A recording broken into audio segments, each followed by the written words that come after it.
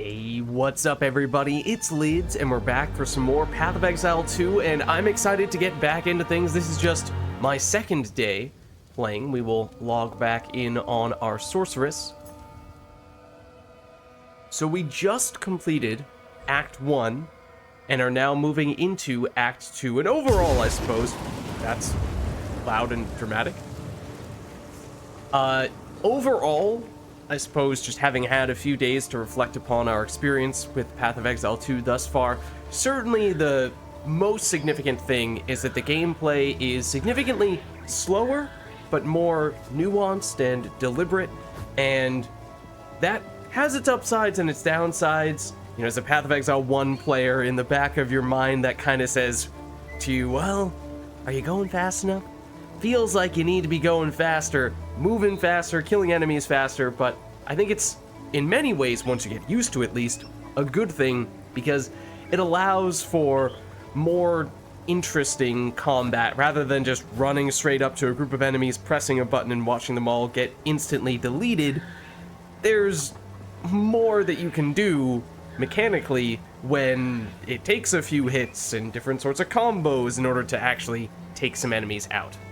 So I actually did play a little bit in between our previous stream. Didn't go into any new areas at all, just did a tiny bit more grinding, might have picked up one more level, but the most notable things gear-wise is that I did actually pick up a couple of rings. We didn't have anything in this gear slot before, which is why I was really hoping we were going to get a chance to do that before we went into the Act 1 final fight.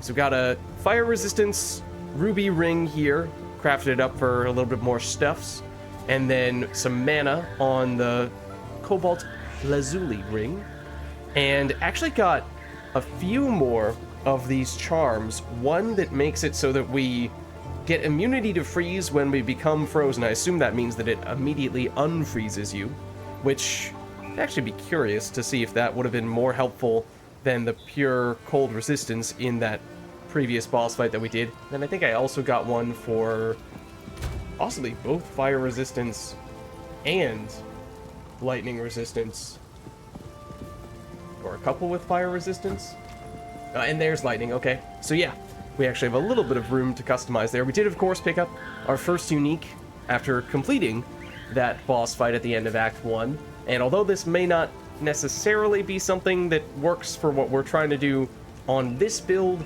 for the future, it could be quite interesting. But why don't we head over? Actually, this is very interesting. We can see that several days later, there is still a portal. I just have to see if this works. There's still a portal into this zone. Okay, it does take us to the very beginning of the zone. I think we saw this happen to us once before when we thought that portal was going to take us right where we initiated it, which I think was right in front of the entrance to the boss fight, so you would still have to rerun the zone. So it's not like it's perfect in that sense, but why don't we head over to Act 2? We just poked our head into town, but that really was it. I don't even remember the Mystery outskirts. Do not recall ever going to that area, but we did go... Oh no, okay. I thought we had gone into town. Maybe we haven't. In that case, maybe that's why I just assumed that the first zone was town.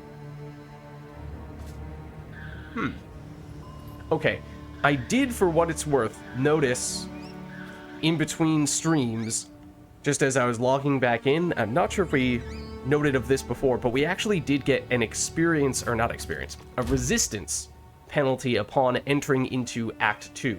So although we have improved our various sorts of gear a little bit defensively from a resistance standpoint, we are still a little bit lower here. Maybe it is only once we go into town. Hold on a second. Can we go here? Have we maybe not activated the portal in town? Okay, let's look around a little bit, see what the deal is. Yeah, this looks familiar. Certainly seems like town, right? We have a stash, several NPCs, none of whom I think we've spoken to yet. I mean, here is the waypoint, though. Apparently it's not that, though. Okay, well, let's see what we can learn in that case. Well, also seems quite town-like. Welcome to the Ardura. Oh, I know who you are. Oh, don't worry. I won't hold it against you, young one. But we cannot travel anywhere at the moment. Hyenic raiders are harassing the trade route ahead. For the time being, we are stuck here. Time to prove myself to this Akara. Okay. Interesting. One other relatively minor thing, but lore and narrative-wise, it's interesting to see as a Path of Exile 1 player who has seen and read about many uniques in particular that have particular names that reference to certain things that we never really saw or experienced. Now, on some occasions, actually come to life in front of us, or some foreshadowing of some things that might be coming quite soon. It's interesting, because you can kind of imagine when you see a new unique that does a particular thing that's named after something, you wonder, I wonder how exactly this came to be. What does this have to do with this different civilization that we've never encountered before, and to potentially encounter people and places that we've only heard of through those types of sources is an interesting experience. Interesting thought experiment of sorts. Greetings. This certainly looks like a town.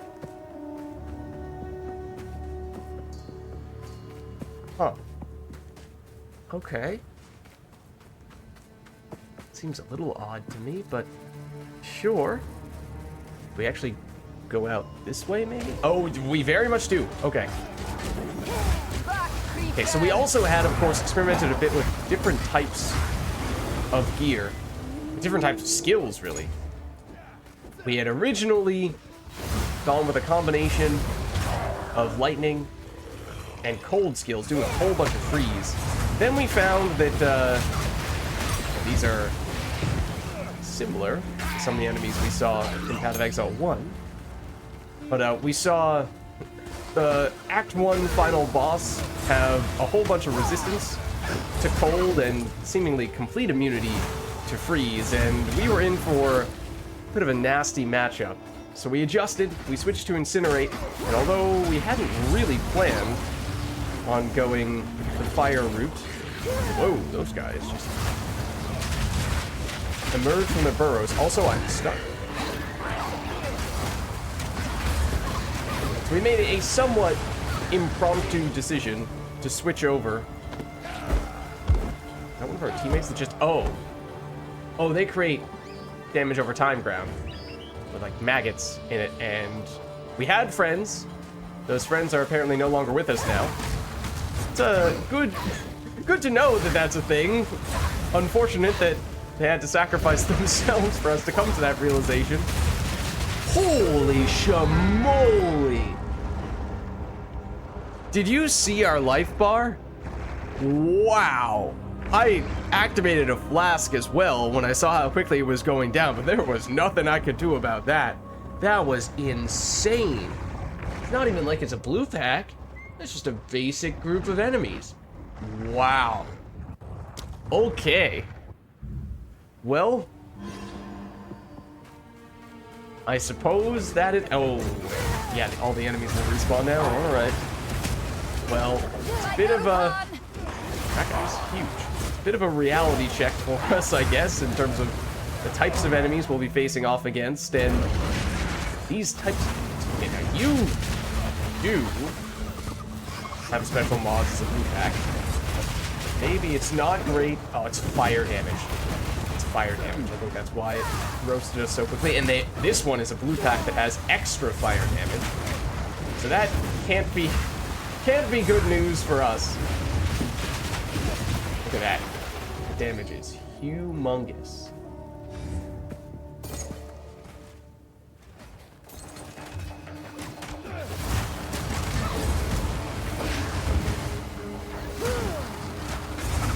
So I think we mentioned this in the past, but in Path of Exile 1, there's a bit of an expectation as time goes on, balance-wise. Just come back to life as zombies. and then crawl toward us, and that's what makes the damage over time on the ground? Good to know. Charge this up in advance.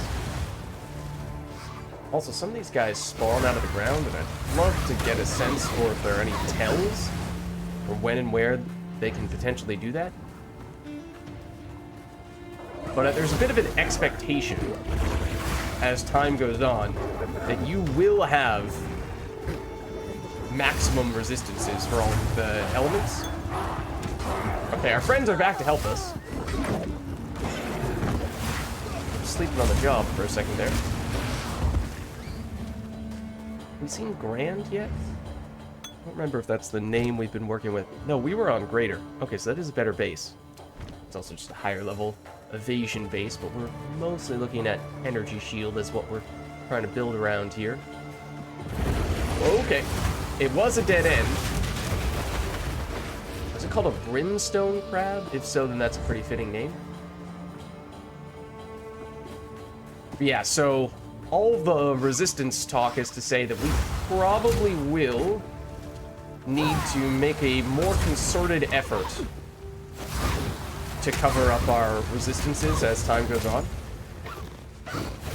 And that is one of the things that I have done actually a little bit of, as I was saying. Just a little bit of grinding that I did in between streams, but this looks like a boss arena, just with how open and relatively large it is.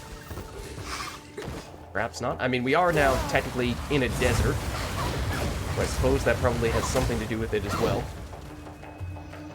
We're also very close to leveling now. Okay, those are the crabs. There's the level. Those are the crabs that pop up, right? These are the zombies that functionally resurrect themselves.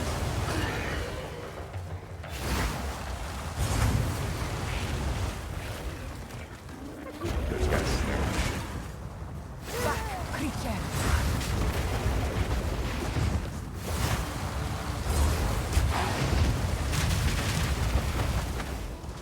A little hard at times to see them attacking us because they're using fire skills and we're using fire skills.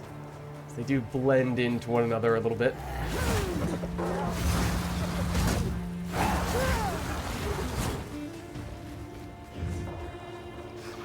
More crabs. They have decent range as well. I suppose we can take a minute to allocate our skill point as well. Let's take a look. So I think we started to go a little bit more into the defensive nodes here since we prioritized offensive stuff very much so in the early stages, and at least in Path of Exile 1, that was usually the game plan early on. Maximize your clear speed, that's going to make it so you level up more quickly, progress more quickly, and then that's going to pay... It's just going to make it easier to get more skill points. Eventually, of course, you are going to need to invest in more defensive stuff, but then that's something you can be a little more picky about as time goes on, but that's the kind of thing that I think we now need to be thinking more critically of. Getting it plus 10 flat energy shield rather than a percentage energy shield is actually pretty nice. We're at just shy of 200 energy shield at the moment. I think all of these are actually pretty efficient. That's usually the case at the start of the tree, at least based on, again, Path of Exile 1 experience. Let's do a little bit more of that.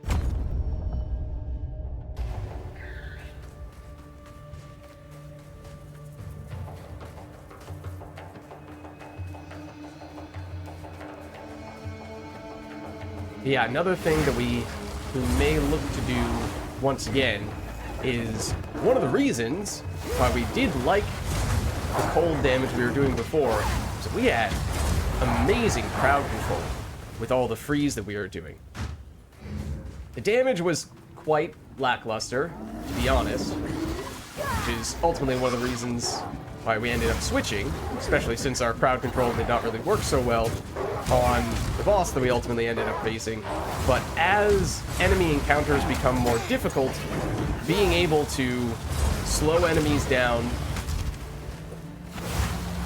or completely freeze them altogether gives you an extra layer of defense not statistically speaking, but in terms of the enemies, if they're frozen, they can't hit you, right? Most of the time. Unless they have some sort of ongoing damage that's still in effect. But that can lead itself... Ooh, you are a blue pack. These are hyenas. Regenerate life. Fortunately, our degen kind of cancels that out, in a way. That looks fantastic. Reminds me a little bit of the item... Oh, I did not mean to attract the attention of all those guys as well.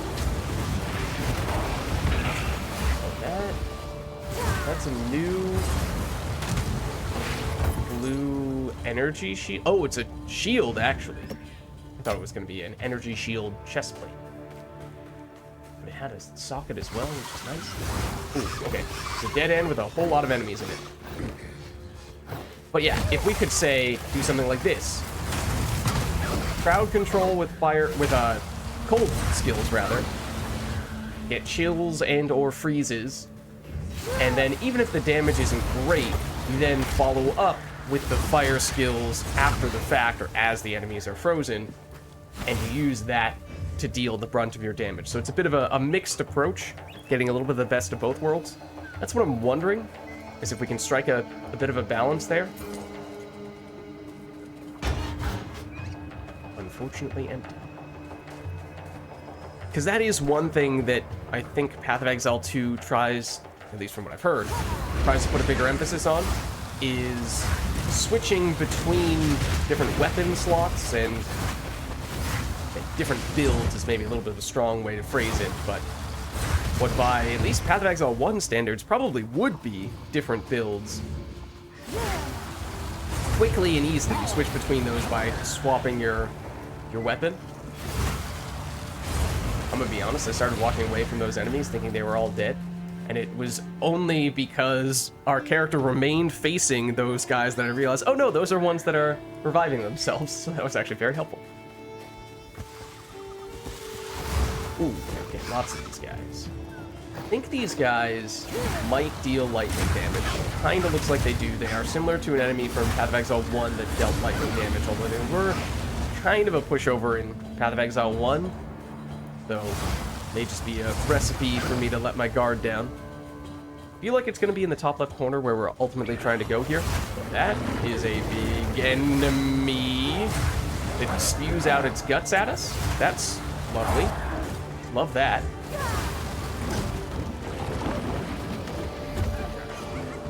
Also looks like the same sort of damage over time that we saw from the other zombie dudes. So, does seem like a bit of a theme there. Almost mummy-like, in a way, and I suppose that does kind of make sense if mummy-like enemies are, or zombie enemies for that matter, are creating some sort of rot on the ground as we defeat them. Well, that's weird, big country. Well, thanks for stopping by. No worries. Did I? Okay, I was gonna say, I heard the sound of some sort of large enemy there. I think it's this guy with the spear he's trying to throw at us. So we have hyenas, zombies slash mummies. I'm not sure if I even read what their technical name was, but you are blue pack. You regenerate life as well. I'm pretty curious to see just how quickly they regenerate life. As I was mentioning before, with damage over time on our attack, our skill, we might more or less be able to counteract that. Which, at least with a little bit of time, the dot up is probably the case. Do these guys always revive themselves? Is it a 100% chance kind of thing? I haven't really been watching that closely to see.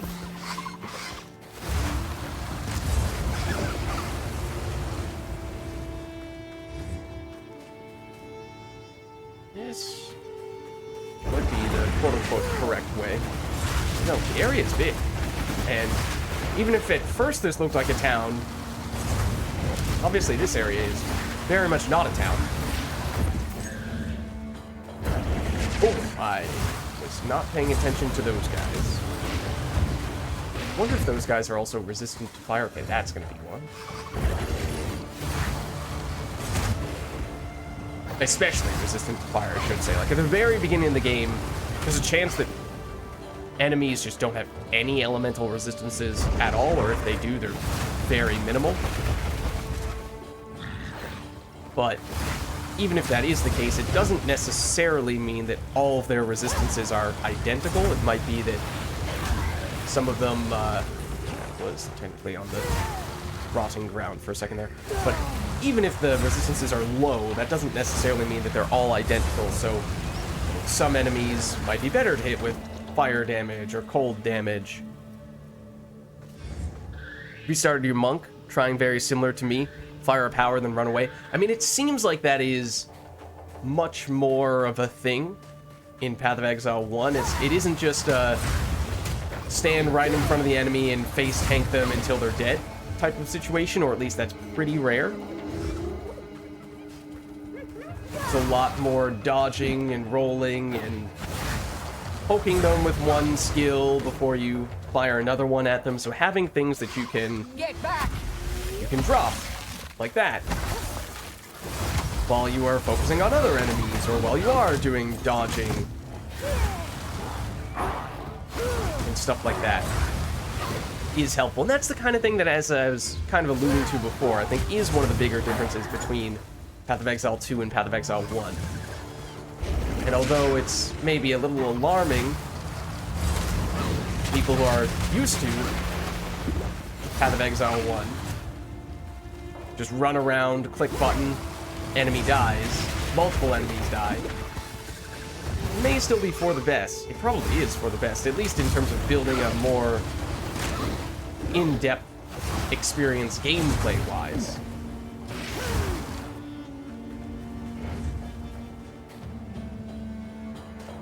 Biggest suggestion you got was to use a bow early on. Interesting. I mean, I could also see how having a consistent way to deal damage at range would help alleviate some of those issues as well.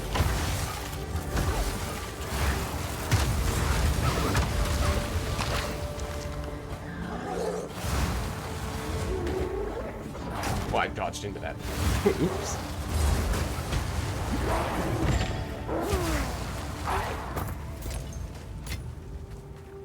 It's like one of the bigger things I'm noticing with the Incinerate relative to the chill skills, the cold chills we were using before, is that it does require us to get closer. I mean, it does have medium range. We don't necessarily need to be standing right in front of the enemy, but we do need to get close enough that either they are also in range, or they can very quickly and easily close the distance to get into attacking range. So having something that allows you to more consistently deal damage to enemies before they can hit you could definitely be very helpful.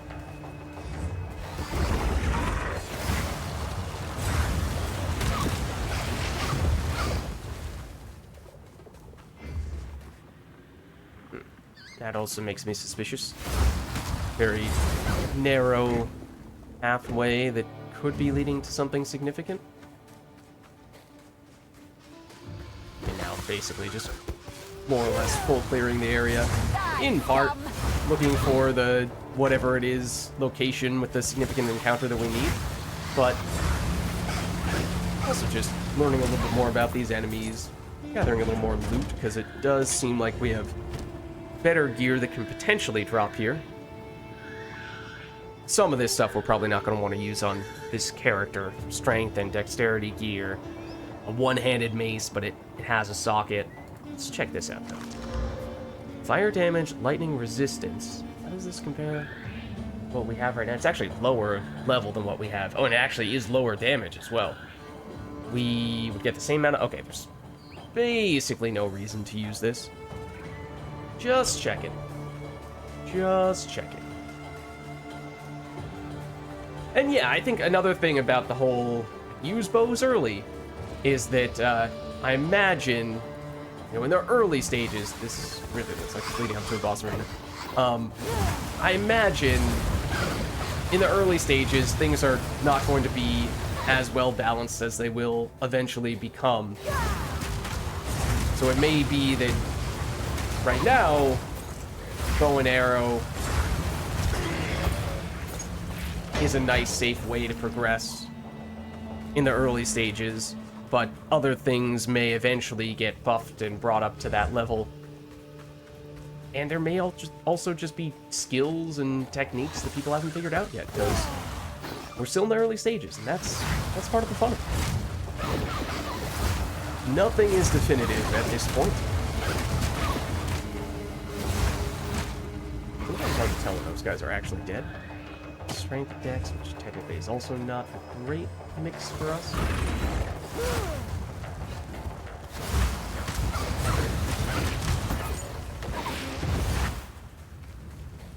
It is nice how, although we do need to get close, relatively close for Incinerate to work, that's definitely the base. You can see all the stuff around it. Although we do need to get fairly close to do damage with Incinerate, it does have a little bit of damage over time, even after we are walking away from them, so it allows us to do a little bit of hit and run stuff. Those teammates or enemies? Enemies? Teammates. Teammates.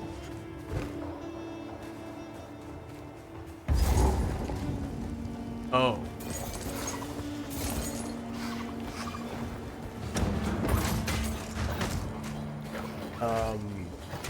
This is gonna activate some kind of curse when we interact with the last corpse, right? I really expected it to happen earlier, but before we click on that, it's a checkpoint. Find the raiders and destroy them. We just find friends and that was it? I mean, that's okay. I assumed this was going to be the place with the big baddie.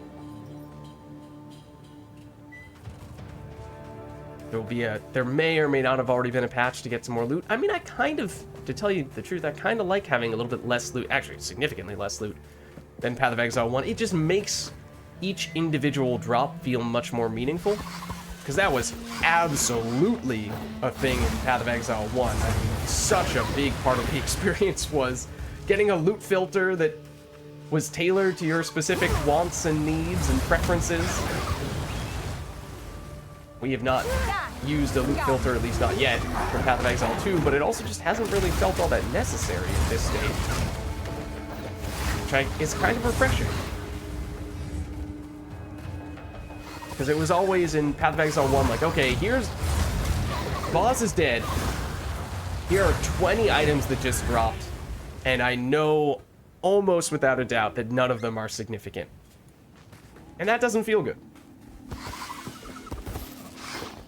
Feels like a bit of a letdown. And sure, eventually you get used to it. And you know that every once in a while you will get something nice, yes. But for the most part, you just don't really care about whatever drops. And that just doesn't seem like the way it should ever be. And it's not like we're just talking about, absolute end of endgame type of situation.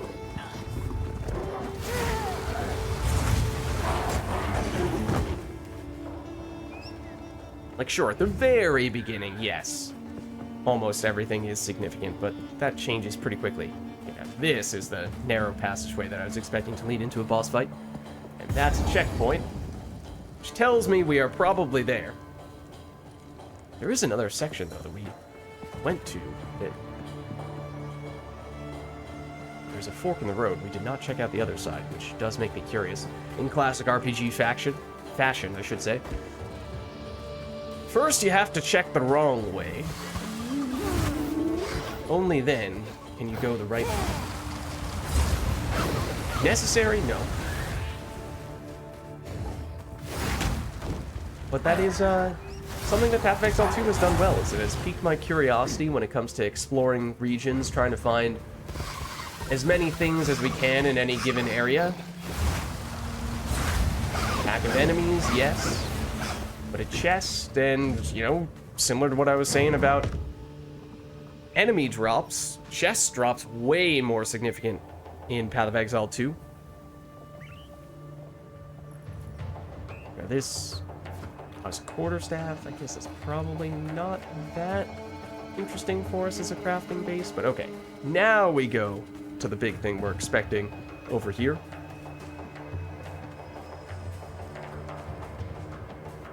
One of the big problems was that people were killing endgame bosses. Oh no, and only getting gold. In Path of Exile 2 you're talking about? Interesting. I mean, I can get that, I suppose. I mean, we've only fought one of the act bosses, but it did drop good loot for us. Now, speaking of bosses, I do expect some stuff here. Hyenas. Hyena demon. Have those always said demon? Looks like they're looking at something significant over here. It's gonna be like a zombie hyena monster. Music changed for a second when we got closer. Those are gonna be involved in some way, shape, or form in the encounter, I bet. Hello, friends. Probably should have opened up with like a frost bomb or something like that, rather than just wait for all these guys to get over here. Although it is kind of nice when they all just line up like that. Very neatly for our incinerate. Okay, so like that could potentially be a crafting base for us, but I don't think that's of critical importance at this stage. The pack leader. Oh. Up there. Oh, he's up there. That's where they were looking. Okay, I honestly just thought that was going to be a dead end. I thought this was going to be the place where the boss was going to be. We have to loop around a little bit and get up onto this plateau. Okay, now we drop some of that stuff. Do some of this stuff. Freeze some of his friends, and as I said, this is where some of this stuff may help. Okay, but it would help to pay attention to the boss himself, though. It would help to pay attention to the boss himself, though. So, you know, some of those big wind-up attacks that some of the basic enemies have had, that haven't dealt that much damage, does turn out that that one does deal a lot of damage from the boss. But I did honestly pay him about 0 attention. So that's on me. This is what I was kind of referring to before, though, is might as well freeze enemies like that. Even if it doesn't deal that much damage in the process, it just makes it so much more straightforward. I have no space for that. To get up close to them.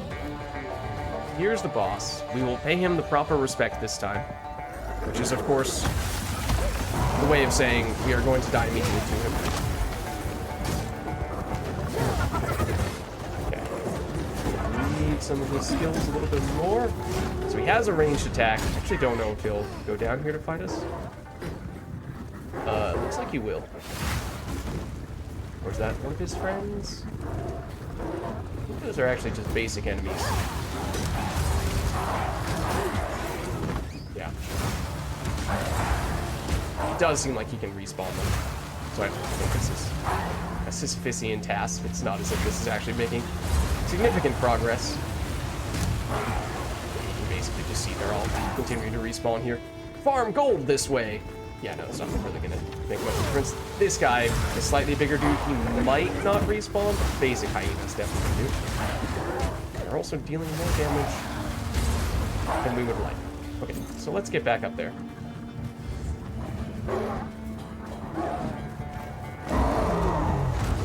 Okay. It is kind of annoying when they rain down the spears like that on us. I would kind of like if you would go to the more open area. Did he just teleport a little bit there? Felt like he kind of teleported there. It does also feel like the longer we go, the more of his basic enemies are going to spawn, and the more difficult this is going to become.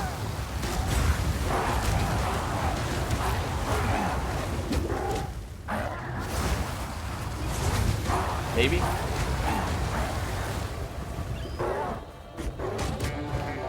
Yeah, because I'm going to be honest with you, I was kind of hoping we could at least do a little more crowd control than this. They come out quickly.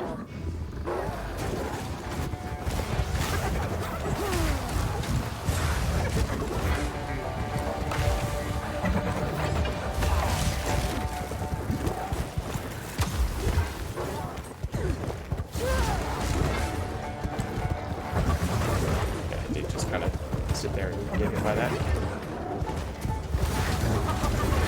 I'm also kind of experimenting with how much damage his basic attacks do.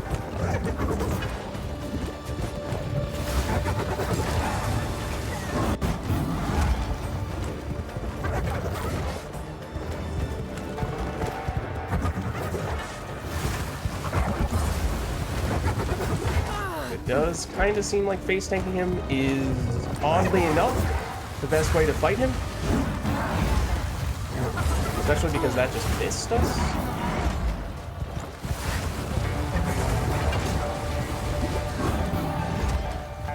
Definitely blast.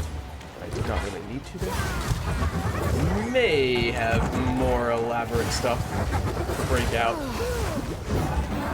Okay, now suddenly I do want him to summon ads so that we can get some flash charges back. And now he is coming down here.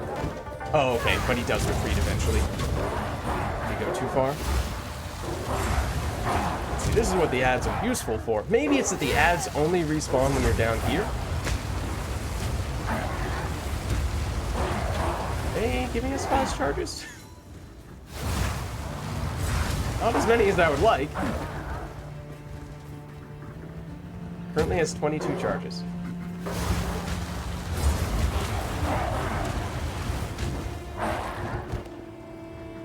25 charges. Okay, so they are giving us flash charges, but not helping that much.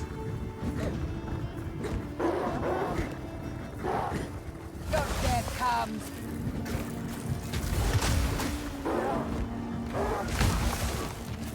Just, oh, and then he gets full health back. Okay, I admittedly did not pay any attention to whether he was healing during this process. Okay, well, we're learning. We are learning. Okay. Oh no, now he's healing.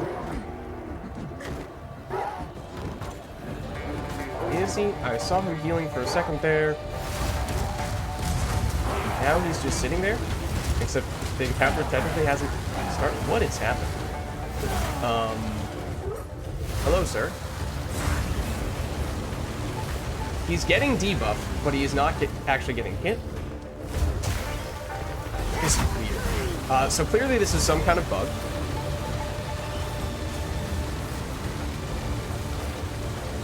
Huh. Alright. We have broken our first encounter. Not in a way that allows us to cheese it, but hopefully we can still complete it. Thinking since he does something mechanically... Oh, this is great. Since his behavior changes between when you go up there and when you are not up there, I'm thinking we go down and then come back up, and maybe he'll reactivate here, because it seems like he kind of bugged out when he was supposed to reactivate. Okay, this might be a problem. This might actually be a problem now. How's it going, Jer? You're just in time for us to accidentally break the game. Might have to deliberately die, where it will reset us back. I mean, obviously we could run back to town and like, reset that way. But the fastest way to reset would probably be to die, have it respawn us at this checkpoint, and then we'd probably have the opportunity to start anew.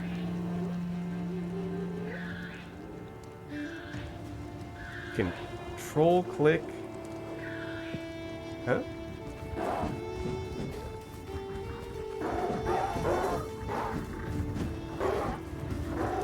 This is a way to prevent us from attacking, yes. We do a new instance. Okay, well, I mean, this is one way to do a new instance. Sort of. Technically, it's not a new instance, but to reset, to restart in the same instance. We actually were having decent success. Okay, see, now he's actually doing things again. So that's good.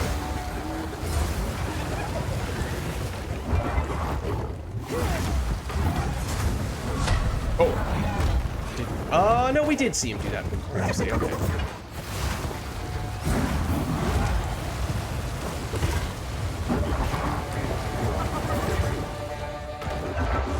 That's a big one. This is the really big one that I just thought I dodged straight into. A little bit fortunate that I didn't. I was also curious how much damage that barrage of spears, or whatever that technically is. I was curious how much that would do. 1, 2, big slam.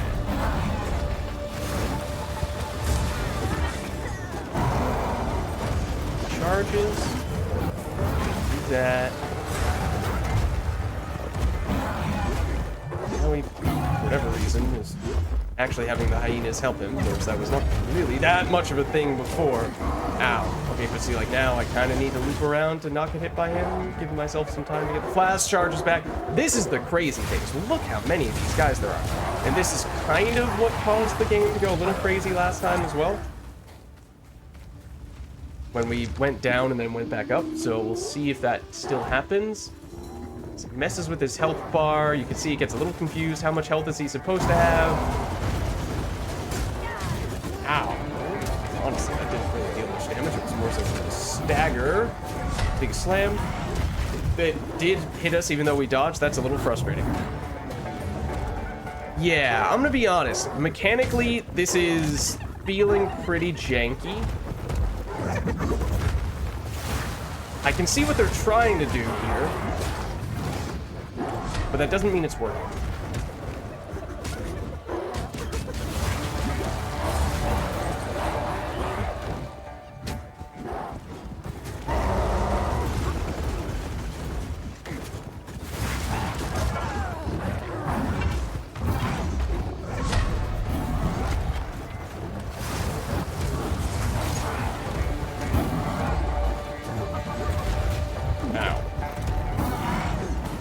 His attacks are a little odd in terms of how much damage they do versus how much time it takes for him to charge them up.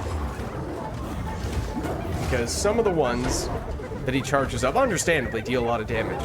But then his quick attacks, some of them deal a huge chunk of damage, and then some of them don't.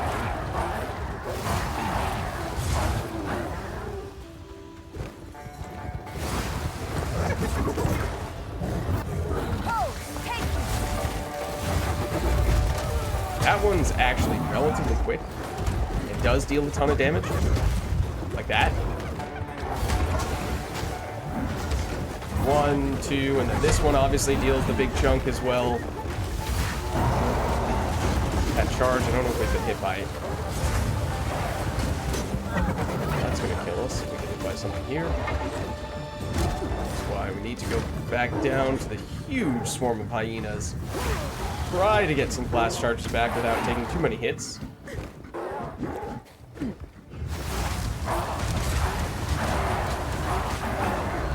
Wow.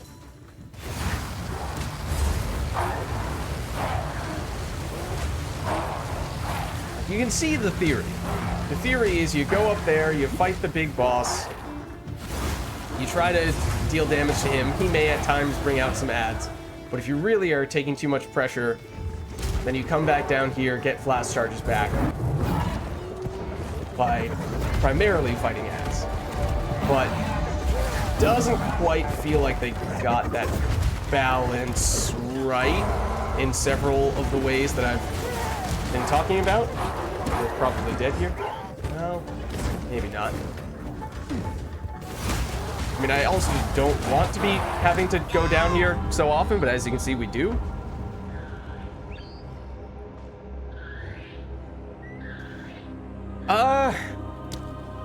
Oh, hey, Warcrow, how's it going? I mean, I'm getting a little frustrated with the mechanics of it. We have decent damage when we can face take him, and oddly enough, for our first or second attempt, we more or less did face tank him, and it worked quite well. Then we ran into the bug eventually. I mean, if we had more aggressively used our crowd control, like if I switch around our key bindings, it'll probably be a little bit easier to do it. I guess not. I don't know if we can actually freeze him or just freeze his ads would definitely help. But it is annoying.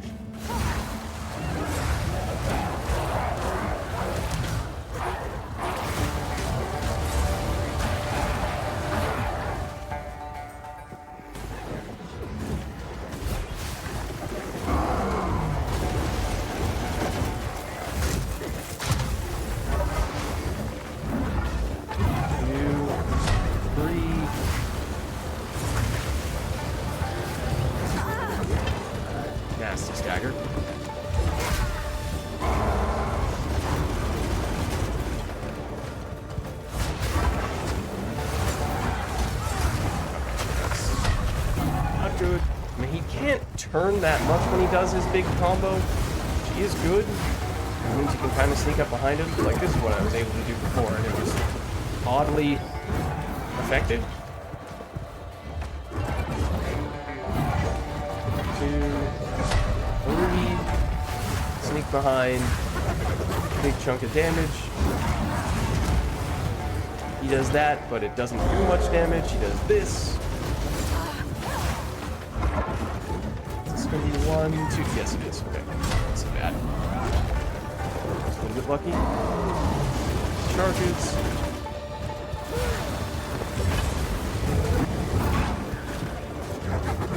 Now the ads come for some reason, even though they weren't coming before. So we're gonna get completely swarmed. He has enough damage to one-shot us when we have this little help. So this is Now don't move!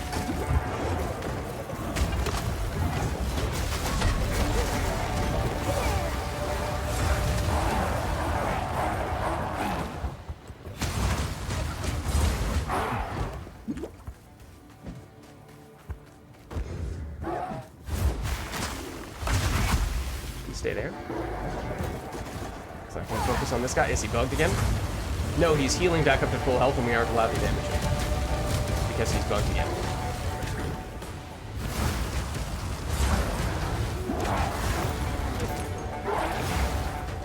Color me frustrated.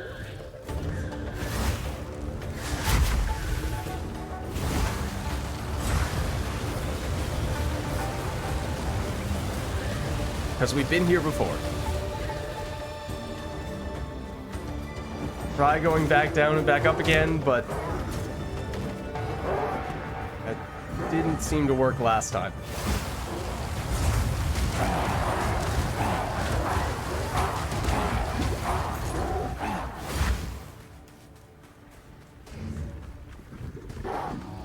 Is he gonna unfreeze this time?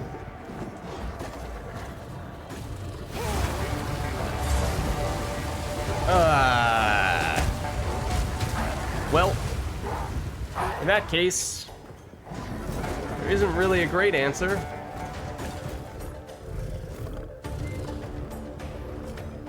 Because we're gonna have to reset again. It's always whenever we go down into the area below, but it's not every time we do that, but it does happen some of the times. And we do occasionally kind of need to do that to avoid taking all the pressure from him, get blast charges back by taking out those guys. And here we can test those little spears, how much damage they do. Oh, actually, pretty wide range. Okay, I mean, I think we need to die again to reset.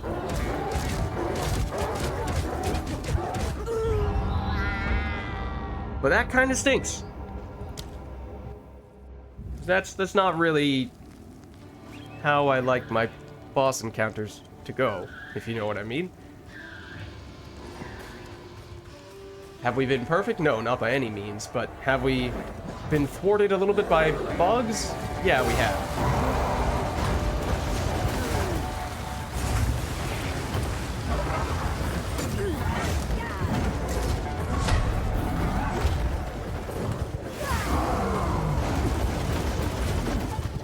Basically, I mean, if you want to play it safe, it basically means you can't ever go down.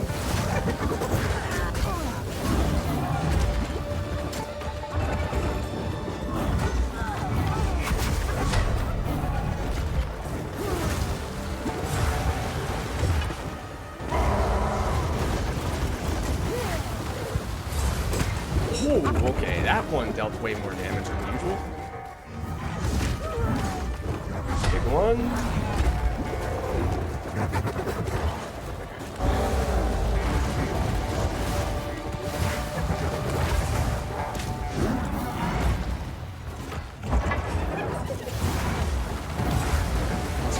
There's 3, which was actually pretty close.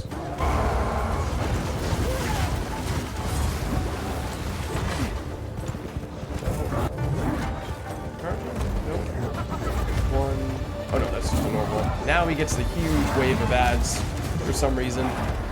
They just kind of show up sometimes, other times they don't. That's a charge.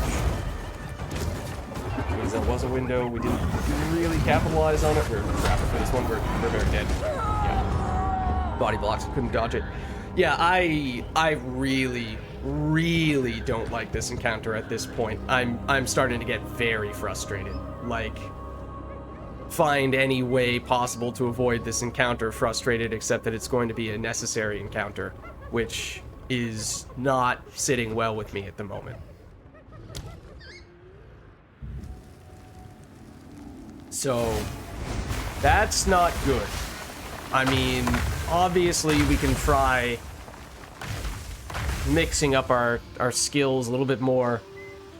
I obviously haven't been using that much of the cold skills. They don't do nearly as much damage. They can help us from a crowd control standpoint. Did a little bit more of that last time round, but it also seems like he's doing primarily physical damage, or at least there don't seem to be tells that he's going with any other elemental damage, so it's not like there's a specific resistance that we would benefit from stacking up.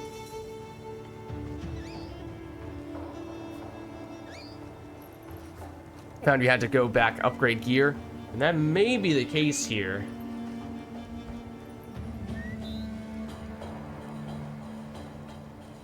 I mean, if our resistances don't matter in this encounter, then technically we would stand to benefit from dropping... If we can sacrifice resistances in order to gain things like armor, then that could actually be net beneficial. Not that I'm really expecting these things to be huge gain for us, but...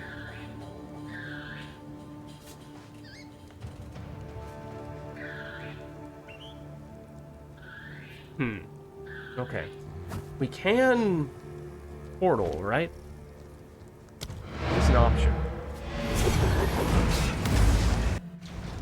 Not sure if we're gonna get any sort of dramatic improvements here. Okay, so we can disenchant with you, which I think is probably still what we're gonna want to do. These ones, oh, you have a socket, so probably don't want to sell you.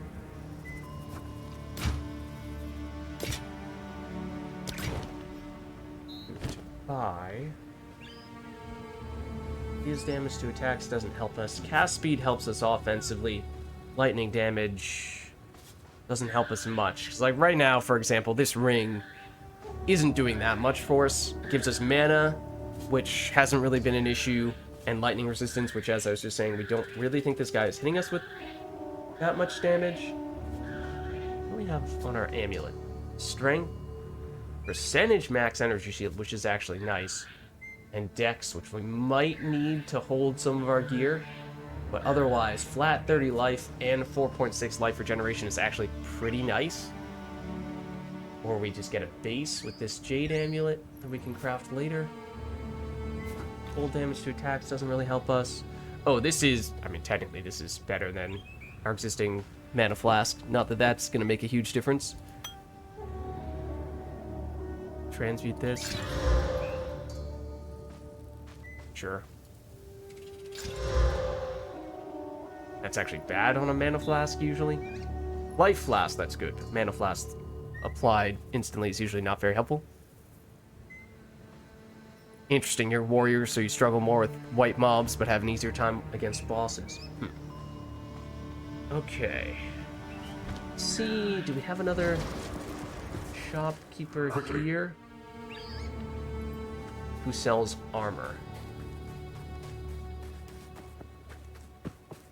No? That's what I would like to see. Get ourselves some crafting bases. I mean, we could work with that amulet. Oh, this belt could potentially turn into an upgrade of a small variety.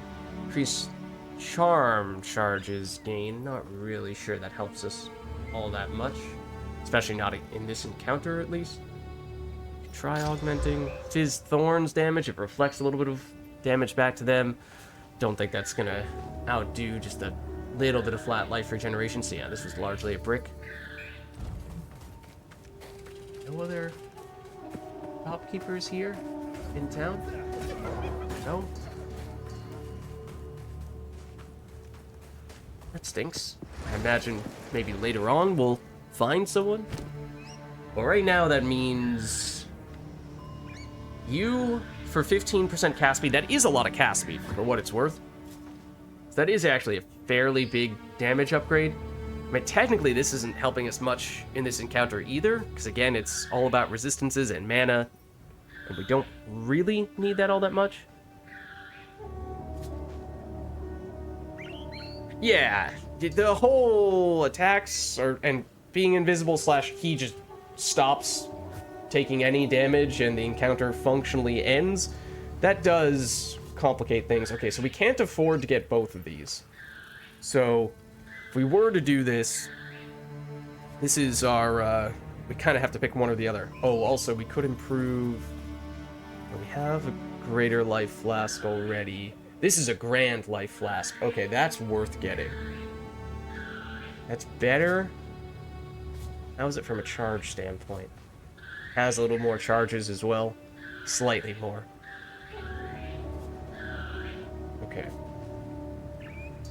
And that doesn't cost that much, comparatively speaking. Weapon-wise, this is very good, actually. It'll be hard to outdo that. Increased chance of ignite? That's actually a little bit tempting, though. Not in terms of pure damage, but provides different type of value.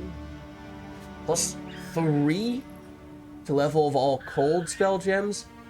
That's actually insane how strong that would be. That's a little tempting,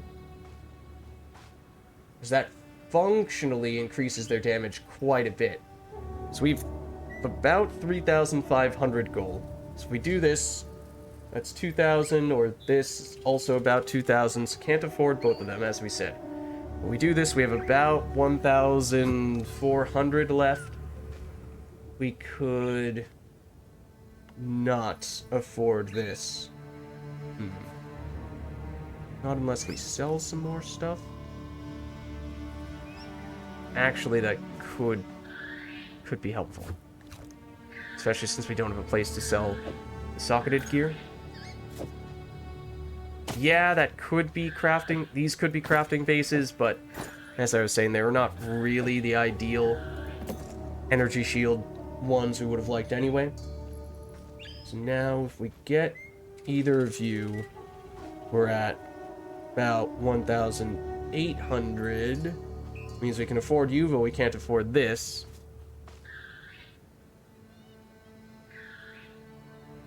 Anything else we could sell just for a little bit of stuff? So we can afford the flask, or we could sell our old flask, I guess. Sell this. Might be worth a little bit. Sell that, might be worth a little bit. Let's see. 100, honestly, that's about the difference between being able to afford this and not being able to afford this. I think we do it. This is the old mana flask, right? Greater. Grand. 16, level 10. Okay. So now, I mean, for what it's worth, now we can almost afford to get both of these. If we're willing to sell a charm, that's actually worth a little bit as well. Obviously, the unique would be worth a bit. Sell you. We have 2 fire charms.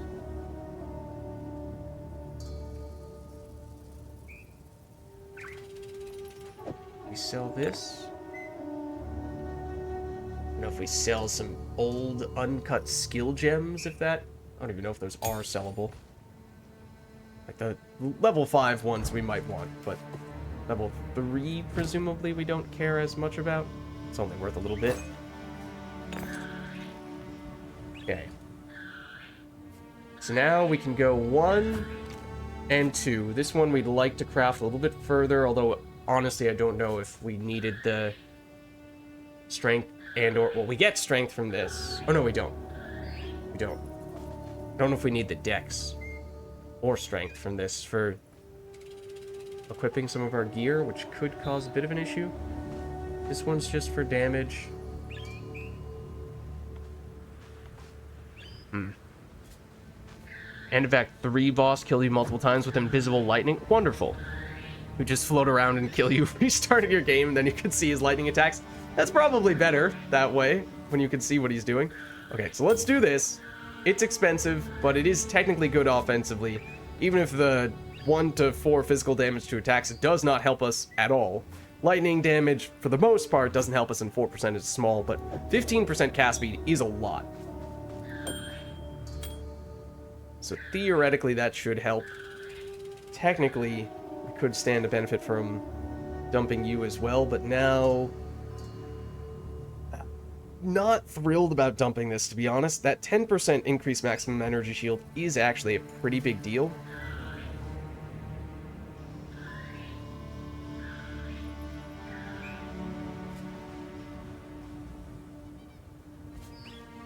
Then... this. We could afford you, though I'm not sure we necessarily want to. This is actually a little tempting, as I was saying. The +3 level of all cold skill gems could functionally be a pretty huge damage upgrade. Let's go transmute you. Increase charges. Okay. That's actually really good. We can now spam that 3 more times than we were able to spam you. Definitely going to augment. Increase recovery rate, so we recover the health more quickly as well. More healing per second. Aren't they buffing cold next patch? I don't know. I haven't looked to see what, if any, updates they've planned. But is activating the well... oh, okay, that was just a coincidence that happened to close up when we activated the well and walked away. I was like, just activating the well, make it so we can no longer use the portal? No, I think that was just a coincidence. This is now better. We have more damage per second, at least. I mean, I almost feel like we would like to grind further for better gear. Crafting bases primarily. Like this chest plate we mostly used because that cold resistance and to a certain extent the life. I mean, the life is good. It's just not a huge role. Cold resistance we really liked though for the previous boss encounter. And that's, as we were saying, probably not a factor for this one. But yeah, from the experience we've had thus far, it does really feel like the cold skill gems just were dealing way less damage than at least the fire gems were. So, wasn't sure how much of that was just coincidence with the way we had set things up, although we did spec into a lot of damage. And we had not spec'd into any fire-specific damage. We just threw on a fire skill instead of a cold gem, and we were immediately dealing way more damage. Then we started getting some gear that was specific to fire, but... just wondering if it's worth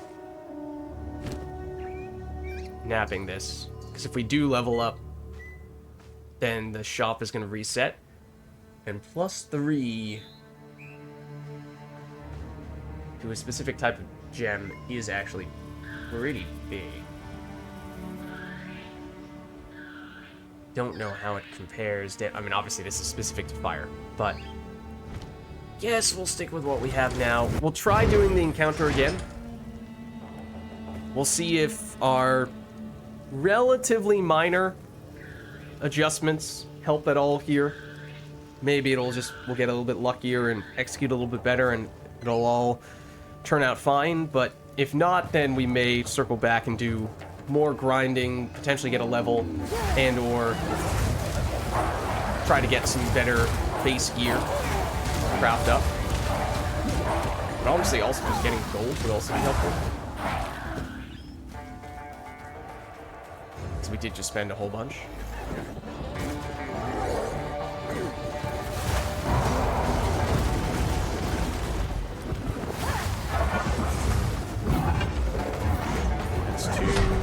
big one, 3. That's a charge, which actually didn't deal that much damage, to be honest. We're still learning the encounter a bit, I suppose, or at least learning how much damage the various things do. 1, 2, 3, slam. Okay, the game just refused to allow me to move in the direction that I was telling it to move. That was extremely frustrating.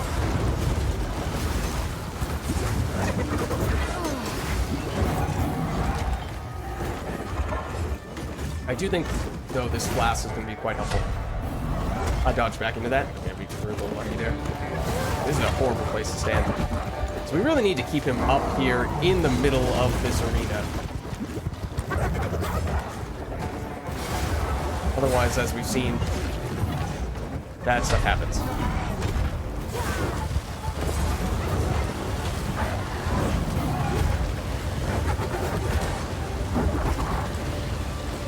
Like, this is when we've had the most success, is when we've just said, forget about your mechanics, we're just gonna face it. And then, eventually, the ads come in. Is it because it was a specific health threshold that causes them to rush up? I don't know, but and obviously, as soon as they did, it didn't turn out so well.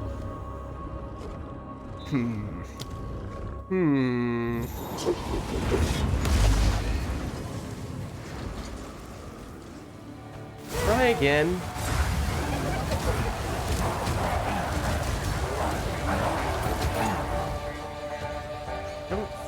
I assume we don't get any experience from his ads here, so I don't think we're making any progress on that front. Is that 790 are the last 3 digits?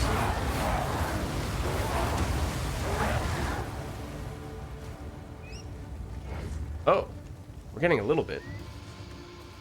I doubt this is the most efficient way to level up, but I suppose eventually, theoretically, it is possible we could actually get a level from just doing this over and over again. But he's thinking probably be better served taking a different approach. Just re-clearing the area itself. We're interested in trying to farm stuff up to... Seems like once he gets down to a little less than a third health gone is when the ads started rushing us. It wasn't quite half health. Just threw me off a little bit.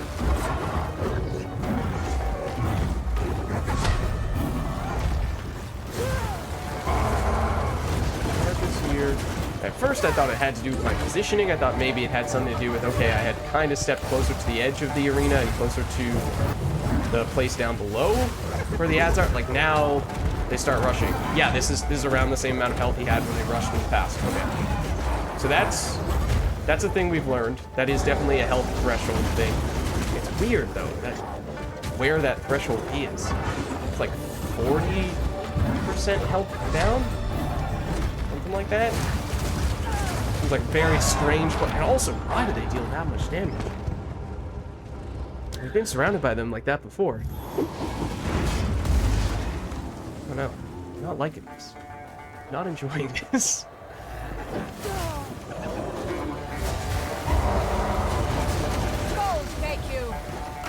That would be really nice, would be if we could just freeze all of his friends like that consistently. Which, you know, we have put less of an emphasis on as of late, but this is starting to feel like we're just trying to force a square peg down a round hole. That we ought not to brute force it this much. Ooh, turn around. I wasn't expecting to do that.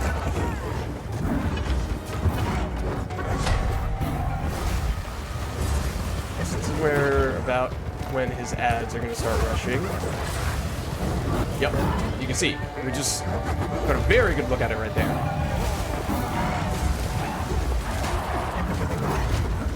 I thought we were going to die there because I couldn't really dodge. Charges.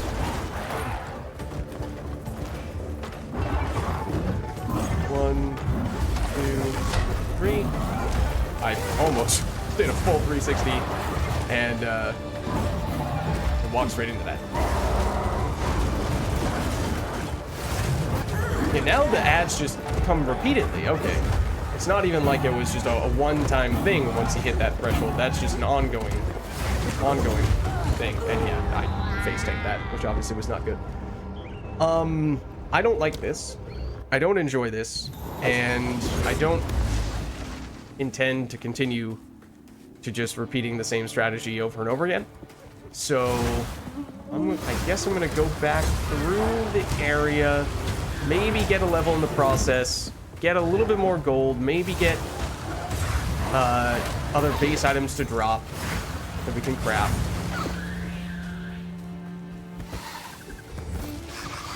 I'm displeased.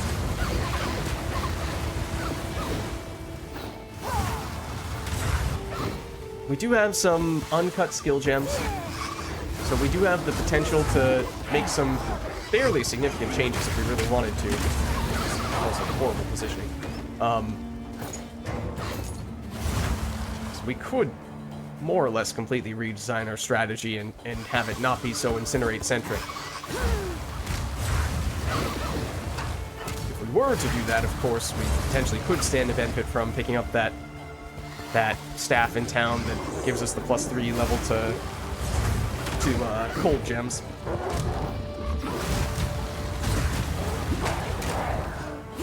Since our current weapon is very fire-centric.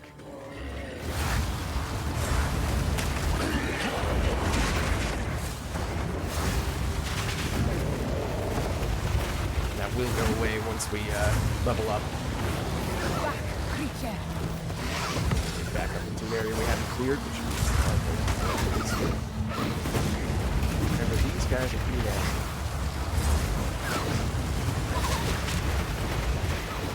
Because for those guys, the resistance is huge.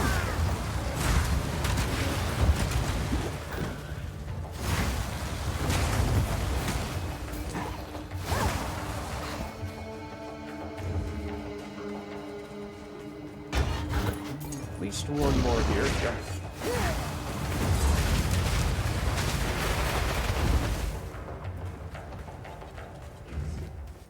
Yeah. Yeah, might not be the worst idea to pick up an extra level or two. We were thinking we were gonna focus more on defensive passives for a little bit, which obviously could help us tank a little bit more of his damage. Could also make the other argument and say, well, deal more damage, take him out more quickly, and it's not going to have to take as many of his hits. Actual light damage. Okay, I was going to say, those guys were hitting a little oddly hard.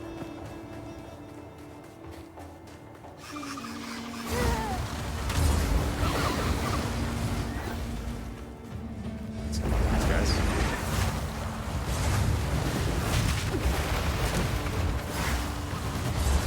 A little bit of two minds, at least when it comes to picking up that staff or whatever type of equipment it technically was in town, because it costs something like 1,600, 1,700, which would more or less use up the vast majority of our gold.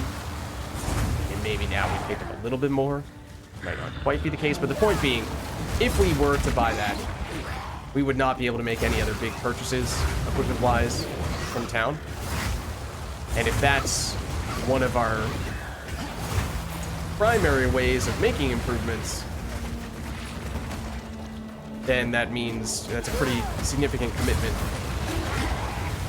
getting that staff. But, you know, if we feel like, well, we have a setup for fire that we currently are using that we feel okay about, we don't have as good cold gear, then at least we give ourselves more options.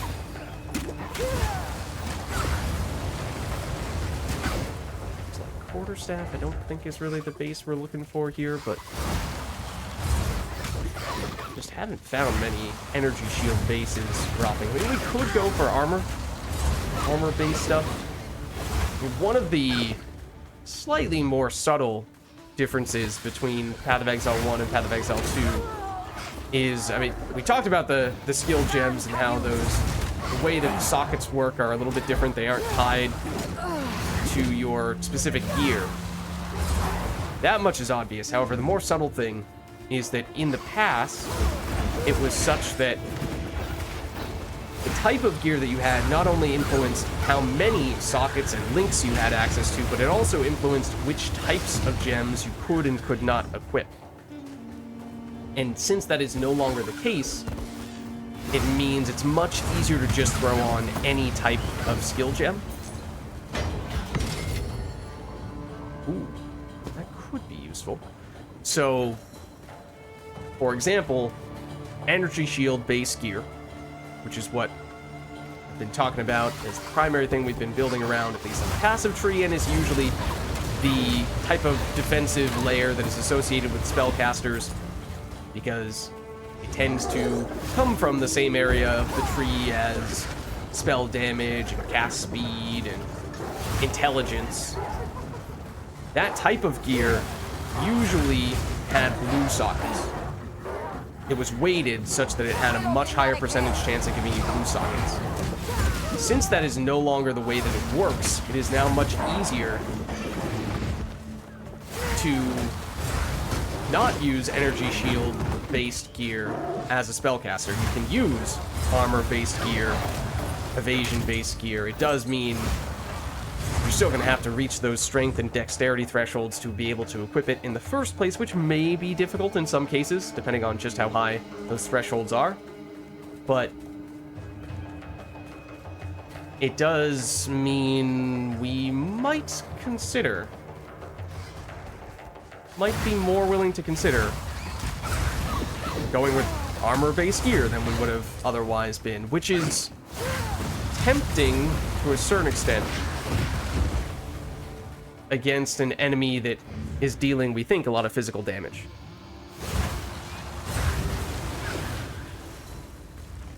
And the dogs didn't rush you down until the boss was done. That is strange. I mean, we've seen some weird mechanics that obviously have not really played out the way you would assume they were designed to play out. Went back and forth a little bit between being up on the plateau with the boss and down below where the ads spawn. That affected the boss's behavior in terms of how aggressive it was toward us, and eventually just fled once we got far enough away from it.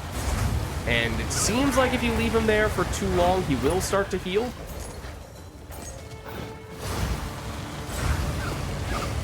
The ads sometimes come up to fight you, but seemingly only a little bit until you get to that around 40% damage, 60% remaining health threshold, and then suddenly they all rush you down and potentially rush you down repeatedly every time they respawn.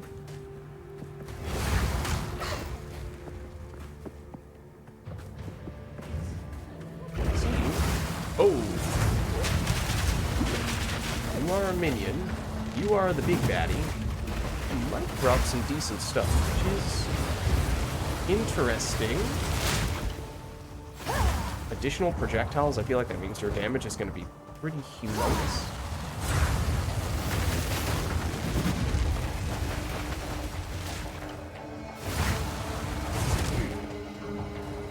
You want to be kind of careful around you. There we go. That's what I was looking for. Like, if we could freeze the boss, like we just froze that guy, then that could help a lot. But I'm not sure we're going to have that luxury.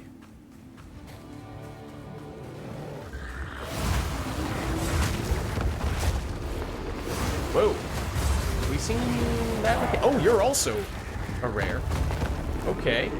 Perhaps you're the one creating those trees of sorts? Yeah. Volatile plants. That's apparently what that is called.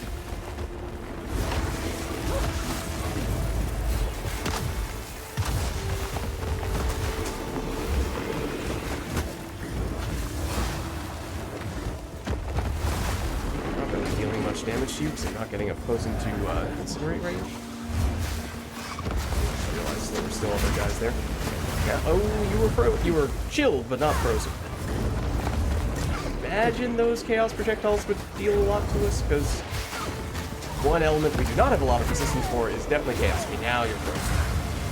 And I was not technically in range. Ooh, okay. Yep.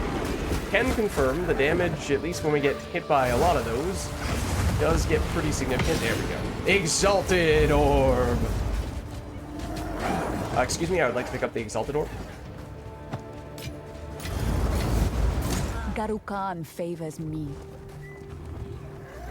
Now we can fight. And potentially burn our friends in the process? No, I don't think so.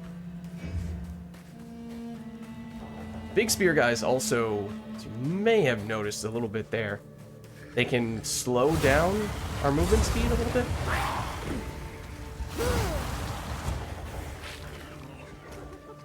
Pure strength. For these guys.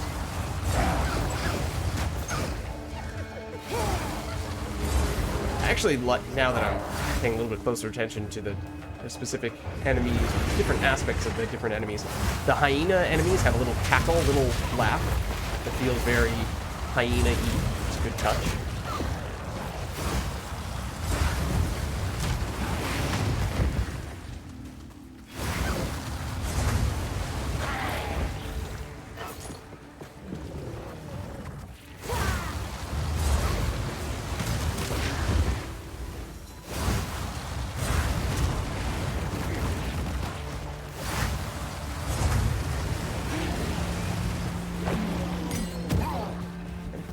Skill gem. Yeah, we have seen several of those now. These are still rank 5, right? Yeah. Not any stronger than the ones we've had before, but as I was saying, it does mean we, technically speaking, have enough to work with here that we could more or less redefine our build if we really wanted to. Didn't kill the first doggo sitting there when you entered the arena and stayed away from the ledge so as to not aggro them. They didn't rush you till the end. Thing is, I need to be pretty mobile, because we can't really block or tank many of the hits. So I can try to do that to a certain extent, but eventually I think I'd either get pinned in the corner with that boss and could get in trouble that way, or I'd just end up dodging and find my way closer to the ledge, whether I intended to be there or not. I think we've basically gotten everything here. I think we're headed back to... oh, almost everything, I should say. Headed back in the general direction of town, and essentially going to buy that staff, especially if we now have enough spare coins after the fact that we might be able to buy a few things. That's a rune. Could give us more armor. Be kind of helpful. And that's the other thing, is if we had runes now, we'd probably like to throw armor on rather than that cold resistance, as I was saying before. And the tough thing about the way armor damage, or physical damage is calculated relative to the amount of armor you have, at least if it's the same way they calculated the damage in Path of Exile 1, the amount of armor you have, basically, it defends well against lots of small hits, mathematically. It does not do well against defending small, single big hits. So, mitigating damage from bosses, you need a whole lot of armor for that to be significant. So, we would have to commit pretty hard to that, I think, for it to work for us. Let's identify stuff we have here. See if that gives us anything that we like working with. Isn't the hooded one all the way back here? Oh. Thought he was. No, he isn't. He might have moved. We have seen NPCs do move sometimes. Okay. Let's see.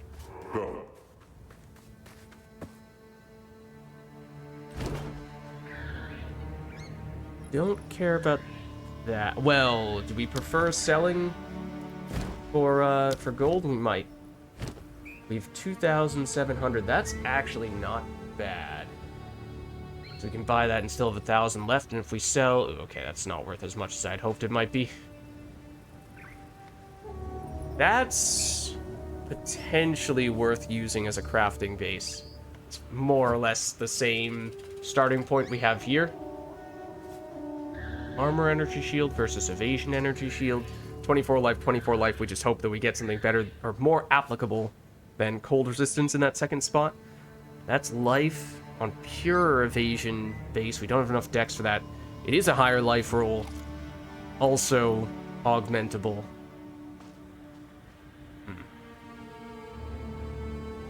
Okay, well, let's sell some of the basic stuff.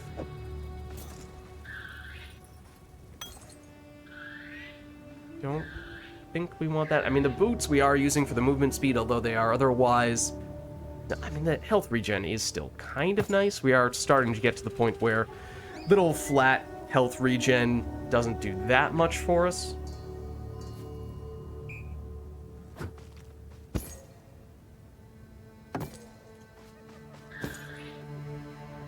Okay. Let's see. Now we're at almost 3,000. Let's pick this up. It at least gives us the option of going the cold route going forward. Even if we think the cold damage might be a little lackluster. Gives us a choice. We could try, talk about changing the direction of the build. We could try just throwing this on and see if it is powerful enough single-handedly to help us defeat this guy. We are not an attack build. We are definitely a spell build. So a whole bunch of nodes on the tree would not be applicable to this. We get very big ignite chance, which helps us in a way. Get the fairly large flat 10 to 19 fire damage, but with little scaling outside of that, not really sure that's gonna be that useful. I think we're gonna try crafting these.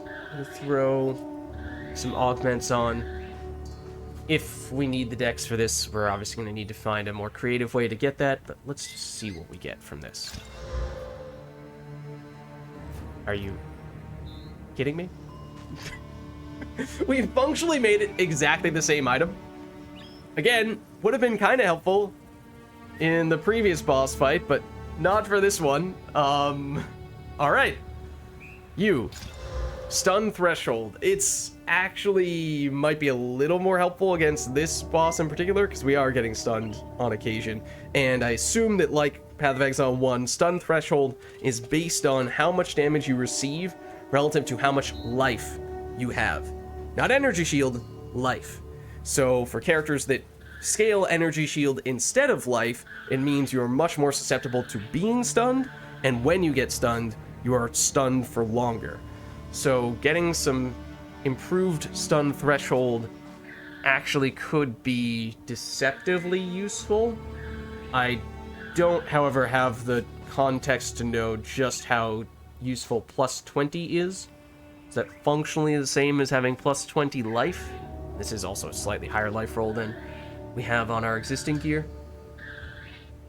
We do have the option to... Oh no, we don't have any regal orbs. Okay, we can exalt something if we wanted to throw on another mod here. Otherwise, not really sure we have anything we'd want to craft. That, oh, our helmet is also potentially improvable. Plus 20 flat max energy shield is actually pretty nice. That does help a lot. It makes up for a little bit how this is, comparatively speaking, a bit of a lower level base than the increased rarity. Obviously does not help us directly in combat. We were wondering if we might want one of these as a potential crafting base. But we were saying 10% max energy shield is probably hard to beat, and actually, 14 strength gives us a little bit of health. I assume it's like Path of Exile 1, where 2 strength equals 1 health. So not that that's a huge number in that case, but it is something. So this is obviously more base life than that.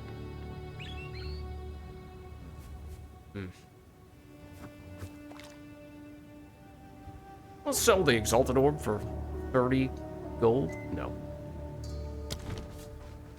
Yeah. Short of transitioning over completely to cold. Not really sure we got what we were looking for there. We can stash that stuff and maybe use it later on. As I said, we could potentially try to use some of those gems to get more to work with. If we do choose to use a different type of skills. Let's just see. How much stuff do we have that's in spell? Okay, we have a lot.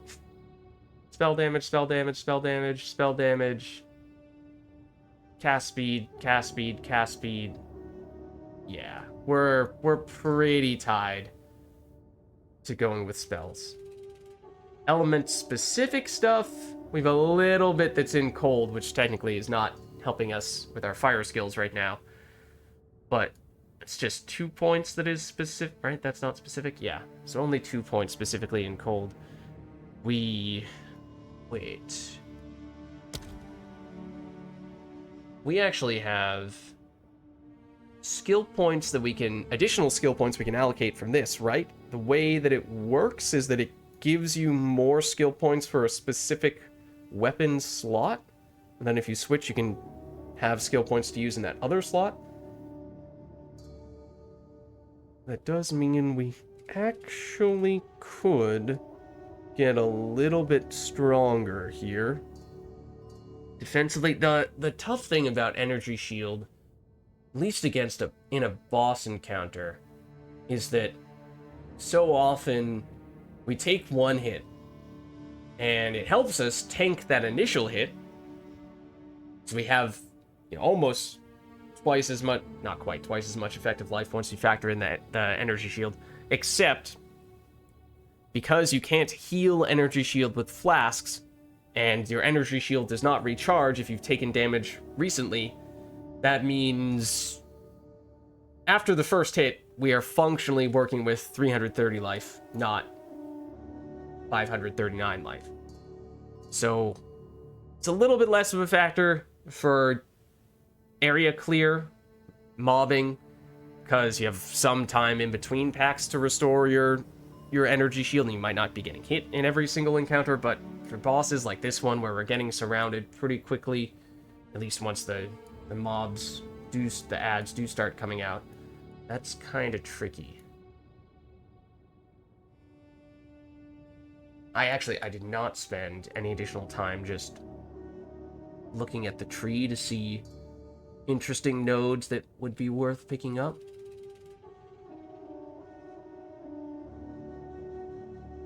It's not bad. Whoa. 40% increased maximum energy shield is absolutely huge at the cost of reduced mana. So if you're willing to deal with that, you get a huge bonus. Actually, one thing I thought I did notice was we've not yet, I don't think we've really looked at any keystones yet, which is what this is here, as well as many others in the tree, but this is a really significant node that can be very powerful, build defining, build changing, but comes usually at some sort of significant cost or requires that you very much tailor around it specifically. And this is a great example. Mind over matter, all damage taken from mana before life, which functionally means we are getting an extra 255 effective life to tank hits. We get 50% less mana recovery rate, so it's harder for us to get our mana back, and that of course also means that if we are using mana to spend our skills and we tank hits using our mana, then we might not be able to cast our skills. So there is a significant potential downside to that, but the upside is potentially very big. So if we were trying to get tankier, it is a way to do that. albeit not necessarily a straightforward one.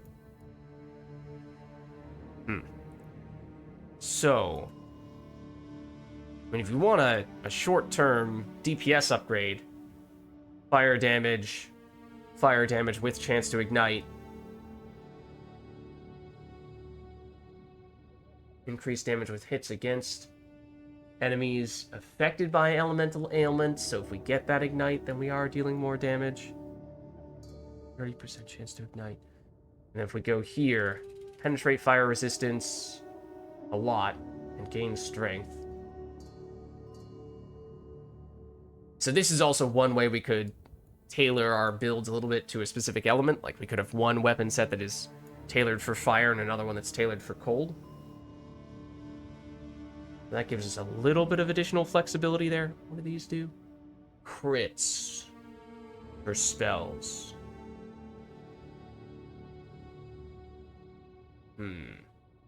Crit damage. Chance.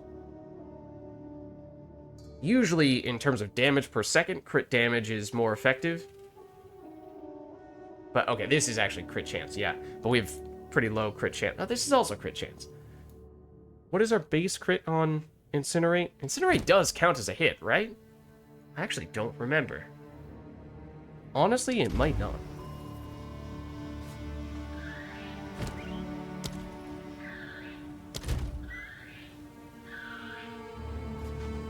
No, not here. Here.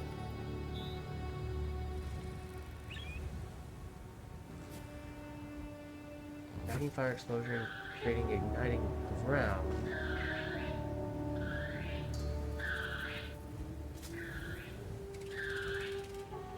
If it can ignite, then it has to be able to hit.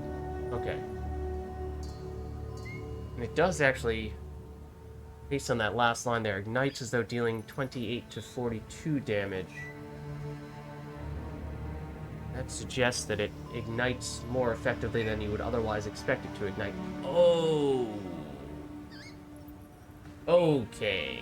Well, I'm glad we double-checked which support gems we had in here, because if we were starting to build around crit, controlled destruction is not the answer, because we cannot deal crits in that case. Significantly higher base damage, but no crits at all. And that also means much harder to ignite in the first place. Okay, so that actually has some anti-synergies to what we're trying to do, technically speaking. If we are building around applying ailments of various varieties, and getting a crit is one way of applying an ailment in addition to just having the flat 5, 10, 15% ignite chance. Okay, do we have an alternative? Does this count as an area of effect skill? It does. Could we do concentrated effect on Incinerate? Technically, it would be more damage bonus than we're getting on controlled destruction. It would improve our damage. Obviously, it makes it harder to hit with Incinerate. It becomes more of a single target skill. Less of an AoE skill. Have to get up closer to the boss to apply that damage, but as we were saying, that is maybe not the worst thing, since oddly enough, face tanking was seemingly more effective. Actually, I'm curious. Yeah, you can see the DPS number there. 136, 127. Again, not that that's the be-all, end-all. But, oh, and this actually can give us a little more. Let's see. Average damage for use, total damage, fire damage, cast per second, estimated ignite damage per second, ignite duration, cone length, fire exposure inflicted at maximum stages, more damage per stage. Get more damage per stage. Technically speaking, that means if we could get flat added fire damage to spells, that would likely be one of the best ways to scale our damage. I don't know that we're going to see that anywhere on the tree. But now we can crit. If we go 1, 2, 3, 4...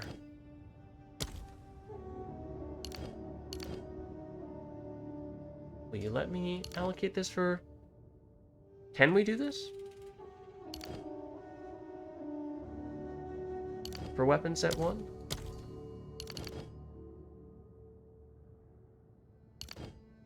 Because it looks like we have 4 points. But I'm not sure why it's not letting me do it. Unless I'm misinterpreting there. So that would be great. 1, 2, 3, 4, or 2, 3, 4. Get more crit, get fire damage, and ignite chance. Okay. If anyone is familiar with how you actually get this to happen, yeah, right, it says allocating points for weapon set 1. Why is it not letting us do that? That's what I don't understand. Do you have to establish what weapon set 1 is or something?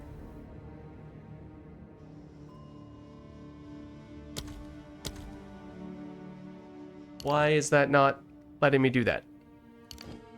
That seems like the way that should work. You click on this. It says allocating points for weapon set 1, but we can't allocate points. Unless this is saying we have 4 points for weapon set 1 and we've already used 4 points for weapon set 1. I thought this meant that we still had 4 left. Maybe that's what I'm misinterpreting. Maybe we've already used them.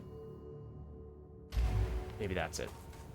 Okay, well, in that case, I think we're probably resetting the zone once again to try to get more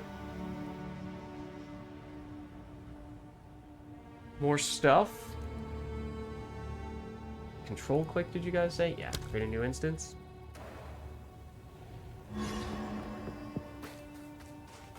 Try to get more stuff. We're close to getting another level. And with one more level, we could still at least get that notable fire passive. Oh, you are a rare.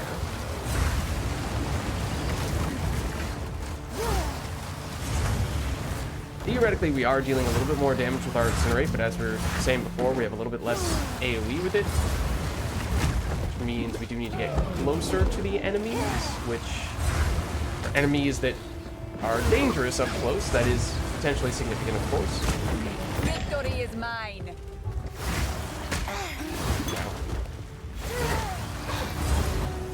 I'd like to see. Have to more closely inspect the loot here. Armor energy shield base.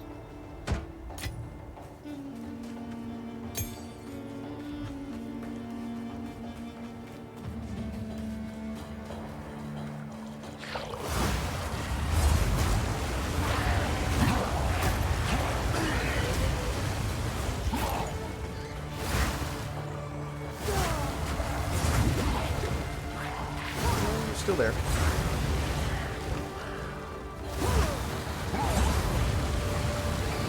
So the support gem switch that we made is almost certainly going to be less effective against basic mobs because we sacrifice AoE for additional damage, and that's,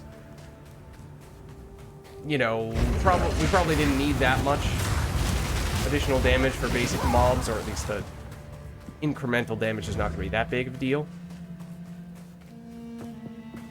Whereas the AoE, we're going to feel that a little bit more. Ooh, you are speedy. Die, scum!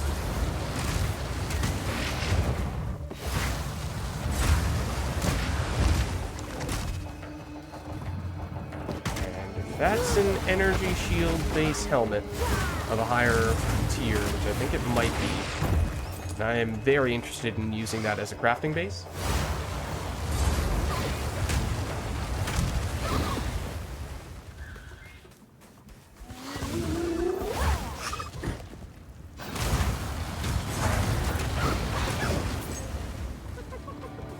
There's the little hyena cackle.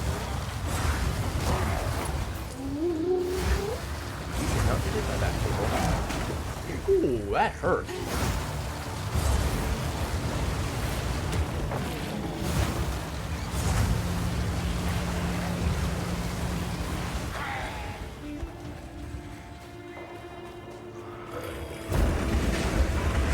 That's how I activated both of them.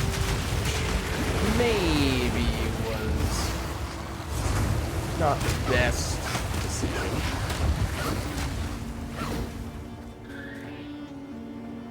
Those are bad, though, in terms of base stats.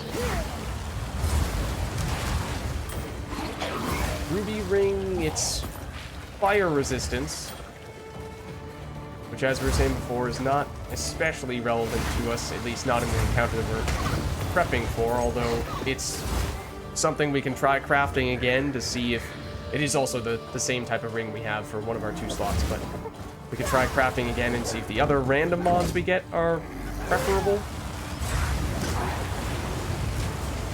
Or if we have, I don't think we have any essences that can guarantee we get a particular type of mod. I don't think we have any left. Or if we could guarantee a life roll or something like that. That would be especially useful. I think that's wishful thinking.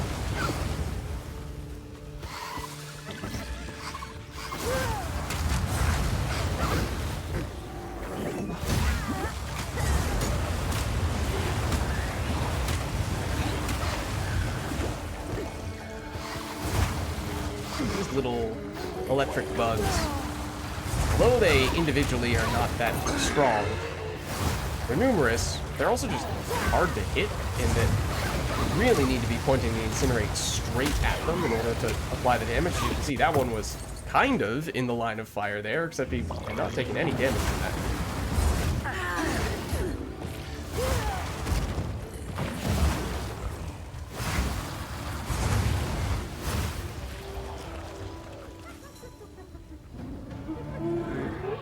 That's a lower tier one that I remember seeing in earlier places, so probably not going to be as good.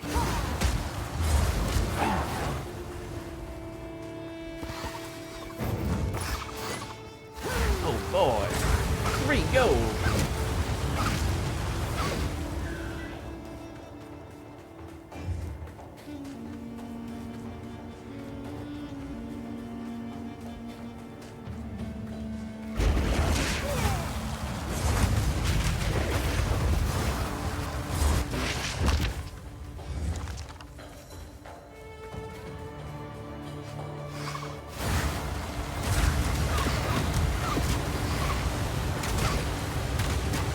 Guys.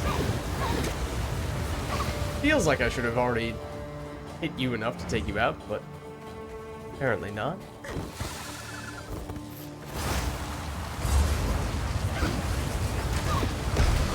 There we go. Okay, so that's a level. We have a fairly significant node on the tree that we've been eyeing. This one here. Now it is actually much easier for us to get the ignite. We get 18 better, 18% increased fire damage. We get one more passive, then we could unallocate these and spend this instead and reallocate the points we saved here on that stuff or this stuff.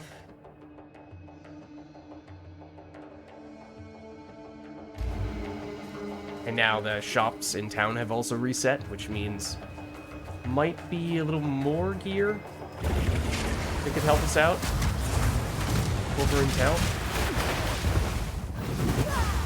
That was, of course, an offensive skill that we chose to, passive skill that we chose to take rather than a defensive one, which may or may not have been the right choice.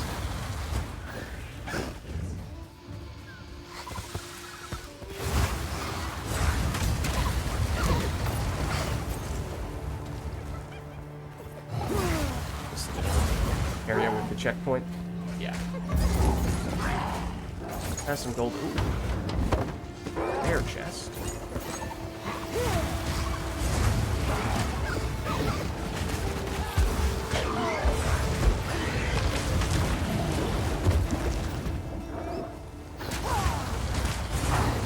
Actually, it would be nice if we could take some of the friends, the little guards that sometimes spawn around here into the fight. I don't know how long they'd actually last, but I don't know if it's actually possible to kite them all the way into the boss encounter.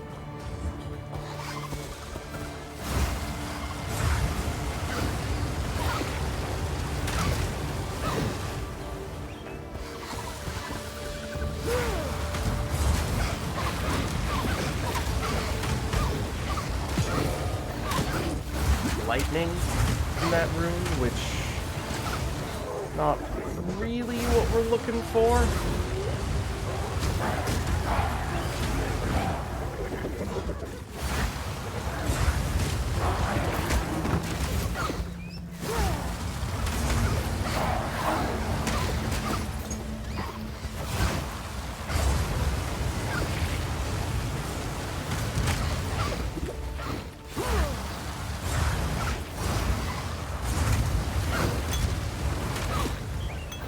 That is the highest tier life flask port, is it not? I think I did. Oh, you're rare. You might have better gear for us. We can defeat you. Would love to freeze you. Periodically enrages. We've seen that before. That looks like being enraged to me, though.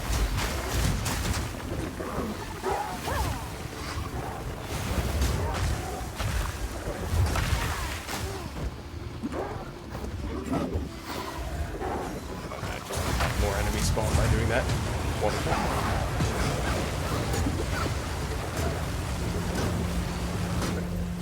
How much damage did that deal? Half decent amount. There's an enragement, though. Is enragement, enragement, even a word? I don't know if it is.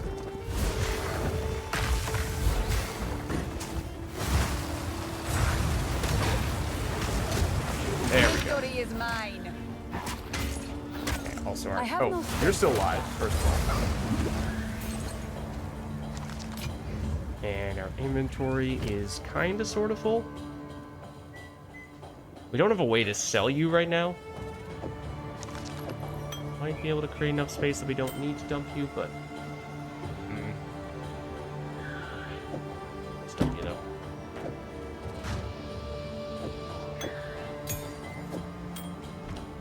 Might head back to town, especially since, as we said, the stock has resupplied.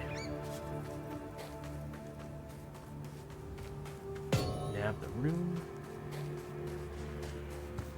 Anything else that had dropped here from this group of enemies? Oh, well, that did.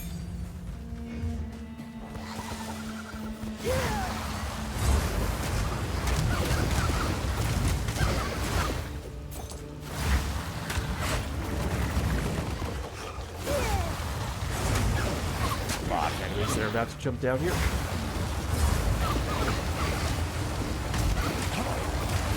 Have you seen Hermit Garb before?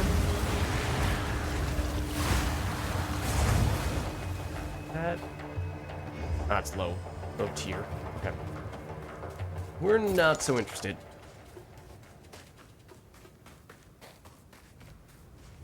That looks like it might ultimately lead to the encounter. Boss encounter. We saw it was in the top left corner last time, which may or may not be the case on an ongoing basis. Yeah, that's good.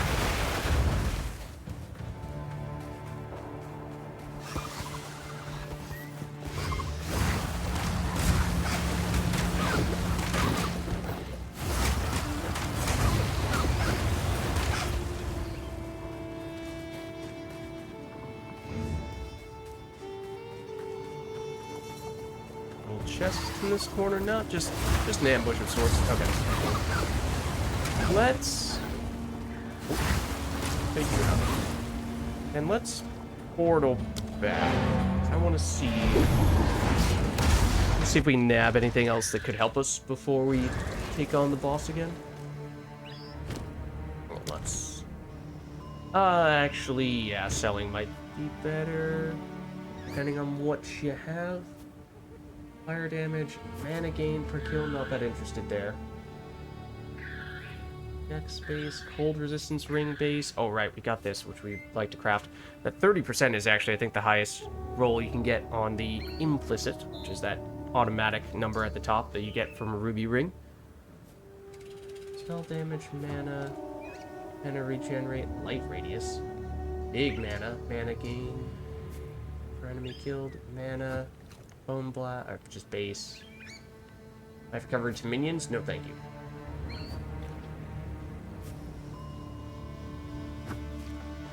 What's this? Speed is unaffected by slows. Used when you're affected by a slow. Increased duration. Huh. That's kind of interesting. Would not have expected that to be a thing. We could afford it. One would assume that at some point we'll get one to drop, but we haven't seen one yet.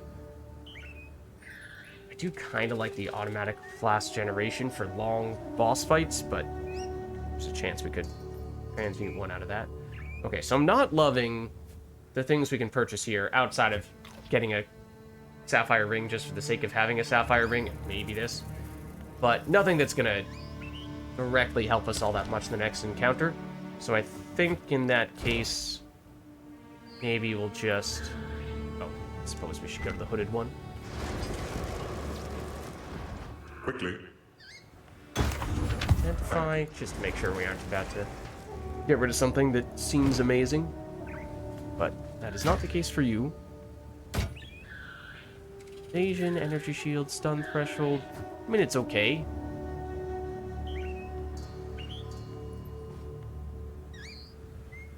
Means it has a little more energy shield than what we have here, but obviously doesn't have the life roll. So don't think it's any better. Improves the energy shield. Might be worth augmenting that. Seeing what we can get there. Because that's potentially a decent base. This could definitely be a good crafting base. Yeah, it just needs a little bit more energy shield, and then it beats what we have there. Let's do that. Now, I think it's crafting a clock. Okay, let's see. So, we also have armor scraps that can improve the quality of armor, which should improve the base stats on that armor. Or add a rune to one, although as I was saying, the runes... Okay, actually the iron rune could still be helpful here, could be quite helpful here. Especially if we get something that has good base energy shield and or armor to work with. Oh. That's not doing much for us. Let's just dump that.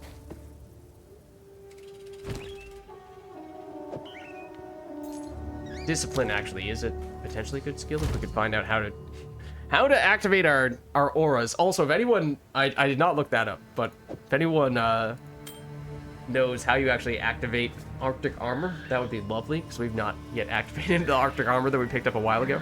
Okay, so first let's transmute this, see if we can get something better than mana and lightning resistance, at least for this upcoming encounter. Fire damage, a little bit of an offensive boost. It's better than what we have in that regard. Augment that. Okay, lightning res, again, doesn't really help us for this boss fight at least, but it is technically an improvement.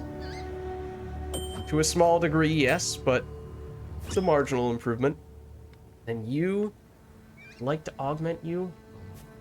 Maybe we sacrifice the movement speed, but right-click the icon on the G screen.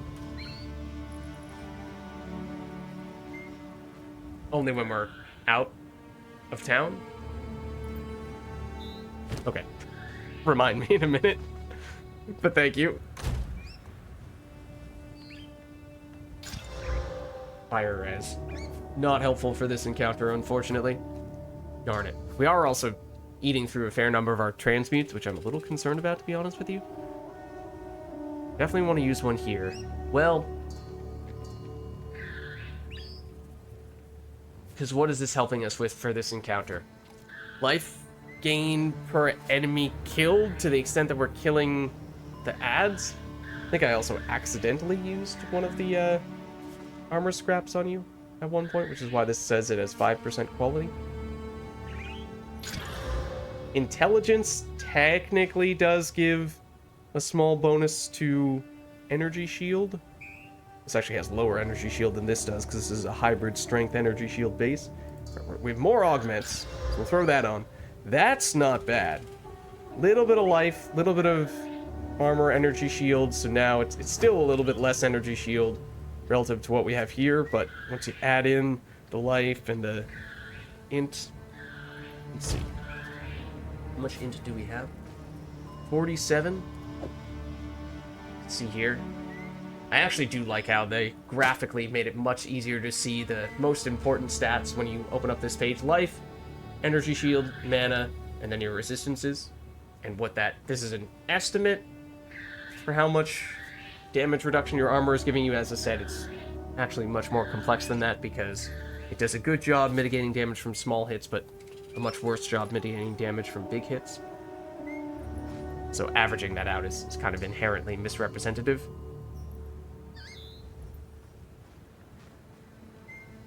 This we definitely want to craft as well.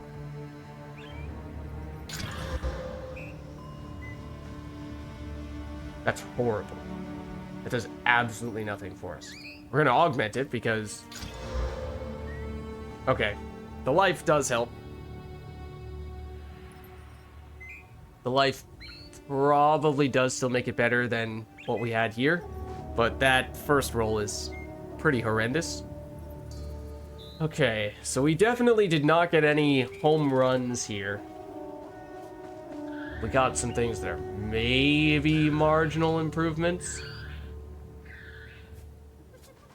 Spells don't have accuracy, only attacks do. I was really hoping this was going to roll well, and one of these was going to roll well, then we'd have an excuse to use the Iron Rune. Don't really want to use an Iron Rune on something that is not very good to begin with. Could do it on this, I guess. It has a high-ish base energy shield roll. I mean, you'd like to do it on a chest plate, because that has the potential for the highest base energy shield roll, except this is a hybrid armor energy shield base. I mean, that does still mean we're boosting the armor as well, but it's a lower level piece of gear. It's not great. We were potentially considering replacing it. Not thrilled about investing in it right now. If we do... So we have, what? 551 effective life. Between, so, energy shield plus life. Do this. We're at 556. If my math is correct. Oh boy, did that make a difference. Go here. This will make a bigger difference, I think. Yeah. That's a bigger jump. Sacrifice the movement speed to get 46 more energy shield. To the extent that we can sustain our energy shield, that is big.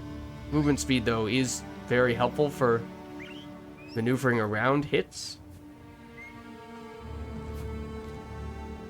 Oh, I do also want to dump this. Not necessarily set on... Not sold on dumping these.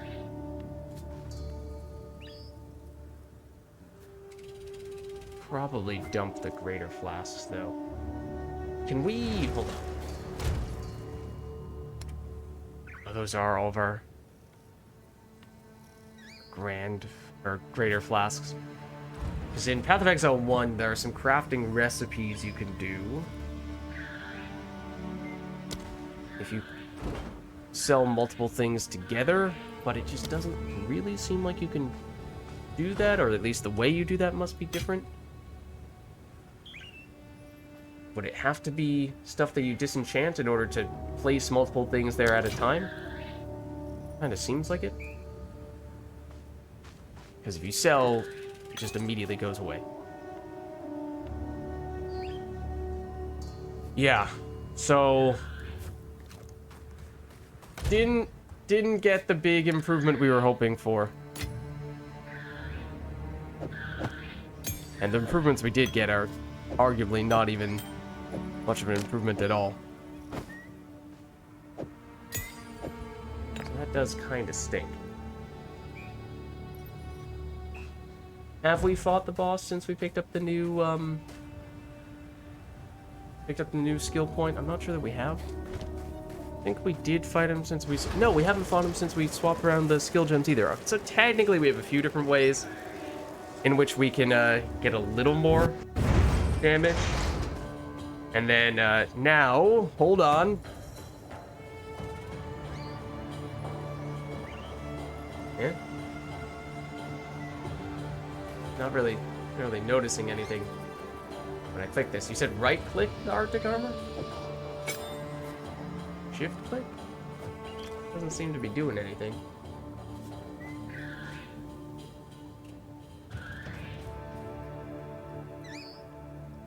Right click the icon on this page. There we go. Not this icon, this icon. There we go. Okay, so now we are theoretically reflecting a little bit of damage.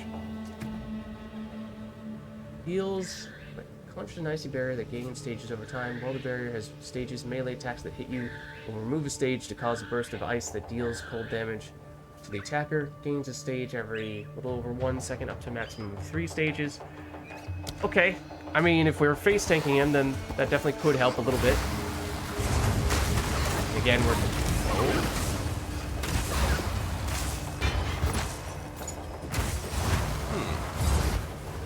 Okay. Yeah. Might help a little bit then.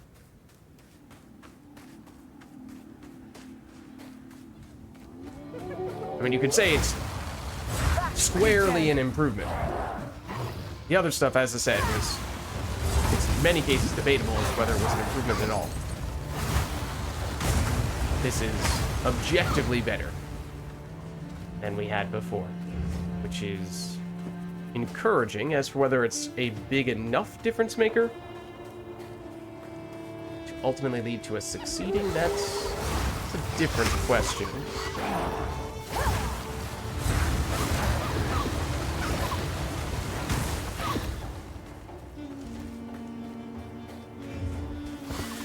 Oh, I thought this might have been the way to the boss. Arctic armor can freeze as well. That's... Oh, you're still alive. That's actually very interesting.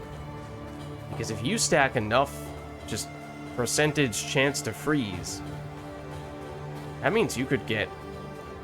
I hesitate to say consistent, but you could get a somewhat consistent way to passively apply freezes. You don't need to worry about dropping the occasional cold skill to make it happen. That, if you do manage to do that, could be really strong. Also, where is the boss arena? Yeah, incinerate totems could be really good. I thought I remembered looking at one point in time, at least before PoE actually launched, and did not see that there was a spell totem support gem yet. So I don't know that that's possible at the moment. But one would think that would be on the list of additions at some point. So honestly, that was actually what I would have ideally done as well. I would have been interested in pursuing that.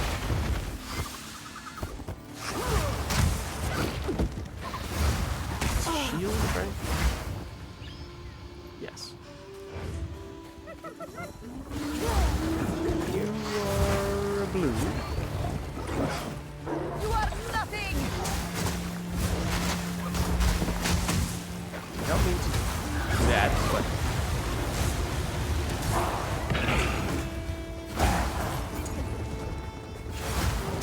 Extra crits. That's a little scary. We're running low on transmute, so I do like getting that. I think we're approaching the boss now. It's very much not in the direction it was before, but this is a very characteristic, narrow, winding path. Pretty isolated from the rest of the area. Yeah. Okay. So we were saying maybe spell totem gem, not yet. Okay, probably when Templar comes out. Okay. So we were saying in terms of what we'd like to do differently this time, go up to the top of the area, far away from the ledge as we can, and that might make it so that the other ads don't swarm us as often or aggressively, what have you. What else were we thinking? Obviously, we have Arctic armor now, which could be... In fact, now that we have Arctic armor active, say that 5 times fast, are there support gems we could throw on that could be helpful? Because if we can make that, for example, have 50% more freeze buildup to make that become our primary way of applying freeze, at least against a boss, might that be helpful? And could we use... Do we have any of the support gems here? We do. Is there one here that would benefit Arctic armor? Clarity, increased mana regeneration rate while supported skill is active. Glaciation we already have. Okay, that is one of the ones they recommended. Okay. I mean, we can do it. Energy shield recharge begins immediately. Just seeing if there's anything here. Eternal flame skills have 100% increased ignite duration on enemies. Supported skills have less chance to ignite. So if we were able to scale enough ignite chance that we could deal with this significantly reduced chance to ignite, then it would eventually pay off for us quite a bit, although not sure that we're ready to be doing that here. And then pretty much all the other skills. What is fast forward? Oh, we saw that before. Yeah, okay. I think we're doing this. I don't know that that's going to make a dramatic difference, but technically is helping us a little bit. All right, let's try it out. We're going to largely ignore you. We're going to head straight up. And we're basically waiting for you to come straight at us.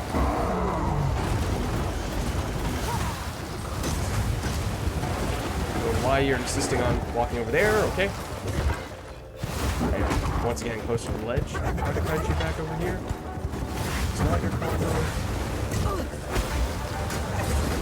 Okay, I did just kind of wildly base tank that.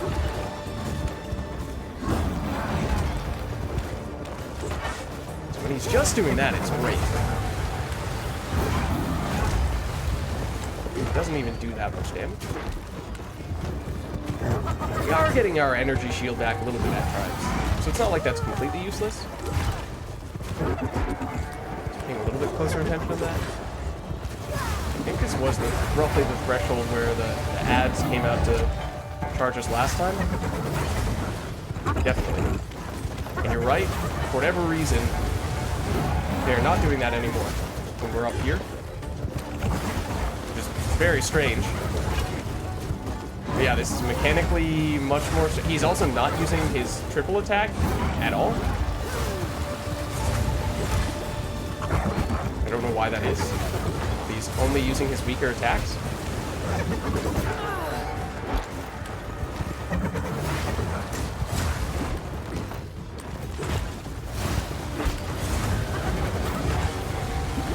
Some early flask that I didn't really need to use. Now I'm out. I'm toast now. It's obviously very low, which stinks. It does mean I screwed that up a bit. Energy shield back does help.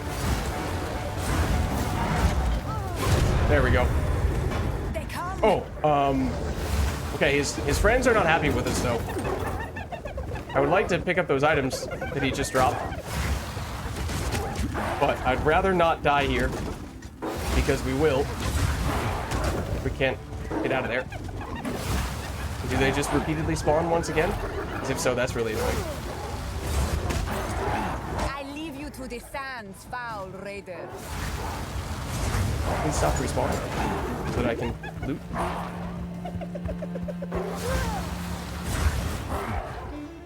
Is there still other people up here as well?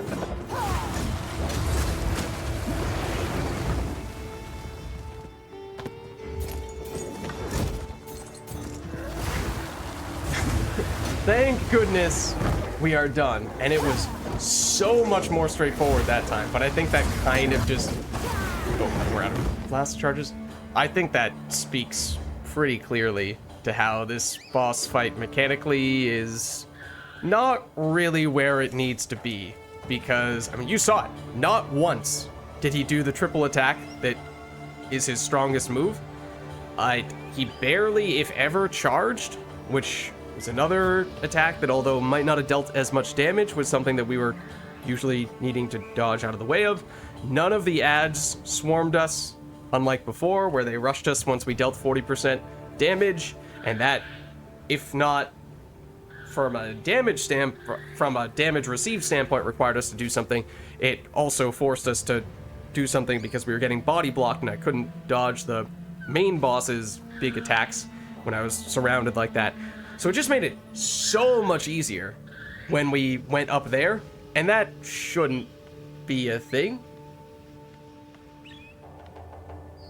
But we were face tanking him before is the thing. It's just that we were face tanking him here instead of face tanking him over here. And it completely changed which skills he used. He didn't use half of his skills, and they were all his stronger skills, and the ads didn't come. That's such a dramatic difference. It was so much easier. And it wasn't just because I did better.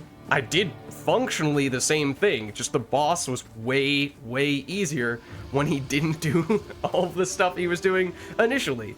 So that feels like a mechanical flaw with the boss fight. Because that's not me, that's the game.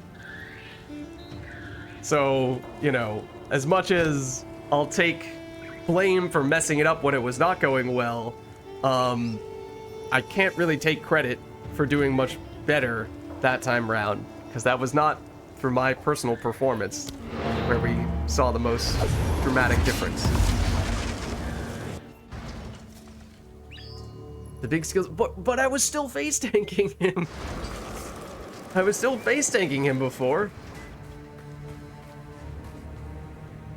I mean, maybe I was face tanking him a little more aggressively this time round? Yeah, I don't know. I guess? Sort of indirectly being up top more meant that I was actually a little bit closer to him. And so it was just enough of a difference maker that he didn't use his ranged skills. Right, that's what I mean. So I didn't have to worry about that at all. Like, okay, this is a lot more straightforward now. You defeated the raiders? Despite your past, we could use someone of your skill. Welcome to the Ardura Agara. You may travel with us in exchange for your service. You will even have the respect of one of our own for as long as you stay. If anyone says otherwise, tell them to speak to me. What does she have on her shoulder there? Can't tell what that is. Okay, level 5 gem.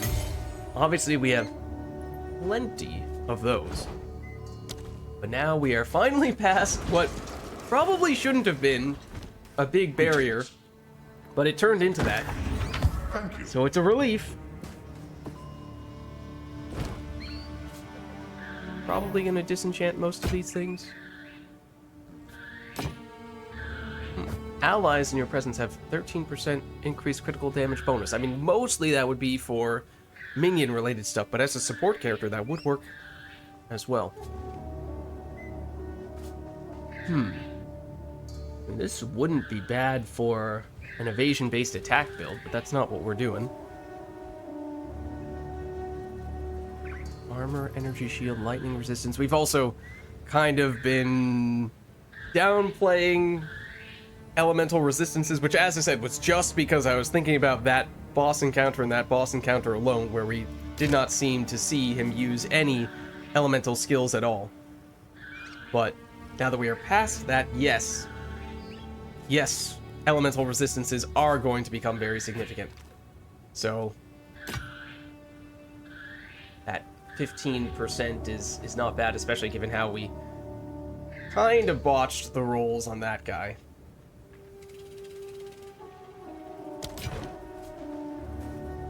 Do we have another NPC in town now? One who actually sells us armor and weapon bases. You sell some weapons, but not armor, which was the primary thing we were trying to get previously. Oh, also I don't want this shield.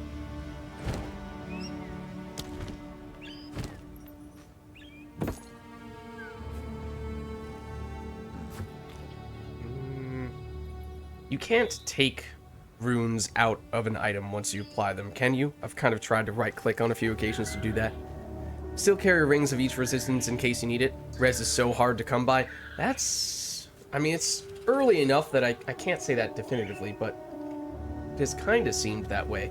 Like, I'm half tempted to pick this up because we can afford it and we don't yet have a sapphire ring.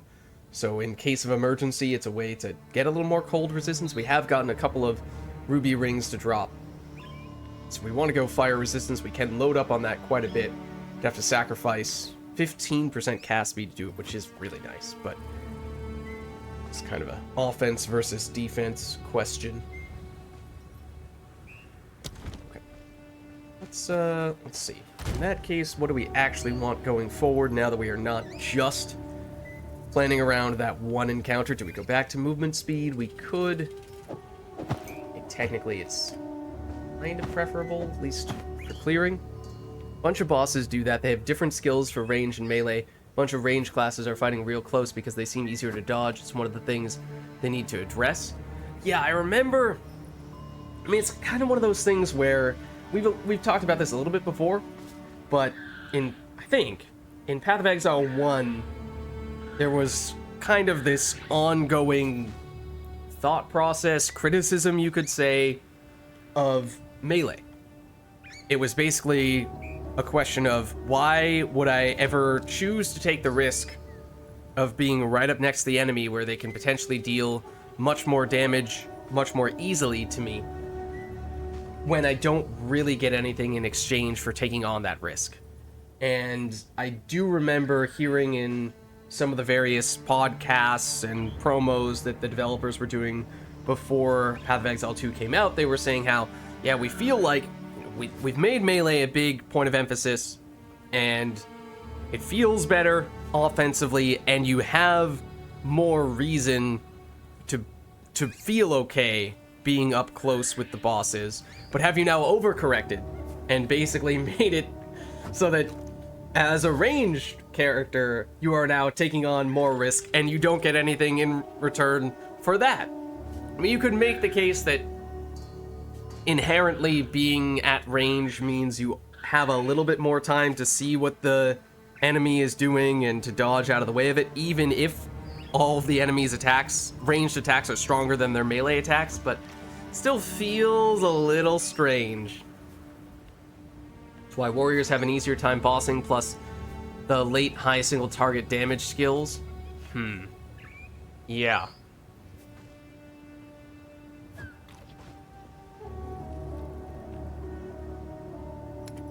I'm gonna throw a transmute on this. Oh, sorry, it's already transmute. I'm gonna throw an augment on this. Little bit of more energy shield. Obviously, it's less energy shield than this, but just double check. How are we doing on resistances? Lightning is very low. Yeah. Do this. We're doing okay on fire. Do this. We're just getting by on lightning and cold. Somewhat similarly there.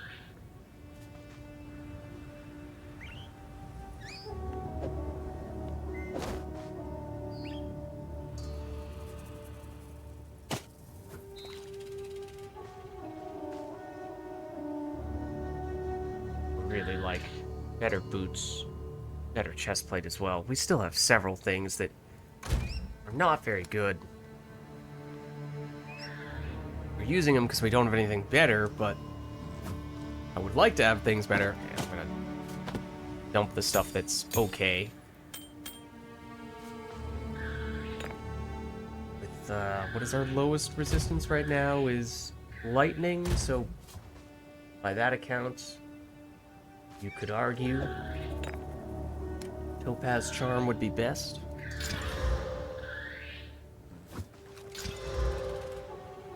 Okay, don't think that mana's gonna make that big of a difference, but there we go.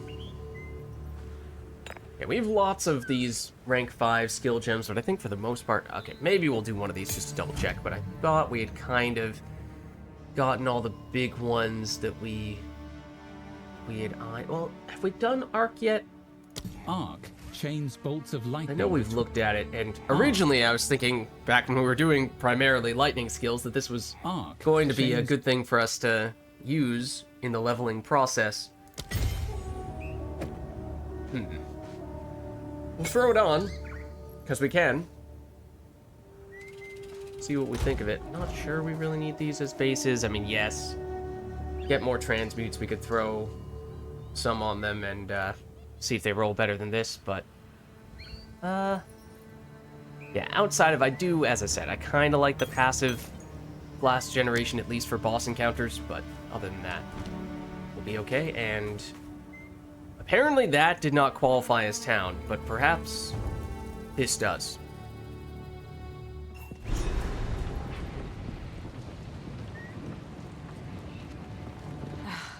It's been too long since I felt the rumble of a caravan beneath my feet.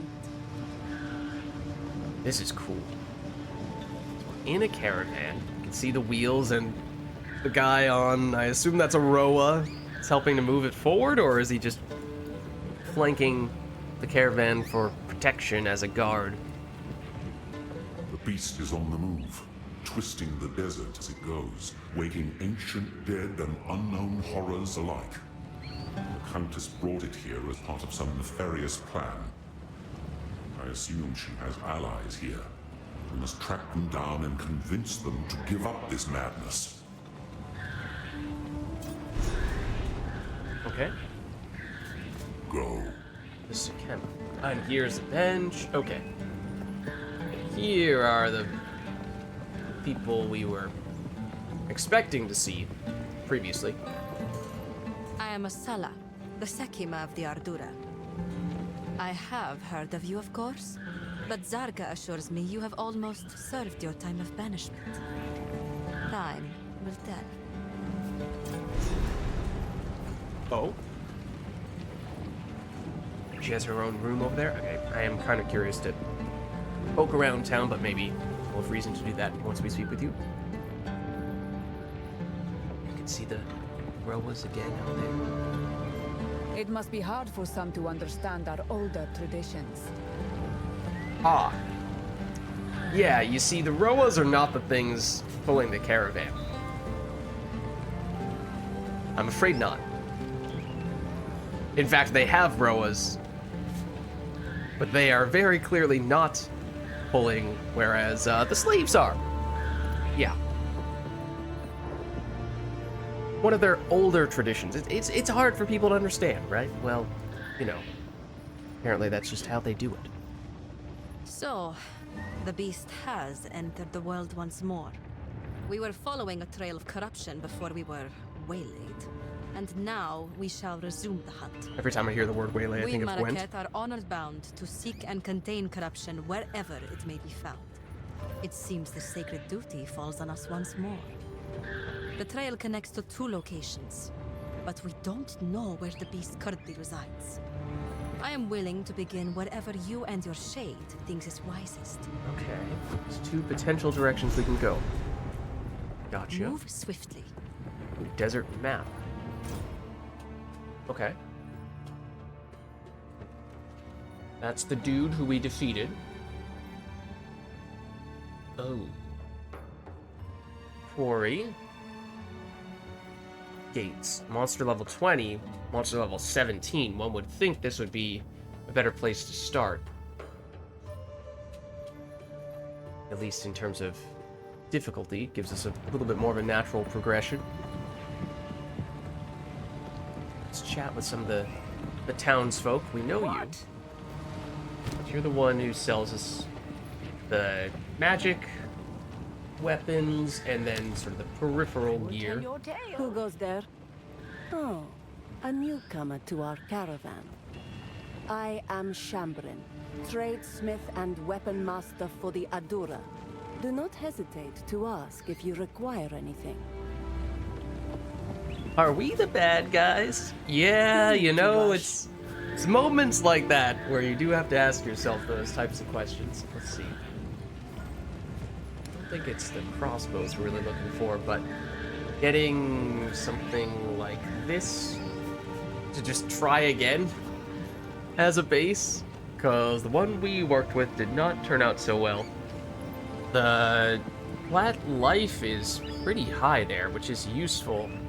The life regen is kind of useful, though, as I said, eventually we're going to outgrow that and it's going to become one of the worst stats. It's just a bit of a crutch early on. No movement speed. All those are already rolled to a certain extent. Ooh, you're not.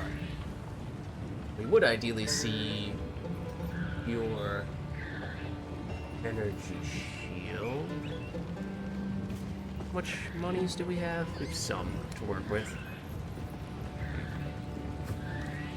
I'm a little tempted to try this again.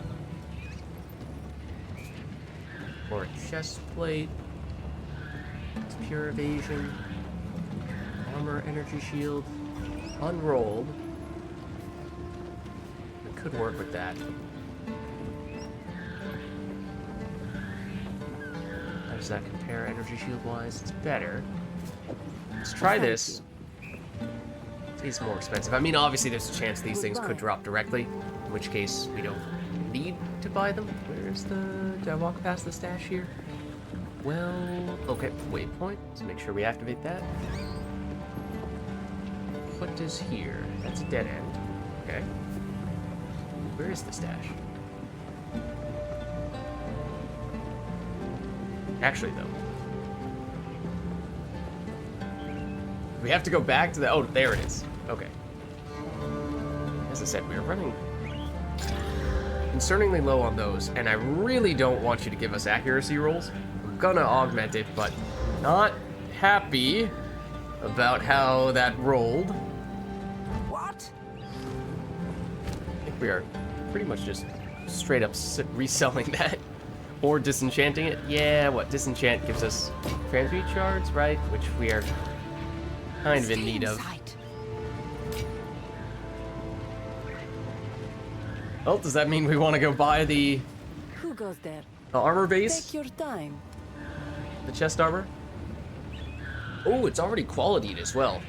Subtle little thing. Almost entirely, but subtle little thing. It suits Makes it a little bit better. Let's go for it. Blessings. Let's try it.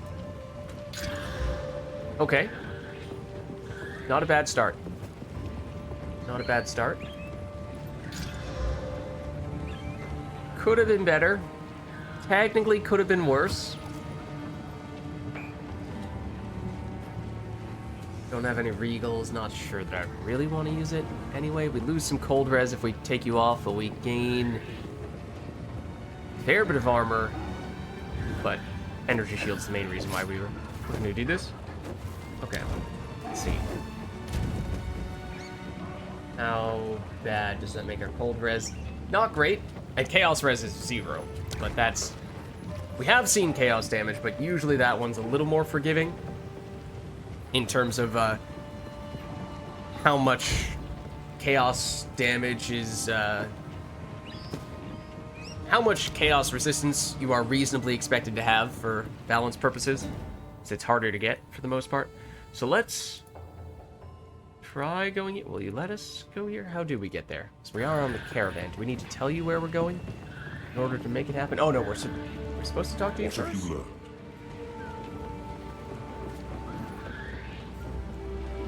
We need to get your approval to take the caravan somewhere. Also, we can go here. Sort of. We hadn't done. Not that there is anything there. Do we have to go from the desert map? There we go.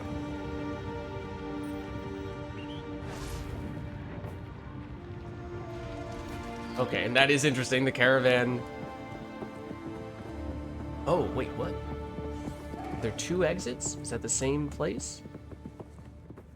Okay. I assume it still takes us out to the same area? The same spot of the same area? I don't know, but that's a cool little touch. Oh, this place is very dark. From what I can see, the Faridan have been preparing for war. This night now grows warm.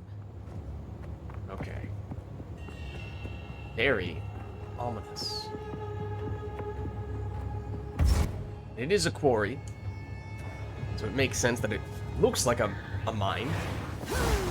What are we dealing with here? Miners of some variety.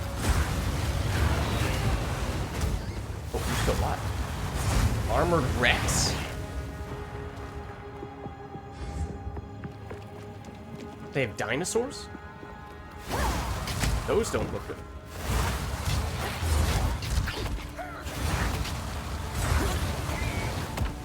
Crawlers. Die, scum! Corrupted corpse. And of course, as is often the case, new enemies, on one hand, we kind of want to see what those enemies are capable of doing. On the other hand, we don't really want to take the hits to find out what those enemies are doing.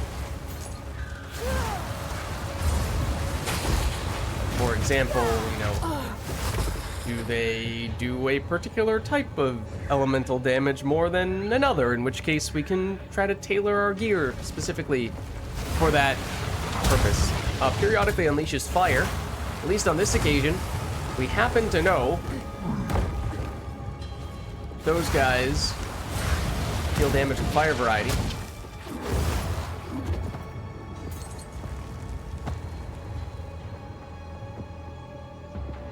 They look cool as well.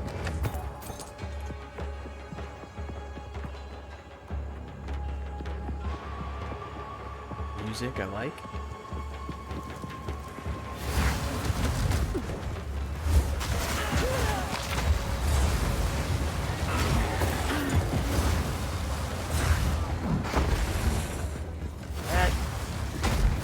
Tell just how much area of effect that has. Whoa, those are enemies. Take it just because it has the socket. Yeah, what the technical term for it is. Yeah, it'll be interesting to see just how common that is. Is that something that we should just assume is going to happen going forward? Is most gear is going to have that? I don't think so.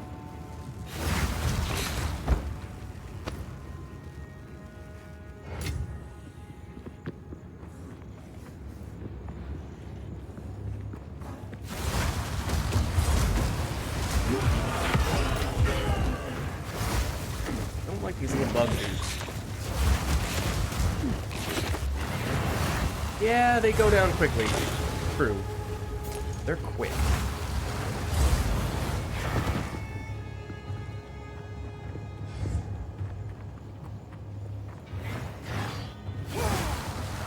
So, also at the moment, all we know we're trying to do here is just explore the area. We don't really have a particular goal in mind.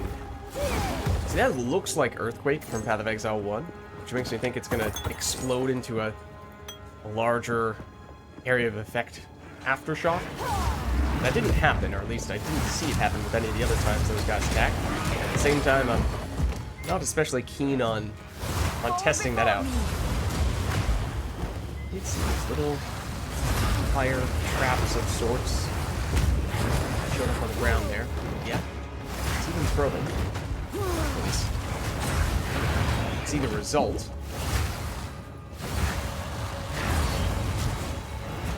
I'm sure I saw them in the act of doing it. Oh, you saw it's this guy. Okay, the Forsaken Miners. Guess we were just killing the other guys before they were able to do it previously.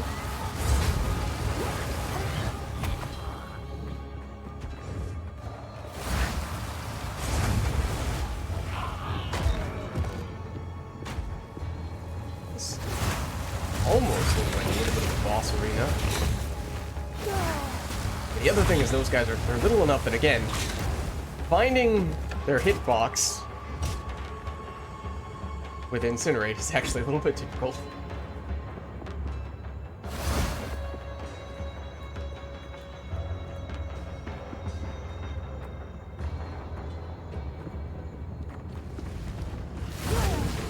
another round that periodically unleashes fire version of these guys.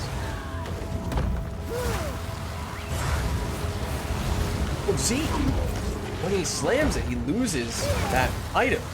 That's interesting. Okay, didn't notice that before. And now he can stomp instead. Okay, we're learning a little bit more.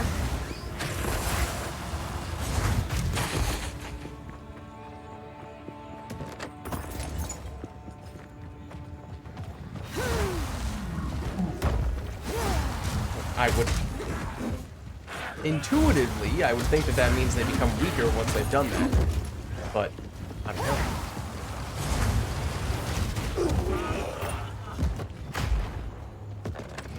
It seemed like after they use their big skill, they can no longer use their...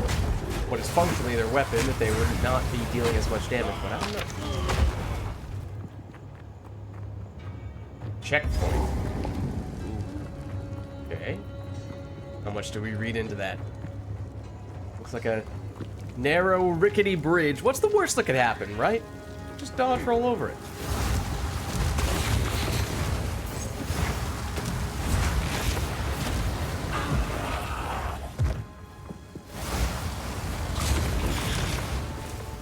Die, scum!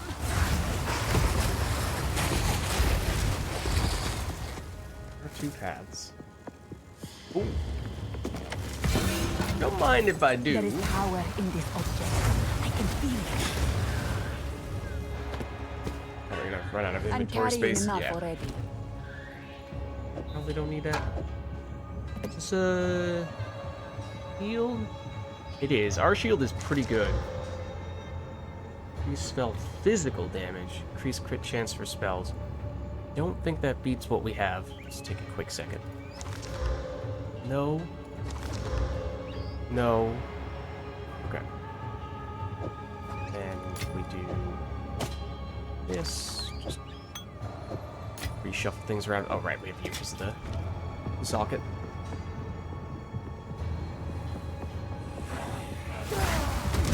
What's that for?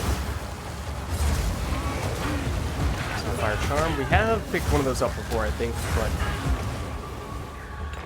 I don't know. It might be worth crafting more of those. I'm still not sure what the best mods for that stuff is going to be, generally speaking. Our people have lived in the shadows of the dunes for too long. Countless generations have been forgotten, will be forgotten. We are not Faradin. We are Marraketh.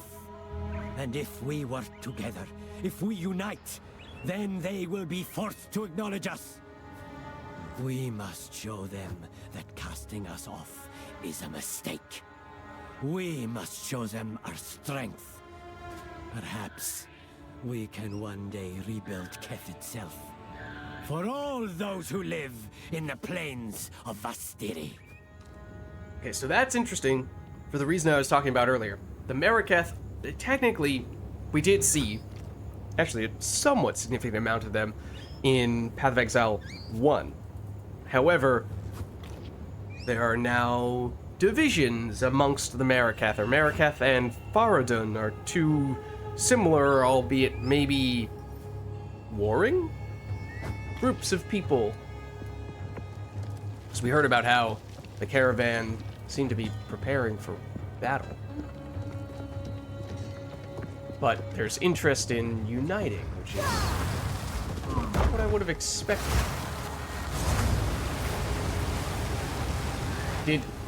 Oh, that's interesting. By placing the big stone down on the ground, did it actually block or incinerate? It does. So here I was thinking, oh, we have this narrow little area here. That could be a good way to just line up a bunch of people for incinerate, take them all out, where they have a very limited ability to fight back. But then I wasn't doing anything at all, because they placed that little wall of sorts there. Also, did I just get the hiccups? Awesome.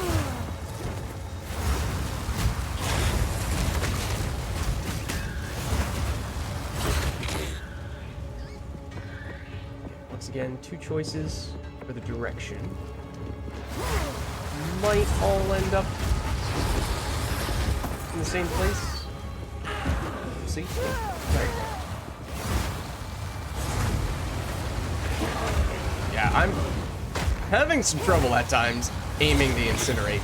I have already picked up a few ruby rings. What is that? Plague Harvester? I don't like the sound of that.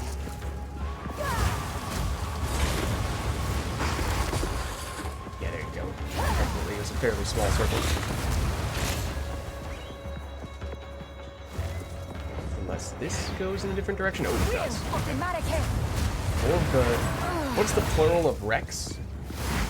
Wrexham, I believe, according to Ryan Reynolds.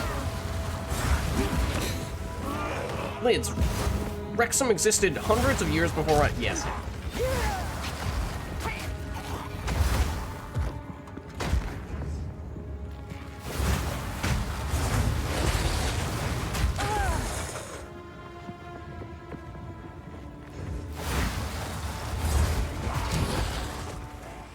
No worries, More Crow. Thanks for stopping by.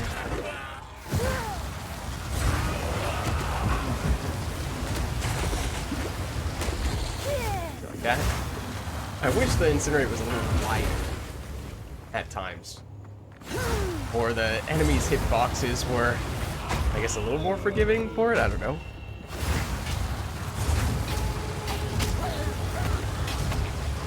It's just a somewhat consistent thing. We aren't quite hitting the enemies that seemingly are more or less directly in front of us with incinerate.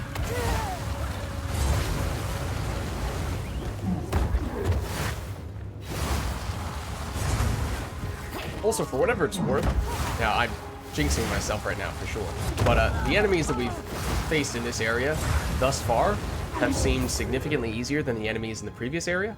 Obviously, we haven't fought what, if any, boss there might be in this zone, and that may cause me to reconsider that, but it seems like thus far, most, if not all, of the enemies we've faced have been dealing physical damage, and only physical damage, and that is significant because, as we were saying before, as time goes on, it's going to become more and more important for us to get... Ooh, that's a good crafting base. Enough already. It's going to become more and more important for us to get elemental resistances, and in some cases we'll actually get penalties on our resistances.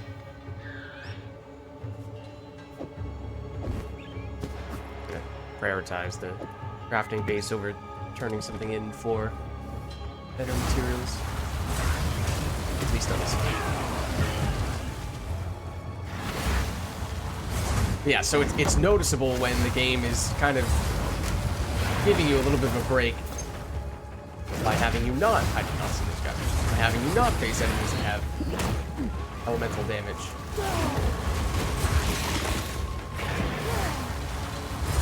Which... in Path of Exile 1, that was... Was that... I'm trying to think of... It's from a game design perspective.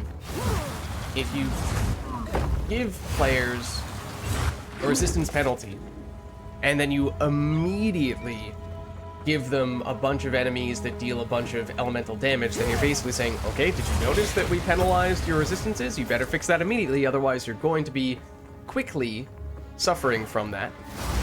Whereas if you wait a little bit before you start breaking out the elemental damage, then you give players a little bit of time to adapt. Which I think, generally speaking, is the right way to do it. This looks like perhaps an entrance to a more significant subsection. Although I am interested to see what's over here as well. Oh, look at that. Oh, of the shocking variety. Okay. Shocking, remember, does make us take more damage from other sources.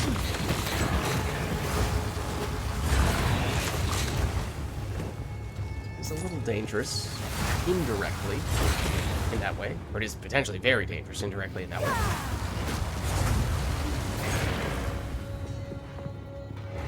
I thought I took a quick peek at this area before we went to it, trying to catch if there were any specific bosses or loot things that it noted. I didn't remember seeing it. I don't know that we're gonna be leading up to some big encounter here. That's an energy shield base as well. So this is the thing that I was kind of saying before, is of course the balance you always have between buying items and materials versus waiting for them to drop. So we bought some, didn't have the best of luck crafting them, but now we are starting to see some of the base items that we would like to see for crafting purposes. Oh, that is the same base we're using right now. It is a rare. It's not amazing for the rolls, but it's probably good enough that we are unlikely to beat it. Ooh. At least the life roll is nice.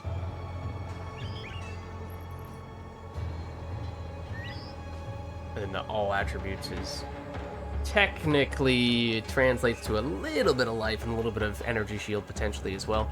Not necessarily sure this beats what we have on either of these slots. This is only a small amount of additional resistances, but it is better from a resistance standpoint. And then this little bit of resistances, little bit of damage, and this isn't really giving us damage either. So, it's not great. I think the fire resistance from the implicit was also inferior.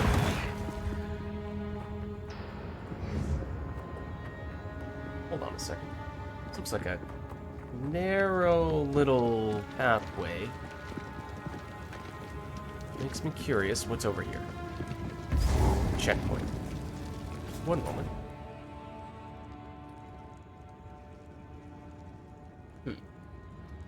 There is another area that this connects to.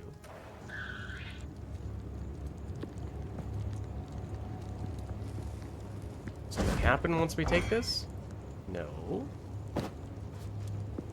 Okay. It's just a straightforward checkpoint. I guess we'll take it. No catch.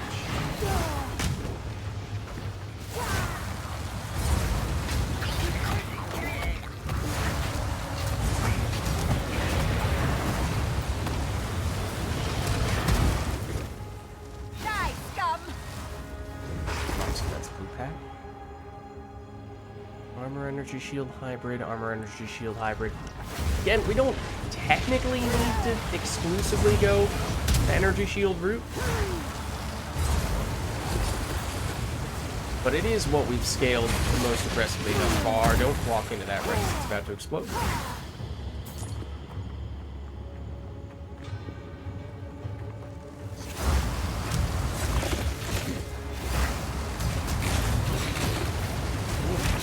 Plague swarms are also kind of hard to see. Oh, what is that? Minions. Okay. Now you're rare. Volatile crystals. Always poisons? Is that what that said? Doesn't sound good. Doesn't sound friendly.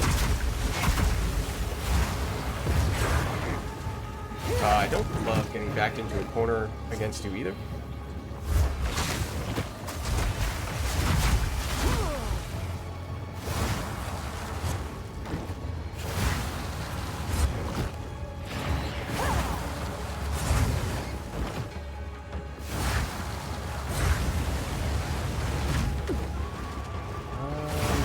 Something. Ow. Let's see. Dex. Ooh. Blue amulet. Okay, I mean it's a rare crossbow, so we'll probably take that for crafting purposes, or rather for selling purposes. That's a bad roll. Yeah. No thanks. We are starting to run out of space, and we're having to leave some things on the ground. So this is also, for what it's worth, going to be a thing that happens more often. That almost looked like a checkpoint there. But it's not as if we're always going to pick up everything that we find, especially as time goes on and we start to get pickier with what is and is not helpful to us. So it may be that this is a bit of a sign that we need to be a little more judgmental about gear that may not quite make the cut.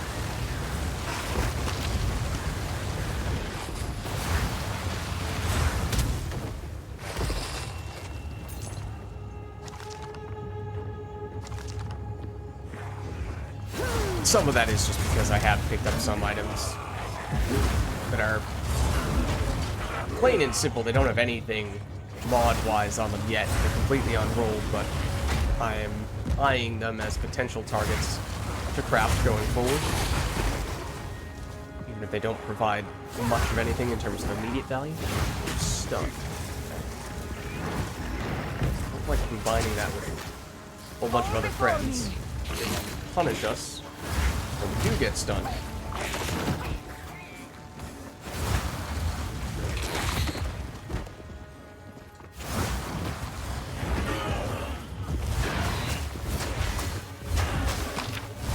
Close more of you.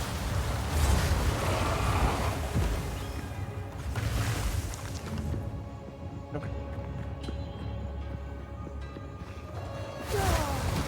Didn't you know that means there's a rare around here somewhere?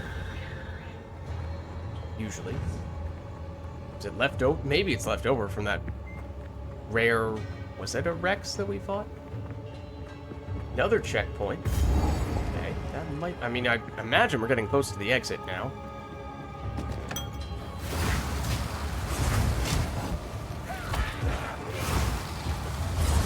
Might be a sign that that's the right direction. Just checking this corner as well.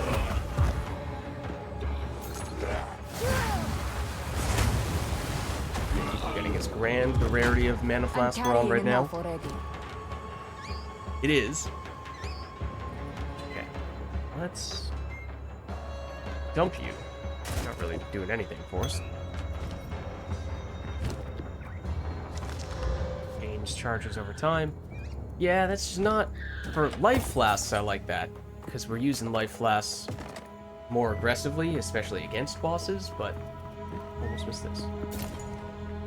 But for Mana Flask, it's pretty unusual that we need that. Okay, so what's over here? Is it the way out, or is this going to be some kind of challenging encounter? Or can it be both?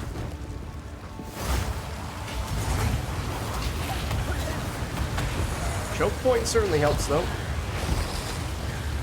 You can see this even when we're channeling Incinerate for a very long time. It barely affects our mana, which is one of the reasons why you could maybe make the case taking that mind over matter wouldn't be that bad for us. The problem then becomes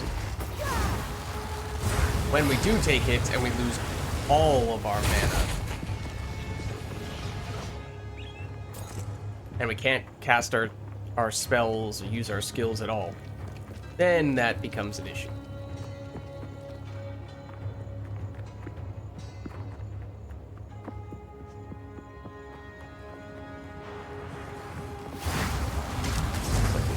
Close to the way out.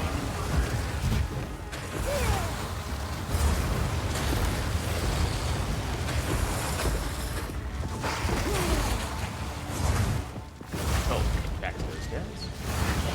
All of the moon mobs have the same type of mob.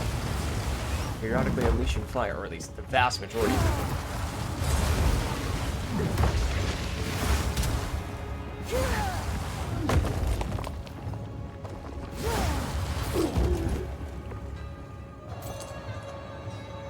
Evasion / energy shield.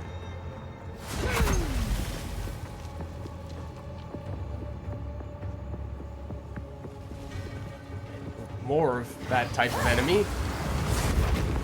Just to prove my point. Where are some of those blue dots right there? My eyes deceiving me? Perhaps they were.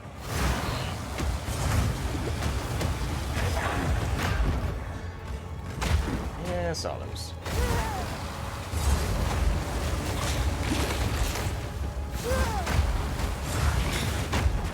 Ow, wait, what? Oh, was it the... Still, one of these dudes. That's what's causing the trouble. That seems like another enemy that is way more dangerous at range.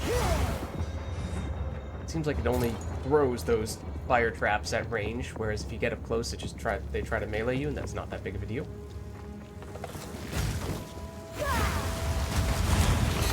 This feels like the way out. The other way is probably not the way out. Makes me curious to explore the other way as well, but yeah, there you go. There's confirmation. Okay. We'll quickly double back a little bit, because I imagine it's not too far of a detour.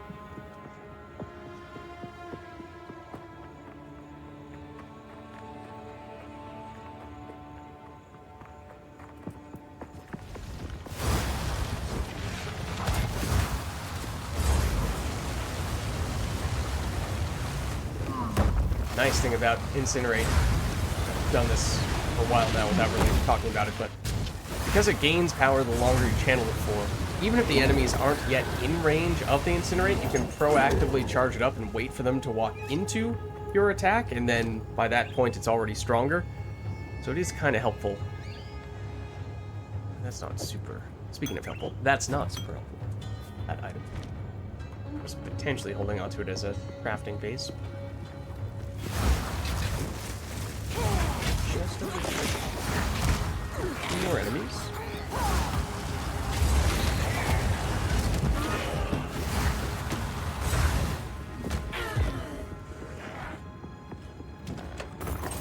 Just a little bit of gold. Not much. The trap's right on top of himself. Okay, and yeah, as expected, not an especially large detour, but that's fine. We confirmed. I'm hoping this place, as soon as we enter the new zone, is going to have a waypoint pretty early on. Then we can use that, head back to town, sell some of the stuff, because as we were saying, our inventory is full and we're already leaving stuff on the ground.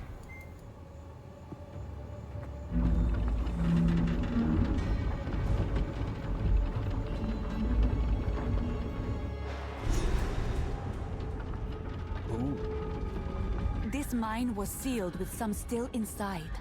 Corruption seems to have taken them. There's the waypoint.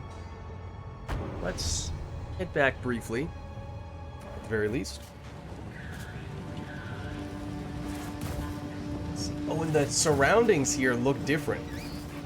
Because it used to be a little bit brighter, sort of like a reddish hue to it when we were in the previous zone, but now that we're in that mine/quarry area, even the caravan, the ground below the caravan, is that same darker color.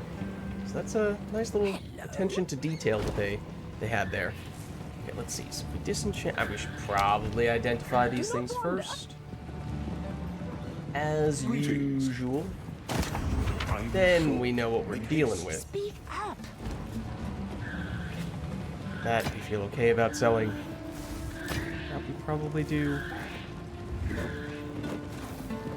Yeah, I mean, potentially could have been useful if we were using a crossbow, but we're not.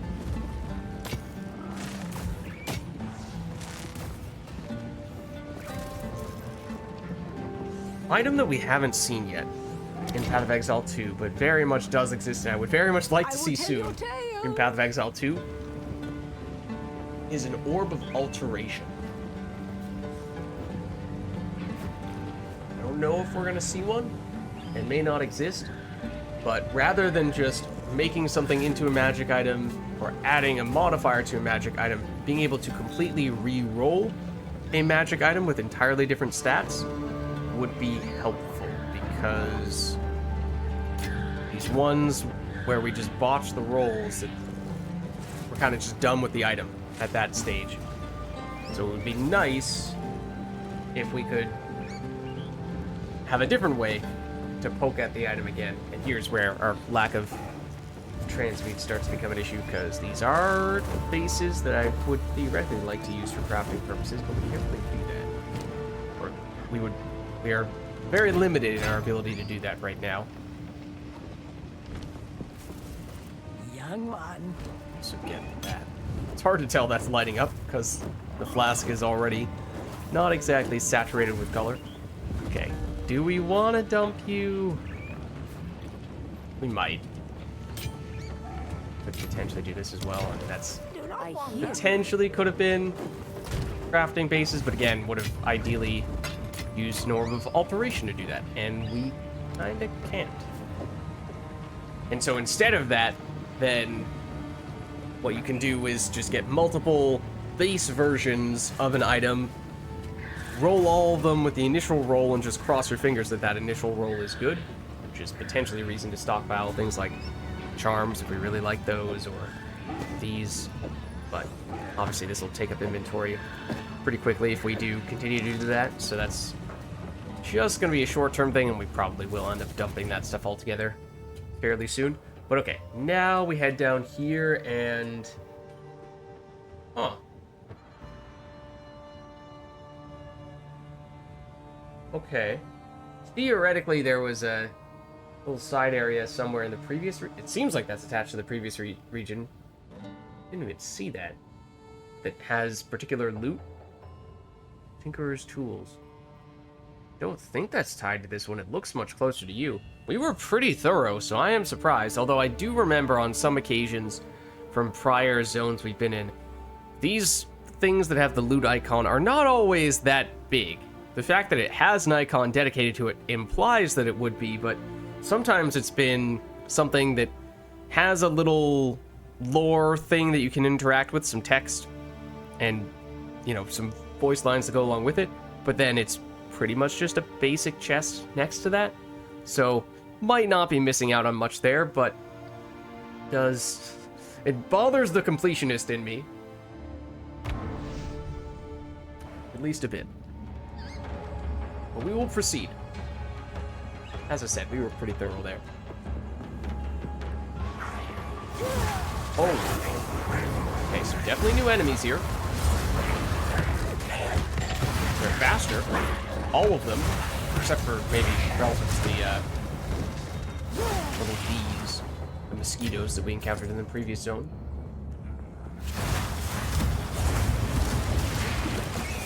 Damage-wise, seems like they're hitting a fair bit harder as well.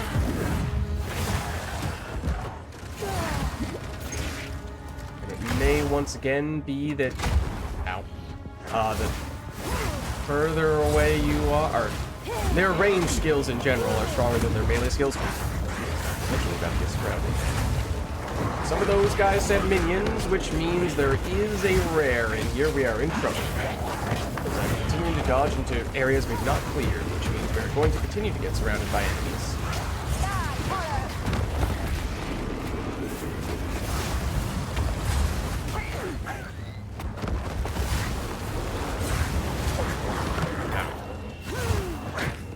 Like that. I'd rather not get hit by the chaos damage that is going to come from those. You are the one on this. You are the ring. Now you are dead.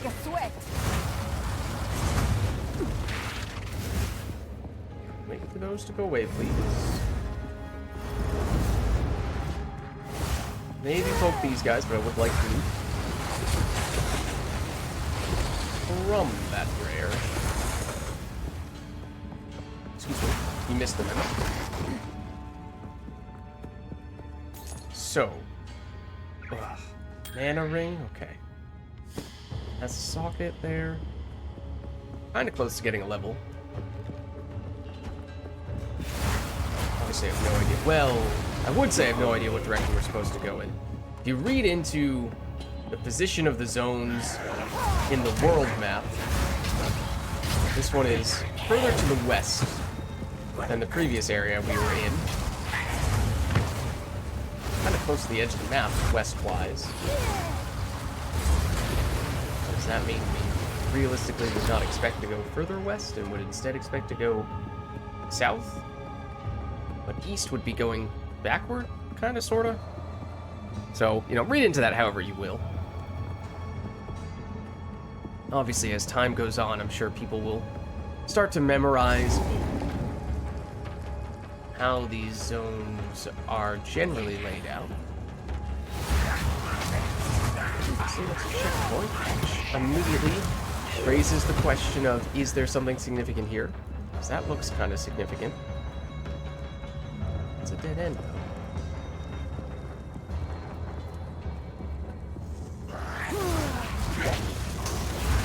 It does still seem like this is primarily physical damage, albeit faster and harder hitting physical damage. And fire, at least from, oh well, as soon as I say that, that guy was clearly using lightning damage, but fire from those fire traps. They stay close to those miners and they don't do that.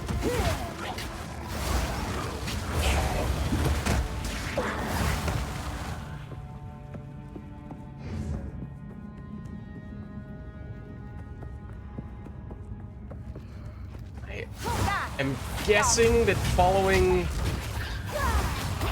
this path, this minecart path, is sort of a hint of what the quote-unquote correct direction is, although let's go in a few directions. That is cool how you can see the light pokes through in these small areas. There's the level. Take a second to spec the point. I'm not sure what we're looking for this time around, because we did get a notable last time.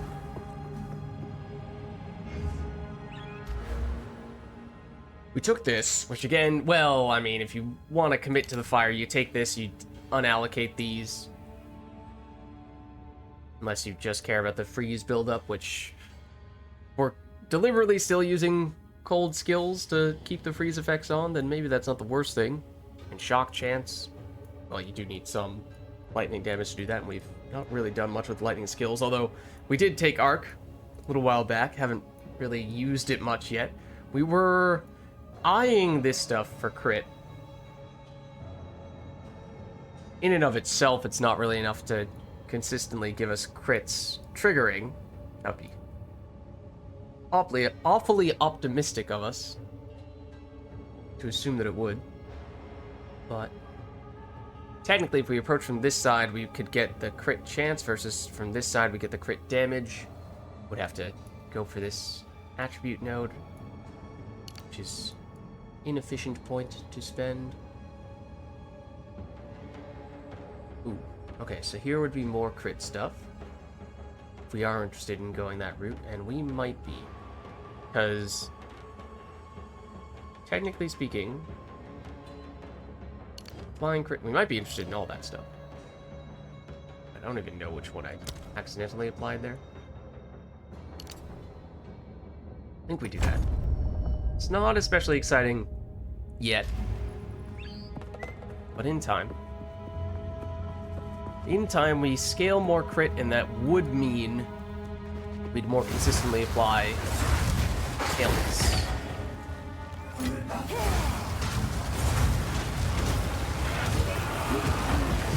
So that did not hurt us that much, or at least didn't break through our health very much. Our energy shield is getting big enough, though, that it's a little bit misrepresentative to just go by the health. Because, as you see there, enemies can break through the health somewhat quickly.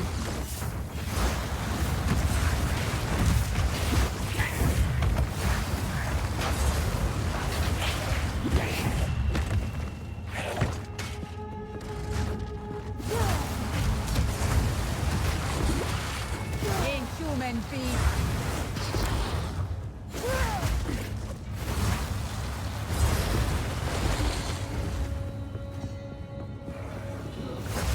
Chest. There's a lot more enemies over here. Some fire traps.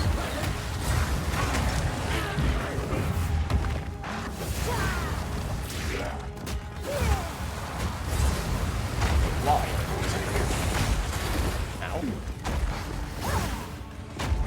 I walked straight onto those. Please go down. Thank you. I shouldn't trap myself in the corner like that.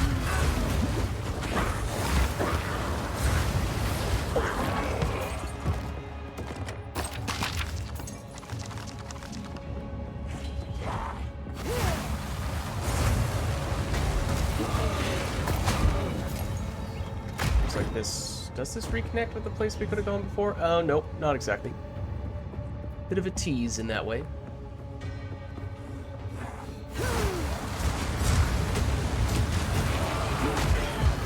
Ow. I think it's those fire traps. If you eat one of those, it hurts quite a bit. Probably due in large part to our lack of relatively low fire resistance. What's up, Formav? What health, right? Who needs that? Health is optional, right? Wait, technically, talk about notable passive skills. I think I did see one of the... We did look at a good example of a keystone, rather. We did see a good example of that, but there is one that is perhaps the single best example in the game. Can't break that. But... take a second here. You say health. Still here? Here it is. This node may single-handedly be the best definition of, or the best example of the Path of Exile skill tree. It's the same as it is in Path of Exile 1. Maximum life becomes 1. Immune to chaos damage. And yes, that is as crazy as it sounds. In some respects. Basically, it means your health becomes completely irrelevant. You are all in on energy shield. And so you better commit to that pretty hard. And in exchange, you are completely immune to one of the 4 elements of damage, and 5th if you include pure physical damage. But chaos, as I was mentioning briefly earlier, is usually the hardest element to get resistance on. And at least in Path of Exile 1, it was fairly unique. Wait, let's see what it tells us here. You take this much less chaos damage, negative values cause you to take more damage instead. Maximum resistance capped at 90%, but by default and cannot be higher than 90%. Number of brackets is the uncapped value. The way that chaos damage is different in Path of Exile 1, and the reason why this was actually fairly significant and very powerful in Path of Exile 1 was because chaos damage was unique in that it completely ignored your shield. It went straight to your life and dealt damage just to that. So if you had invested a whole bunch in energy shield and almost nothing in life, then chaos damage was a serious threat to you because it bypassed your main form of defense.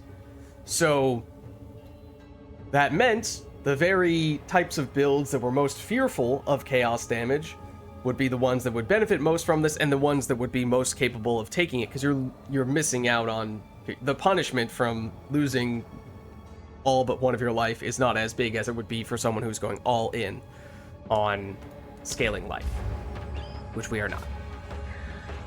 You are the chaos, exactly. We are inoculated by the chaos. So they say.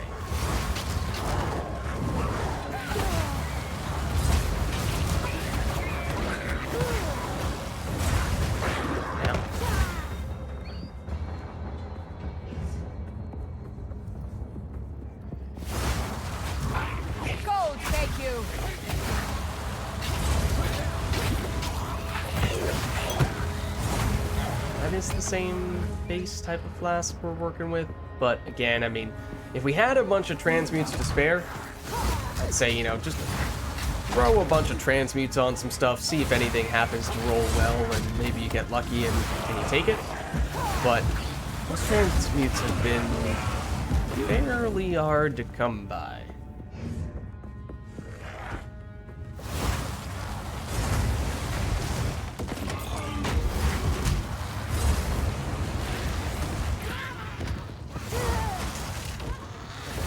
That lightning damage is a little scary as well, because our lightning resistance is not particularly good either.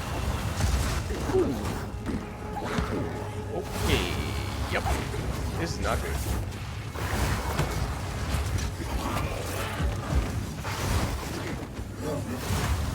I've said it before and I'll say it again. Dodging into areas where you have not yet been and attracting more enemies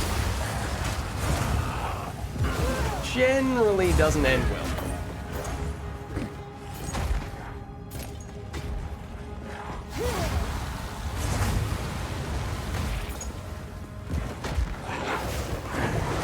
Okay. Whole bunch of friends over there.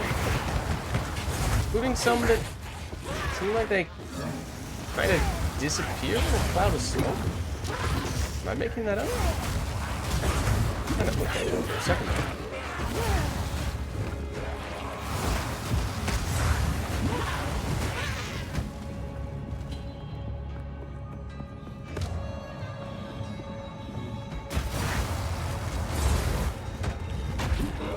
Maybe I was imagining things?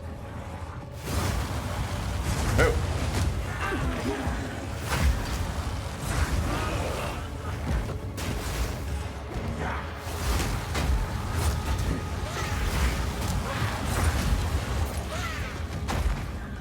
Still not. Oops.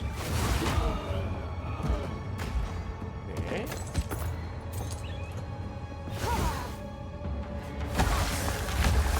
I need more time.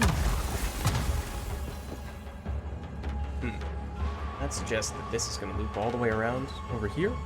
I'm guessing also we have to reactivate Arctic Armor every time we re-enter a zone? No. What is it? Not enough spirit. Oh. Interesting.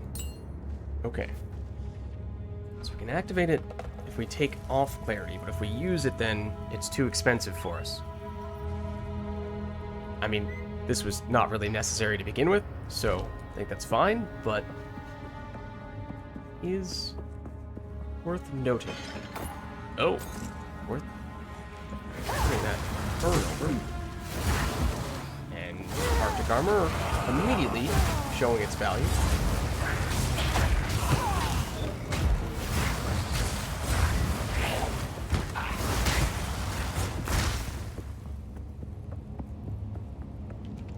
Yes, we expect that to loop around. That seems like it might be the quote-unquote correct direction then, which makes me think this is not the correct direction. We're literally gonna go here. Oh, that's a blue pack. Okay. Stun resistant? Well, we're not really doing stuns. They do still have more health and possibly more base damage as well, even if their extra mod is not of particular relevance. It's also an item that I would ideally like to craft, but we don't have that many crafting materials, so I'll pass. Checkpoint here. As I said, I was expecting that other direction to be the correct direction. That I did not read that incorrectly. That did say the blue pack's name was Of Freedom. Such and such miner of freedom. Some of these guys are called Forgotten Slaves. I want to see a Forgotten Slave of Freedom. Or Forgotten Satyr. Okay, that's different. Ready for the oxymoron.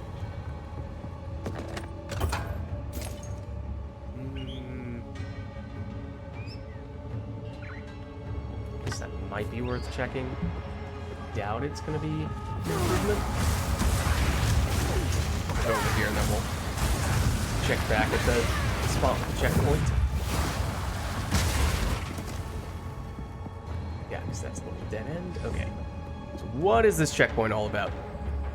Is there some kind of mini-boss here? Again, this little loot area seemed like it was... Oh yeah, and it says it's in that quarry. Okay, so yeah, that was in the previous zone. So we don't know of anything in particular that we're expecting to run into here. I don't know what to make of this. Is there a random checkpoint? Doesn't necessarily lead to anything in particular. Now, please don't do that.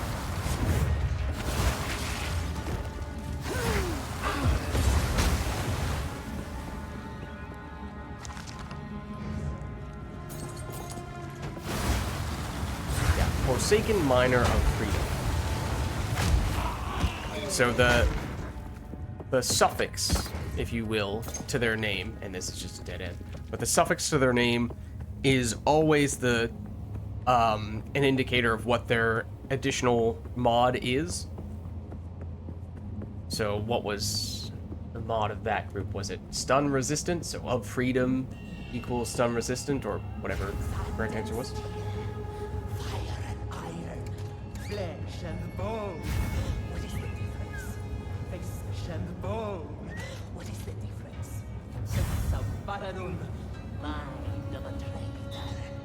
Serpent's tongue. Okay. Scorpion stinger. I think this checkpoint is important. Now you pay with sand and steel. So I know how it didn't say anything about there being a particular boss in this area, but something tells me we just found one. As soon as we go through that area, which I suppose we ought to do more or less now. Just kind of close the loop here.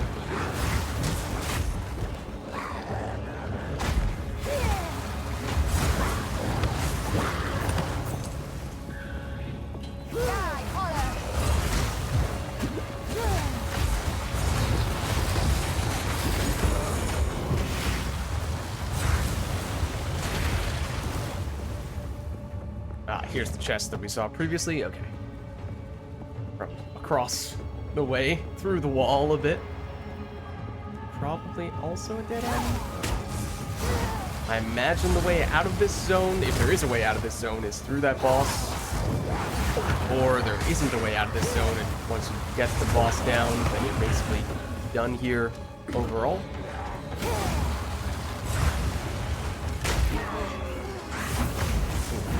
Ooh, you're rare.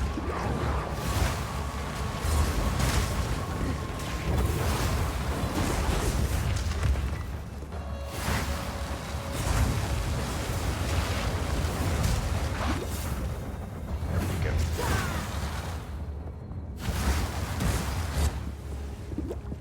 There you are. Air fire explosion stun resistant.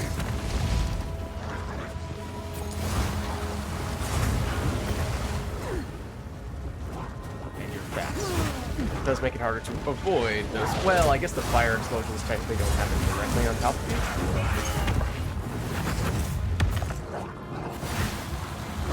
There we go.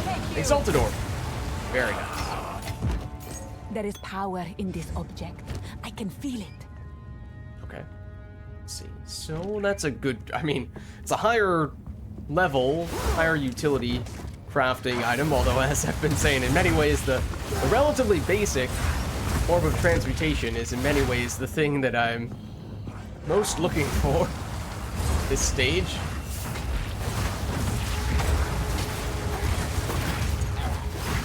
As basic though it may be, just crafting more stuff. See what we can get is helpful. Yeah, I will admit this direction is going further than I expected it to. More here than I anticipated. I originally thought was just going to be a brief little detour away from the boss. It's turning into a little more than that.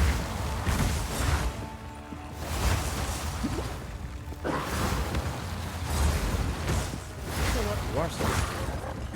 Yeah, the freeze from the Arctic armor is really convenient.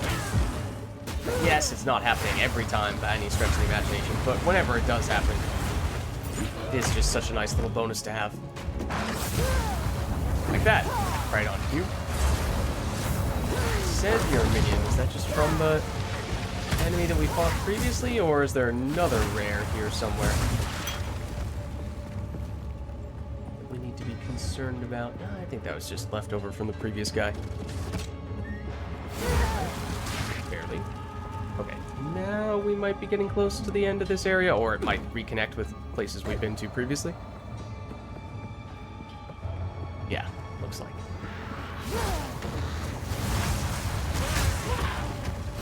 Did you give guaranteed shock, or is that just a coincidence?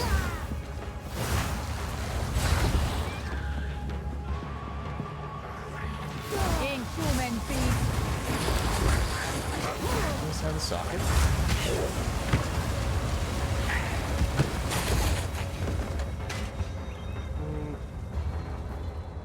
Oh, actually, that is a energy shield base with a socket. That is a good crafting base for us. Okay. This one we're basically going to be at the starting area. We definitely have covered everything. That's another good crafting base, potentially, of the rare variety, so... And it only takes up tiny bit of space. So we'll pick those up.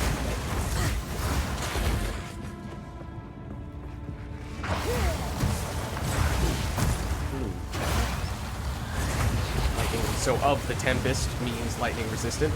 Every time you see something that says of the Tempest at the end, that means they will always have extra lightning resistance. Is that energy shield? It is. It's level 11 base item, which I don't think is especially high though. Ooh. Checkpoint here. Another blue pad. Okay.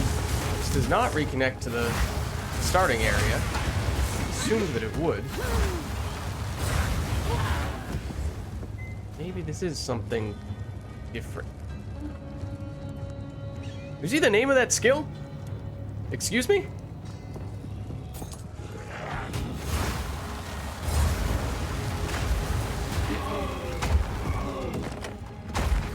Okay. Yeah, so it seems like most of these checkpoints have just been more or less leading to little loot boxes. Chests, I should say. Chests. You are pretty big. You are. Oh no, you're actually smaller than I thought. Okay, we can fit all that. I imagine boss may drop some things for us as well. Let's head over.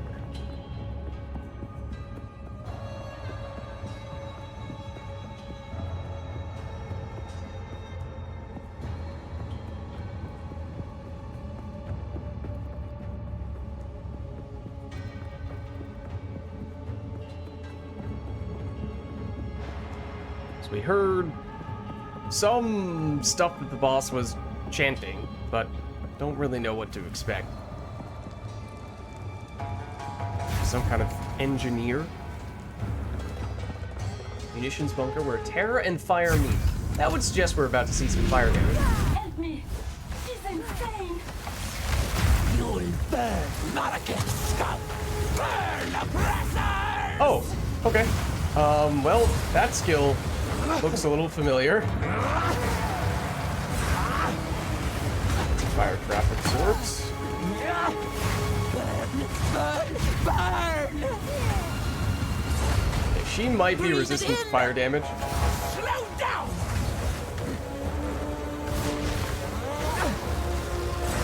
Oh, I thought she was doing a slam of some variety. Lightning! Burn! Oh, okay, don't stand there. Is fire our highest resistance right now? Because it might be. Great if I could actually get it more consistently. Watch out, you say. Oh? Oh, okay. I was gonna say, telling me to watch out is not especially helpful. Oh, she just goes in a circle? That's kind of hilarious.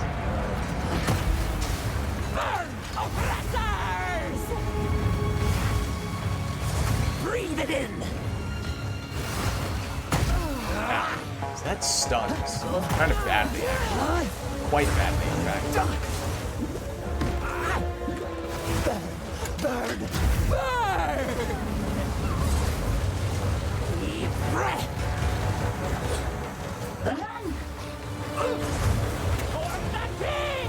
Okay, ow. Yup. We're not a particular fan of us doing that. Okay, now this is when you just do it in a circle, which actually does not do much damage to us because you don't stay in one spot for don't stay attacking one spot for long. Breathe Ow. it in!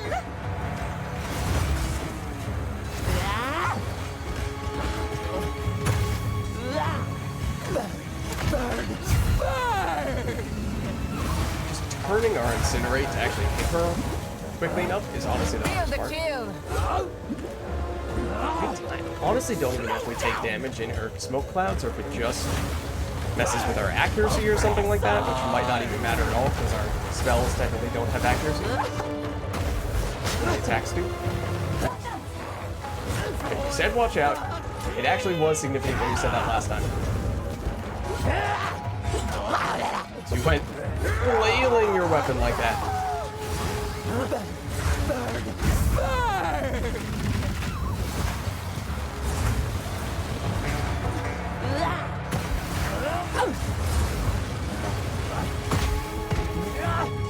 Come on.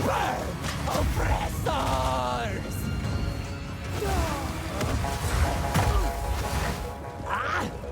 Slow down, blinding. She said blinding, which makes me think that's one of the main things about that skill is that it makes you blinded, which means it lowers your accuracy significantly. Not difficult. Just a little time consuming. A little gruesome. Oh. Don't mind us as we get 2 exalted orb drops. We'll take those.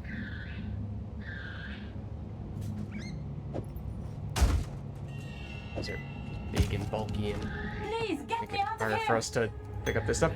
Someone wants to be rescued, you know. Maybe we'll do that. Oh, this reminds me of the Scion from Path of Exile. Winds praise you. Sort of. 1,000 praises, my friend. I thought I would die here. Please take me back to your caravan, and I will tell you anything you want to know. The fact that you're a defector makes... Just don't touch me, Faridan. Oh. Okay, so yeah, there's some kind of tension between Faradun and... Are we Maraketh? Our character? That might be the case, in which case we're sort of rivals, although at one point in time we might have been together. Something like that. We're figuring it out, but let's head back. I mean, certainly does not go anywhere near the difficulty of the end of Act 1 boss fight that you were seeing Vormap before, and then actually earlier today, we had a boss that bugged out on us twice. To the point where we couldn't damage it, and it didn't do anything to us either. It just stood there and was basically uninteractable. So there was that too. Okay, who should we talk to about the stuff that we just did? Probably the head person over here. This Balbalak will live or die based on her usefulness in pursuit of the beast. Ask her what questions you will, then we Ardura will decide her fate. Okay, Ardura is one of them, and then Faradon is the other, and they're the two that hate each other? I know what Jaman-Ra intends. Atop the burial spires of Deshar lie the Maraketh's most honored dead. The king has become driven by madness to seek any trace of ancient flesh from those of renown or power in life. I thought you He said intends ancient to fish, feed their to be bodies honest. to the horrific creature he keeps in a cage behind his throne. They call it the Beast. I have seen it, and the sight haunts my nightmares. Okay, oh! Choose We can trade or with do you. not. Oh, you're the gambling person, okay.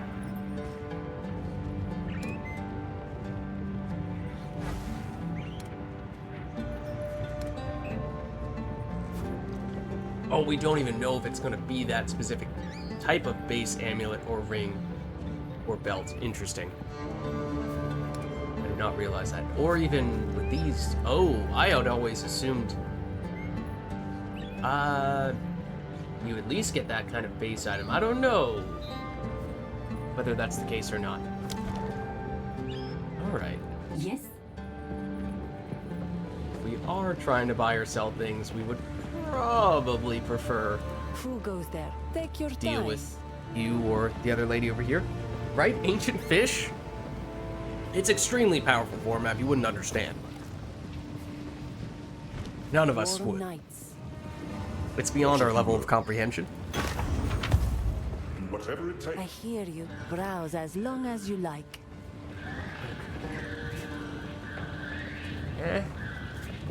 Not sure. It's reason enough to hold on to you. Oh, well, we could disenchant, which might be better. Guide you. Careful story.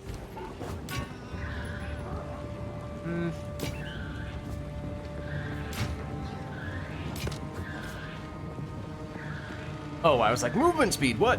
Where did these come from? No, these were the ones we had before. We just held on to them that entire time, I guess.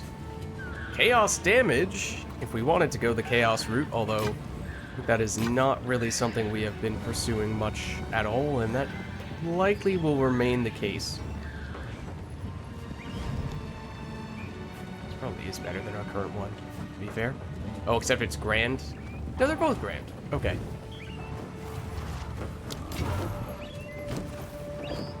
Swap those around.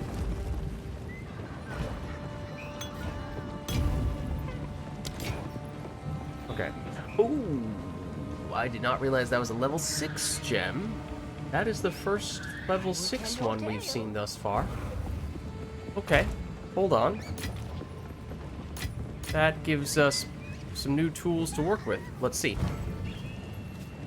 Oh, okay. Doesn't unlock any new types of skills, but it does allow us to level some up. Why is it telling us we don't have Cold Snap? Oh, it's in our stash? Is that why? Because we've absolutely taken and used this in the past.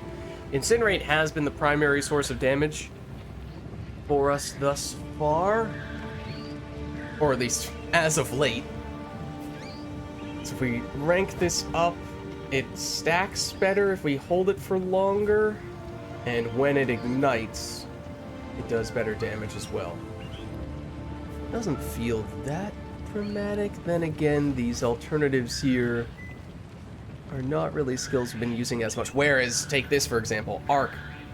Chaining an additional time, and it also gets more damage for each chain it has remaining, which functionally means you are giving it 10% more damage for each chain as well.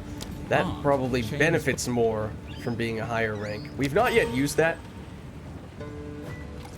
We have it equipped, but we've not used it at all. But it could be very nifty for us, so we might even want to use this support gem for it. Give it chain, so it chains another time. Supported skills chain. 100, wait. It chains plus 1 time, and supported skills chain 100% more times. And if it has a base 3...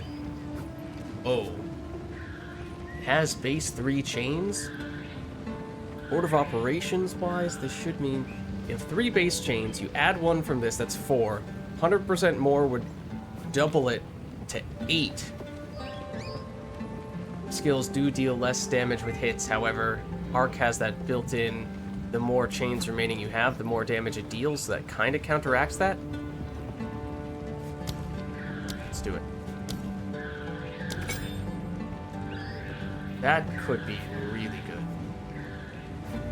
For clearing, primarily. Probably less so for bosses.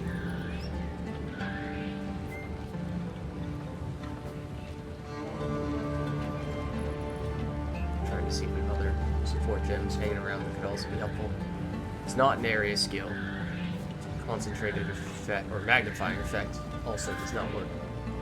Okay, recommended. There's another one that we already had that it recommended. Control destruction was one of them. This would give it more damage, wouldn't be allowed to crit, which for electric skills means it can't shock, which is a status effect that makes enemies take more damage from subsequent hits. Would do arcane tempo, but that's on incinerate right now, and I do like that. Where's the other one? Okay. That might be sufficient, just with the chain, to be a fairly big deal. What did we put the control destruction on? Solar orb? Okay, throw it on. Arc. Sure, it won't shock. And at some point, we definitely will be interested in getting shock, but for now, that may be reason enough to try it out. Okay, I think you are worth at least throwing a transmute on, since you do have that socket. Chaos resistance is hard to get. As to whether that was one of our higher priorities, perhaps not, but we'll augment. Mana kinda stinks. We don't really need that.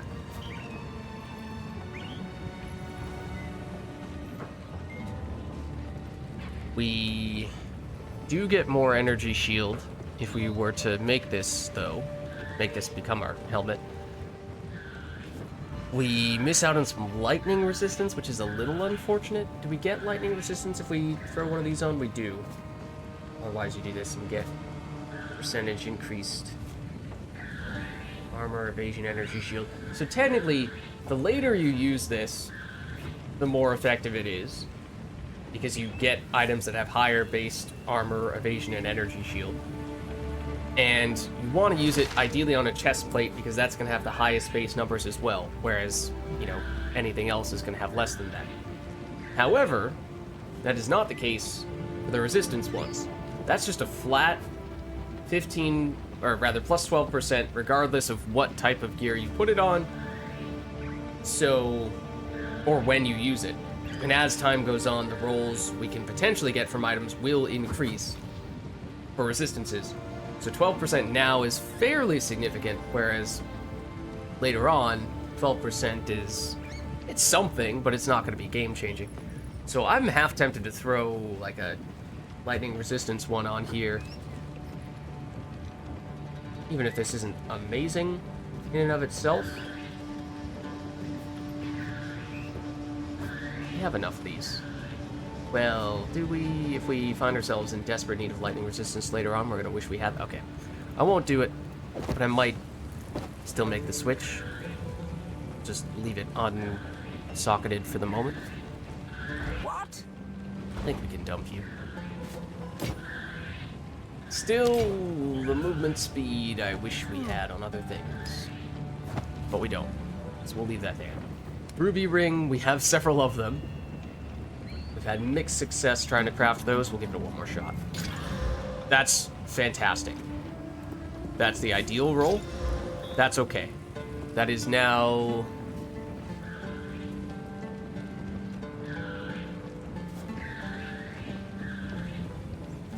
probably replace you.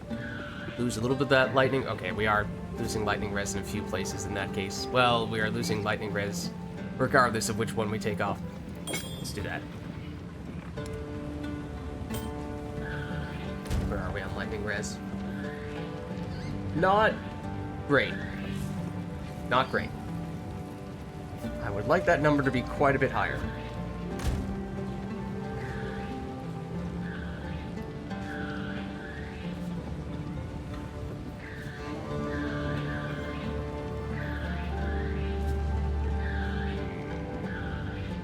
That's one we just got rid of.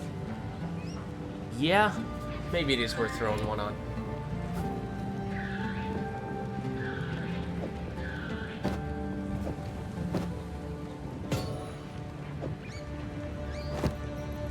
At least it's now not quite as gaping of a defensive hole.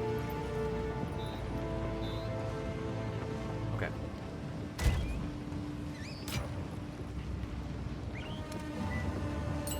And then you could be a crafting base, although in general I'm not a huge fan of base mana rings.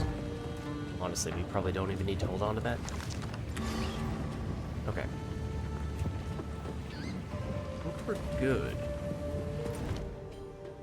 So now we're all set here again. Technically, we missed what may or may not be a significant loot opportunity over there.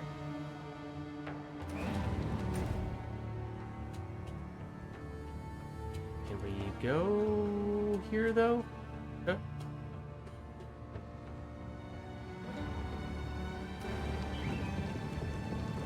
Use the desert map. Oh, right. We can't do it from the waypoint. We need to go to the desert map. Here. Okay. So... this is level 20 zone. Zone we were just in was 18. So that's actually a couple levels higher. Right. Interesting. Let's do it.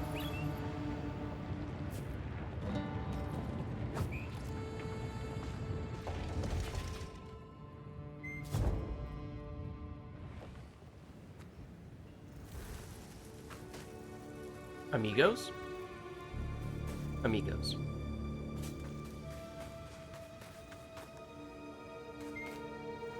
Let's not talk about it. The Halani gates have been closed? This has not happened for generations. Uh-oh. The Halani gates are closed, and the Faradan hold them in defense of the beast. We will have to find another way. Okay. You have your orders. Oh. We have to go back.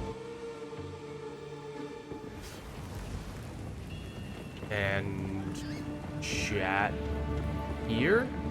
Maybe that explains why the level jumped up a couple of times, because that seemed a little bit odd. The Halani gates are closed. Then Jaman Ra must have succeeded in capturing them. He planned to close the gates to prevent the Maraket from interrupting his harvest. A siege from the front would be impossible now. But there is another way. An ancient passage lost to time. It was used by the traitor Balbala. I can show you where it is, if you will use it to stop Jaman Ra before it is too late. Yeah, I guess. Silla. So, the outcasts have raised their new king from the grave, and he seeks to violate Deshar, to feed our honored dead to the beast. Such a transgression. Those vile dogs.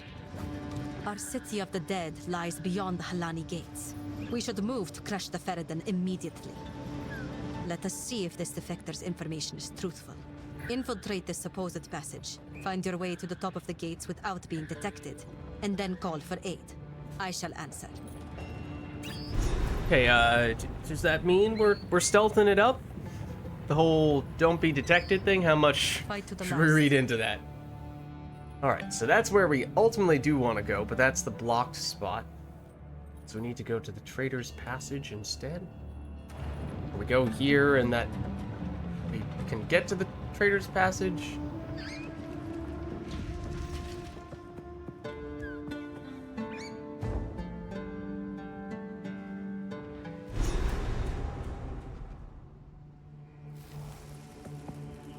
Okay. Pride and Fall of Balbal. Waypoint. Okay. Just trying to see, like, that snuck by us last time. We don't see anything that tells us there's a specific boss or loot area this time around, but it might not be that those things show up immediately. They did on the Act 1 zones, where we pretty much knew in advance when and where there was something we wanted to target. But maybe that was... This passage is how the traitor betrayed her people. Now I explore its secrets. Maybe that was not something that was going to always be the case.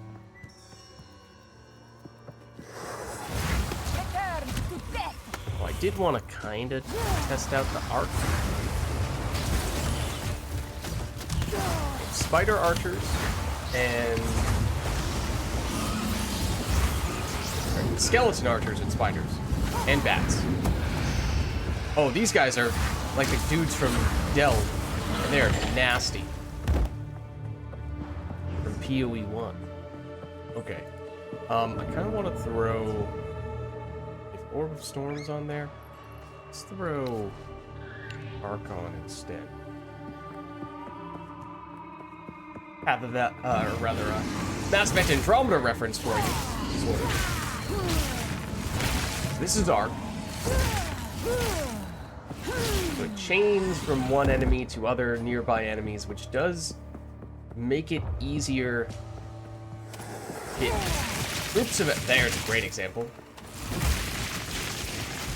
To hit more distant enemies, eventually, once it chains through them all, because that is the key with Arc, is that it chains like crazy. That is a humongous spider, and I'm terrified. So if Arc allows us to keep our distance, I'm interested.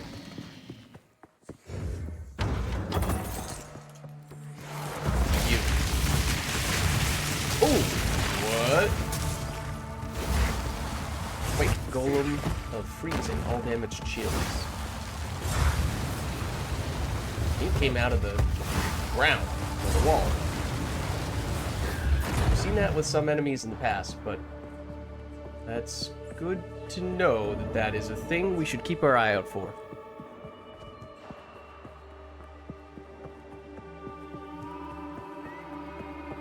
So we only have one support gem on Arc right now, which theoretically reduces its damage potential. What's that? Oh, that's a blue pack.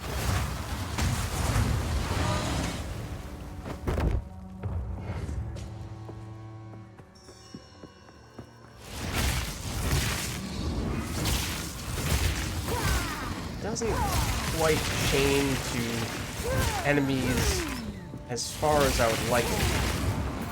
Did that explode? Did I hit something? No.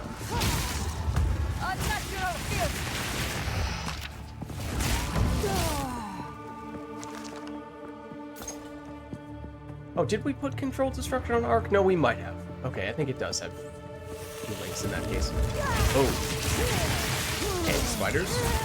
Drop from the ceiling. Lovely. Huge fan of that.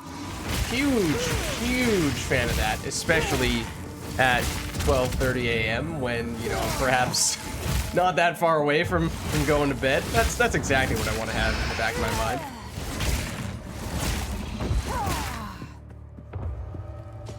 But yeah, our weapon now, and our passive tree to a certain extent, is not at all structured for lightning damage. So that is one way in which Arc is not benefiting in the way that Incinerate is. This almost looks like it's all doing it for a second, the way it was opening up there. Dramatic light. No, it's just going to be a place where all the spiders spawn in, of course. Nightmare fuel, nightmare fuel. Game is giving lids nightmare fuel. I can't do that yet. Go away, spidery dudes. You are not welcome here. Get out. You are not welcome here.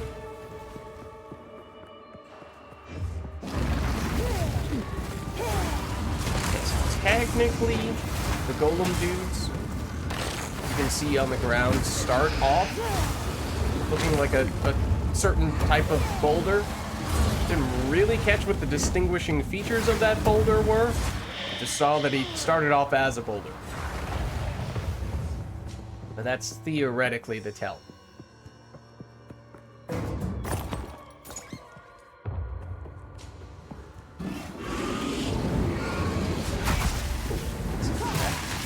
Always poisons. Have we've seen in at least the recent past that when we had a blue pack, subsequent blue packs have had the same mods. Has that always been the case? Because now I do remember. Ooh, Mind Brew. Leech, physical damage as mana, armor, maximum mana. Okay, I don't love that. I was hoping it was going to be spell damage of some variety. But yeah, is it that whenever you get a blue pack in an area, the blue packs, any subsequent blue packs have the same bonus stat? It does seem like that is tended to be the case. As for whether that is definitively so, I'm not sure. Very destructible.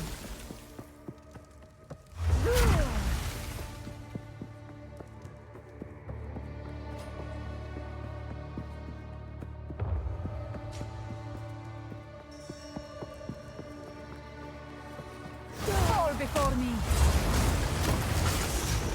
Ooh, yeah, that was a big spider sneaking up behind us. You know it was. Ow. Oh, it's more big spiders.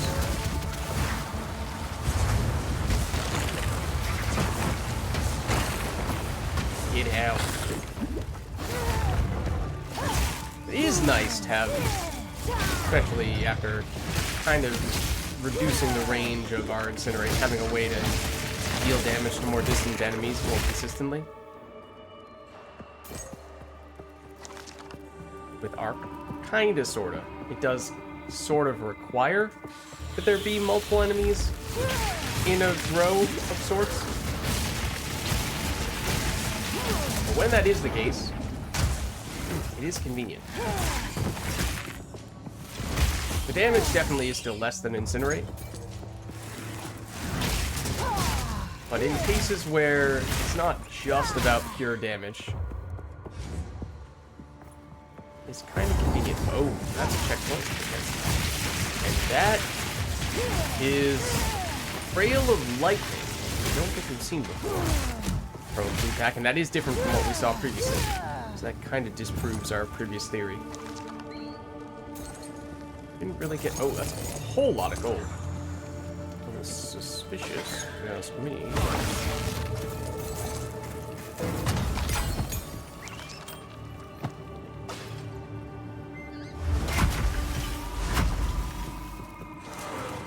I was wondering if something was going to show up behind us after we picked that up.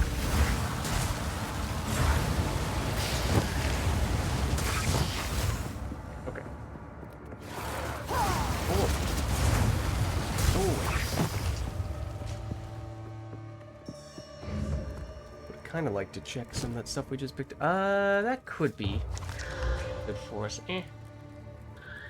Movement speed, yes. It's a dex evasion base, and plus dexterity is not especially helpful. That were energy shield base, that'd be great. Also, that movement speed could go a little bit higher. It didn't. It's not great.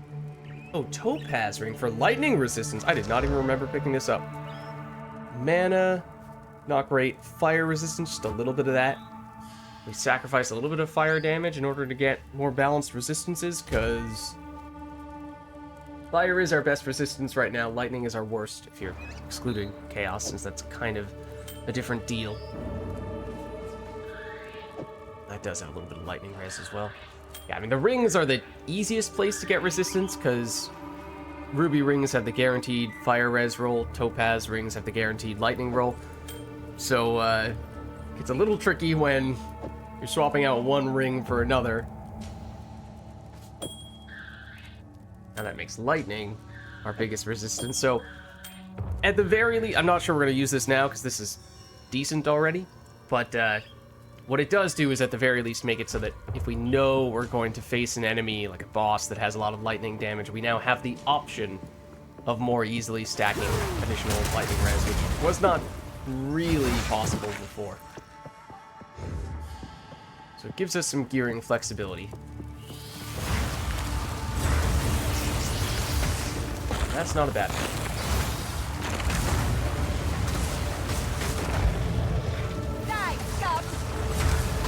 Armor. Coming up a little bit clutch there. Again. What is the... I don't understand how the timing works on those guys dropping down. With spiders in consideration, would you recommend this game? Depends how one falls on the arachnophobia scale.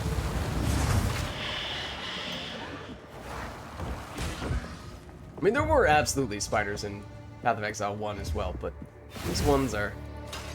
they look different. They're... I don't know, they're a little more spindly. They're definitely way more spindly. Whether that is more or less fear-inducing... What is this?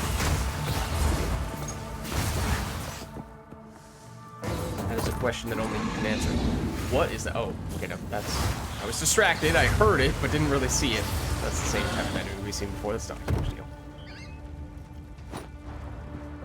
The traitor Balbala has been sentenced to 1,000 years of suffering as a djinn, bound in this place of her dishonor. Let no woman or man of Maraketh blood enter her prison before her time is served. So I'm guessing she hasn't served all that time yet. And I'm also guessing we are going to encounter this individual. Perhaps right around there, but I'm going to take a quick look over here first. Okay, this just reconnects with where we were going before. Where we came from, I should say.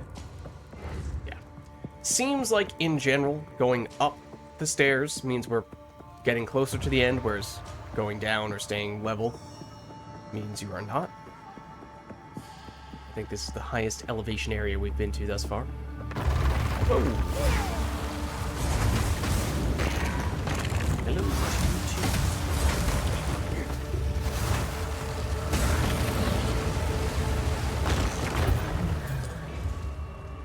this energy shield. Those, we tried crafting those before? I don't know if we have.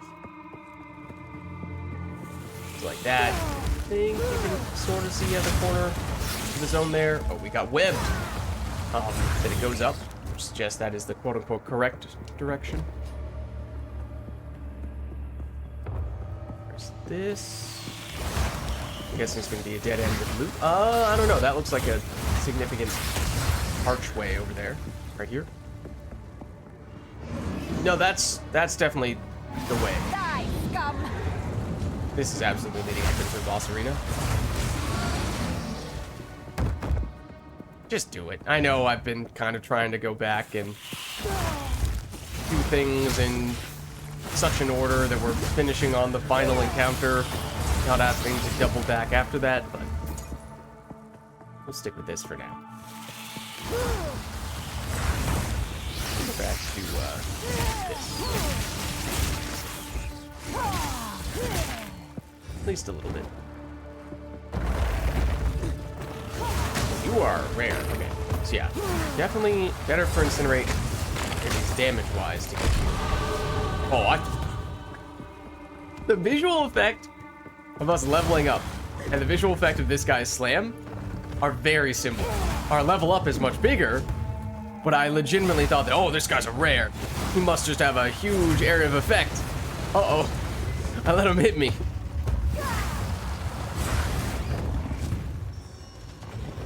Extra physical damage, aura. Oh, okay, this guy deals a bunch of damage. That means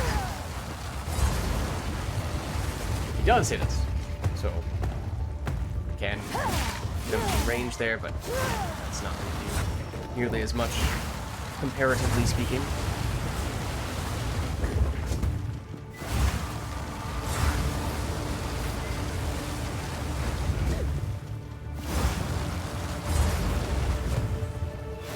Come on. Ooh, he dropped the unique.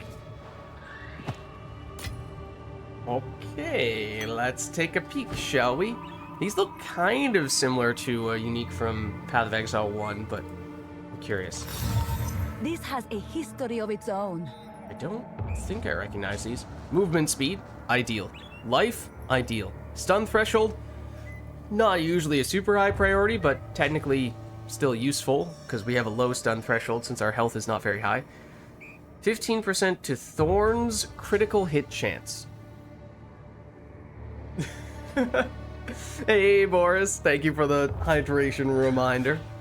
No worries, that is only our second unique to drop, and this is actually pretty ideal for us. We would lose a little bit of movement, a tiny bit of movement speed, by swapping these off, but we gain... Should lose a little bit of energy shield. Gain evasion, lose a little bit of armor. Gain a lot of evasion, lose a little bit of life regen as well, but big base life, base life increase. The Thorn's critical hit chance seems like a meme.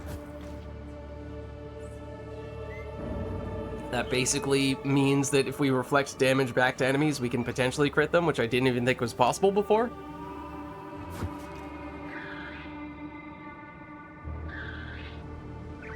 First ever biotic charge was with the Volus Vanguard, was into an enemy as a recon mine was detonated on it. You can relate. Yeah, it's a little deceptive. Okay, we also do have that skill point, of course, from getting that level. We're still zoomed in on Chaos Inoculation. Not looking to do that right now. We were headed over here for crits, for spells, either crit damage or crit chance. Let's double check what our base crit chance is on some of these things. Arc has base 9 crit chance. Incinerate. Can Incinerate hit? I was going back and forth about it before. But the fact that it can ignite would necessitate that it can hit. It doesn't say what its crit chance is, which suggests that it can't crit, which is confusing me. Less ignite duration, cone light, deals more damage per stage, inflicts stacking fire exposure, fire resistance, reduced per stack, ignites as though...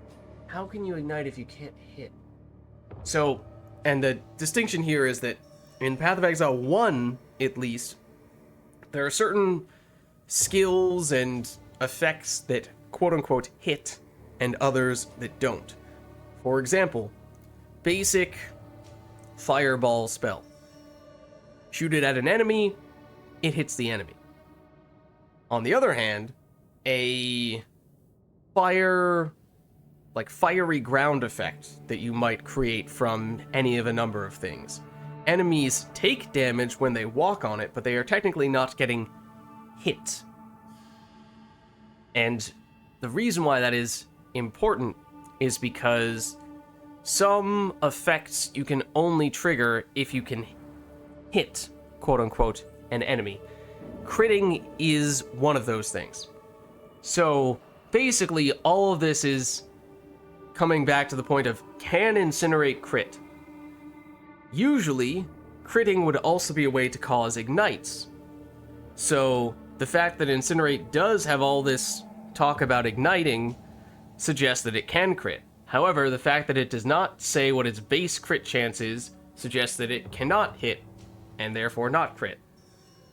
Compare that to something like Arc, which says very plainly, 9% crit hit chance. I mean, this is also just a very straightforward, it absolutely hits type of skill.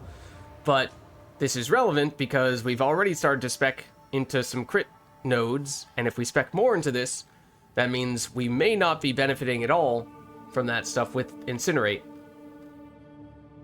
But we definitely would with Arc. So we might be erring. We could get more defensive stuff instead if we really wanted to. We started doing that before and then got a little bit distracted. Alternatively, energy shield recharge rate, faster start of energy shield recharge, that actually is really good.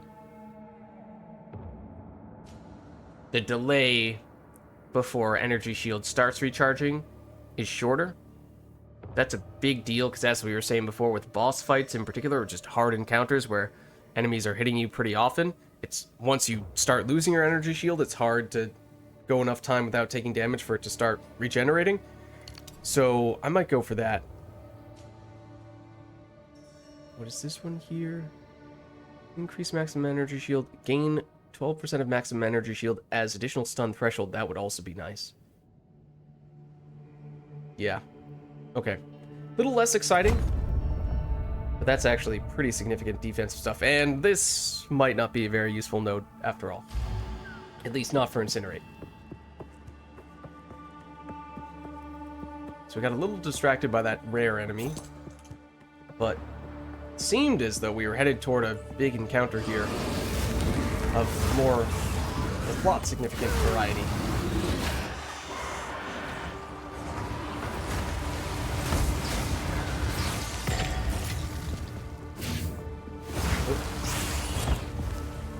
Sure. Did we throw on the new unique boots? We did.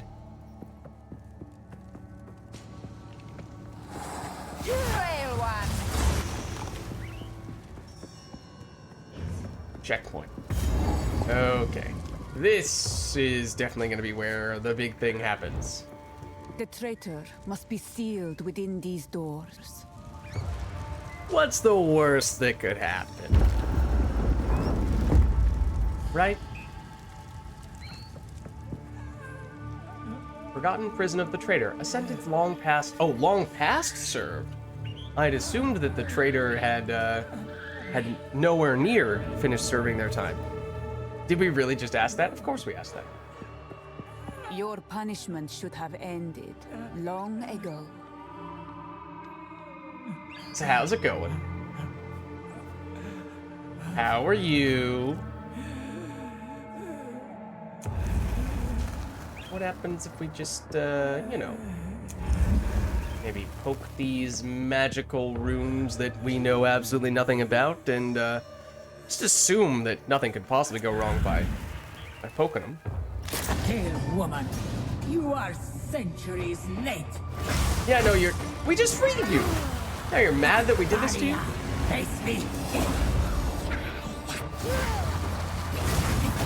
Oh, okay, that's chaos damage. / poison. You have a friend. A spirit. Am I supposed to step on this, or am I not supposed to step on this?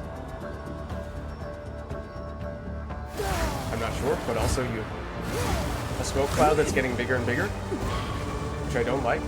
It's going to kill us. If we stand here, we're immune to it. We're not immune to it. Excuse me? We're only not dying because I spammed, at least not immediately. We were taking damage over time that entire time. The only reason we were not taking damage from it was because I was basically canceling that out by activating a flask. And then as soon as the flask expired, our health shot down. Then we took a hit, of course.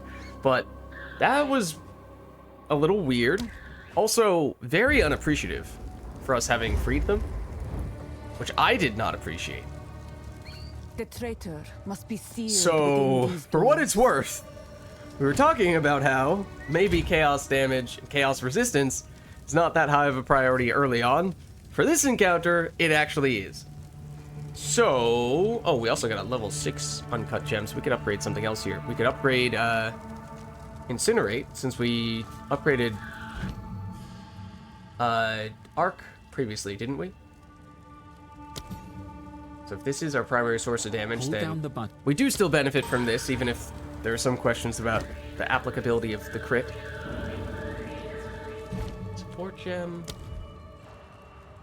You have another one that works for Arc? Not really. Okay. We don't really have a good use case for that second support gem. So, do we happen to have any additional form of chaos resistance on us? I don't think so. So, that's lovely. Let's, we'll try again. We'll see what else we can learn here. Because for a second, it looked like that little circular area with a symbol on it, that was sort of the one place that made us immune to the damage over time. For a second, that looked to be the case, although maybe that was just because I happened to look over at what effect it was having on our health at the same time I had pressed a flask. I don't remember if that was the case or not, so maybe that was just a coincidence. But then, eventually, we were not resisting damage or avoiding the damage anymore by standing in that area. I was like, oh, what do we do in that case to avoid taking significant and repeated damage over time? So, we have some learning to do still. Pale woman, you are centuries late. Nakai! Visions of Jara. Okay, so you summon a dude. Theoretically, like, you see this smoke cloud, it gets bigger as time goes on. See how much damage we're taking. We're not taking damage anymore just because I heal. Ow. And as soon as the flask expires, oh, they're headed toward us. Okay. Okay, we did technically survive. Yes. I want to see what happens if we stand here. Are we supposed to stand here, or are we not supposed to stand here?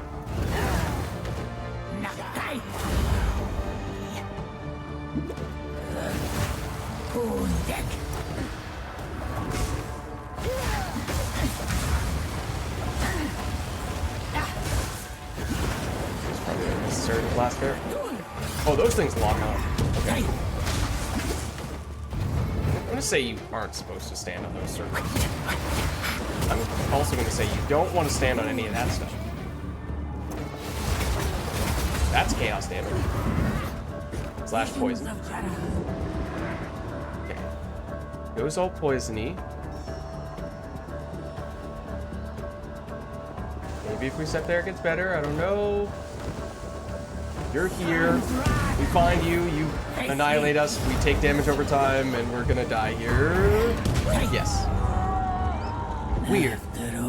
Still weird. Little bit better. Was who they sent. It seems like when she creates that big poison cloud, you have to chase her down, and the poison cloud keeps on growing until you do that. Then it eventually shrinks, and it seems like, for the most part, when she does run away into the poison cloud, it's almost always up into that top corner there, which might be a coincidence. I'm not sure, but okay. Certainly better. Still taking a little time to figure her out.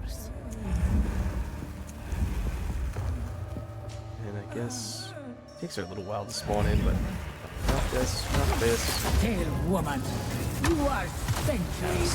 Both of those were too early to actually hit. Her melee, as is often the case for other enemies, is actually not that bad. This I'm not sure we've actually been hit by, but I assume hurts.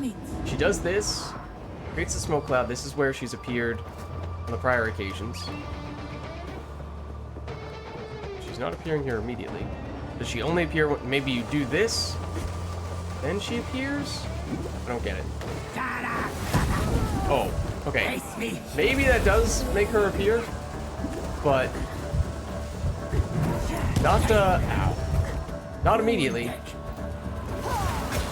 That basically just makes it so that we are on lowish health and only surviving because of the flask. Probably taking more damage still.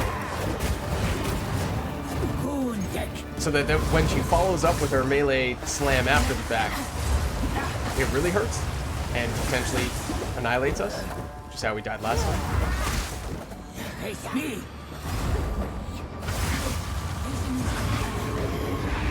She's doing this again.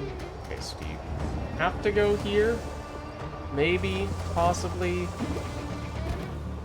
Run around. Try to find her. Those are her friends. Flask again.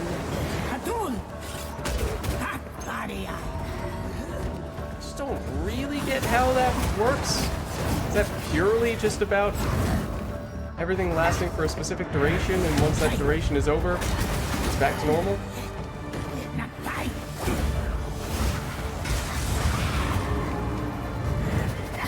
It's when you kill her friends that they create those circles on the ground.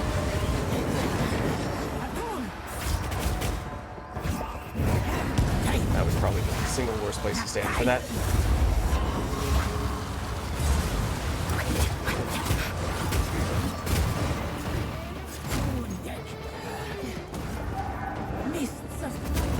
Mists means she's doing this again. Oh, so her friends here at the very least.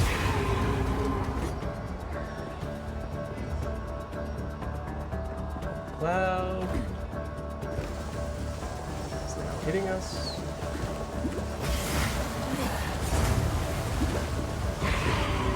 Spam life blasts more than I should have there. But as you can see, it's just like life just keeps on. I can only sustain that as long as the life flasks are going for. And yes, I rushed the life flask use in that one. It was a little critical as well.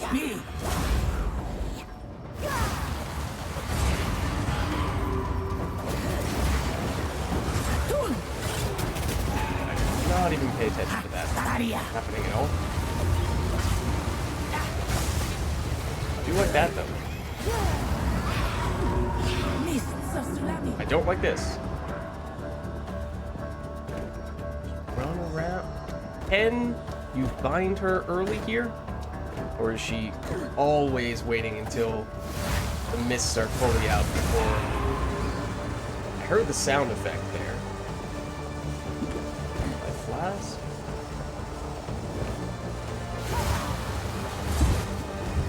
More life flasks? Does the smoke ever go away until you find her? Do you need to find her to make that happen? I think you need to find her to make it happen. Now we're out of life flasks. Okay.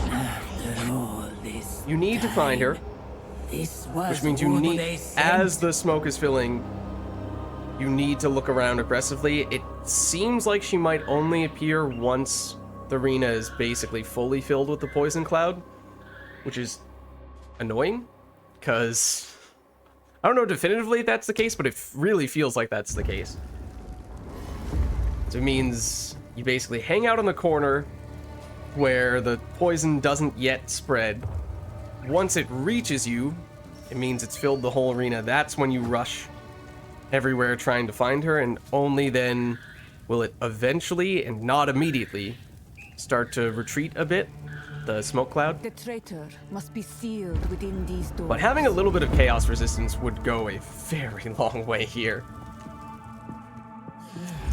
Be 5, which is actually Your punishment should have ended half decent, to tell you the truth. Or at least it's something. You are It's not a given, because chaos resistance is so hard to come by. Honestly, that was not so bad. Okay. Was she doing the smoke cloud there? No, I immediately found her. Oh, she was not pleased about that. Maybe we can find her immediately. In which case, that is way, way better. So otherwise, that phase is a pain in the butt. Did she just say she'll light us? Disrespectful. Okay, please don't knock me into that circle, because I've now gotten the feeling that that is not a place we want to be. Also, that was not close enough to hit you.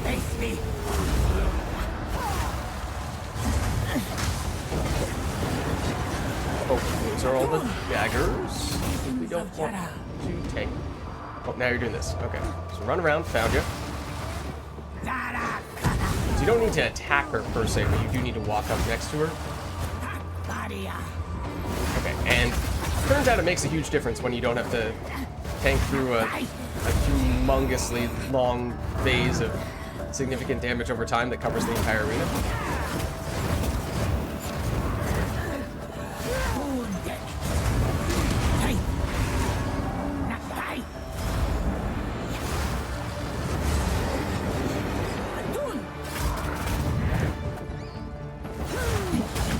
Now, that's honestly their toughest attack, which is melee, I suppose. That might be if we get hit by... Oh, there she is. So you do that, you find her, then you have to immediately dash away because she immediately goes into a slam.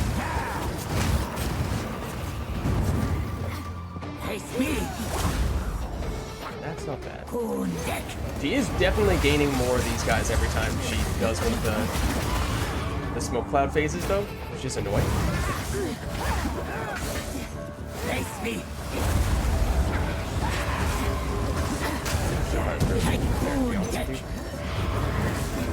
she do a smoke cloud? No, she's doing the daggers.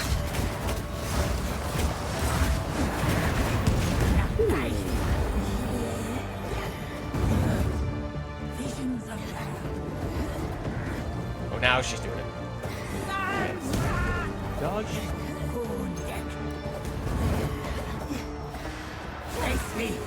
Honestly, arc here, making it a little bit easier to hit her.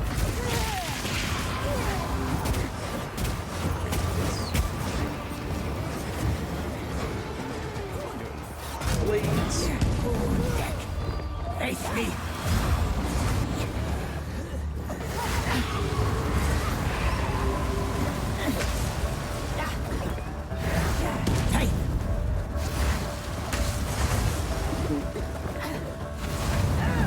Nope. Bad.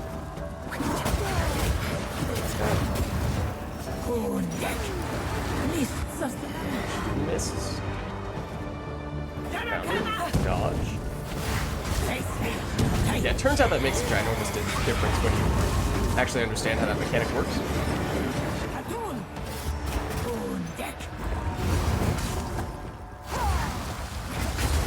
That is still nasty though. Face me. Nope, like all her friends there.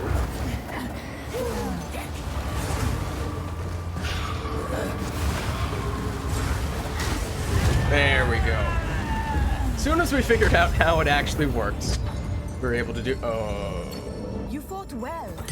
Okay.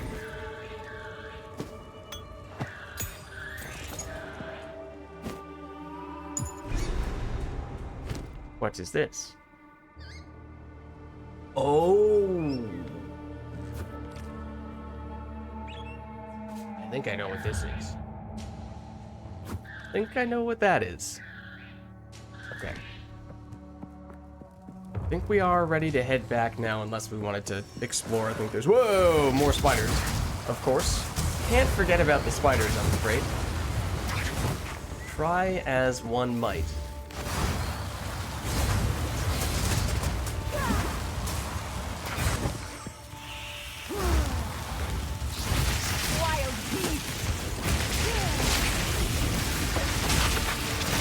Oh, that's a rare. Oh.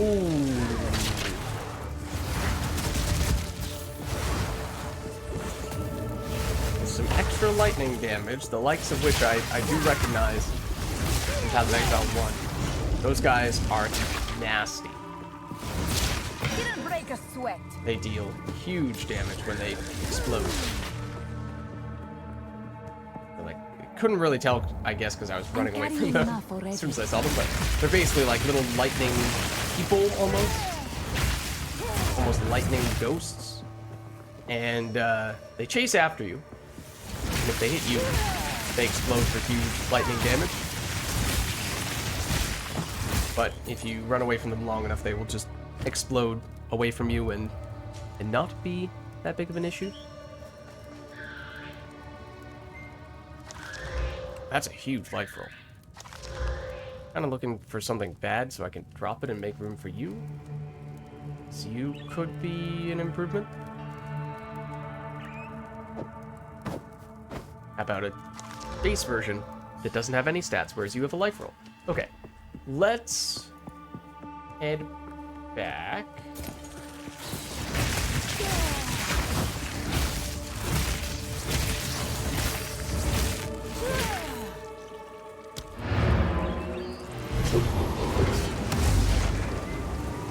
Let's see what that status effect technically does. Slows us down, I assume, by being web.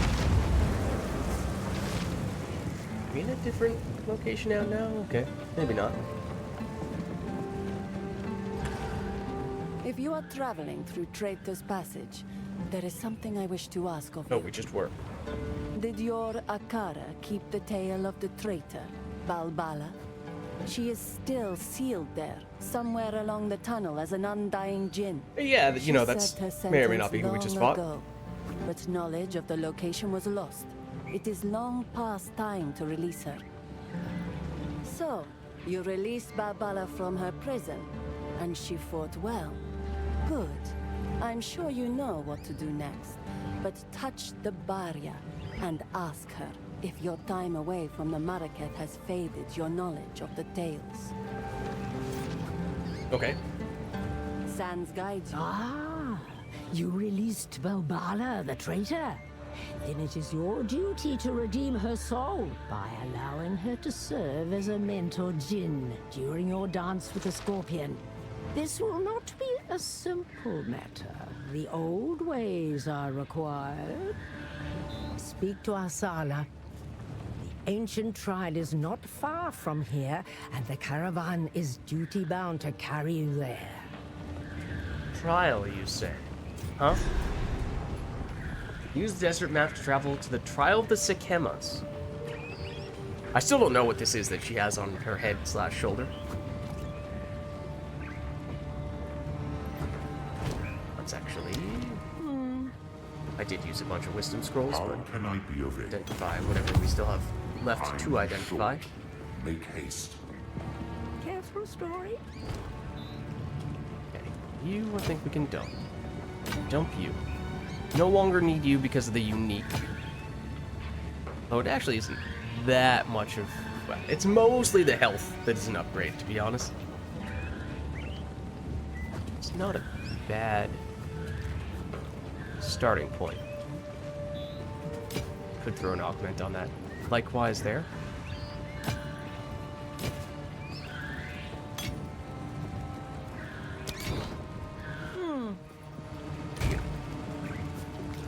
Doing a little bit better on an augment front.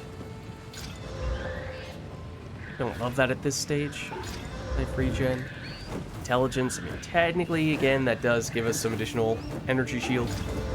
That's not bad. Use the cold res from the rune that we put in, but otherwise... Oh. Actually, the energy shield is only one better. We do gain life. I should do it this way. We do gain life, which is the biggest improvement. Slight fire res increase, lose the life gain on kill, which is a little unfortunate. Though it feels like we're relying less on that nowadays. So, you could make the case for making that change, although it's pretty close. This actually, I was kind of interested. Increased life recovery from flasks, increased flask charges gained. That's probably still a better stat, that implicit. Even if the other stats are not fantastic.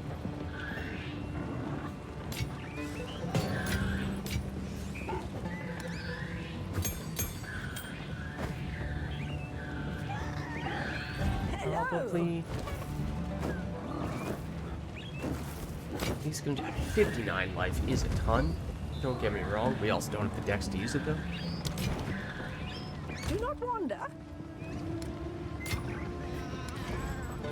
Oh, you're also junk. It's really hard to tell when I will tell your tale. those are disenchantable because they really don't light up.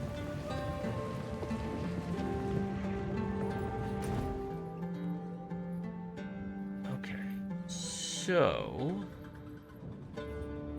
Trial of the Sikemas. Oh, we technically haven't made it out of Trader's Passage yet? Ooh, okay. Hold on. We might still have work to do in this zone. I guess we're not just looking to defeat the boss that we beat, but we also need to find an exit. This is a little more tempting to hold on to, although it's maybe still not quite good enough. Wait, compare this. It's less energy shield, in large part because of the quality we have. Look at how much of a difference the quality on our existing one makes. It's a lower roll for increased armor and energy shield, but the 15% quality still gets 8 more flat energy shield. The plus 10 intelligence technically means... Does it tell us here exactly how the numbers play out? Let's see. Intelligence gives percentage increased energy shield. I want to say 10 gives 2%. And that's global energy shield rather than local energy shield, meaning that's 2% increase to all of the energy shield we have on all of our gear rather than just to the 32 we have on this item here. So it's deceptively good. As for whether it's enough to make up for the little bit we lose by dropping this, it's pretty close actually. Oh, this is because this is a higher base level item. That's why. This is a level 16 item, this is a level 12 item. That's why. Okay. In that case, I'm more willing to dump this. That explains a lot. Okay. Let's go find the exit to this zone.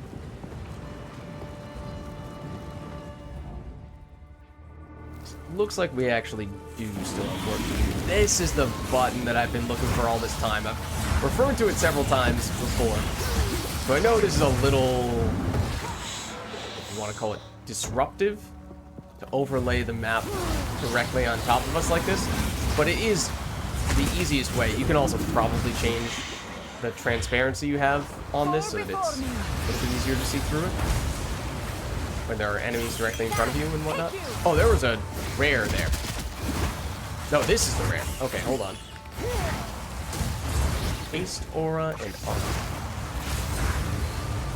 And dead.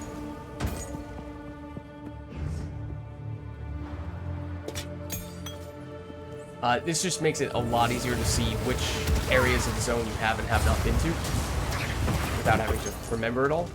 It's like you can see we haven't been up there yet.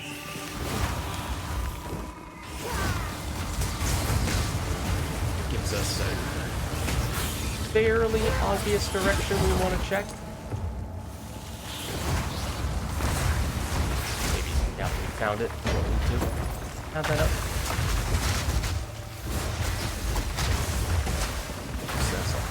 use, although that freeze was still helpful. Or maybe that was from the armor. That might have been from Arctic armor again.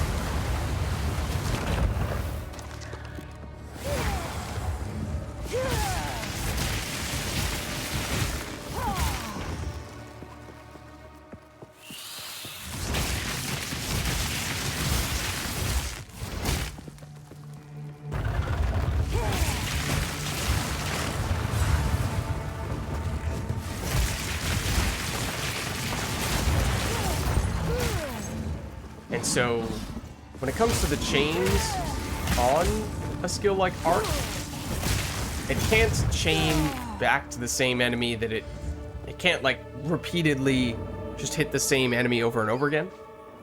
However, if there are two enemies next to each other, then it can chain back and forth.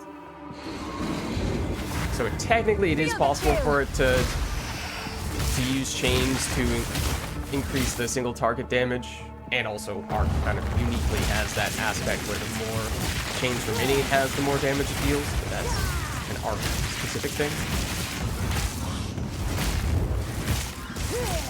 Like here.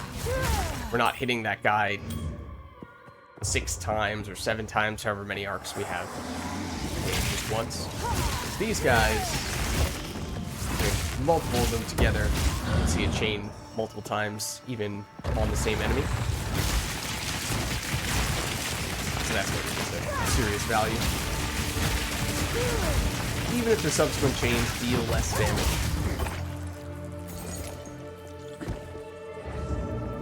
Hitting a bunch more times is still more effective.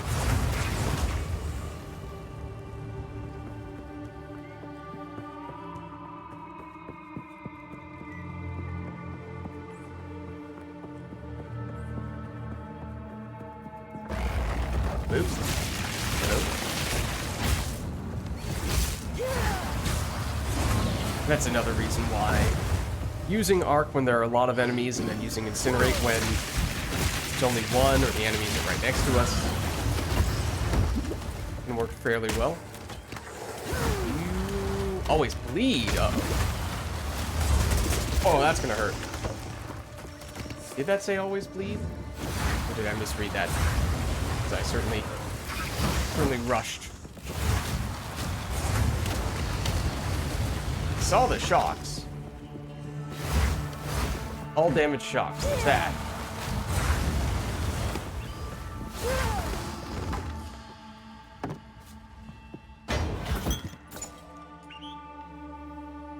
It does have a socket, which means selling it is somewhat valuable. Or disassembling it.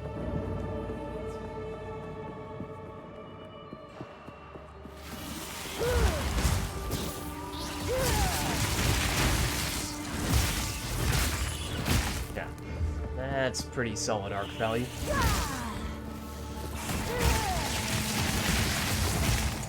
You are nothing.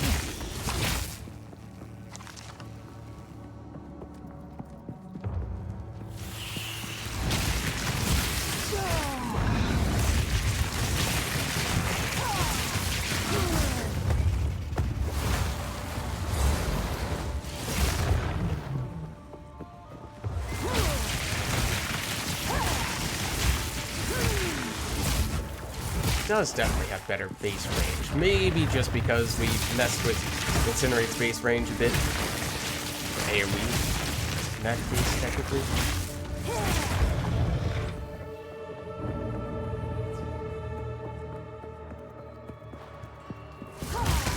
Anyway, this is more Incinerate situation.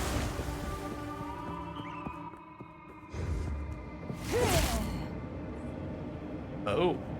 Well, this looks significant. Orbala and the Sisters 5. Beautiful. Okay. Looks like we're getting close in that case. We're obviously not there yet.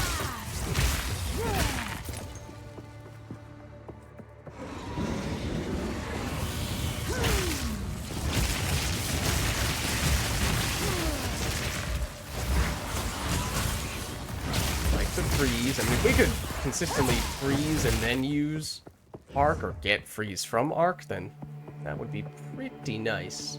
for crowd control purposes. I'm just basically getting the best of both worlds. It's quicker and easier to hit the enemies with arc relative to the cold skills we were using before.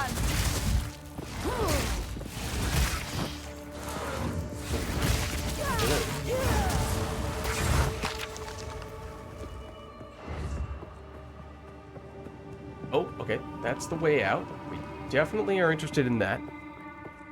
Just take a quick look over here. Basically dead end. We've basically seen the whole area.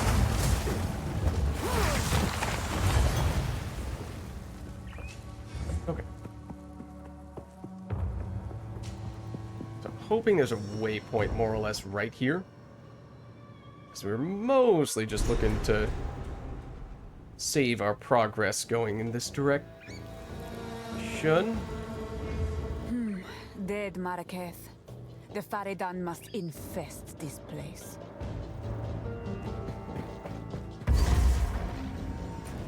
Okay.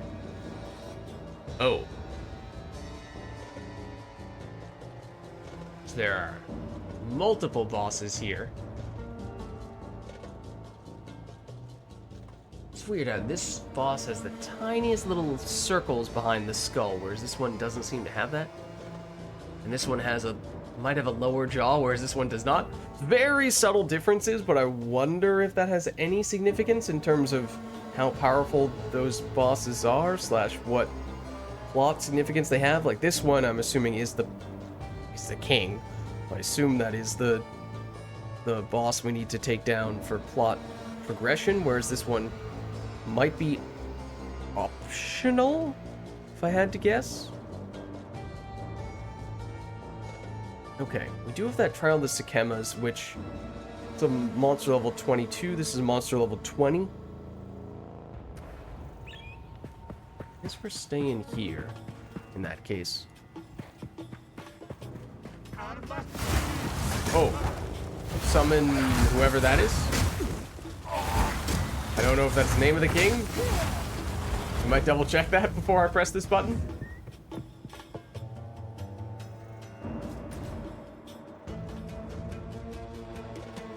Jamanra is the king. Forward command tents. Okay, that's definitely the name of the lead lady who's been helping us. So I think this is an ally, not an enemy. And she did say, once you get in, let me know and I'll help. Hold them back while I open the gate. Okay. Oh, you weren't kidding. Reopen ancient gates of seven waters.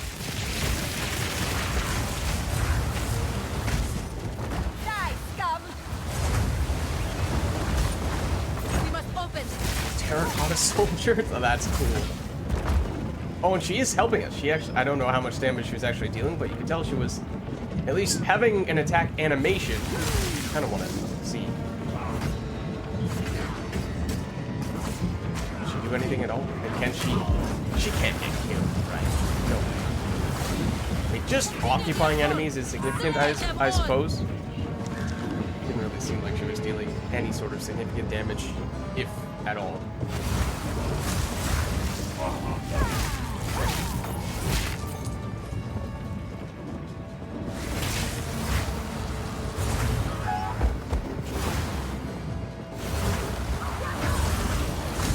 It kind of looks like a guard tent or whatever it was saying before.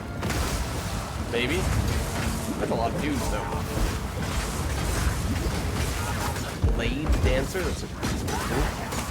See, like, you occupying 3 enemies simultaneously is legitimately helpful, even if you aren't actually dealing damage. I do appreciate it.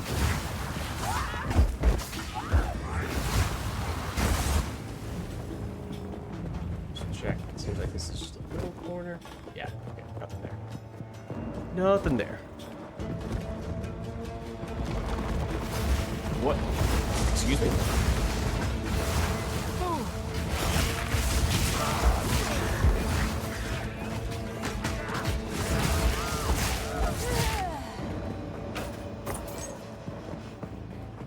That's a cool tent. Someone important who... So, an occupant of that tent? Boulder Ant is what the name of those guys are. I assume all those people are about to come to life. Yeah, you bet. Go crazy, Ark.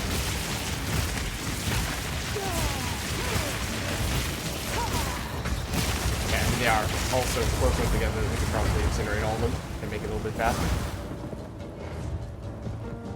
You guys not interested in coming out this way? Apparently not.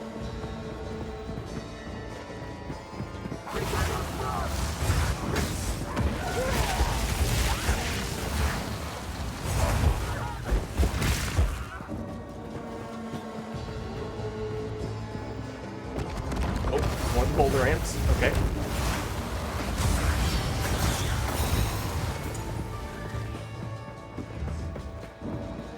And I'm sure there's some sort of hint for when the boulder ants are potentially going to drop down, but I did not really see what it was. I'm also curious, she is using an electric skill at times for her ranged attack. If she can shock, that would be actually very helpful. She did kill that guy, I think. So she is doing something. Not yet. Oh, hold on. That slow way.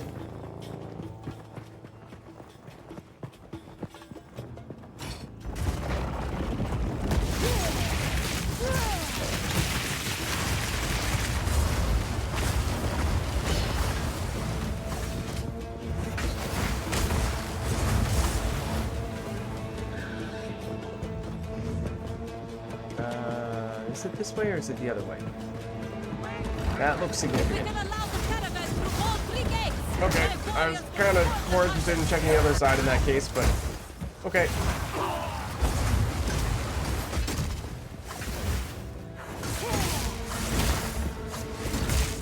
Oh, that's you. That's the other person, so I didn't really need to use Arc there.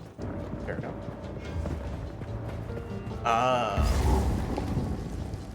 This is, yeah, forward command tense. Okay, so this is one of the optional bosses, or it's the optional boss, it seems like. Center of the, there it is, offense. Oh, wow. Okay. Your name is the Impaler? I don't believe your first name was Vlad. Lim, the Impaler. A little ironic, that name.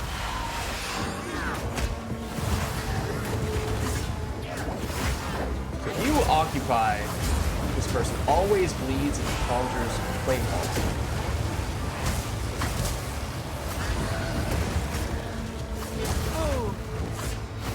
Oh, we froze her. Take that. Excuse me, you should be dead now. There we go. 6 skill gems, some gold. Ooh. Okay, not a great base amulet, but it is rare, which is really nice. That could be really good. Rare energy shield chest plate. I'm carrying enough already. We are carrying a lot. Let's dump you. Might not want you. Let's see. Take a look at this. Energy shield, life, fire res, lightning res, stun threshold. I think that's technically... Where's the... This. Is that what I was looking for? Shows you the range of those potential rolls. There, in Path of Exile 1, there was a, what you might call a hybrid roll, where, yeah, I think it is. It is. The stun threshold is not in a mod that rolled independently. It's technically that increased energy shield number is combined with that stun threshold number. So normally, if you had just pure increased energy shield, that number range would go a fair bit higher, and you would ditch the stun threshold altogether. So we probably would have preferred that, but it is still good. Fairly good. So it's definitely an improvement on what we have. We missed out on some strength, but, and the armor. The quality on the old armor was good, although this one is good enough that it would probably be worth throwing some armor on. Just make sure that the lost strength doesn't mess up anything, but not obvious that it did. Okay. You check you out.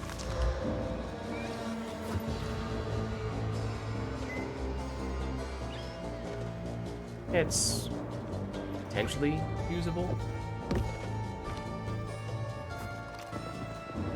Oh. I mean... her name was the Impaler.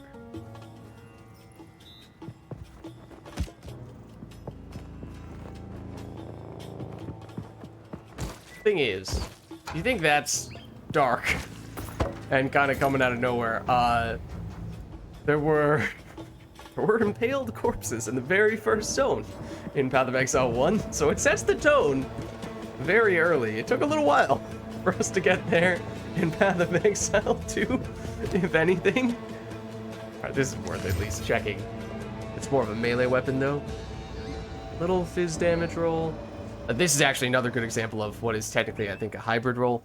That fizz damage roll normally would have a higher range that could be, but it's technically combined with that accuracy rating. So typically you would prefer to have the pure physical damage roll and just have the higher numbers for that.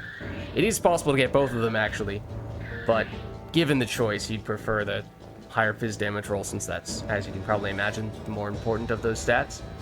Mana gain per kill, increased stun build up, and improved crit chance. I mean, definitely not relevant for what we're doing now, but also we head over here because this was technically where we were supposed to do this.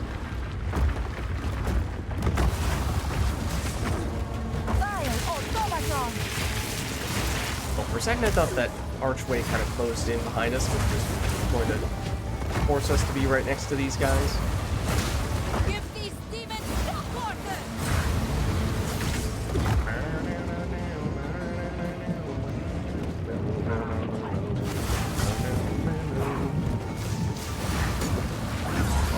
We'll give them that. I thought that was a mini boss for a second. It wasn't, so we are about to hit a checkpoint, which might mean we are about to hit one. I also suppose we are.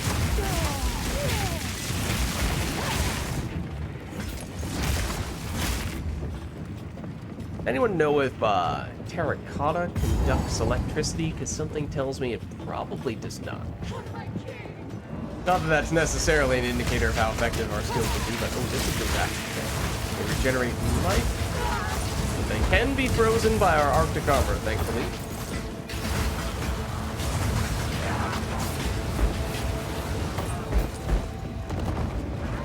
Ooh, that's cool. They go vaulting over the wall with a rope.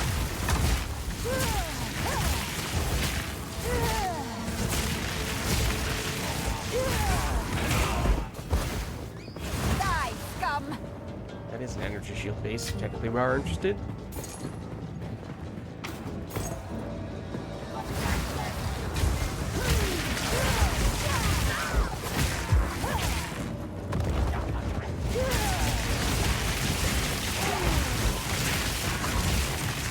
Gloves. I think I recognize that name. Okay, we've seen these before, but that's definitely the name of an energy shield base glove in Path of Exile 1.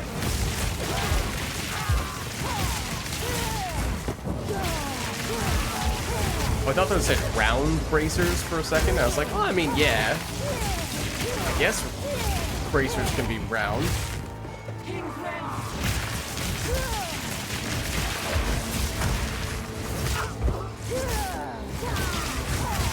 This is the right way, or the way we were seeing before up there is... Let me check this real quick. I'm not really sure.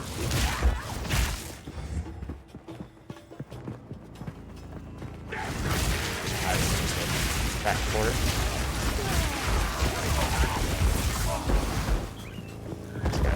Definitely gonna come out though.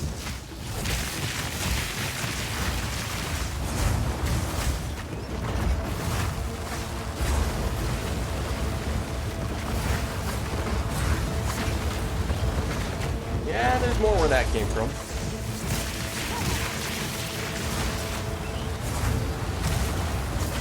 Not really sure we want to get trapped in the corner with them all.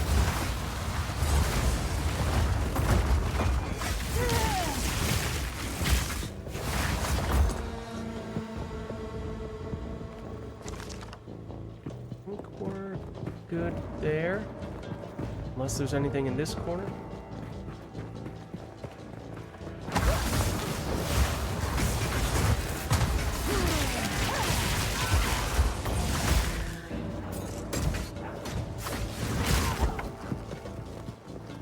Might end up looping around to the same area.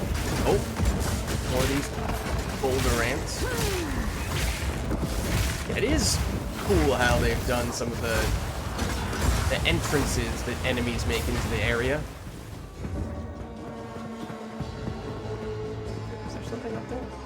Oh no, it's just those that looked for a second like they were on top of the rock formation there, which made me wonder what that was all about. Oh.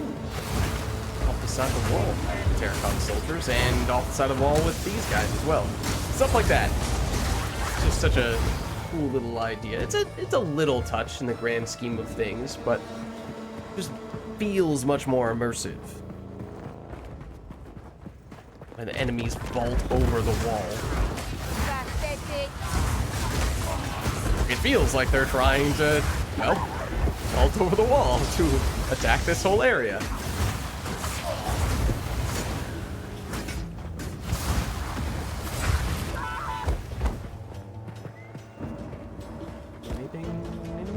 Spot? No.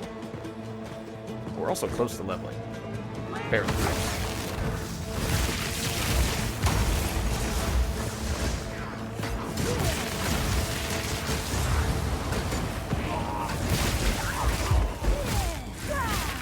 Again with the living bombs.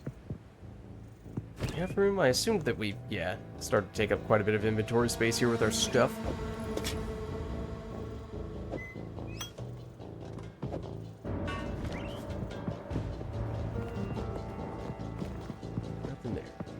Looks like a, that looks more like the beast-related stuff that we've seen in the past. This right here.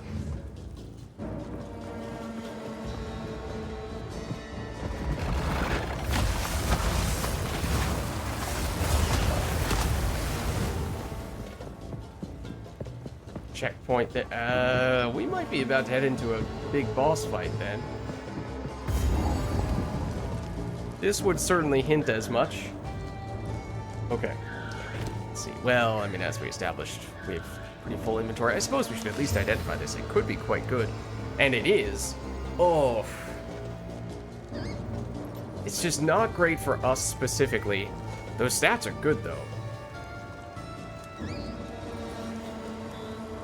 The life regeneration on the base item is not ideal. Would probably prefer the strength, to be honest with you. Would love if that increased armor was instead increased maximum energy shield. It would be incredible if that were the case. The flat life, though, almost single-handedly makes you wonder if it's still worth using. A little bit of fire res, a little bit of cold res, certainly not bad either. If we're about to go into a boss fight that may or may not deal one of those types of elements, getting a little more of that type of resistance wouldn't be the worst thing in the world. But obviously I have no idea what element that actually would be that we need most. So... how much? We do have some armor. Oh, no, we do not have armor. Okay, so yeah, that 16% increased armor is almost entirely, if not entirely, wasted. Excuse me, on us. That stinks, because that is 16% increased armor would be a big deal if we had any armor to speak of.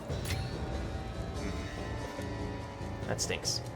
So close to being very, very good. Okay, here goes nothing. I think this is going to be a boss. You know, I'm going to go out on a limb and say this is probably a boss. Noxious. Well, we knew there was going to be a boss here, I suppose. How is this possible? Should not really blast there. Ow. Wrath for the king! Oh, that doesn't look good. I'm curious as to whether that's fire or lightning damage that is dealing. Throat, you Sakama, and leave you the sand! What? Okay. Did you just kill her? Will fall! An area that was seemingly absolutely humongous. So this might even be the last boss of this act. I wouldn't think so. This has been much shorter than Act 1 was, but I shall dethrone that seems like a pretty big deal. And leave you to the sand! Oh, okay, well we can freeze him, which makes a huge difference. I did not capitalize on that as much as I should have, though.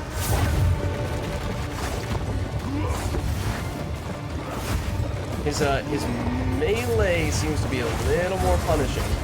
Maybe. The Madaketh will fall! The Madaketh will fall! By my hand! That's still hitting. Wait, you quite literally cannot. There's not enough room in the arena to dodge that. You are unworthy! The Madaketh will fall! By my hand!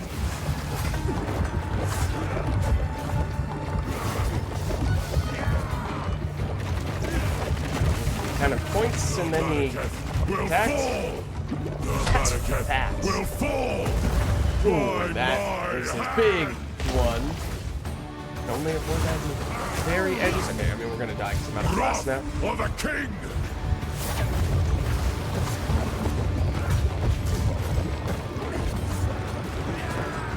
I shall dethrone you, Sekama, and leave you to the sands. We're dead. We did a decent bit of damage to him. We learned a bit about him, I guess.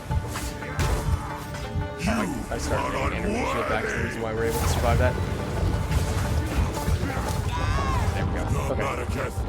That's the situation where getting passive blast charge regeneration for boss fights is really useful.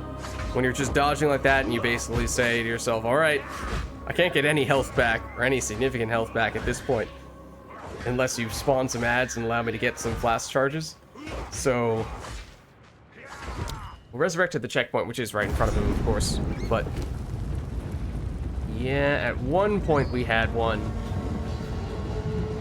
We had a flask that had that.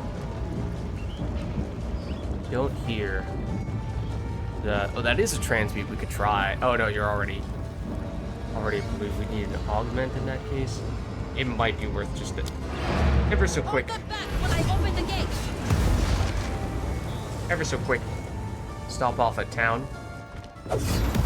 Sell the stuff we have and swap out our life flask if we still have it. Oh, I hope I didn't sell it. But we can also try augmenting this one. I think we're dumping you. Should identify this stuff first. Technically speaking. How can I be? Just in case. What? Yeah, that's definitely fine. That's fine. That's...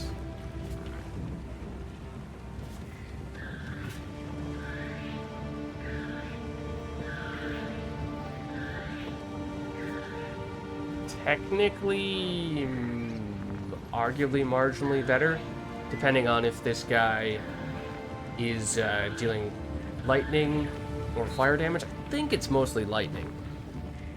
So I don't think that fire res is making that big of a difference. It would be a marginal upgrade at best.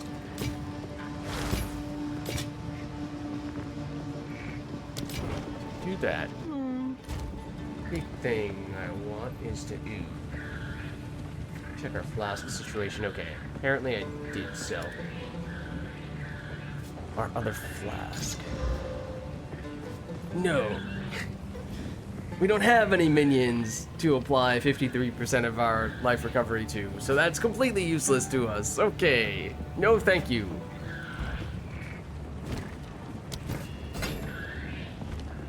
Just made it worse. That was the primary thing I was hoping to get. But also, here is the situation where if we think this guy is doing lightning damage, We have a fair bit of fire res at this point, but if we choose to prioritize lightning damage, we could deliberately throw this on for 30% more lightning res, which I think basically doubles our lightning res. We'd have to sacrifice some to put you on if we throw you on here, but now we're at 48. That might be worth doing. Just fire res, cold res, not lightning res. What is it that we lose? We lose 10% increased energy shield. That does kind of stink. But we gain a lot of life. Let's see what the before and after is like. 441, 281. So, what, that's 689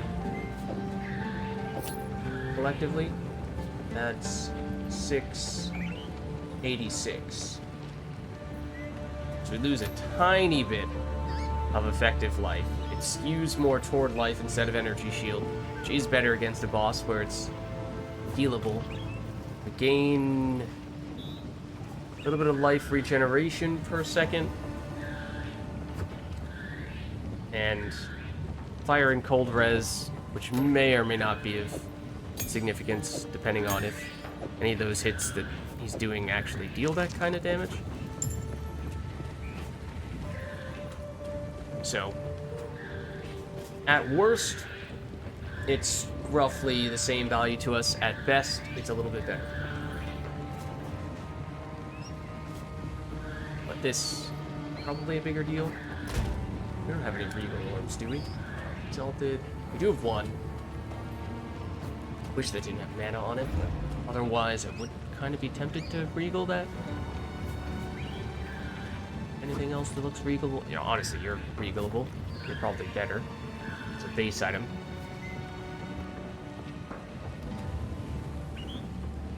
Let's see. Do we have the lightning one on? We do have the lightning charm on as well. Okay. That might... I mean, we did fairly well in that encounter. And now with more lightning res, might be good enough. Oh, sorry, I bumped the table. Let's see how much this helps. Noxious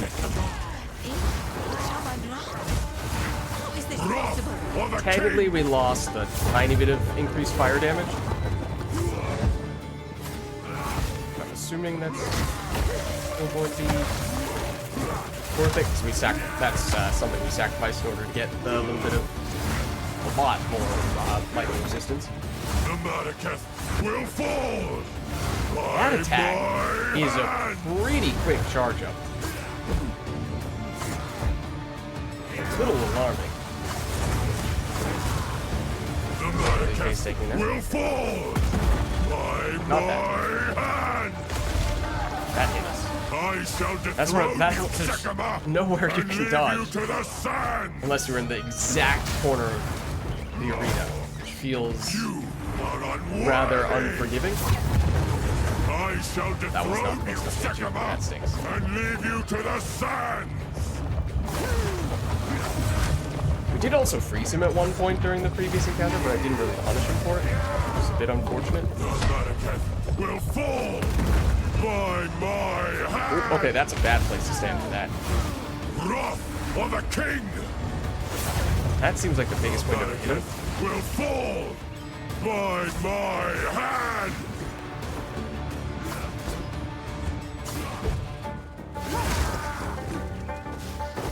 Bleed? The Madaketh will fall. Wrath I was dodging of the that, king. then I really didn't. Might have been better served holding that for longer. The Madaketh will fall by my hand. Okay, I'm in the corner of the map, and it still hits. The exact corner of the map.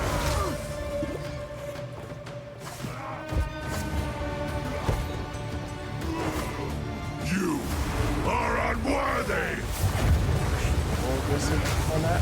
Okay, here. This is where you absolutely annihilate him because he's frozen. I I tried to seek peace. And the Sycamores disgraced me. He didn't see this last time. Rotten sand. This time, we choose stuck. war.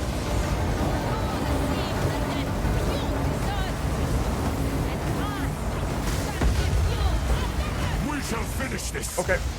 But not today. Make haste! He must not escape! Mark my words, Jaman-Ra. I will return you to death. Oh. Quickly! He conjures the very sands against us! Okay. I'll follow you then. This is Turn to no the caravan. natural sandstone. We must battle sorcery with sorcery. Okay, Let us return to the I was caravan following and you. entreat Zarka's wisdom.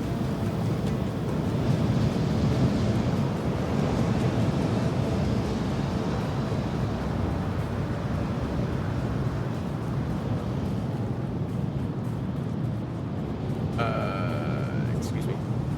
Maybe you were leading us in the correct direction then. It looked like a dead end, though.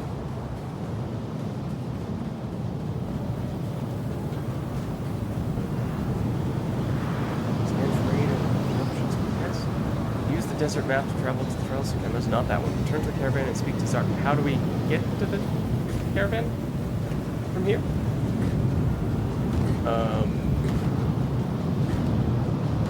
Excuse me.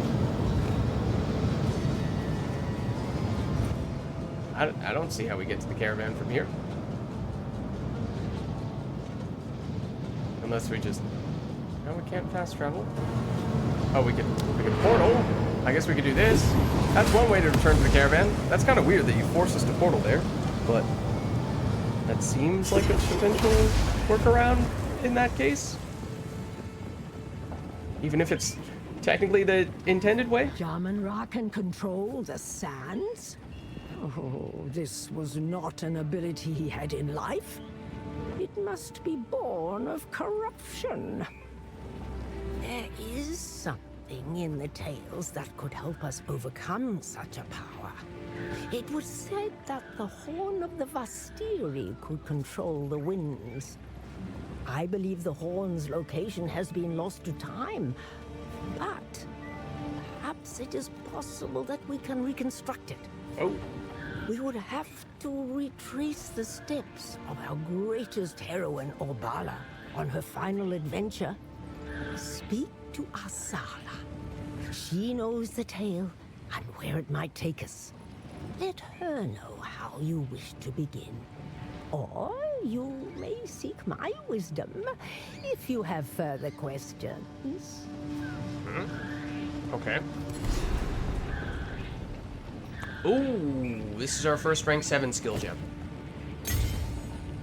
Okay, so it seems like we defeated Asterisk, the boss there, or at least we dealt enough damage to end the encounter, but he escaped, and he's going to reappear on a later occasion, perhaps stronger, and might turn into the final boss of this zone in that case, or this act, I should say. I will tell your tale. But now I believe this is a new tier, yeah, where we can start getting curses, flammability, hypothermia, and conductivity. They basically debuff enemies so that they take more fire, cold, and lightning damage respectively. Each curse applies after a 1 second delay. Curse radius 1.7 meters. Cursed enemies have reduced lightning resistance for 6.4 seconds, cold, fire. So, another reason why technically we would like to be more decisive about which ones of these we would like to use, or which element we want to use going forward. I mean, Incinerate does remain Flammability is primary a curse that makes your enemies more vulnerable. damage dealer we've been using, although Arc on occasion as well. I mean, this would be most helpful against bosses, is a curse that makes your where we're trying to enemies more maximize the vulnerable single to- target damage against basic enemies. Yes, sometimes it could be useful, but I think prioritizing Incinerate in that way is probably still the best way to do it. And to throw you on here, let's see if there's a curious if we have any support gem potential with that.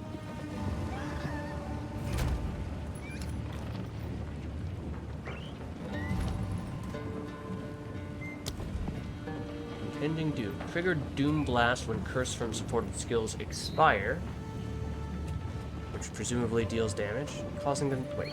Supporting cursed skills you cast... Supports cursed skills you cast yourself, causing them to trigger Doom Blast on cursed enemies when cursed expires. Okay. Magnified effect we've already used elsewhere. Persistence. Supported skills have more duration. I think that would probably be the top priority, assuming that this is going to be something we use mostly against bosses. It's gonna... We kind of want to set it and forget it. So having it last longer makes it easier for us to not have to alternate constantly between debuffing the enemy and actually directly damaging the enemy. And 40% more duration. Okay. So that's what? Get us up to around 7? Not 7. Around 8-second duration. If my 2 a.m. map is right.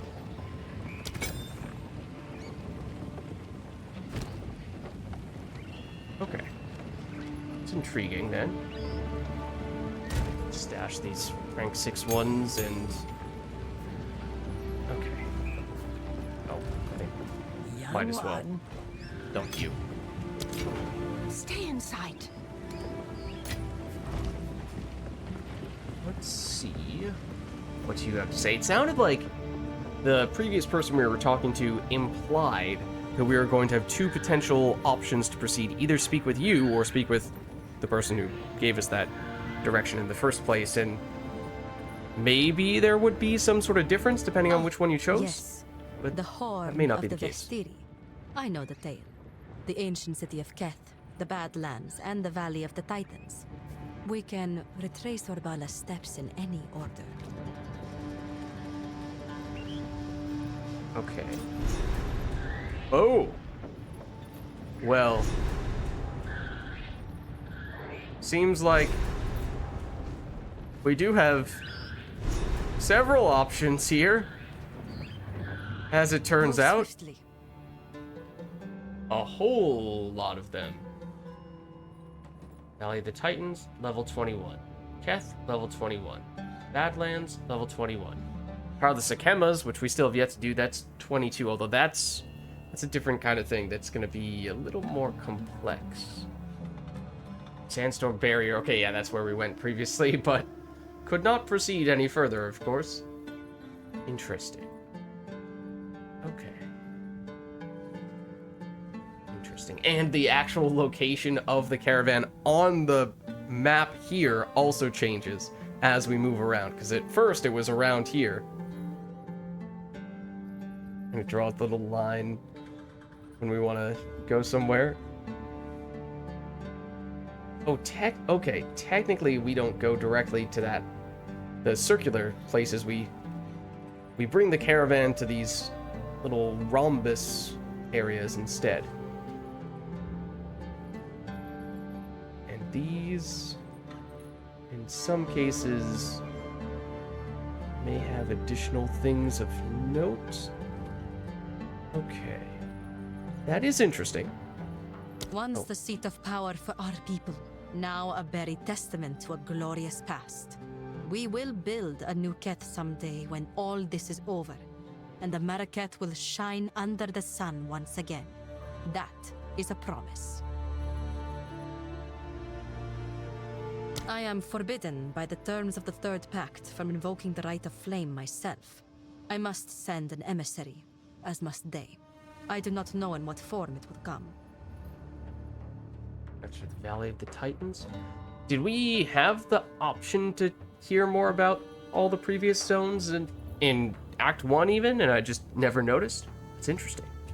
It adds more flavor text, adds more lore, more background, of course, which to some is not of any interest at all, but it just adds that additional depth to those who are interested in it. That Valley of the Badlands, where mastodon bones rot under the sun for all time, is proof that a culture can vanish entirely if the world changes too much. I will not let my people diminish and disappear the same way.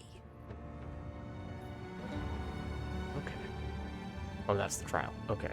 But no info from going there or any of the previous areas we've been to? Okay. I did do a little bit of just grinding in zones that we'd already seen. Got, I think, a couple of levels. And with those, basically just invested further in faster start of energy shield recharge, so focusing on the defensive side of things, trying to scale that up, because there's actually a lot of places where you can pick that up on the tree, even in the very early stages. Realm is restarting in 20 minutes. Uh-oh. Deploying an update.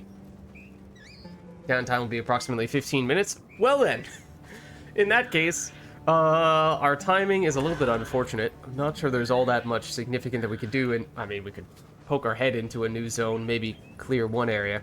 But as you can see, faster energy shield recharge, there's a little bit more here. I think there's even more over here, and possibly even more in this direction. So do enough of that, and your energy shield recharge can start very quickly. That's useful, because that means, especially in very heated encounters with lots of enemies surrounding us, or boss encounters where enemies are hitting us really hard and we're trying to dodge our way out of repeated hits, it gives us just a little bit more time so we can get that energy shield back up. Because as an energy shield character, and one that is going to just scale more energy shield as time goes on, as we saw, if a boss is hitting us with when we have only life, we could be in serious trouble and get one shot by some mechanics, but sometimes, especially if we had more energy shield, that can be the difference between us surviving and going down to one little bop. So that's what I've been focusing on as of late. Don't think there are any major gear drops. Of course, a little bit more currency here and there. I did find in the shops, and I think from just some random drops, now basically +3 to all level gems of various varieties.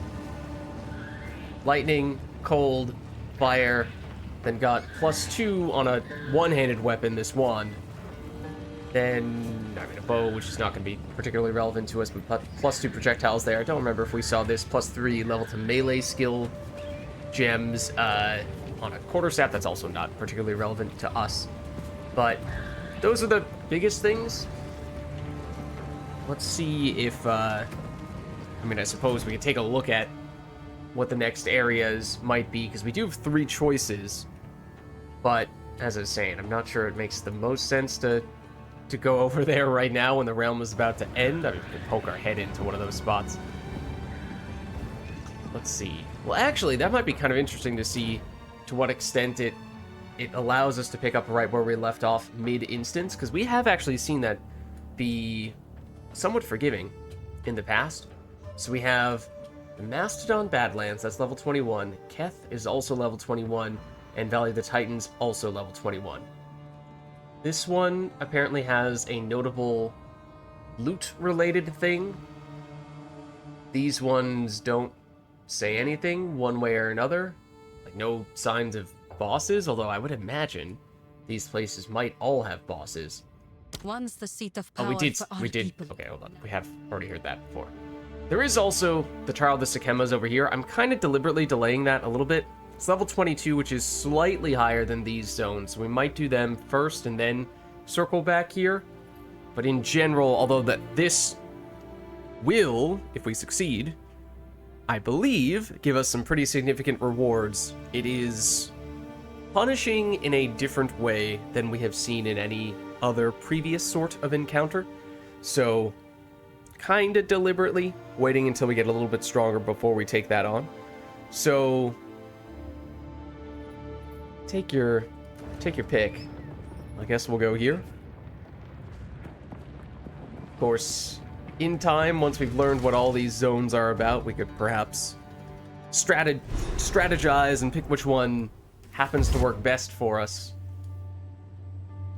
based on what we do and do not have going for us on our build. Oh, another thing that I actually did experiment with a little bit was... These guys are strange looking. I experimented a little bit with Arc, which we didn't give a lot of time in the past, but I threw Unleash on Arc, and that's actually pretty nice by the looks of things. Oh, You who wake the dead shall count yourself among them. that's pretty cool, man. Not gonna lie. Tongued rituals be damned. But that guy is terrifying. He's huge. We broke his shield. That's also pretty cool. Okay, so it seems like necromancy is a pretty big theme in this area. You are with an attack, technically speaking, or at least a single blue enemy. Lots of enemies to use for chaining arcs together. And I might have said last time that you need 2 adjacent enemies in order to chain the arcs. I think technically you might need 3.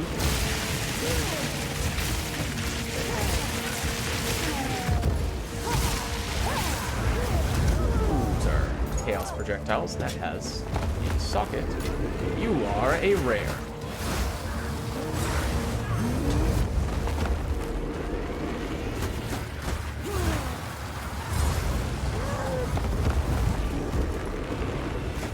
Also can make huge meteors drop from the sky, which is pretty cool, but also probably not something we want to have hit us.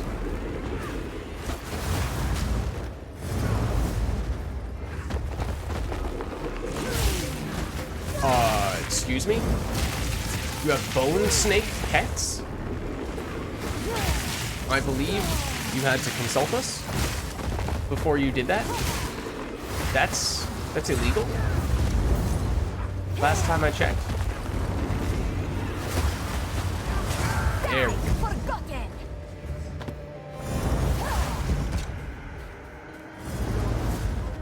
Now we're breaking effigies. Wonderful.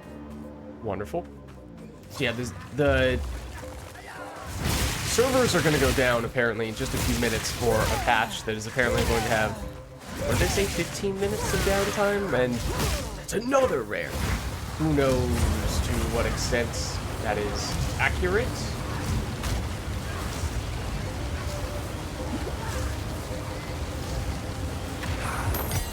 Hello and goodbye, Righteous Eye.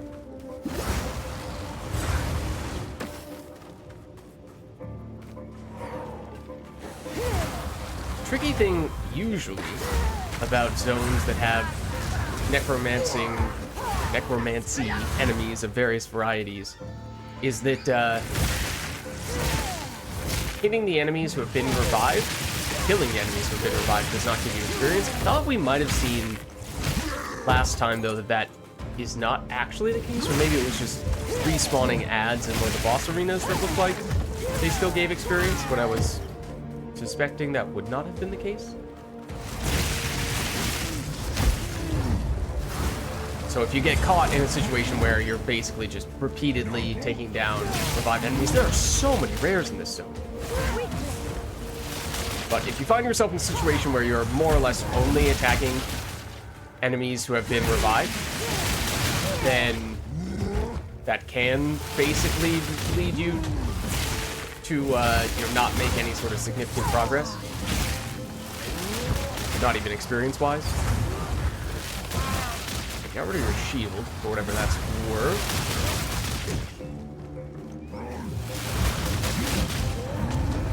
Now that you have more friends, that actually does make it easier for us to chain. Come on. There we go. And that's a blue. Also a blue.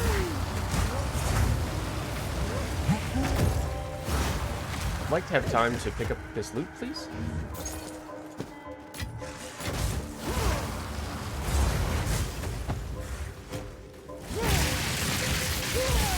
That's pretty nice when you can get the arcs just chaining across so many different enemies. Ow. Wah, they say. Down with the sickness? Question mark? Arc does, however, seem to burn through our mana much more quickly than other gems have, for whatever reason. Then again, outside of using Arc, it's been pretty rare that I've had to actually use our Mana Flask. So, not as if that's a huge downside.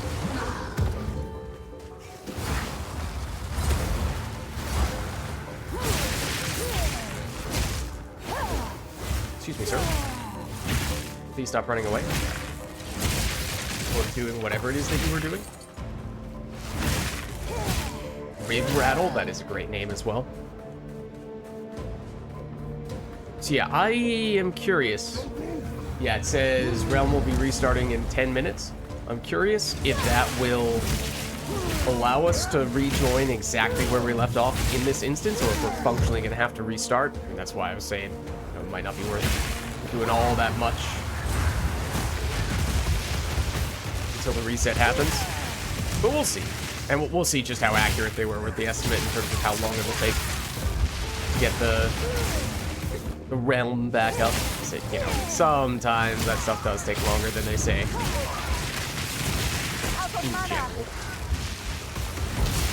Oh, out of mana, you said? Okay, well, we can deal with that. But yeah, here, like, if it's repeated Necromancer after Necromancer, and they're reviving faster than you're killing their enemies, then obviously that can create some issues. Ow. That's one of the Necromancers down.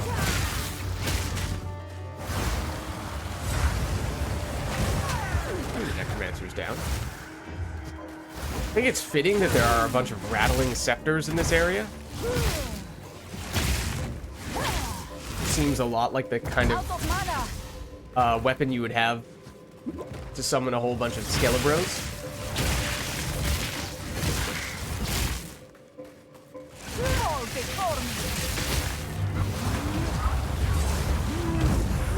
You know, I'll be honest, I thought that would have hit us for more damage.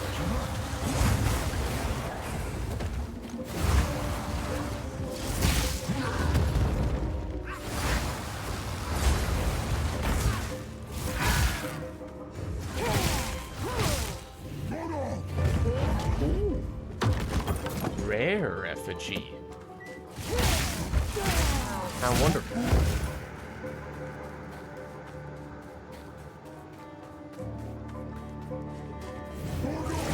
That's another rare.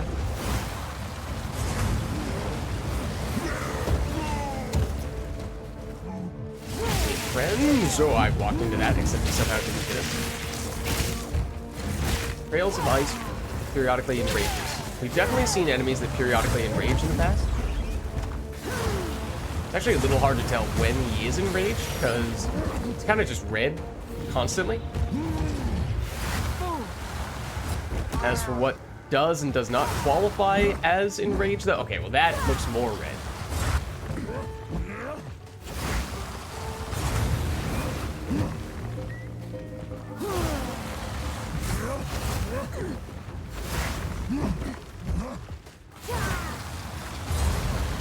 Come on. There we go. Forgotten.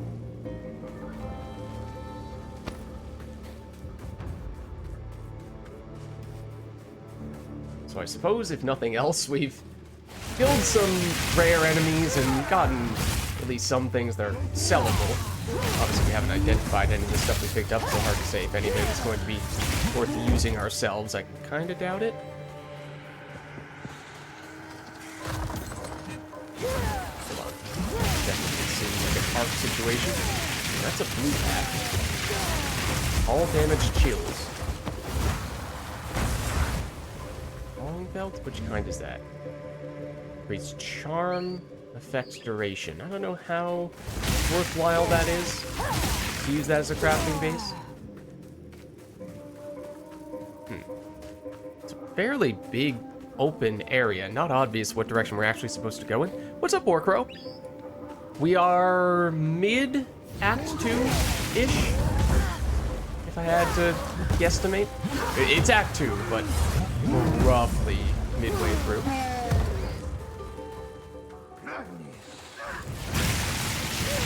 maybe slightly less than that.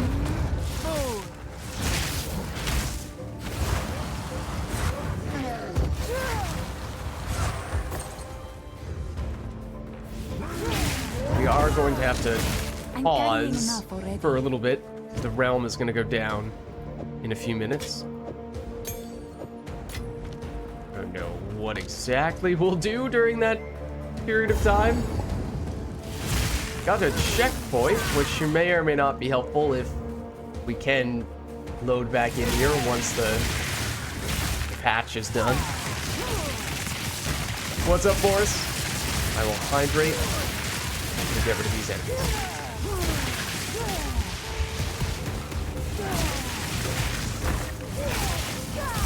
Yeah, let's say 5 minutes until the zone will go down, and then they expect it to be down for 15 minutes. Ooh, that hurts.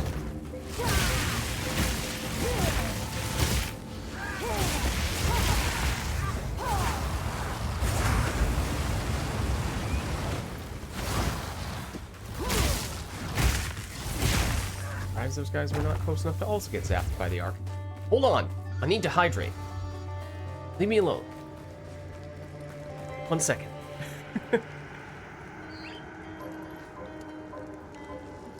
Is that what this patch is? I have not looked at what the updates are supposed to be.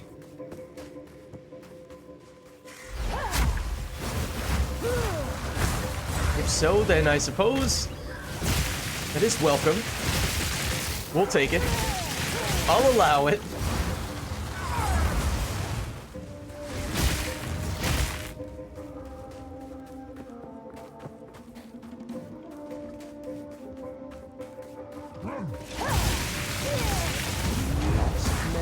I didn't even realize Lost Men was the category of brute we were dealing with here.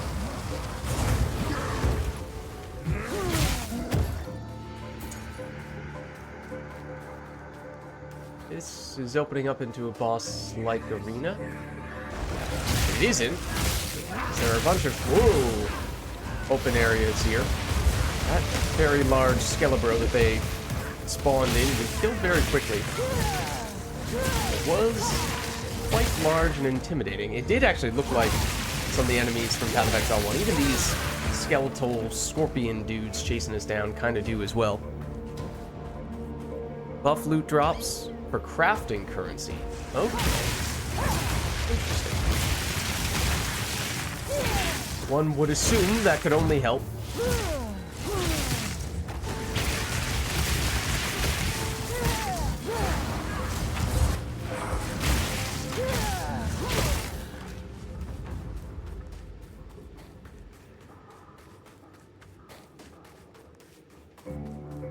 Anything up here?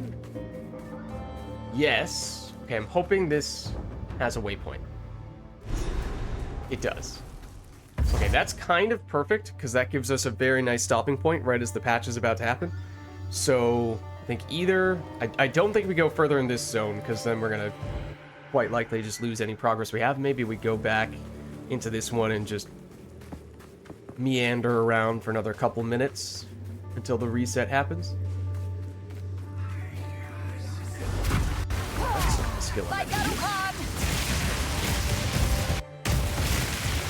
For what it's worth, I've had the game freezing up on me a little bit in the past few hours, just playing earlier today. I restarted my system with the hopes of that being less of a thing, but did notice it briefly there. Ooh, you are rare.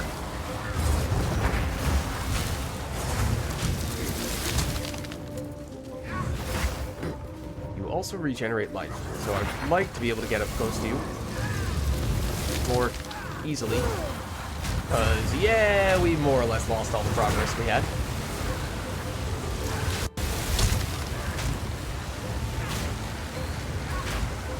Just chilling. Yeah, we did survive that.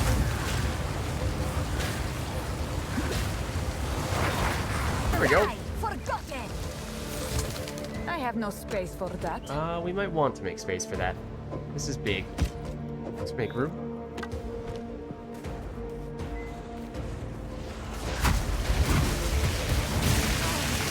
Some of those guys are cool. You are.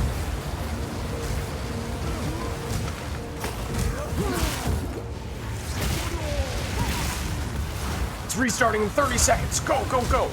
Take them out.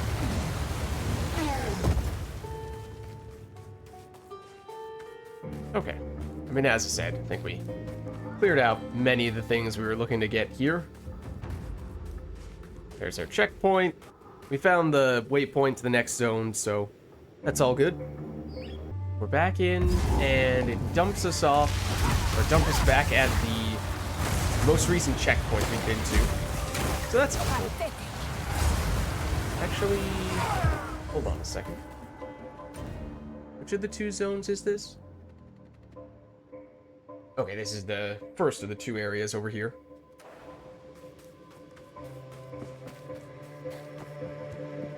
The layout is technically still explored, so now it's just a matter of us retracing our steps to find the exit. The enemies respawn, as we've seen in the past when we've left the zone, or died in a zone that we had already explored once. I don't know, in this general direction, if I remember correctly.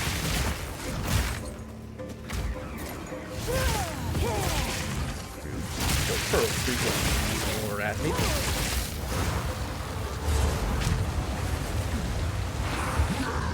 I'm carrying enough already. Yeah, our inventory is basically still full. So, when we do find the next zone, it may still be worth briefly stopping off at town, selling some stuff, and then heading it back in.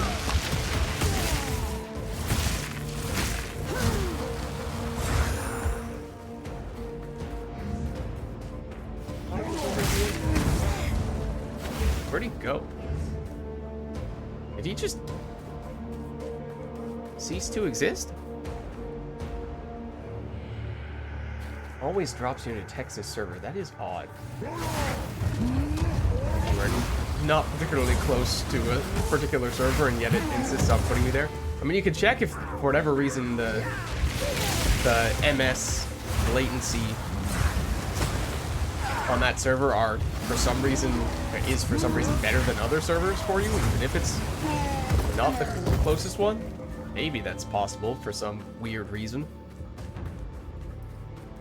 Okay, so this is the next area. One of the things that hinders you in the game is your net. Best you can do is get 35 megabytes per second where you live. So some boss fights are interesting. Ooh. Let's briefly head back to town. Yeah, actually what I've found mostly in that little time in between streams when I was just doing some grinding and doing a little bit of bossing, again, for previous bosses that we've already encountered, I was getting some lag spikes or the freezing-like effects, and it seems like the game actually freezes everything Do whatever it takes. when you get those types of spikes. Which is a little bit jarring, but it technically means that it might save your butt if your internet is not cooperating with you at any given point in time.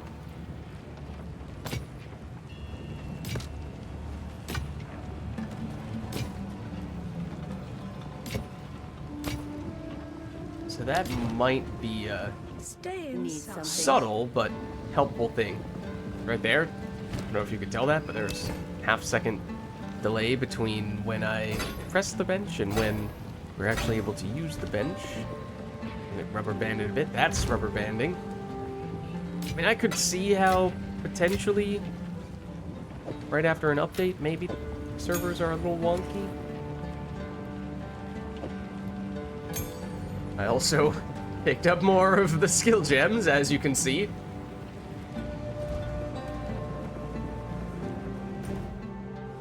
Okay, but now we head over. And this one does have a boss. The Ancient Steed. Oh, is it a big bone roa?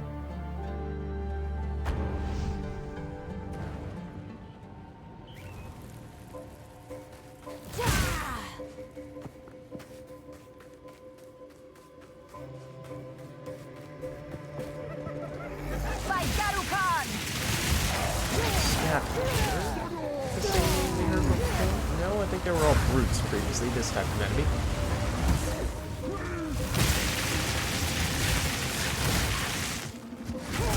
Maybe don't venture too far off in a direction we haven't been yet. Get frozen, bro? Uncut support chip. Okay, it's a little bit rarer. You're the one doing the necromancy stuff.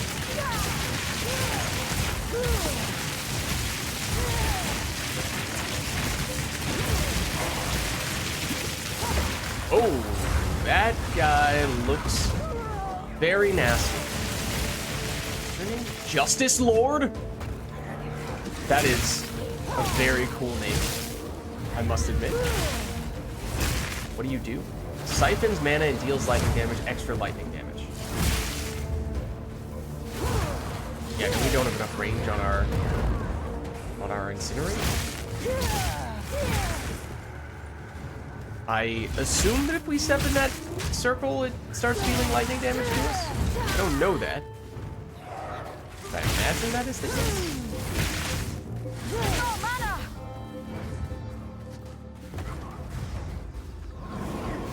Yes, that is the case. Maybe not. Maybe I'm making that up. That was also very weird, the way that it was kind of preventing us from handling our incinerate. Oh, it was because we have no mana. That's why.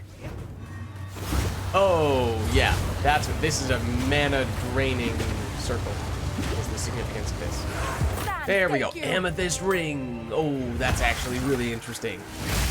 So it's a ring, which first of all is a very rare type of thing. Okay. Apparently that was the item we needed, which is odd, because I didn't think we fought the boss here. Didn't fight that dude. So just a random enemy dropped that quest item? That seems strange. But the amethyst ring gives chaos resistance, which is usually pretty hard to come by. So, don't know that we are in desperate need of that right now, but we do find ourselves more rares. We do find ourselves looking for chaos resistance, and we now have more ways to scale that, which is nice.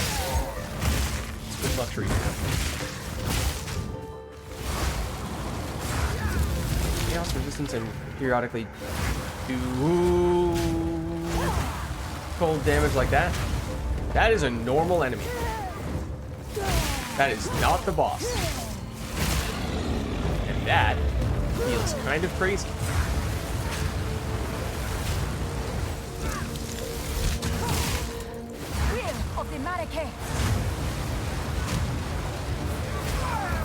It does seem like the number of rare enemies is increasing the further we go. They were pretty rare before.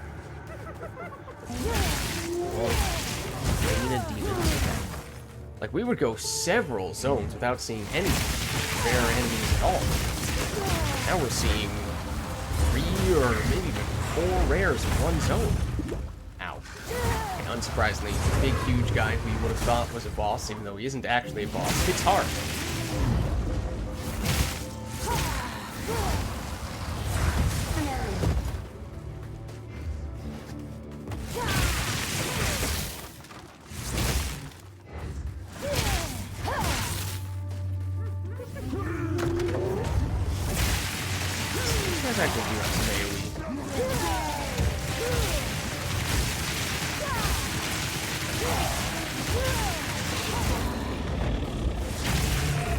Get chained, bro, by all of our lightning.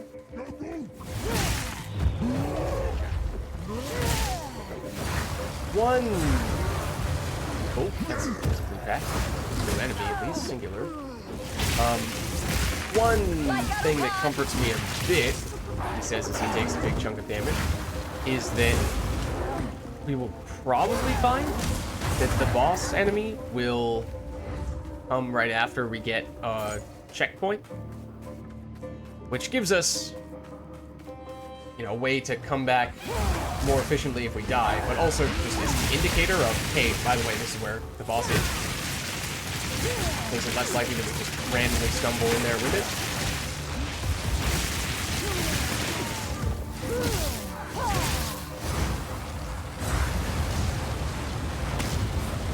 Like that big enemy that I saw initially that I thought, oh, surely that's the boss, right? Okay, so like there's checkpoint, so that might be the boss arena.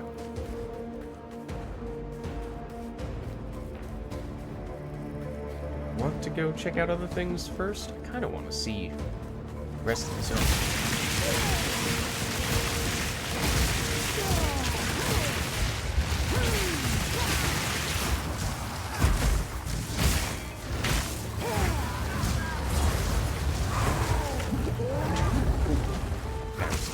Up on me, to tell you the truth.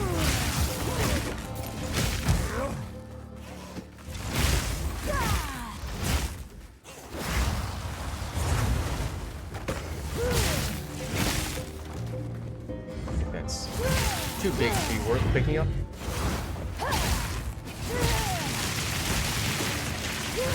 Oh, Cinderella. Sounds like a dinosaur of some variety, and I believe it.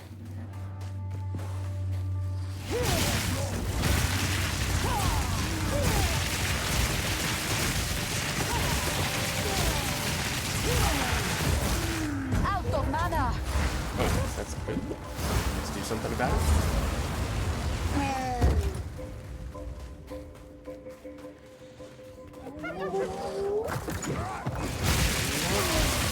Hyenas? It sounded like a lot of hyenas.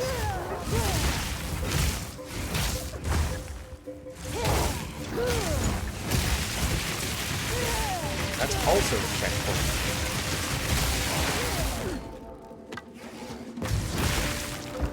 Interesting. Rawhide coat. I'll be honest, I just spam read that for a second and thought it said rawhide. So that was clever.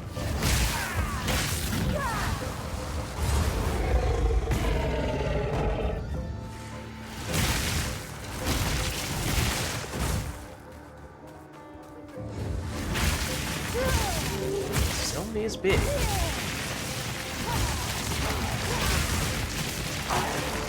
Look at how much that changes. Look at that. Beautiful.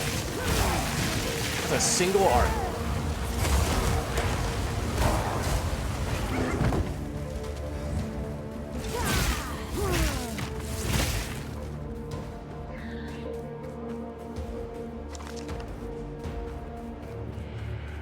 It's a dead. Oh no, that's not a dead end. Those are bridges. Bone bridges.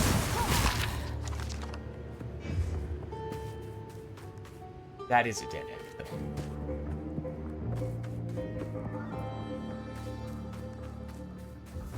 This one is not, and is actually a checkpoint. Seems like this is in the corner.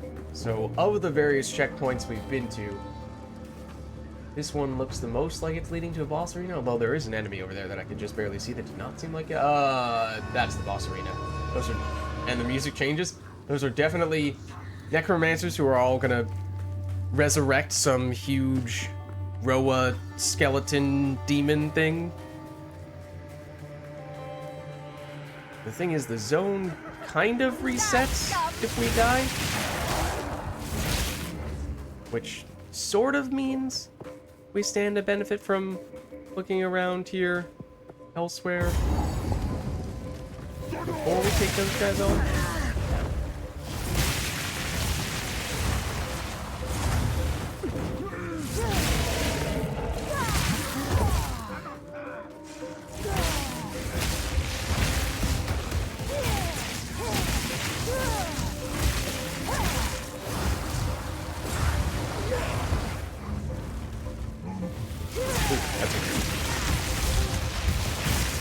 How do you need for rare? Brutal voice.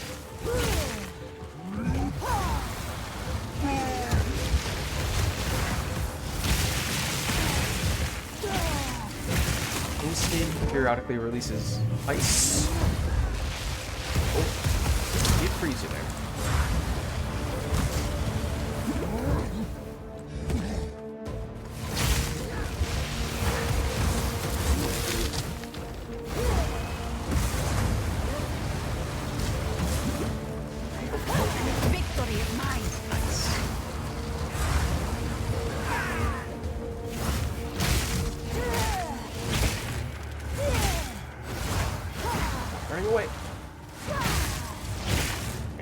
Now we loot. Oh, we actually have more inventory space remaining than I thought. What is that? Is that a shield?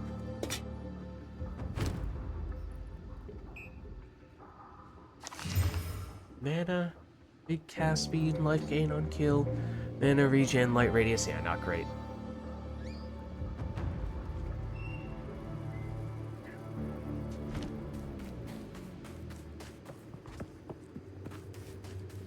There's a crossbow over there. Now we are starting to run low on inventory space, so probably not going to be quite as aggressive picking stuff up at this stage.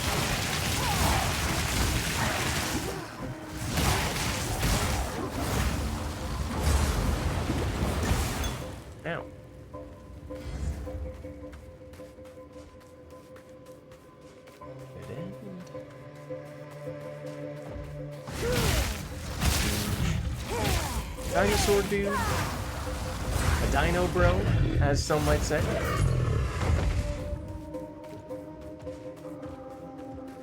That green flame seems significant, except apparently it isn't, other than how there's a lot of these dudes over here. You are blue.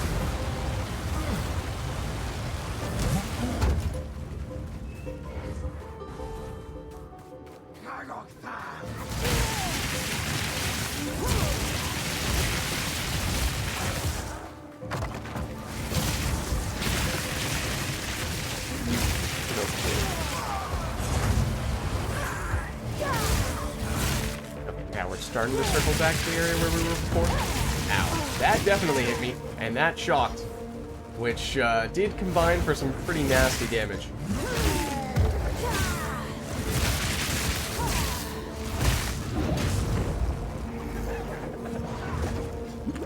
You always shock. Okay, that's what's causing this. Nasty combination of 2 packs.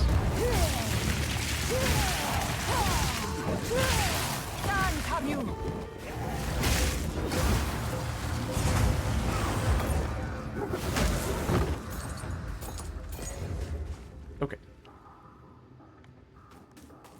So yeah, the zone is legitimately huge.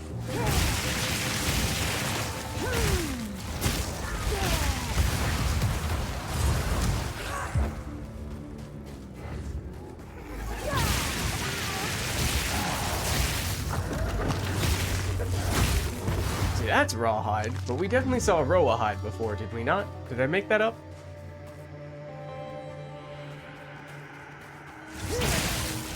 Okay, let's actually head over to the suspected boss arena now.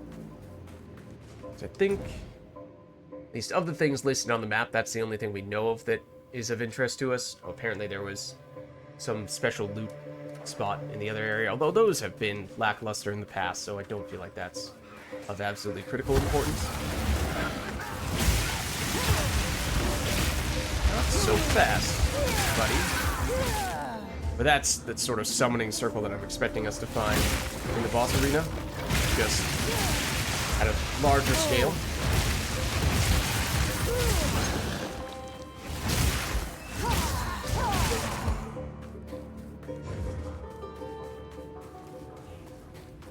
Saw a checkpoint here. Yeah, that's rawhide. Okay. I did not make that up.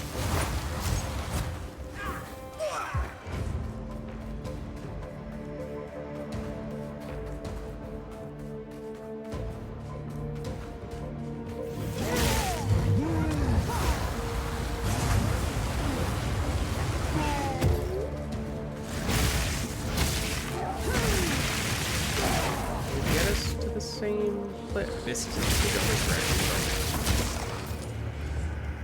We go this way, or is it continue to extend in other directions as well?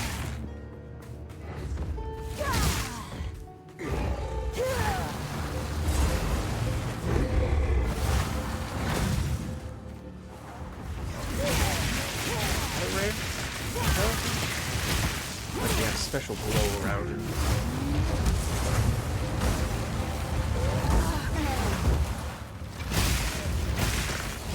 I must travel light.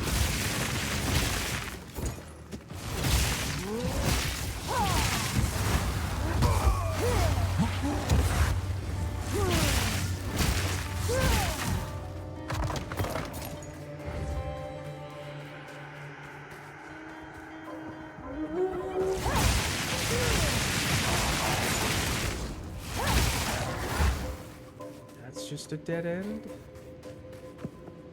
And if we full cleared this zone, we could probably level up, to be honest with you. There are just so many enemies here.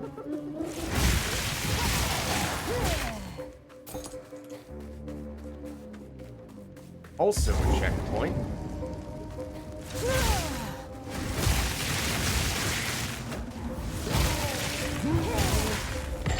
lot of stuff over here, too. Seemingly. That sort of stuff seems like it. Well, no, it's a dead end. Okay. Clearly not a boss arena in that case, unless it's over here. Oh. Or blue.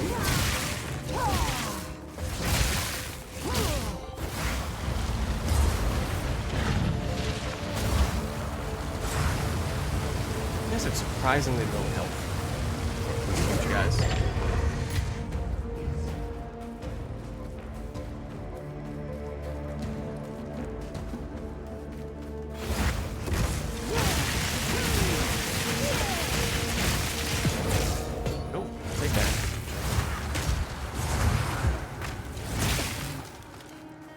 This is a little odd. It's two checkpoints that are very close to each other. That one and this one. Not very evenly spread out.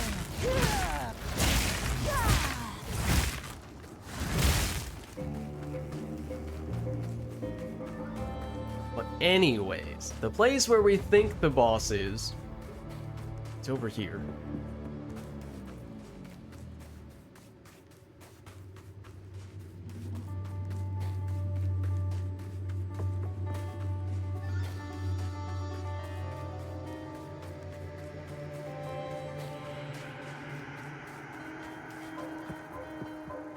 This checkpoint. Don't think we saw the dramatic fires there before. As I said, I really think that's going to be the boss, and the music does change. So that's pretty telling, I think. Yep. Grave of the Legendary Steed. There's nothing. I can't do that yet. Okay. Oh, there's two enemies here. One is the Necromancer and one is the Steed.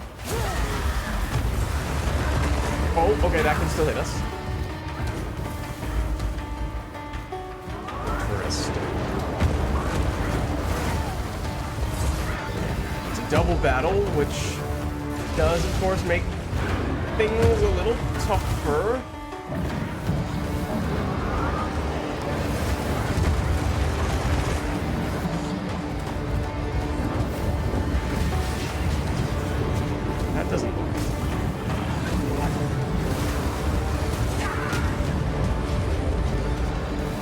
Kind of going for the Necromancer early on, but then it seemed like I kind of accidentally ended up hitting the other guy for more damage somewhere along the way. Lots of things that are causing shock, which is kind of terrifying. That means it's very possible for us to take a humongous hit. We do get shocked, and then hit or something. Oh, as I get hit. The Necromancer has energy shield, so if we don't continuously hit it, then it is getting that energy shield back. So that's one of the reasons why you've not been attacking it more than the other guy. We've not actually dealt this size a little bit more damage to it.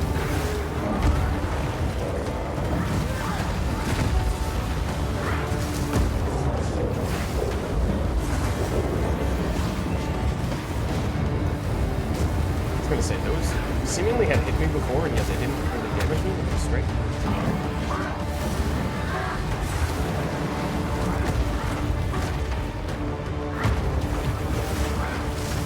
I imagine one of them might get mad once we hit once we take the other one out. Because that may be a thing.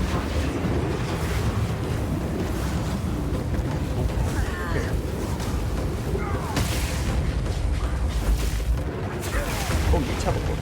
Did not expect you to do that.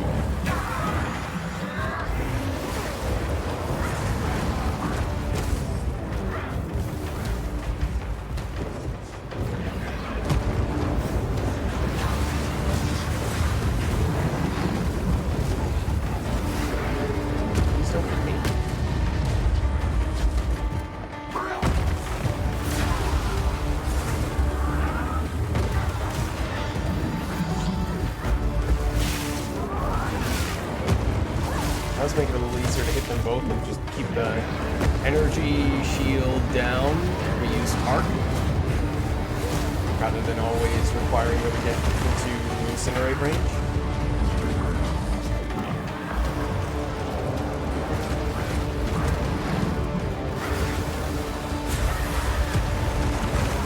I just take that without even really thinking about it. As in, it's mostly through laziness.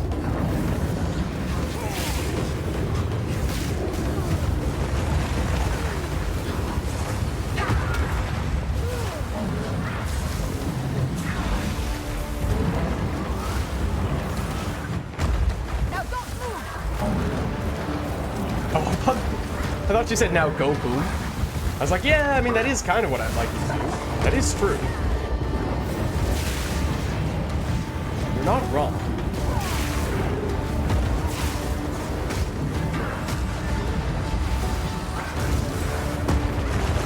Okay. Energy shieldless and potentially shocked as well. Into that.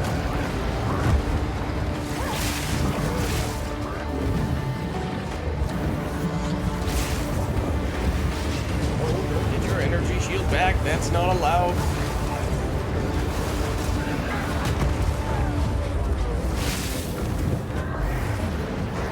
Come on. Come on. No, don't teleport now.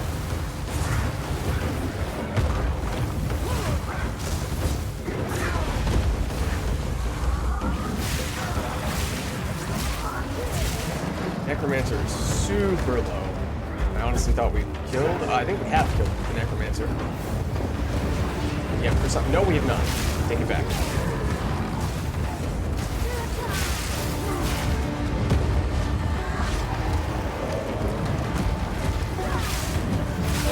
There we go. Necromancer dead. Your life bar now takes up the full screen. I don't know if I should read into that at all.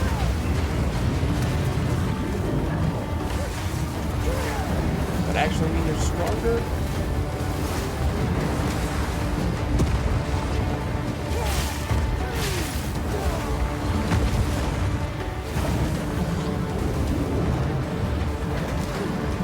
Oh, that was bad. Except we freezed you. But that was actually our best window to attack you.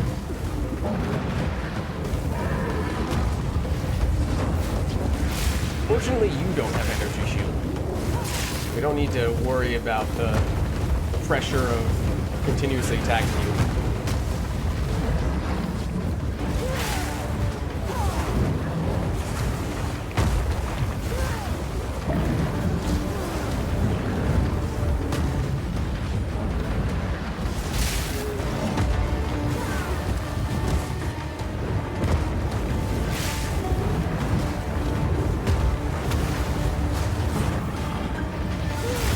There we go.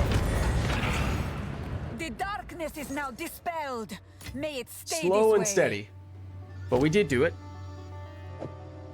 Let's dump some of the less interesting things we have here, although is that actually a good base item? It is, but bad enough rolls to warrant dumping it. I'm carrying enough already. Ooh, that looks big, which is kind of unfortunate. Is it this shape? The great It is. steed's tusks. I shall honor them. Okay. In that case, I think we're pretty much good to go here. Technically, we could make room for one more item with some inventory shuffling. Though, not especially keen on doing that right now. It will be okay. All right. There we go. What's up, Tempest? How's it going? How have you been? This is very Diablo-like. Yes, Diablo 2 is what it's similar to. It is both single player and multiplayer. You can choose. At the moment, we're going single player, although eventually we'll probably end up playing with some friends. These tusks are truly worthy of Robala's steed. Support gem? Okay. Let's go identify stuff. How can I be of aid? Fun fact, if you hold control and click on that guy, he automatically identifies your item for you without needing to go through the extra clicks.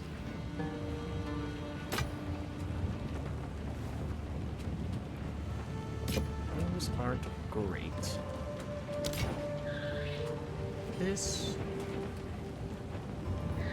will probably disenchant that as well. This Dex, oh yeah, no, those are definitely bad rolls. That kind of is too. Don't love the accuracy. If I don't love the accuracy, I mean I kind of hate that that's what we got on that.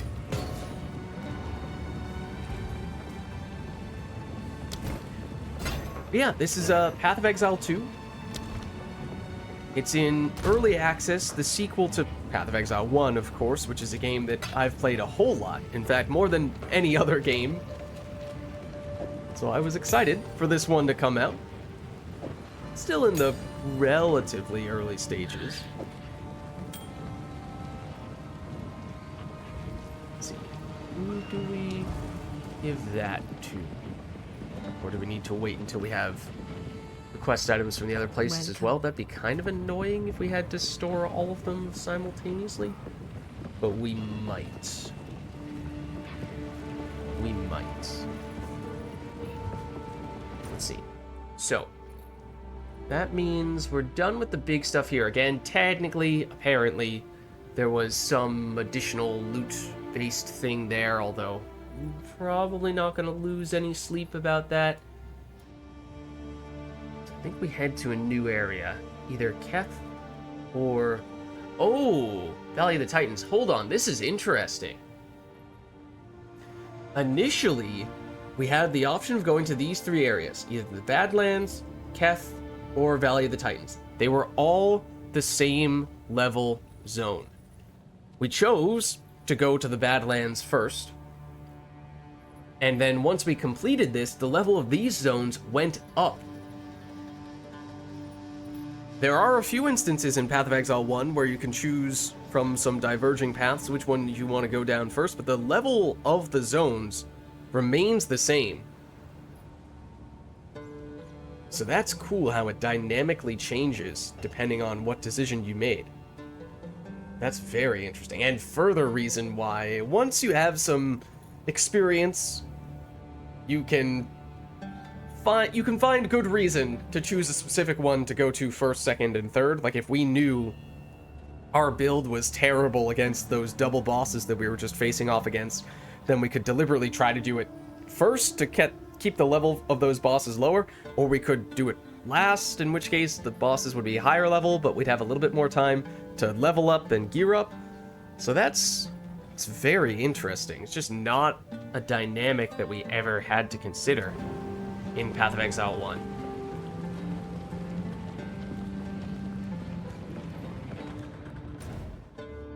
Okay, so there is potentially reason to pick one of these over the other. I don't know what those reasons might be, but I guess we'll go to this one next.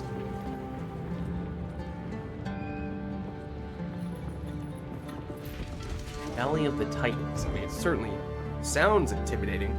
Some of the enemies in the previous area were huge, so they could have passed as Titans, perhaps.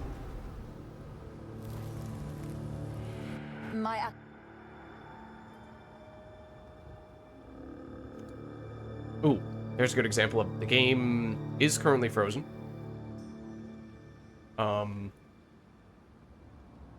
Yeah, I'm telling my character to move. Nothing's happening. Might get booted out. Let's wait, resume game. No. Let's go to login screen. That might have actually been it kicking us out. Unexpected disconnection occurred. Yeah.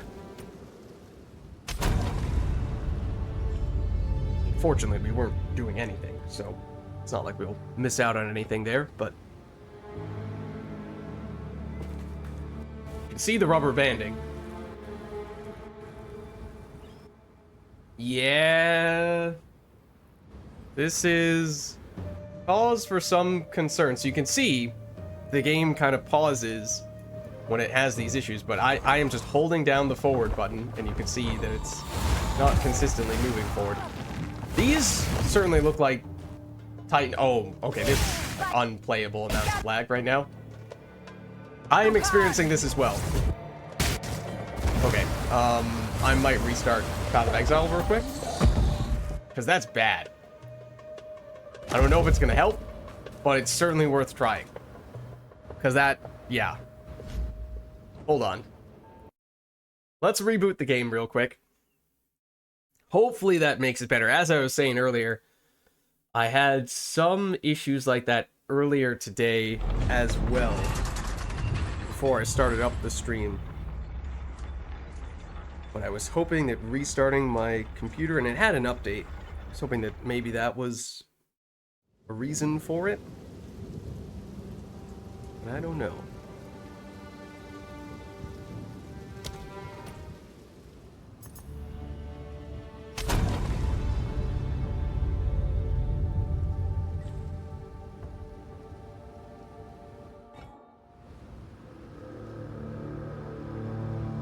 Let's see. And it was weird how it was very suddenly happening to us as soon as we entered this zone. But we were not running into any issues like this in the previous zone, at least certainly not anywhere near to this extent. Wow. Now that's bad. That is not any better. Okay, we're gonna try going to a different zone, see if that's any better for some reason. But that's bad. That's really bad. Alright. We're gonna try seeing if, for whatever reason, that zone is cursed for us right now, and maybe we'll be fine if we go to a different zone, but it's not looking much better even in town there, which is not encouraging. So we have obviously stepped foot there.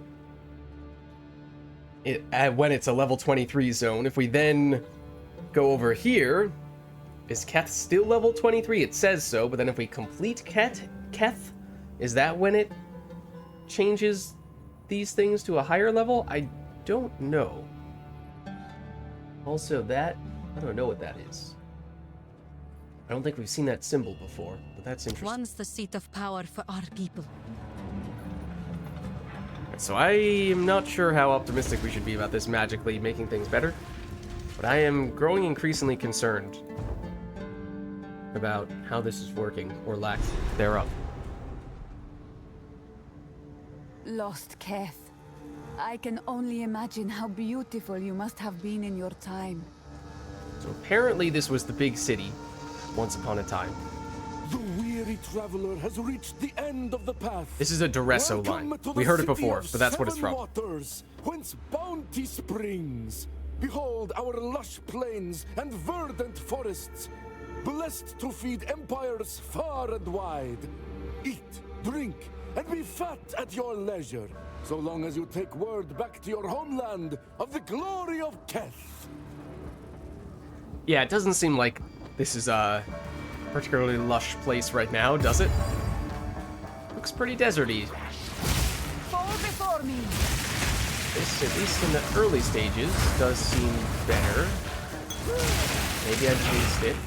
That's a tier higher on the life flask, isn't it?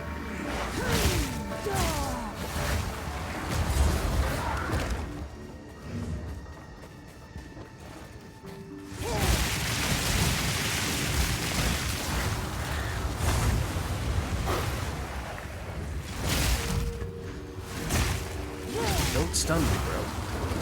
Oh, where did you come? What? Living sand? That is true.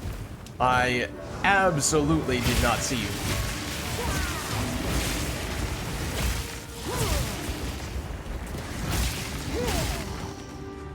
Very sneaky. Less so in the case of those skeletons.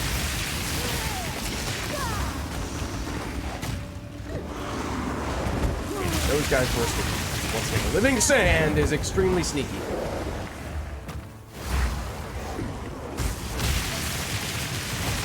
Foul Oh, there's actually a blue packet here. Okay, that explains some of this extra chaos damage. No, thank you.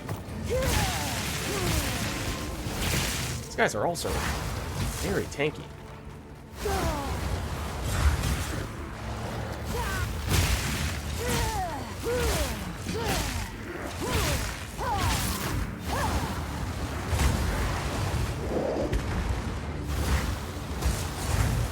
Get frozen.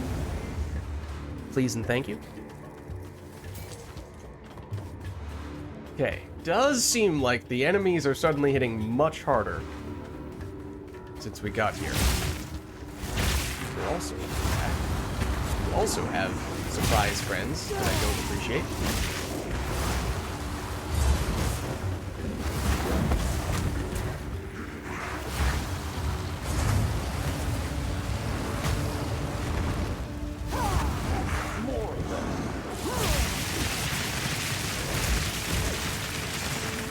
They're frozen.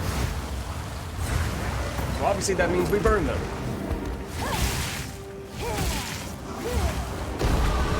There's our level.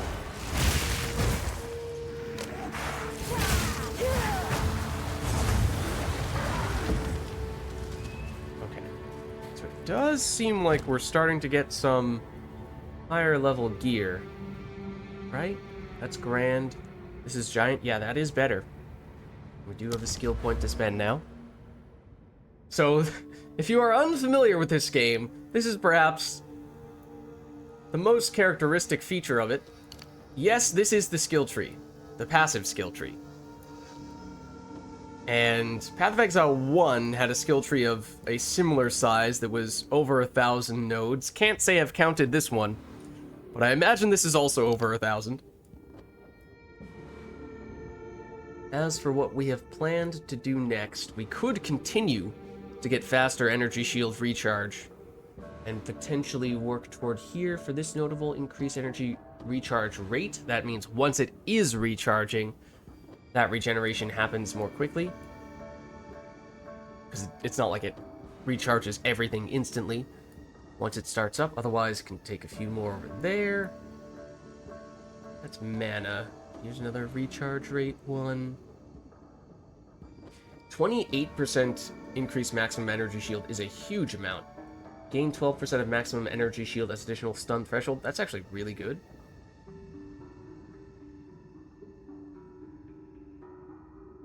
Take us a few nodes to get there, but that's actually quite tempting defensively. And I thought I saw something over here of the more offensive variety that looks nice. Gain 5% of damage as extra lightning damage, 30% increased chance to shock. That would be nice to further scale our shock chance. I think we might go 1, 2, and 3. Well, if we're gonna do that, 1, 2, 3, you might as well, instead of taking the attributes, take mana and increase mana, which is... it's a notable. We have been eating up our mana a little bit more as of late. If you take int here, intelligence, you actually do get some increased energy shield from that. So it's not like this is useless. Might actually do this instead of mana. And intelligence also gives some mana. So. Okay. Couple more levels, couple more skill points. And we'll get something decent there. I would love to know what the tell is for when those guys are actually going to pop up out of the sand, because I have not found them yet. Usually, there's some hint in the environment that shows you where they're going to pop up, at least based on other zones with other types of enemies that are not immediately there. Surprise you a little bit.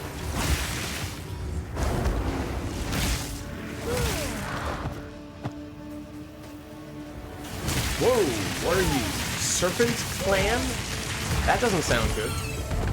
Except that you dropped a quest item that we needed, so that did sound good, actually. Thank you for providing that. I appreciate it. I'll never speak ill of your kind again. I thought I saw a rare, though. Yeah, because I saw that, and that looked pretty wonky. Can't read what stats are. Prevents something. Prevents something recovery. Prevents recovery above 50%. I don't even know what that means. Trail of ice. Okay, probably don't stand on that. It's a safe bet. Thank you for getting frozen. You are dead now.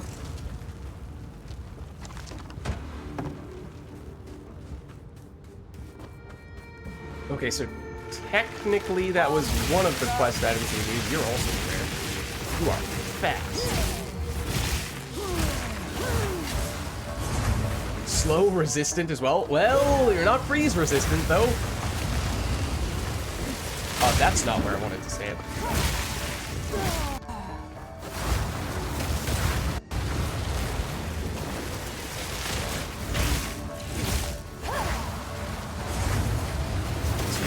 Wind up for that attack, which would make you think that attack deals a lot of damage. It doesn't look like it deals a lot of damage, but that might be a nasty surprise. Level 7 skill gem. It would be great if the game didn't freeze right now. There we go. Okay. That is the curse tier, unless we go back and upgrade one of the skills we're using, which would be kind of nice to do. Arc gets a decent damage upgrade. It doesn't add any additional chains. I think that's sort of the really big threshold. Incinerate, obviously, also would be a damage up. Those are the primary skills we're using right now. Where do we go, Arc? Well, we're using Incinerate for the bosses, so maybe, primarily, so maybe we prioritize that. I feel like that's where we will notice it the most. These guys definitely spawn. That is enough of a challenge. Still haven't figured out what it is for the sand dudes, though. The sand dudes in the sand dudes.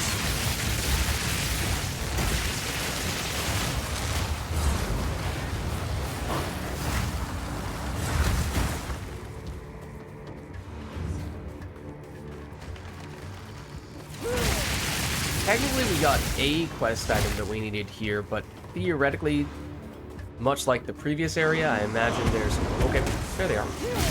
More of the same dudes. But I imagine there's another zone that is connected to this that probably has a boss in it that will drop some other thing that is useful to us in some way. So, wouldn't be a bad idea to get that too. I think we will carry on here. This is technically us circling back a little bit near where we entered the zone, so maybe we'll proceed in the other direction. Getting darker over here, and seemingly more built up.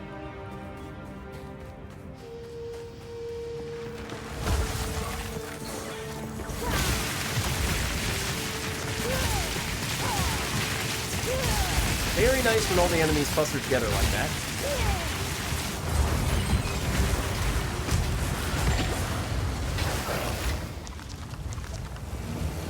Everyone down? No, not everyone's down. Now they are.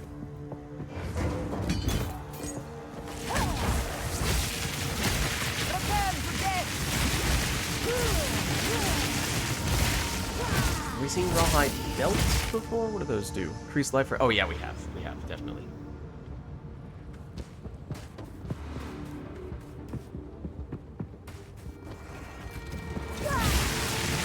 It does feel like we are now in the city rather than just around the city. Feels like that means we're headed in the right direction.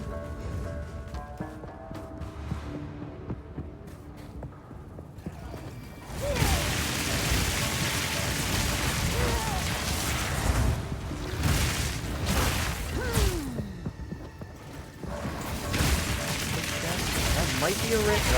That enemy looks more significant than the basic snake people. And it was a little bit further back.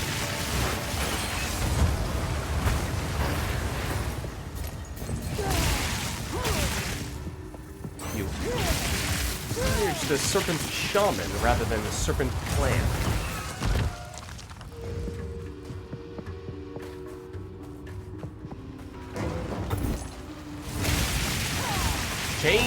Arc chain.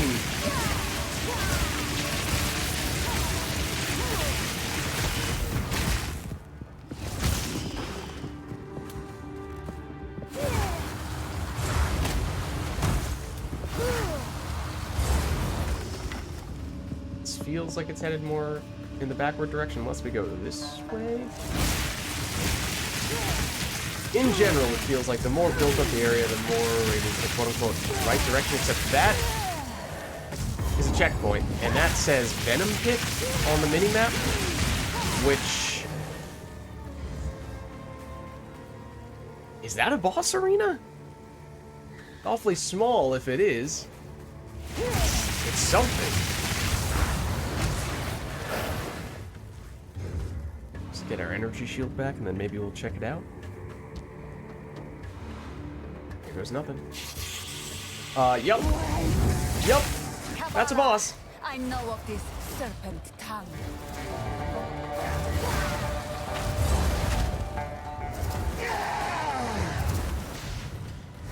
Just trying to kite around, get energy shield back, and then I'll hit you again.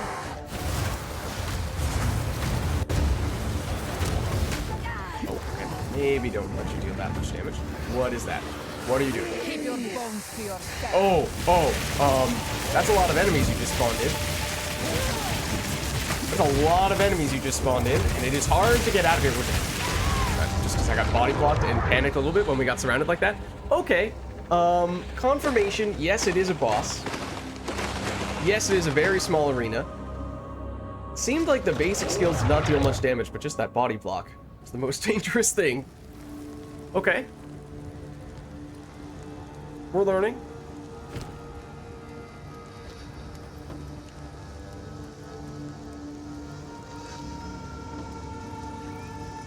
Let's try. This could become our best life flask.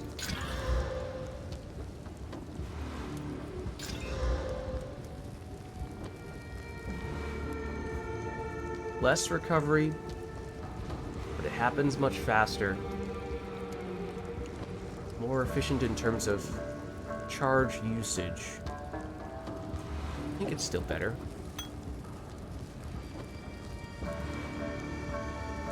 ID this. Yeah, it's probably still better than you.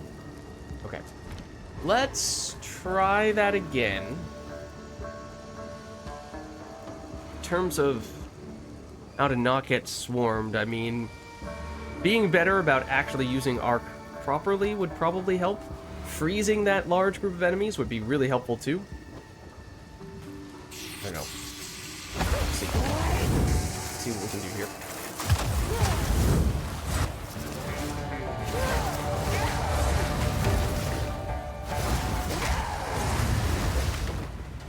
Okay, see, that doesn't look like a big attack, and yet it actually dealt half decent damage to us. And this is you summoning all your friends. Arc. I do that to stun some people.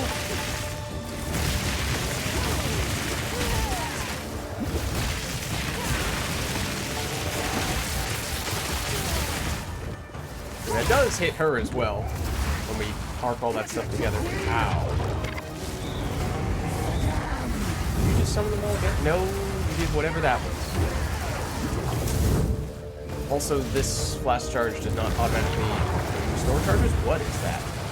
That doesn't look good. Oh, I didn't realize we could leave this zone. To be honest with you, she might automatically start recharging her energy shield once we leave though.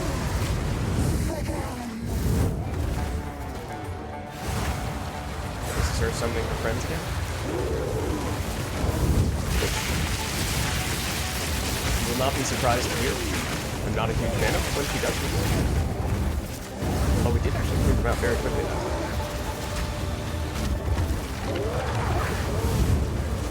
That's when you get out, it seems.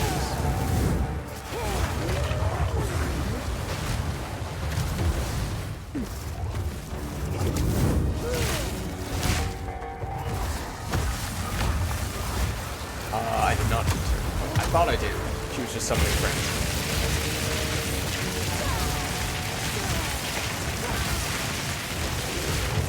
That means we gotta go.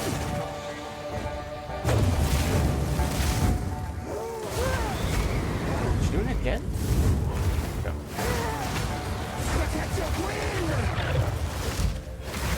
Ow. Also, wow. He has a bunch of damage. Summoning friends. Kind of well timed because I do need blast charges back pretty desperately. Go. Well, that destroys all my friends as well.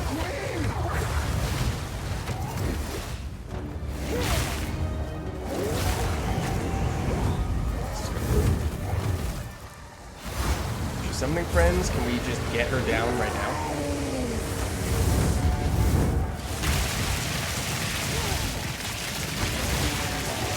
That's charging badly. I don't care if she gets energy shield back. Prioritize class charges right now. We did get some. Please don't tell me you respawn all your health. You've not. You respawn your energy shield. That's comparatively fine. Now you're summoning friends again. That should be fine. We might be able to kill you before you can do that. There we go. Please don't actually kill me right now, though. That would be very unfortunate. Not believe this. Yeah, that's a lot of cobras that she summons, in case that wasn't clear. But there we go. Ooh, Book of Specialization. Might give us, passive points? 2 weapon set passive skill points. We'll take them. We will definitely take them. Okay. So in that case, definitely worth doing that. Oh, and this is the way down. Okay, good thing we did check this way. I thought it was just going to be a little dead end. Not expected to be this significant.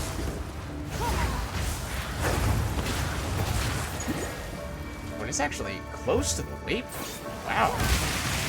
Theoretically, there has to be more in this zone. And we've already seen a fair bit, right? A lot of uncovered ground here. Huh. Let's double check.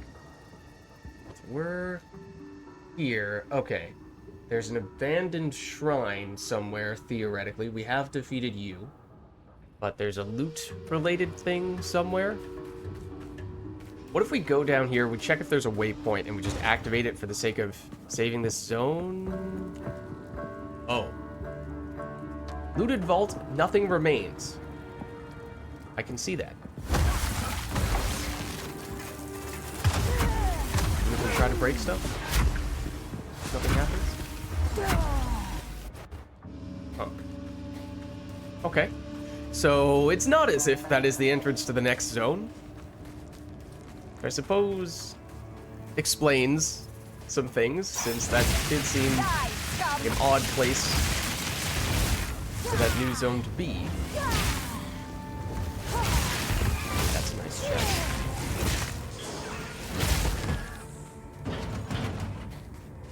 It is kind of... I have no space for that.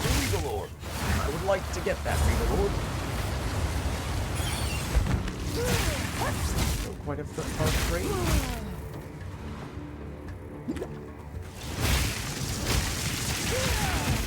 More chests and more sneaky Skelebros. More sneaky Skelebros. You were not invited to this party. So, you did Circlet before? Is that a new base force? It sounds like an energy shield base. In which case, I am potentially quite interested in that. More secret sneaky Skelebros. A rare treasure.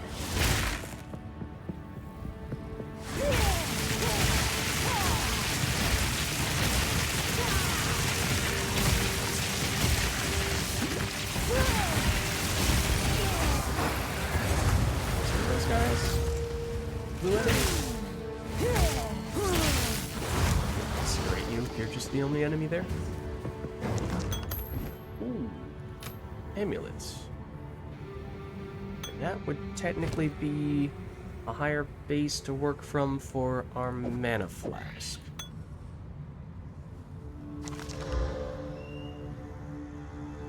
does this compare? Slower healing, but more total healing, and we can use it more times? It actually might be pretty close. That's what, use it 9 times? And this is also use it 9 times. Okay, so that's pretty similar. Also, you were just chilling there. Thank you for being so patient as I was doing that other stuff.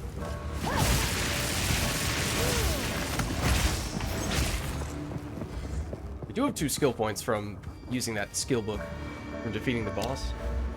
And that's actually more or less exactly what we were looking for. Either way, it's energy shield recharge rate. Oh. Yeah, we didn't have to take this. We could have just gone 1 and 2 and saved a point. Unless we have reason to go up here later, except we already had this point. So this was probably a wasted one that we're going to want to refund on second thought. Yeah, because we don't really need this anyway. Yeah. Oops.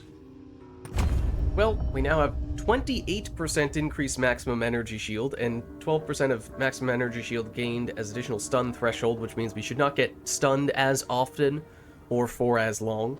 Not by a huge margin, but should be a little bit improved in that regard. I think that gave us about 50 extra energy shield, which is pretty nice.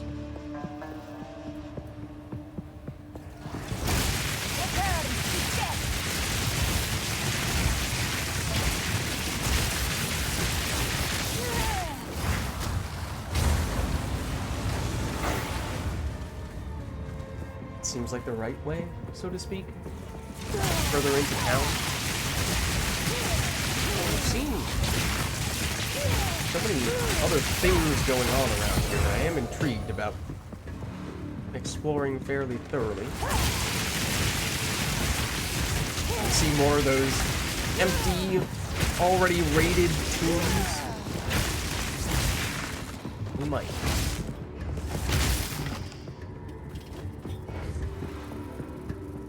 Oh. Checkpoint and a staircase is interesting. Also, this looks very interesting.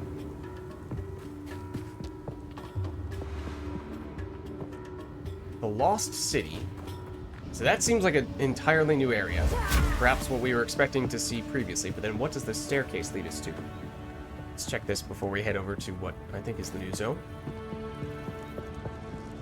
What does this do? Oh! This is the extra loot spot, and it is guarded.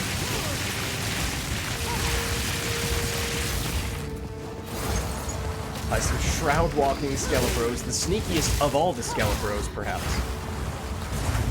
But this was the bonus loot area that we saw hinted at on the map. Anything here that we particularly... Oh, that could be worth looking into.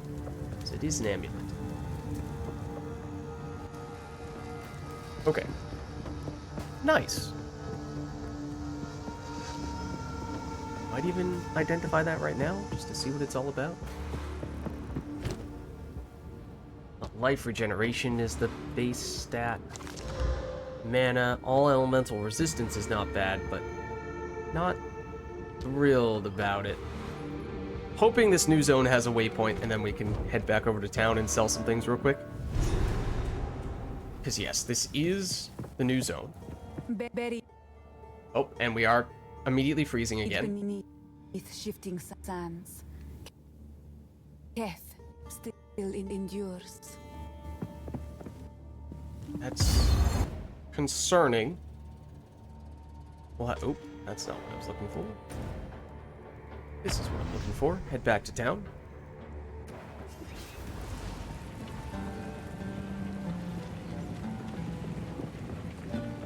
What? Oh, actually. Inspiring.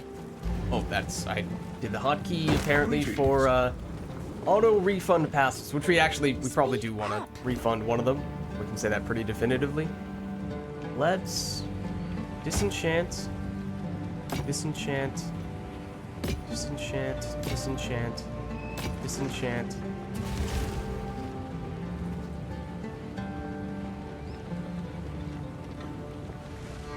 Our existing helmet isn't great. This new one isn't that much better. It has better pure energy shield.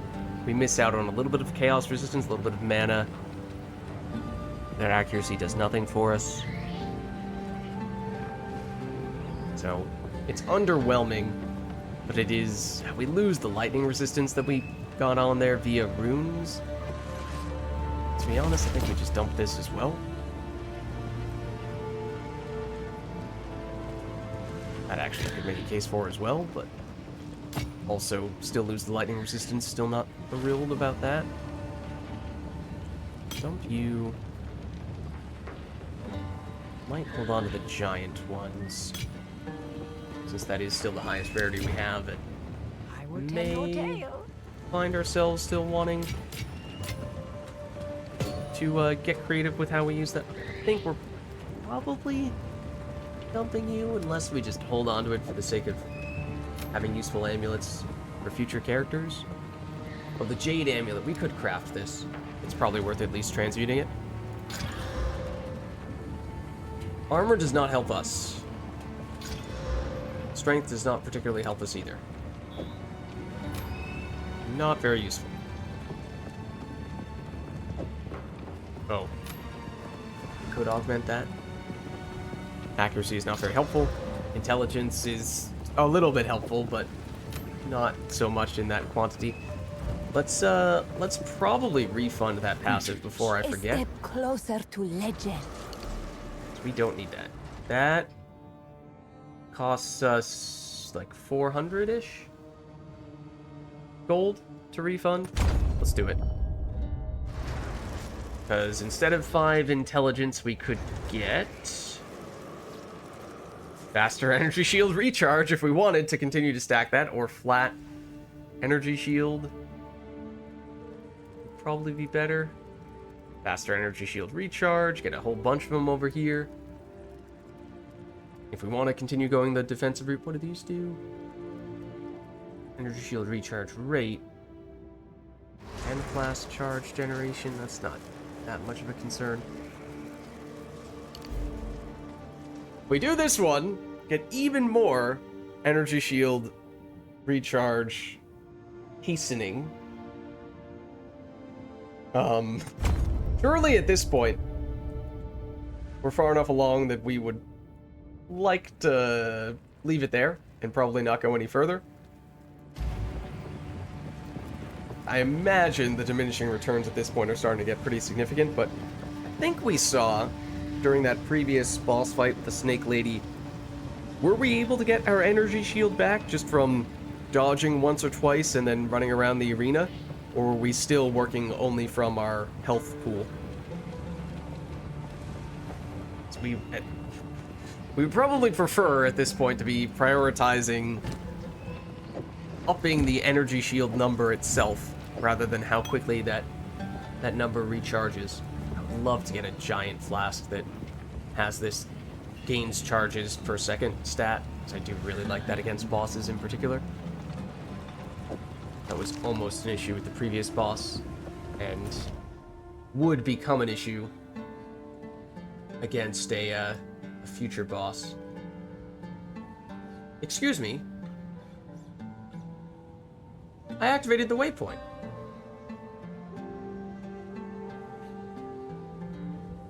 Oh, it's here. Okay, okay. I thought it didn't load for some reason. Didn't save the waypoint. Okay, so what do we know from this? Search for buried shrines, which is the next zone. Oh, there's another zone after that. Wow. Okay. The issue, of course, was that we were starting to get more of the freezing stuff happening, which was significant enough to outright prevent us from going to a different area altogether. So I am concerned about that.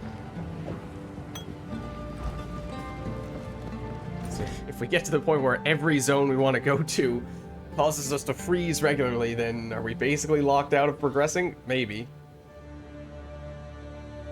was hoping that was just a little fluky thing that wasn't going to persist, but see just how persistent it is.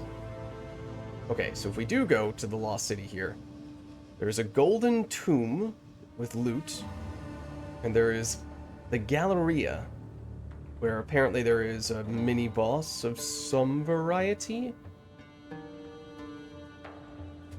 Let's try the Sikemas. We've been here. Titan Grotto, that's connected to the other place that we chose not to go to. Okay, so let's do this. Fingers crossed that this loads fine. I'm trying to see if there's anything obvious just from standing here with the aura around us. Not noticing it being an issue, at least not immediately. We'll see. I might have jinxed it.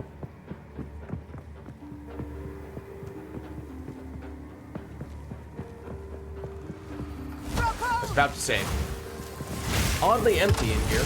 That is no longer the case, though. It's much less densely packed mobs, at least initially. You know, that changed it.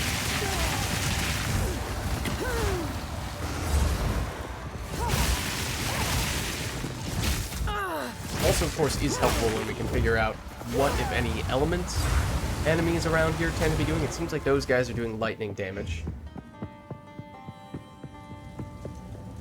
It's a chest. That is not an entryway. Cannot break those. Oh, here's the Galleria.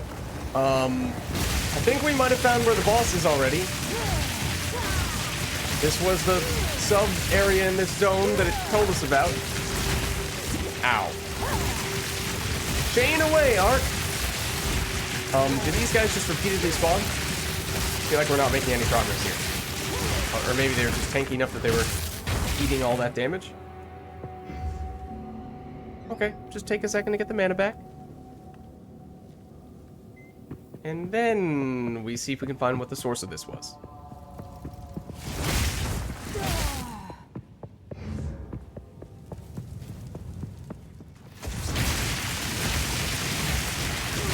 Might just continuously spawn. I think I found the source of it. I think I might have found the source of it. Extra chaos damage. That's a lightning resistance. The 9th treasure loot. I'm stuck because I'm surrounded by these guys. So, if you guys are close enough to the boss, I can potentially still have Arc Chain and hit it. If not, then I'm going to have to get up close to it, which I'm not thrilled about. It's technically a rare. You tell me that's not a unique boss? Certainly looks like it. Gives me a little bit more confidence. That doesn't look good. I'd rather not get hit by that. Ow.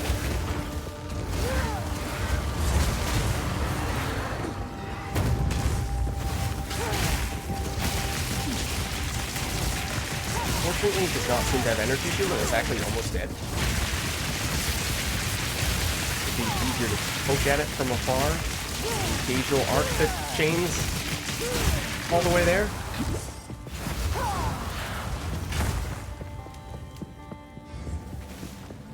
But of course, the big one, as I try not to watch it, that moment hit it with the prolonged incinerates. Please get back here.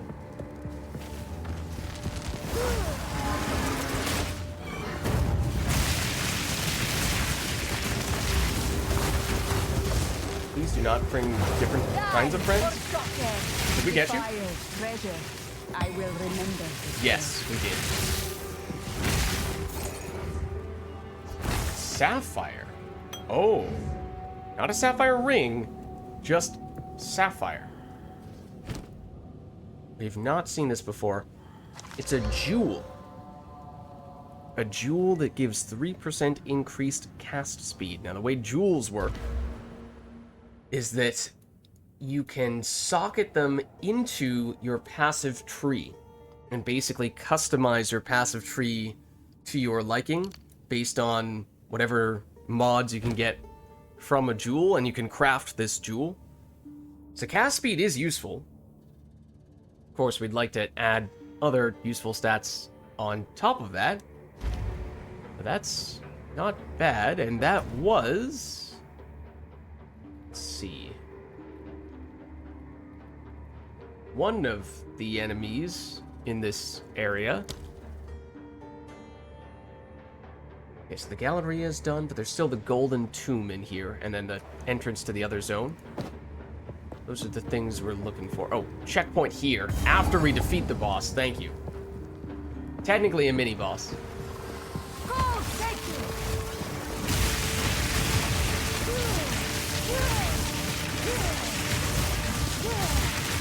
Since was technically a rare mini-boss, not a unique, that means its mods are actually somewhat randomized. It had the extra chaos damage that time, but that would change in other encounters.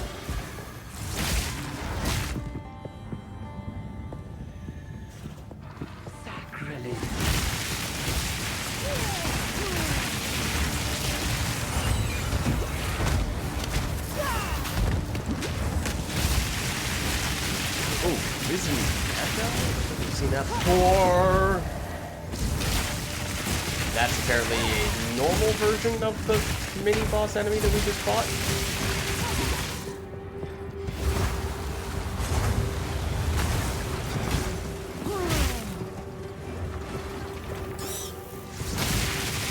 Seems like those guys can spawn the little beetles. It certainly was the case with the mini-boss. I had assumed that was a mini-boss specific thing, but maybe that's not the case. Maybe that's all of them. Obviously didn't know that there were basic versions of that enemy until we just encountered that guy.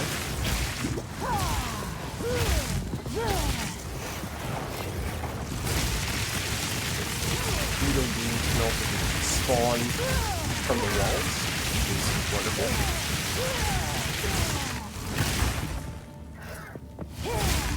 Oh, this looks like the tomb in question. Is it cursed / mined? Because it kind of looks like it. But here goes nothing. That caused these beetles to swarm us? That may have been the cause, yeah. Does add up.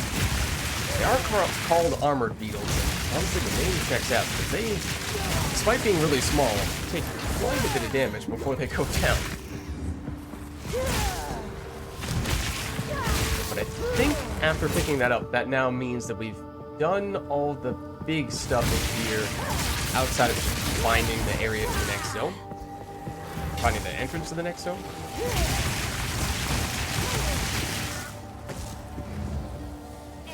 And that door might have something to do with it? I don't know.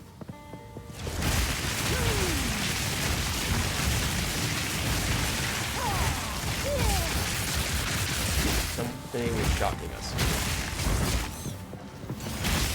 Possibly you, because some of you were part of a attack. Oh, you're still alive. There's something here that's just continuously spawning these dudes. Oh, well, there's a checkpoint. I was just thinking it feels like it has been a while since we found one of those.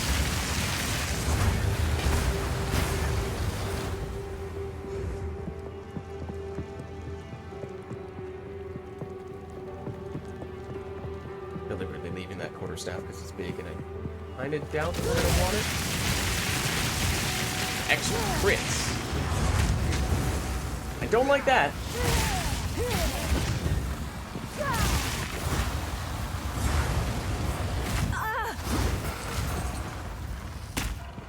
Also, still you. Needs to take damage from this? There we go.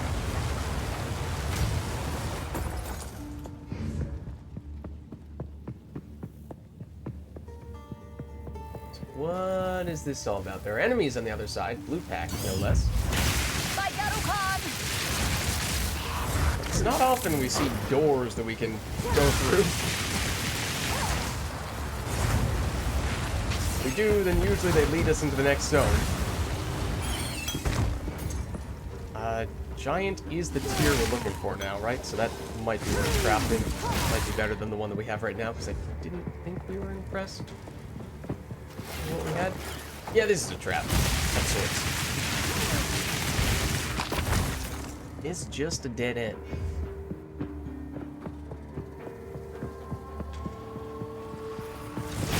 That's also a door that may or may not lead to a dead end. There's nothing of particular interest inside of it.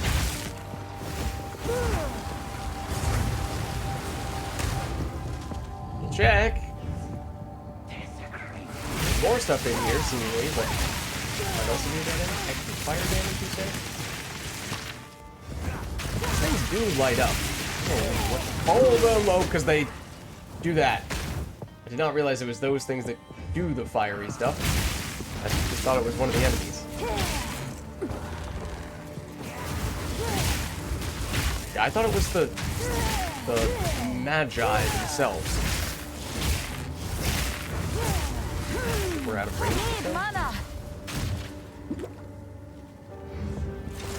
Please don't hide there. I don't want to get so close that we get in range of the fiery trap thing. I guess the fiery trap thing, I assume, deals a lot of damage to us, and it probably hurts.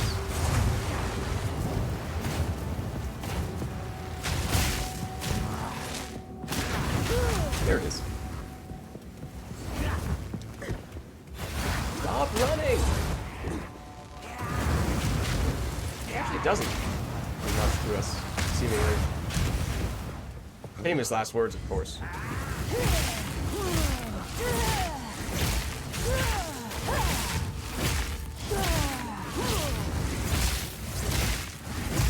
This is a rare, which is also why I'm putting in the effort to take it down. And then once you get defeated, the trap gets destroyed. That's interesting. Okay, there's pre-rolled giant mana and life flasks. Probably worth taking a peek at them then. Gains charges over time. That's less meaningful for mana. We don't have anything rolled on it right now, though, so it is better.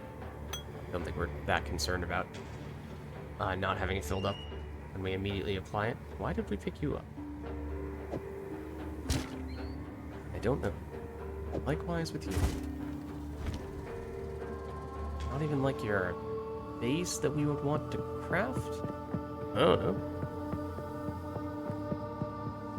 This is starting to sort of circle back to an area we were in before. A little bit. Closer to where we first started. Closer to where we fought that mini-boss. Right here. We do this. Make it a little bit easier to see where we have and have not gone. So it looks like we were pretty thorough on this side. But on this side, presumably that's where the exit is. Bird enemies. I did not see them. I see them now. Okay, I see the trap as well. I'm grateful that I have identified what the source of that fire damage was, because I did misidentify it at first.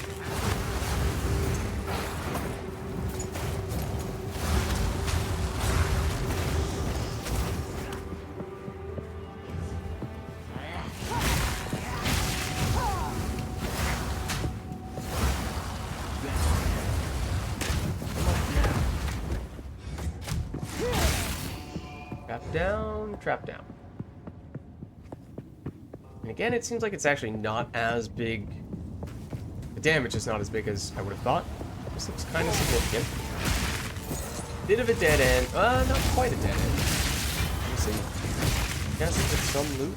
It's a checkpoint. Double check that base.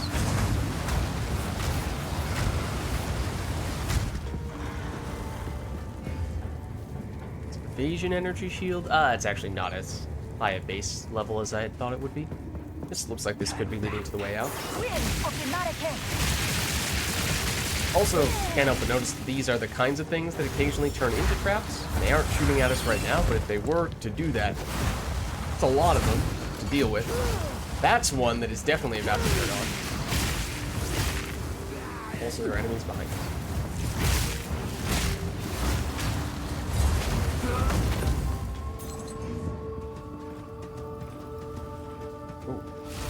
realize those guys were covering us in ash, which is a debuff from Path of Exile 1. Hello. Oh, reduced our movement speed and makes us take more fire damage? What the heck is this? It's another one of those guys. Or apparently normal enemies. Oh, you place the traps down. Okay, so I wasn't completely wrong. The Risen Magi can have something to do with that stuff.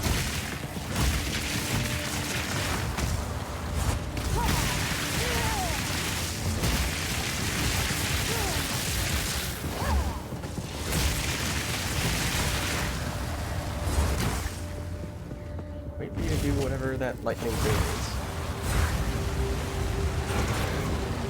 And you take it out. Those guys do look really cool.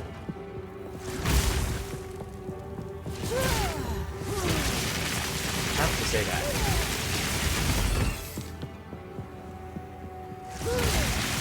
Thinking the way out is down. That's the way we just saw. Oh, you just placed that. I don't like that. I don't like when you do that.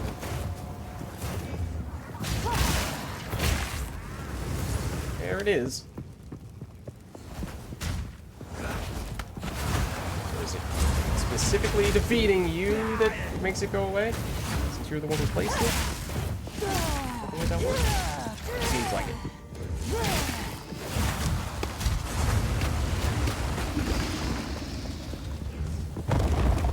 It looked like those guys were going to come to life. It's been a while since we've seen, I assume those are, yeah, Terracotta Warriors. Get these guys poking at us from far. It's dead end.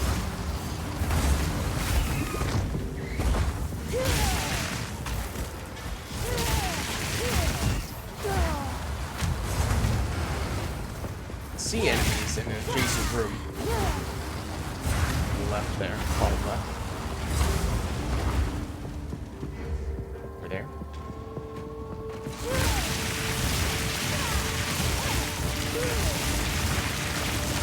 Incinerate this opening here.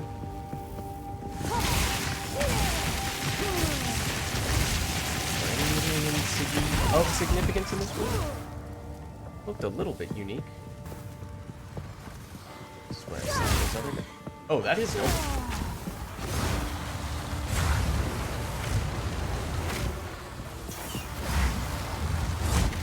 Ow.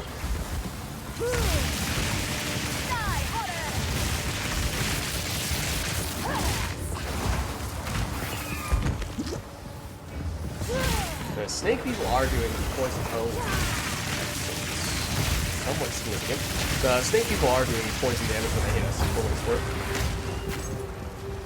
Like you can see our health bar occasionally turning green.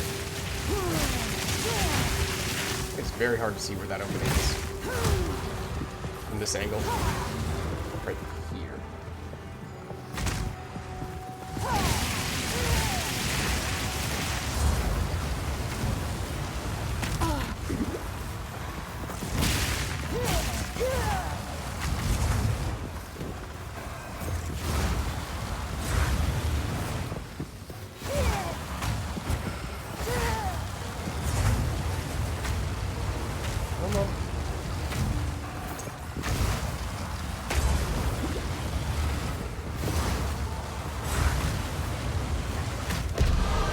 That's enough for level.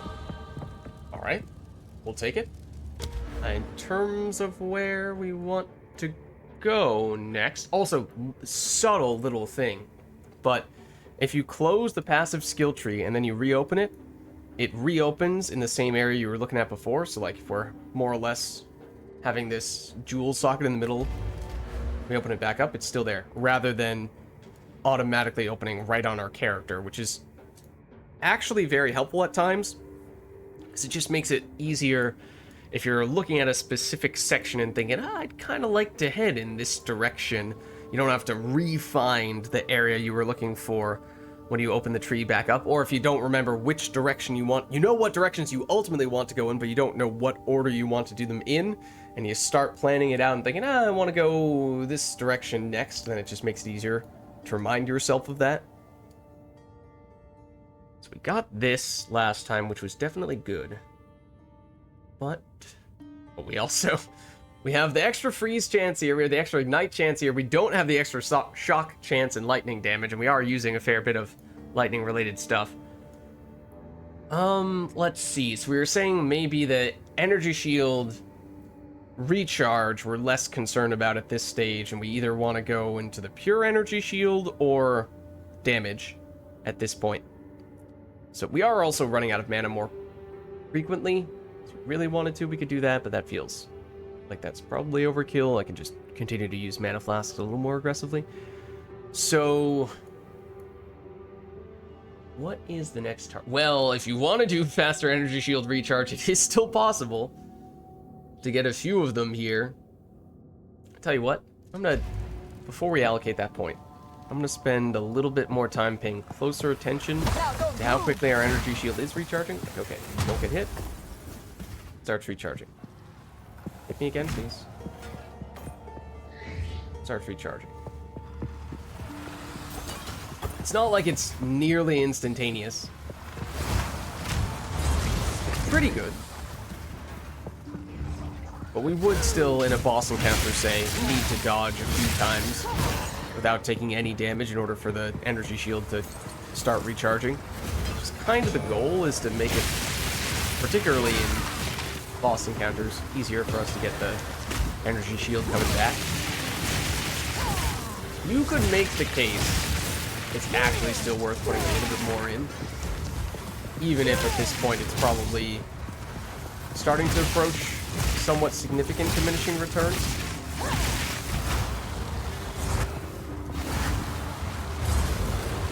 Oh, I see you placing the trap. I don't like that. I don't like it when you place the trap. Okay. Good. Trap's on. That's it.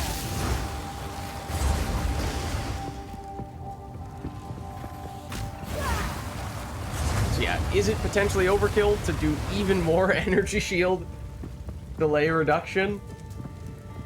Probably. Am I still tempted to do it? Yeah. It's a bit of a science experiment, but let's do it.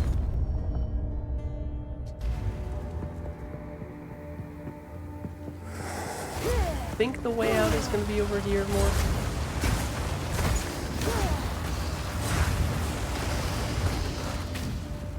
Away with you!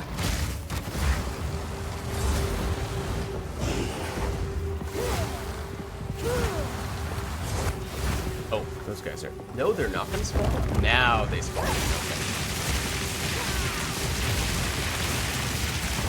Hey, friends.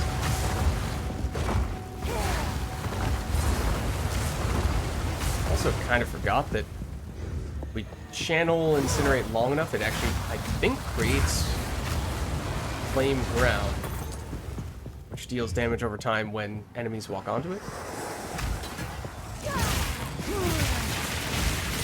Just a little way to get a little more damage from the skill.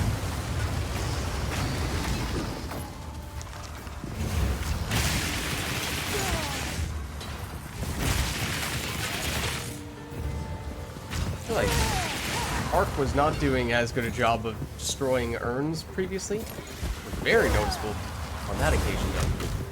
Now that, rank 7. Actually is helpful. So what did we make rank 7? Was it Arc and not Incinerate?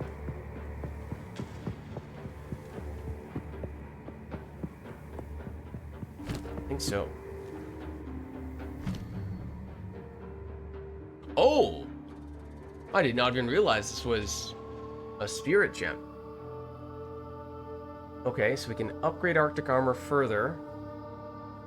A little bit more damage, and it recharges, gains its stages back more quickly, or we can get some of the other stuff. The tricky thing about getting the other stuff is that there's a finite limit to how much spirit we can use, and we're already using all of it. So that kind of necessitates that we stick with Arctic Armor unless we just dump this in favor of something else, but I do like it. Now that we've gotten it to work, and it can occasionally freeze enemies passively, very convenient. Not consistently enough to count on that, but still very convenient when it does happen. doesn't necessarily require that you go out of your way to use cold skills to freeze enemies each time. This looks pretty significant. Yes, that's because it's the way out. We got everything here that we wanted to get, right? We are okay with leaving? Yeah, we got the Golden Tomb. Got Galeria. Buried Shrine. Okay, I think we're good.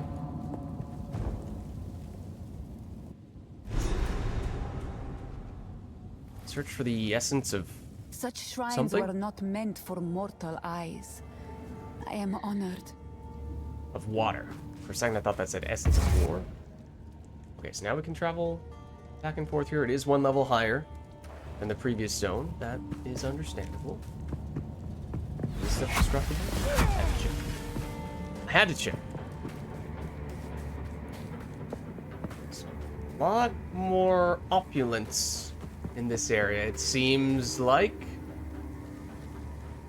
And the other area only had 2 separate zones. This is the 3rd for this one, which makes me feel like this last area might just be a boss arena that activates the moment we press that. Although something just threw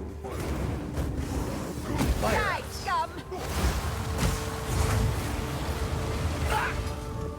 Actually not sure where he came. Oh no, okay. This area is bigger than I was giving it credit for. I thought that was a boss arena and it was going to activate as soon as we did that, but now I'm second guessing that since I did not realize this section even existed. Hello, bats.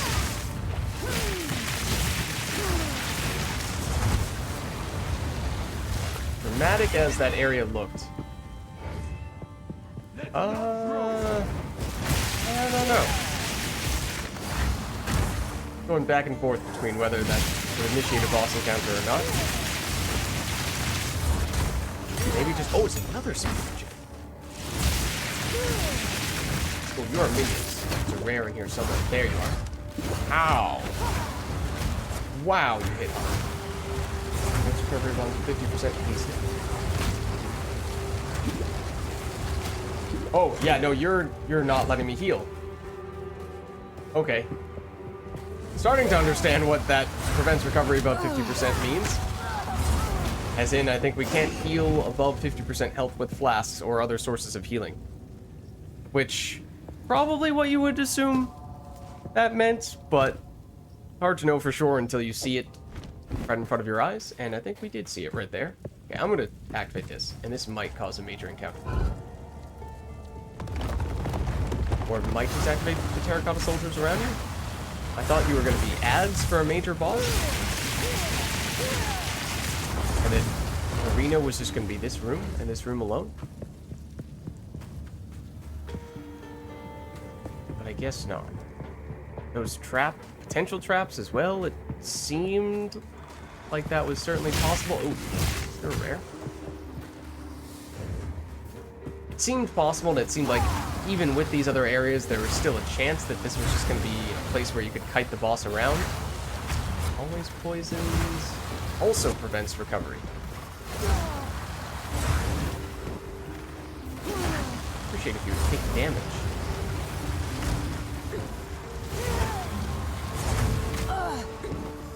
Is your name Coffin Shiver the Ethereal? I mean, the names of rare bosses were randomized in Path of Exile 1 as well. Ooh, regal. Because for whatever reason, and sometimes you got some hilarious ones there as well, but for whatever reason, paying closer attention to them now. Hello, more bats.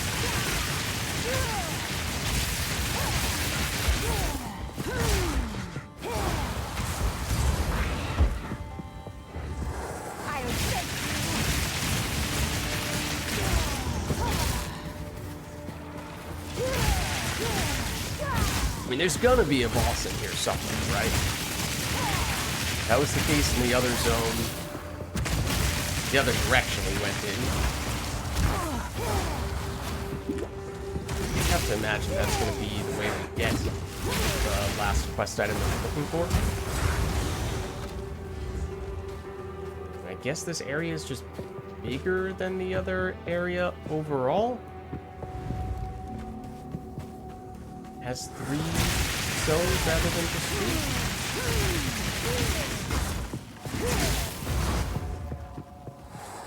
For whatever reason. It's not like they're perfectly even in that way. No, I would have expected that to be the case, but as we were saying before, as time goes on, you get more experience with these areas. You have a sense for what you do and do not like doing with your character, and you may have reason to prioritize a certain order of these various zones in a given run.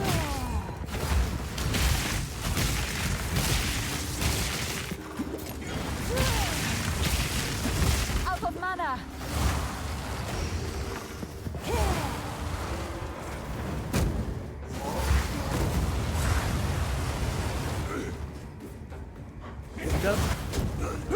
Thank you. Chest. Nothing else.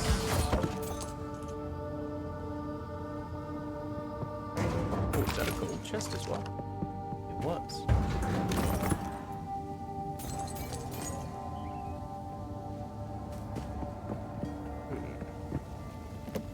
It's a shield. Our shield is really good. Even though it's pretty old at this point, it's been hard to replace it. We need lightning resistance. That's actually a pretty good roll.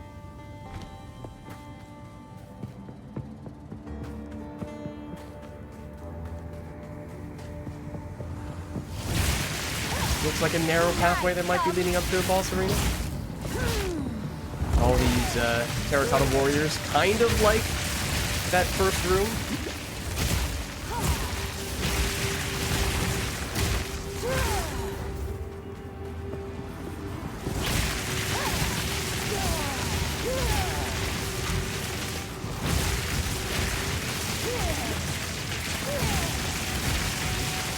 Some of these guys are pretty enemies.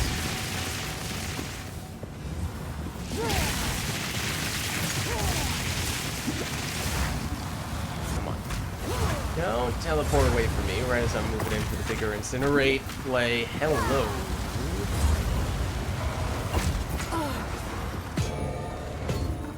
Take that though. That is a waypoint. Checkpoint. So that suggests, as you see, sometimes we go down here, it tells us something. Oh, guarded sarcophagus. Elemental offering. Okay. We know. Oh! Wait, what?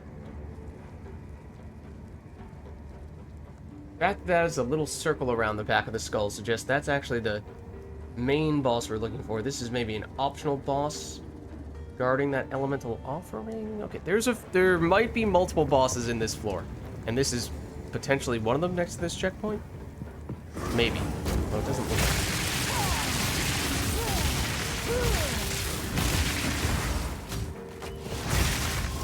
Might mean this zone is actually huge.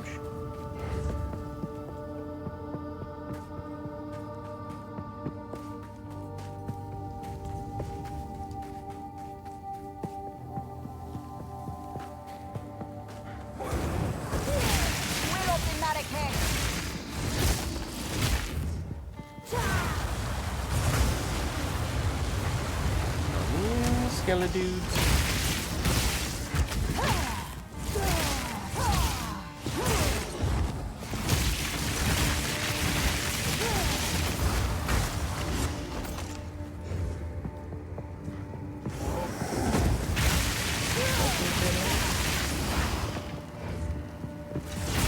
Just the Kiwis.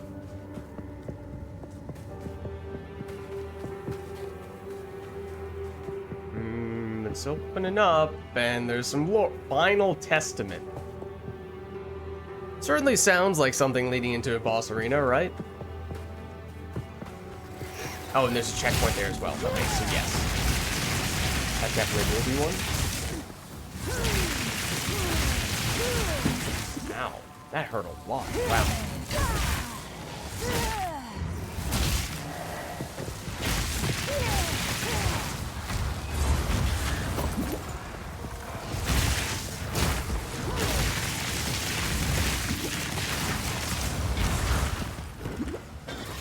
be that... Oh, are these four? No?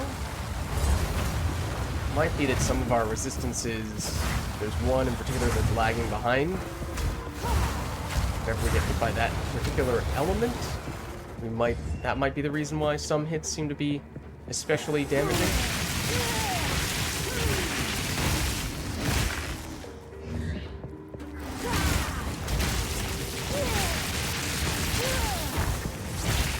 Oh, that's a rare. Okay.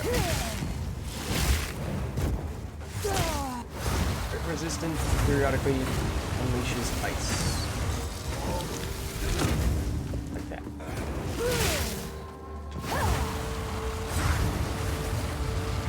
Hello, sir. Rather not hit by that ice. Oh. Freezing you, however, is very nice.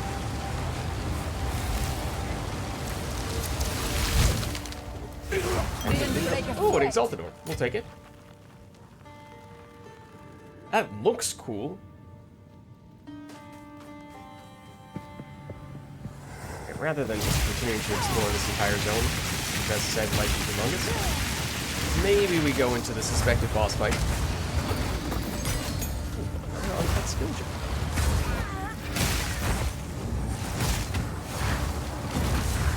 Ow. Go down.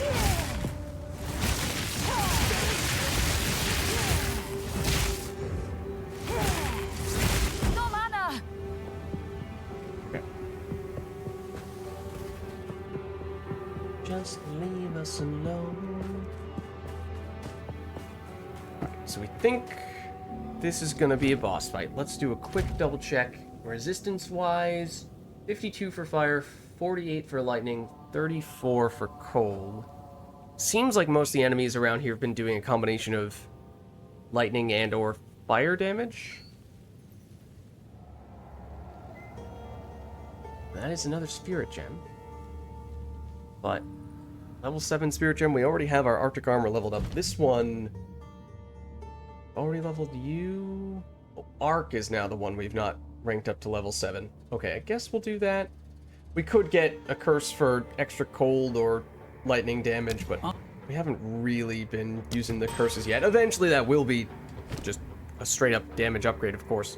So we would like to do that, but might require a little more of a nuanced setup than what we have going right now. Winter deepens, bringing a biting chill.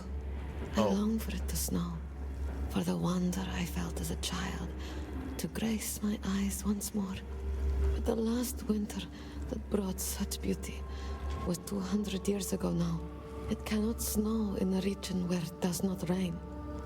The city is quiet. The city is cold. The wind whistles through stone columns, unheard by the living. I ask myself why I am still here. I ask myself why I will not let my tired bones rest. And I ask myself whether I truly believe Halani will awaken. I do. I do. Okay, so you have to imagine that's going to be the spirit slash skeletal boss that we're about to face. The fact that it referenced winter and snow several times, if anything, kind of hints that it's going to deal cold damage. That is our lowest resistance, so that is a little unfortunate, as it turns out. Not sure we would have an obvious way to just... Well, this would be the obvious way to throw in a little more cold res if we have anything with a socket to spare, but we don't. So it is not that easy. Unless... I mean, I'm jumping to conclusions here, of course. I don't know definitively that it's going to deal cold damage, but only one way to find out. Elemental Offering. Okay, I think this is the main quest-related boss that we're supposed to fight here. Theoretically, there may be one more. Oh. Oh. This is actually very interesting. Okay, I assume whichever one of these we take might affect how the boss is. Like, water would be cold damage, lightning would be lightning damage, fire would be fire damage, or we just have to press all these and it doesn't matter. But fire is our highest resistance, so theoretically speaking... Oh.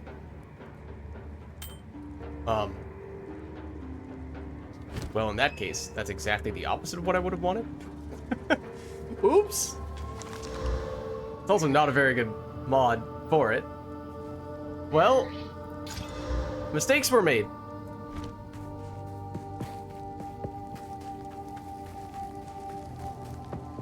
Not the boss. Extra loot that we did not get the best value out of. Now if we go here, was that one of the things in this area we were expecting to run into? Oh, elemental offering. Okay, that was the guaranteed loot. Yes. We can check that off, where there's still 2 bosses, theoretically. So yeah, there's just a ridiculous amount of stuff in this zone.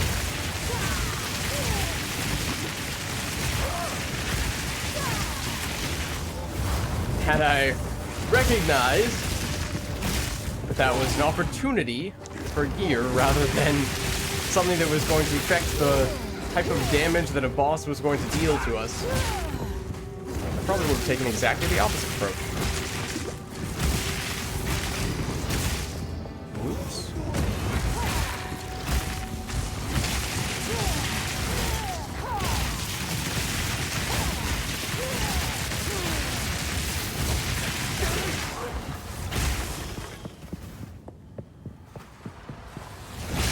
Did we upgrade that arc? I don't remember if we actually activated that, but if so, then it does mean we're dealing more damage with it.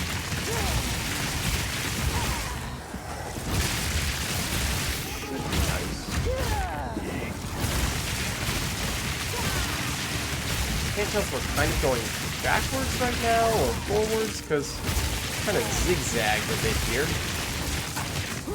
It's a little hard to say.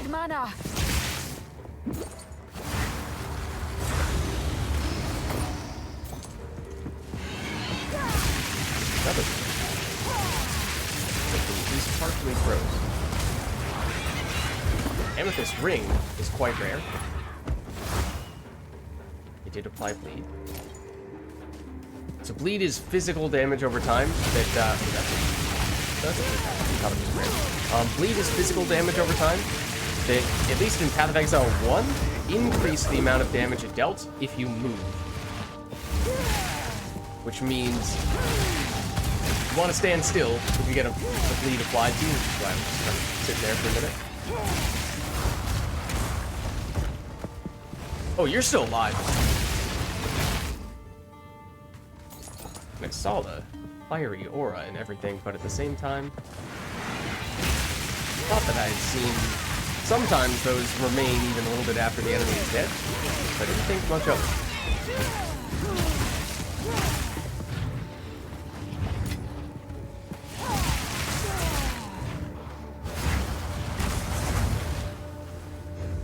This is also a checkpoint over here somewhere. Is it one that we've seen already, though?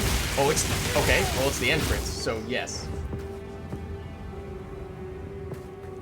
I think that was the starting checkpoint. Hold on a second. Let's take a closer look. Oh, no, it wasn't the first checkpoint, but it was a checkpoint. Okay. So it seems like this might be a huge either rectangle or square of sorts. Bit of a gap in the middle, but you can kind of get the general shape of it if you go around like this. Just sort of traces the edge of this shape in the middle. So that means we've done all this side, but yeah, we'd expect for it to go up here as well and then potentially reconnect up on that end. Obviously, that's a series of many assumptions about something that I know very little. But we'll see.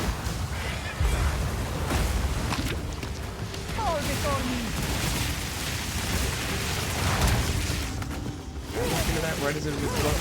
I might have. Oh, you're still up as well.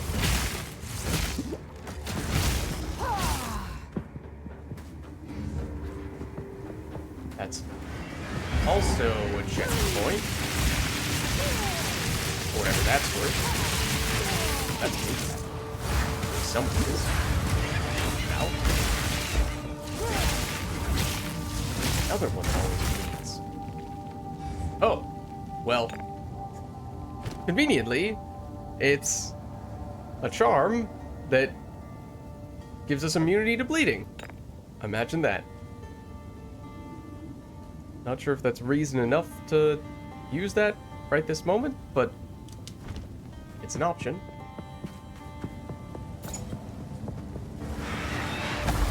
That's horrible.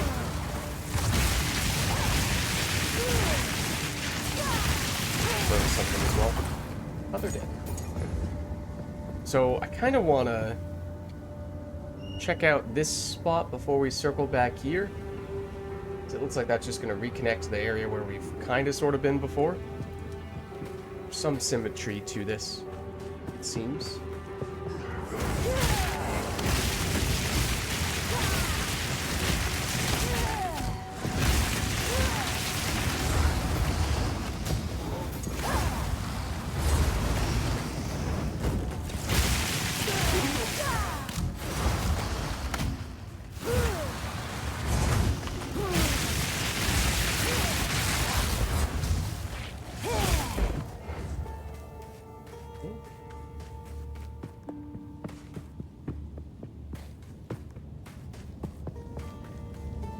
No enemies there. It's a little bit odd. Likewise here. Unguarded chests. A little suspicious. Oh, okay, that's going to be a significant area because that extends further. Yeah, because look, there's no enemies here in this sort of last row doesn't have anything. There's a pathway here, so that's going to be significant. There's potentially something still over there, though, which we didn't check. I feel like once we go here, we're not going to want to double back much, so I might briefly double check what we have in this corner down here first. Okay, we basically saw everything. Turns out there was very little change from what we'd already seen, besides under that. Might have dropped an interesting item for us.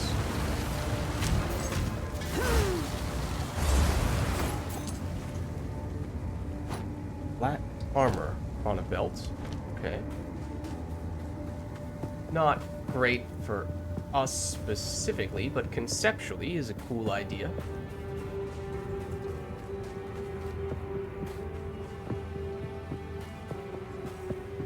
Yeah. Guys who have damaged but not killed apparently. That's a huge deal. Now you're down.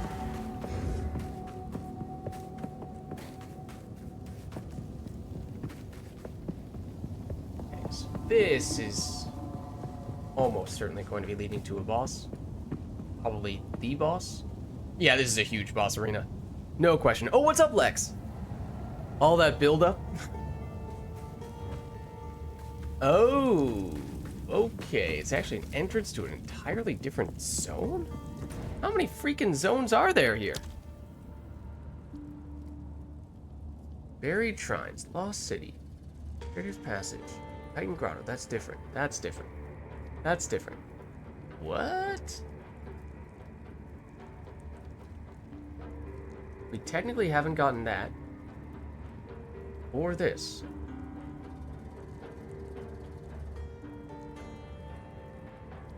But they're both in buried shrines, not in the Lost City? Wait. We've done it. I thought we got... Oh, we were thorough in the previous area. But apparently not, because that's not grayed out. I wish these colors were a little more contrasting. The grayed out ones that you've completed, these two versus the ones that you've not completed. This one and this one. I thought we were looking through quite a bit of the buried shrines. I thought these were actually in the Lost City. I wish that distinction was clearer as well. But I probably would not have been as thorough in this area had I realized these guys were actually in the previous area. So... alright. This must be the place where the actual boss we're looking for is, though. And it's probably more or less just an arena.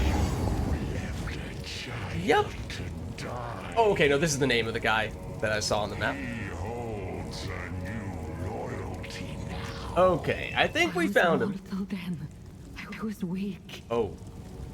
Then why did you never come look for me after your ascension?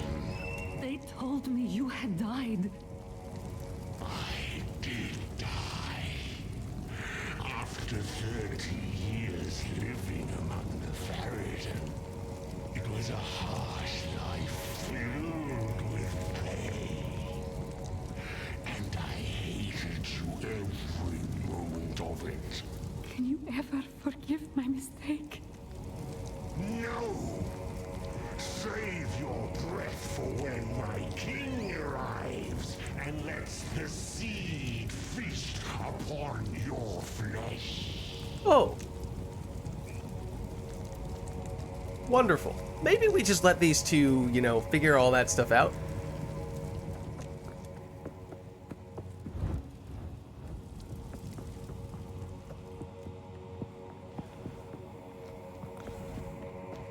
The vestibule.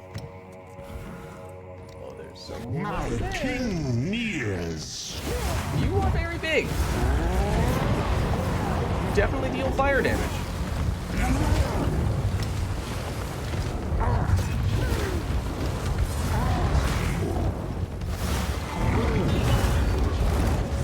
Oh, you are not happy.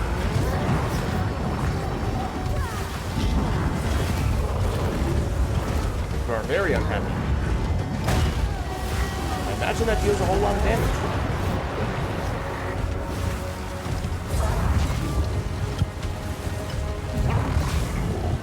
I am admittedly testing your limits a bit here.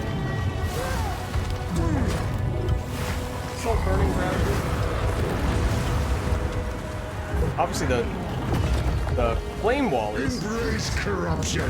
Oh, no, I'd rather not do that. Give him the choice. Sins of the mother. Ow. So it seems like what he does is he basically hits one of these almost furnaces in one of the corners and permanently creates burning ground in that corner. And if he hits other ones, then it makes burning ground permanently in that corner as well. Now we have two corners that are permanently burned. I thought that he was going to only break them... Embrace corruption. I thought he was only going to break them at various thresholds of life, not just randomly as the fight goes about. Apparently I was wrong. Because now there's basically nowhere we can go without being on burning ground, which really sucks as an energy shield character, because that means it's going to be just about impossible for us to get our energy shield recharging. Oh, is that... Even with all of our energy shield recharge delay reduction. Sins of the mother. Nope. How about not that?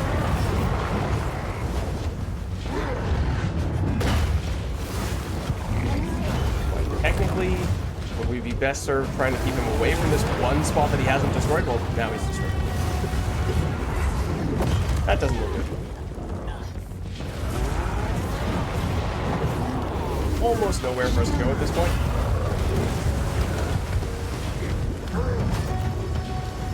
Especially if he makes flame wall in the middle of the arena, which was the one safe point before. I thought that would go away.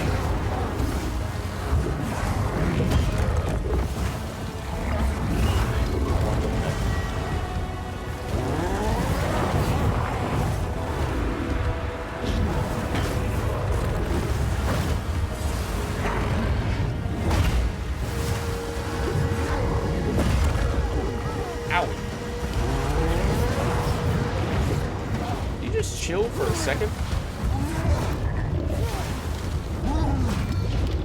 Yeah, we're also running very low blast charges, so we don't have ads. Embrace corruption. No! I didn't want to embrace corruption. Sins of the mother. That's not where you stand for that. That's a larger AoE, and we don't have any flasks at this point. Embrace Nope, corruption. nope.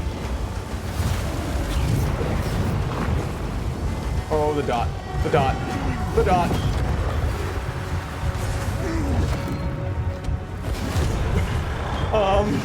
Light flask. What's up, Dolan?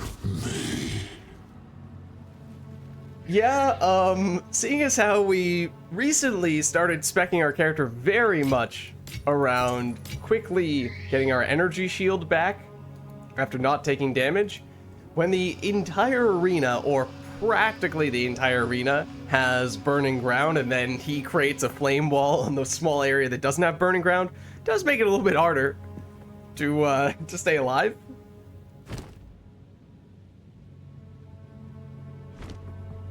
Okay, now that he is down... Who is this? Well, first of all, we desecrate your chamber by destroying all the urns and picking up any along the way. Obviously. I mean, that's just what you do in this situation, right? They had Tomb Raiders for a reason. You know? Pale woman? At last. Oh, that's it. I assumed you were Please going to have more to say. Oh, you do. End my suffering. Oh, you're alive. My followers You're moving are slightly. long since dust, and I am but parchment. My veins dry as sand. I thought you were a statue. Or a sarcophagus. I ask you, Tale Woman, to use that one element that may finally end me.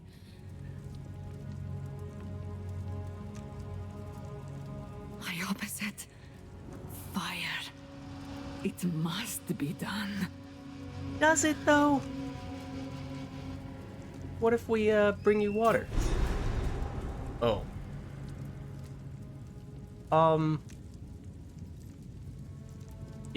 You sure about that?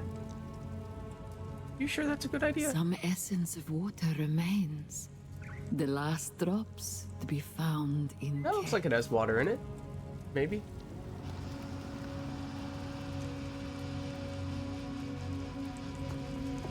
Look, we'll just pour some water on you and you'll be fine, right? Also, I don't think we have enough inventory space to pick up this. Never mind, we didn't need any inventory space for it. Yeah, see, I'm not thrilled about this prospect. Death. Thank you.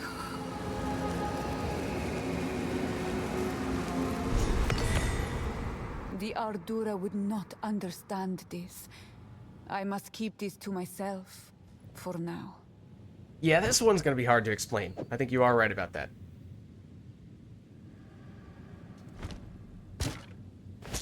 This is the last drop of Keth's glory. Okay. Now let's double check. Does it seem at this point as though we've got... Oh, right. This is still from...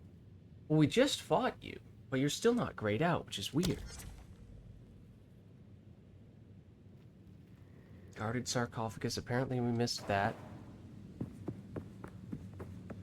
Huh. It's just hard to get the most useful of information out of those little previews on the map. So, we could go through and try to run the rest of this zone and see if there's anything over here. Anything significant in those directions that we had missed. I don't think that's going to be the case, because it seems like those are actually in the previous zone. There is this little section that we had missed. maybe there is something of significance.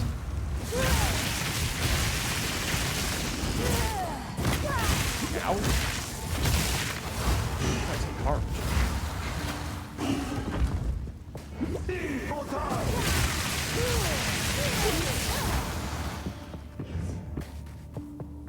No, but it looks like this area is going to be pretty small.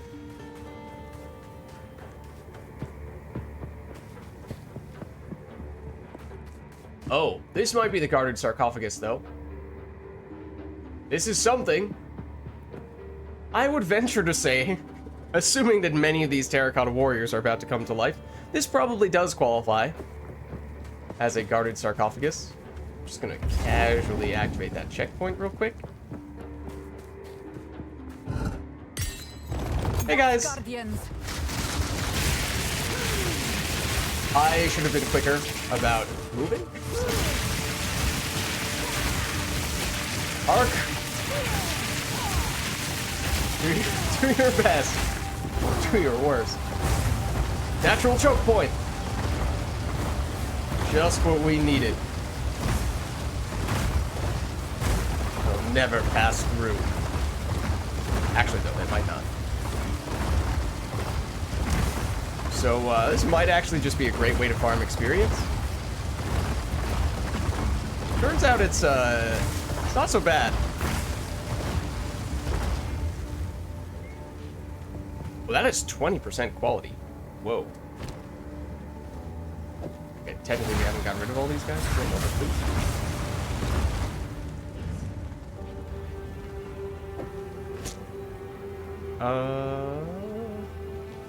Bump you. Make room for you. Yep, still have some. Okay, so fair number of them actually. Apparently not all of them fall this year. Alright. Come to the choke point. For whatever reason, it seemed as though it worked more effectively last time, but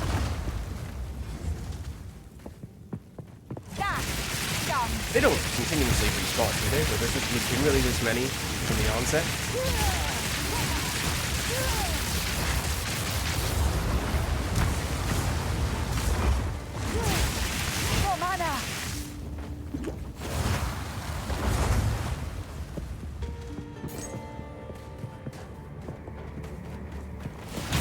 Still more.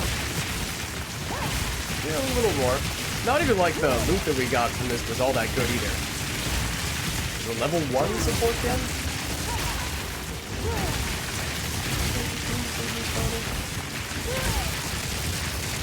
Made circle around, so if they are not respawning, this should be all of them.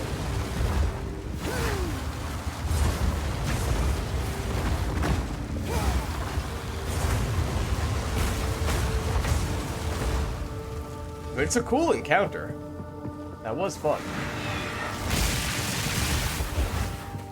And that was one of the things that we had missed that I was trying to circle back for, so I'm glad we did ultimately find it. It's just misleading where exactly the stuff is. When you're looking at that little preview on the mini-map slash whatever you want to call it, overworld? I don't know. It's not this mini-map. So how does it look now? Now it says we're done with this. Says we haven't beaten this guy, but that is the dude that we just fought. So I don't know why that isn't grayed out. That's weird to me.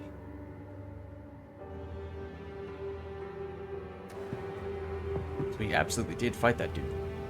I think we're ready now. So it's unclear where exactly those various things are, and then apparently sometimes you do complete those things, but they don't update, which just makes it even harder to make any sense about that stuff. There was a goddess of water lying at the heart of Keth. Remember, we aren't supposed to talk about this. I wonder what her role in the past involved. It is my sacred duty to keep our tales, but I know nothing of this goddess.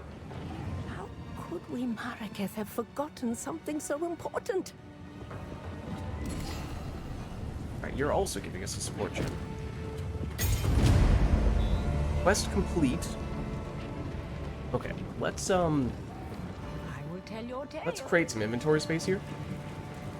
Quickly. Time is short. Make haste. Care for a story? We want you for the quality stuff. You, ooh. We are not scaling evasion, but that's not bad. That, if it had movement speed, wouldn't be bad either.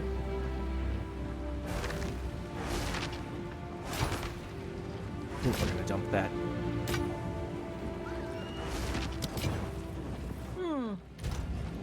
Might stash some of this stuff.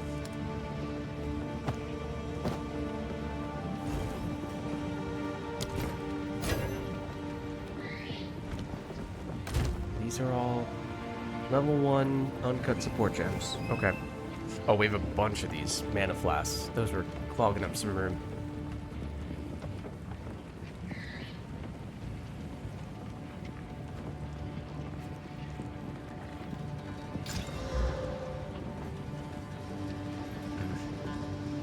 Looking for the automatic charge regeneration.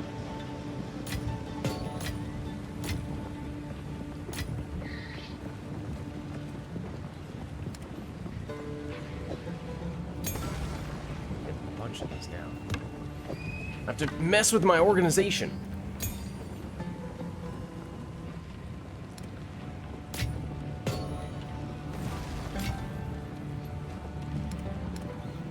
Oops. Don't have room for things. Gosh. Ruining everything.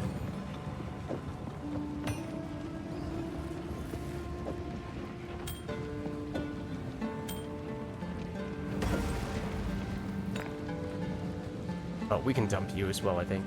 Okay. We got 2 of you? That's probably overkill, but Care oh for well. a story?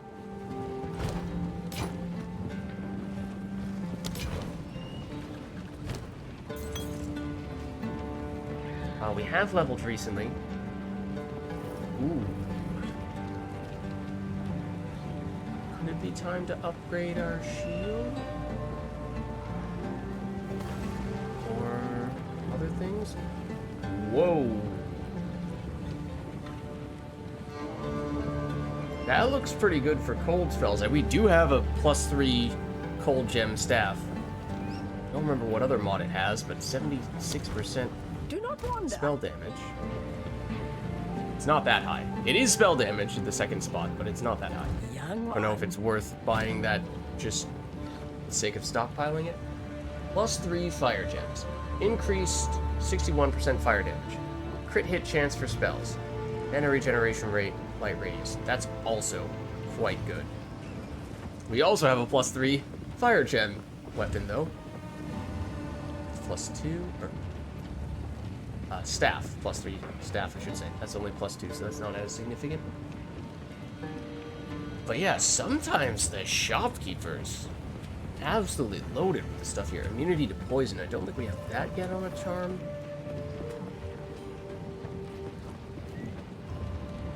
Not to say that that's super high priority, but that is Need something? interesting. Take your time.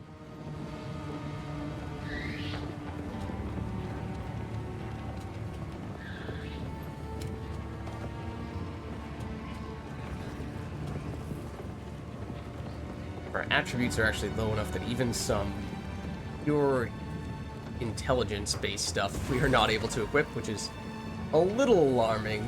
Perhaps an indicator that we might need to pick a little bit more of that up on the tree. 15% move speed. We do have move speed on our boots. Not quite that much. But these are probably still better, even if they don't have any energy shield. These are not the highest possible tier for us. That would be. Okay. Interesting. Warm nights. Interesting. Oh, I meant to stash that. Oh well. It's one inventory spot. We'll be okay. Well, we know we have one more spot we need to go to. The Valley of Titans. which we think, yes, will now go up in level.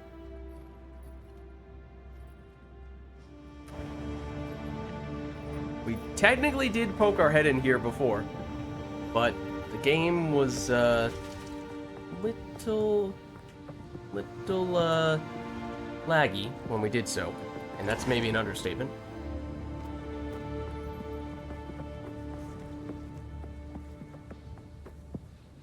All right, we should do this. While we're there.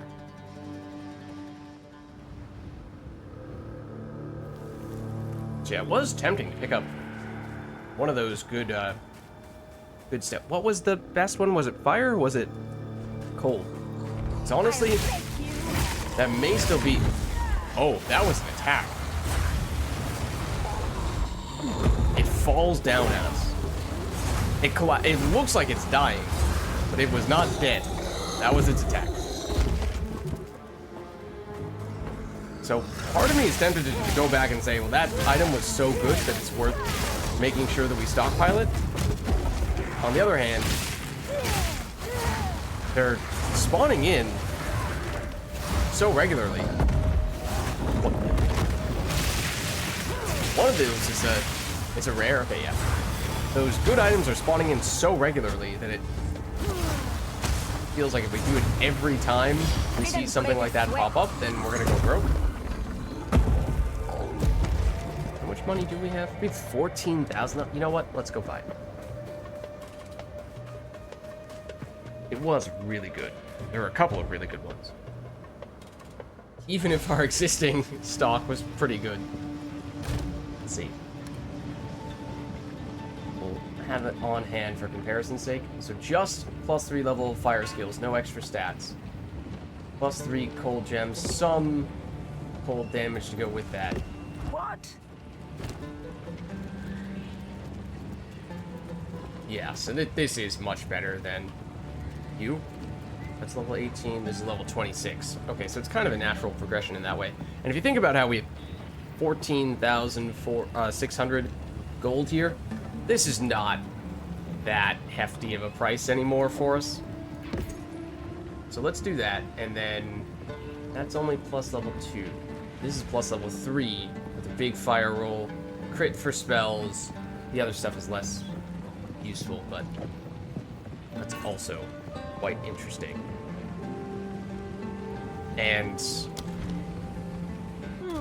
potentially worth throwing on instead of this. We do technically need some int before we can do it, though. So you know what? We're gonna just throw all those over there, pretty much. You... Which one do we like better? They're pretty similar, right? This was the slower but larger number. This was the quicker, smaller number in terms of healing. Both are useful. Young one. But, I don't know, we'll stick with what we have, I guess. Stay in sight. Okay. So yeah, we potentially have reason to pick up more intelligence. Oh, what? Excuse me? Why can't we leave?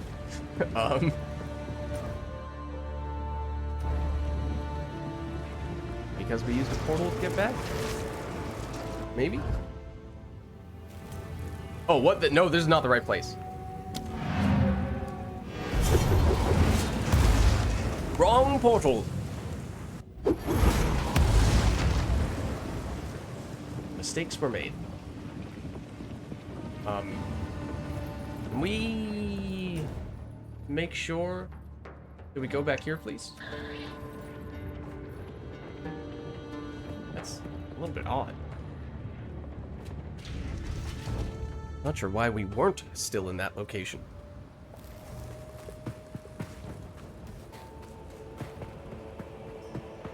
Okay, so Valley of the Titans is the last spot we chose to go to. As whether that was a good idea or a bad idea, only time will tell.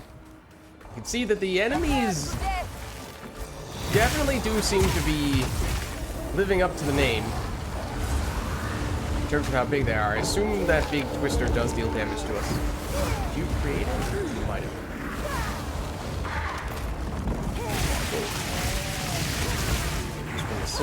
problem. And it is, because of their attacking animation, it is kind of off-putting. You need to be paying really close attention to these guys. Look at that. That is quite sure he gets disassembled when he's actually dying rather than attacking you, but still not the easiest thing to see. Also, that is disgusting. Sandworms, not a fan. Not a fan. Also not a fan of how they are apparently underground for large periods of time, making it much harder to hit them. Unless if we freeze them. Doom Lurker.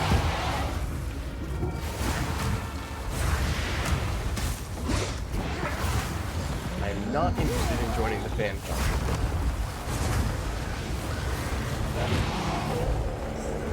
Also freeze them, tank. Sandworm. What was that? Oh, okay. There is a tail. They're little antennae that technically stick up above the ground.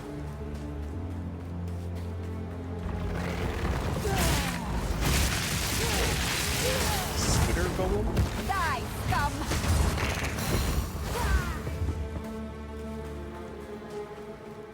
I also have no idea what direction we want to generally be headed in.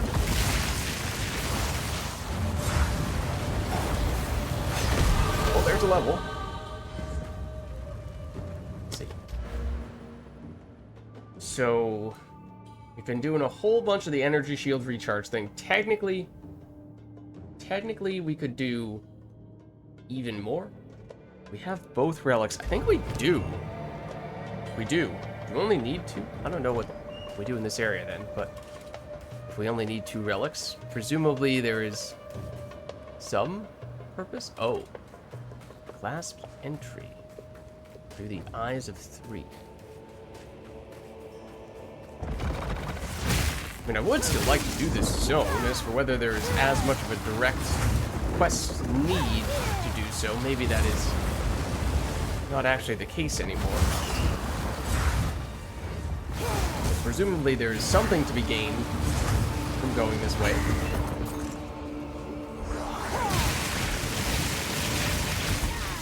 Who's it who's making this sandstone? I think it's you? Not the slams from the big Skelebros. Thank you.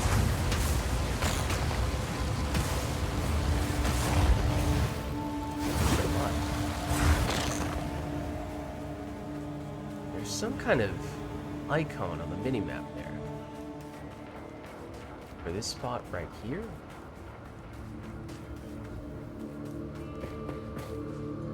You see that? I don't know why that is. It's a hand. See that? Try to get the best angle for it. That. It's a hand sticking up. So, you know, it's the... What's it called? The Valley of Titans?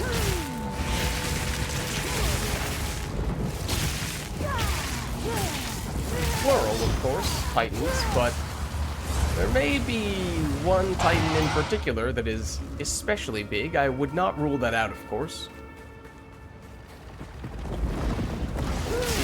Yep, Sandworm. But we also need an enter skill point. Wait, what were we thinking about? We could potentially, of course, get even more of the energy shield recharge delay reduction. It is still possible to go even further in that regard, but as I was saying, it feels like at this point we are beating a metaphorical dead horse.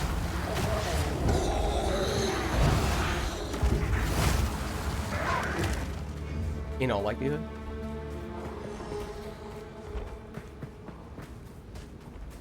That's also a hand. That's a checkpoint. And that's an ancient seal. Let him see beyond his endless rage. Maybe we need the 2 ruins here. Oh.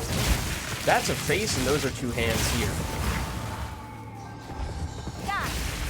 The level design of this spot in particular, this zone, is great.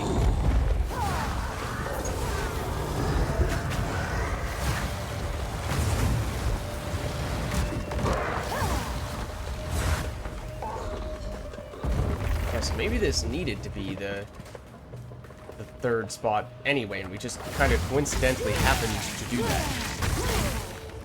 In which case it was mostly luck. We had originally gone here earlier. Only through some technical difficulties did we happen to go somewhere else and then return later.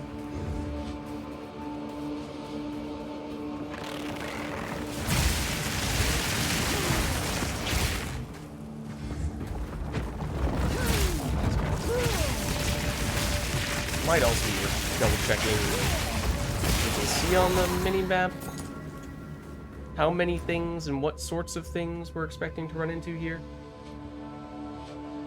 Medallion, Valley of Titans, where the third pact was forged. Anything down below? Now this is grayed out, because we finished him. We defeated that guy, but it did not gray out immediately after defeating him, so that's weird. Titan Grotto goes down below, but we haven't found that entrance yet. Okay, so theoretically there is at least one other neighboring area we can go to, and it might even be where the stuff was before. So we seemingly had something we could interact with. A lot of damage. Gives me even more reason to hate these guys.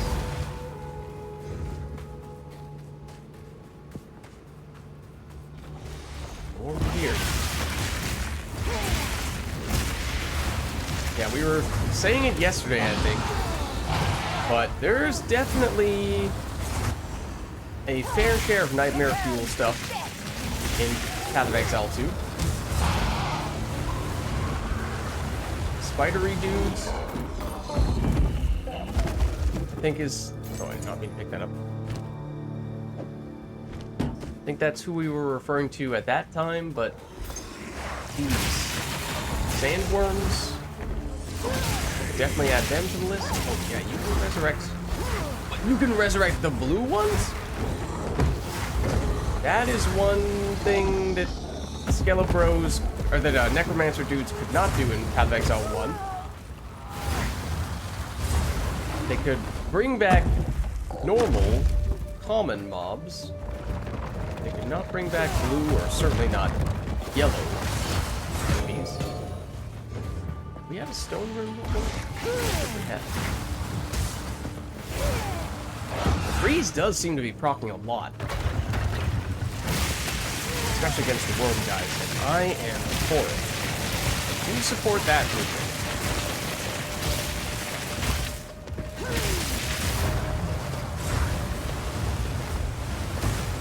Please no spider stomp.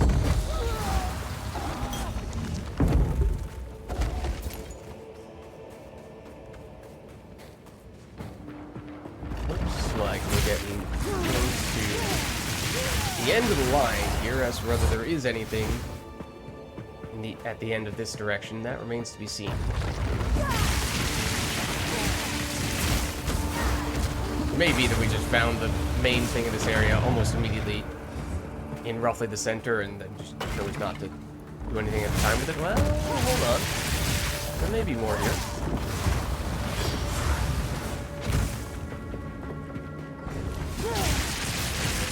More sandworms. Shroud walking sandworm? I hate that. I know you're there. Get frozen. And then get burned. Is the natural follow-up for that. Oh, that is the base shield that we were thinking about using before. Okay, maybe we'll work from that, see if we get anything decent from it.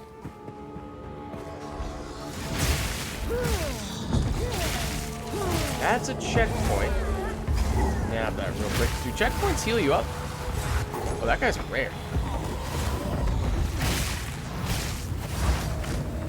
yes, the whirlwinds definitely do damage us. And yes, you can resurrect those guys, so I probably shouldn't be focusing too much on them.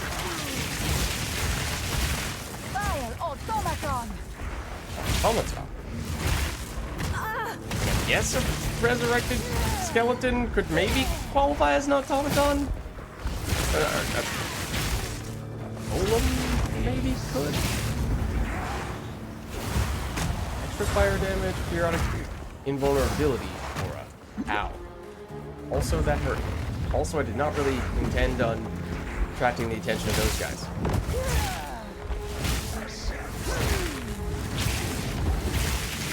Get this guy kind of hard to hit him. These big guys are not keen on letting me approach. Pretty sure I just chose to attack him when he had the invulnerability or active. Maybe not. No way, Sandworm. You weren't invited. Certainly not by me, you weren't.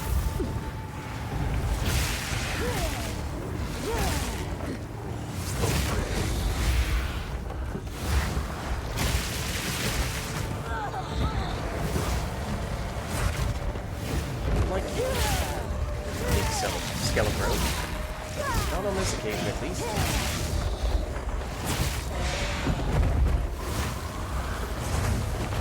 So can that guy get resurrected as well? That's not the skill I'll be using. Some of the target damage? Darn it, that was a window.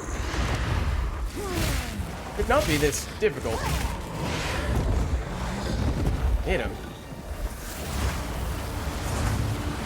That missed, for what it's worth. Can you resurrect every single one of these enemies, even if they are not seemingly undead? Because it's really starting to seem like that.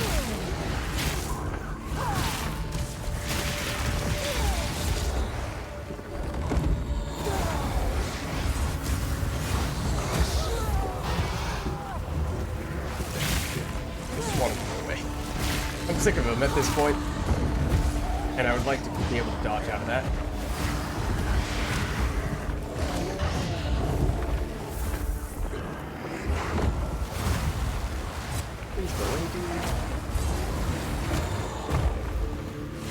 Skeletons out of here. Not interested. Just want to get rid of you. You're annoying me.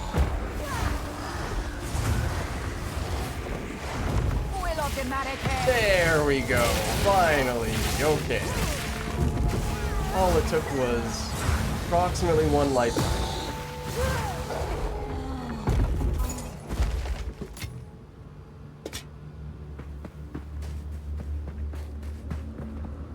I guess we'll see. Oh, yeah. This is also a seal. Let him see the light of the world once more. So it seems like we're basically doing various things that will awaken this Titan. Let's do it. Find and activate additional ancient seals. Okay, so we did find one previously, and we probably should have just pressed on it as soon as we saw it. It is now a fair ways away from us at this point. Now we know.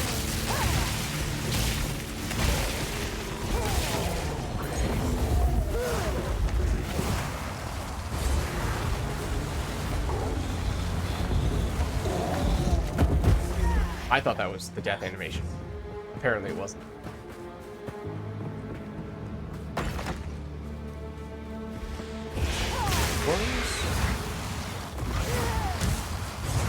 If they didn't have the tentacles, they might be more tolerable. That makes them significantly more nightmare fuel-y.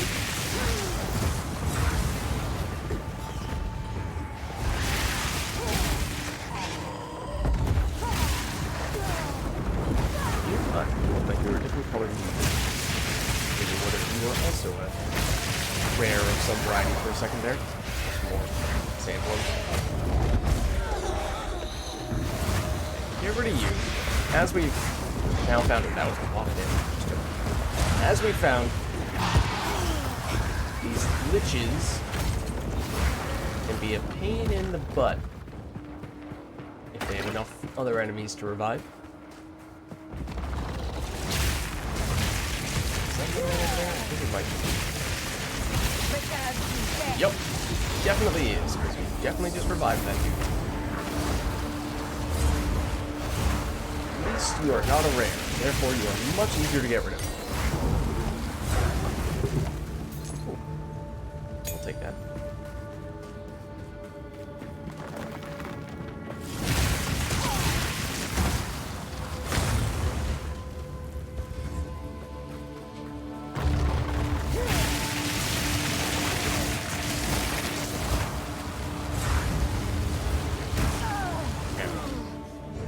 Let's use this skill point that we've just been holding on to for a while now. Make up our mind. Do we want to continue what is becoming a bit of a meme and go even more into the energy shield recharge? Just beat the old guy at the cemetery and can't wait to get level 14 and start unlocking skills you'll actually use. You'll get there. Don't worry. Don't worry.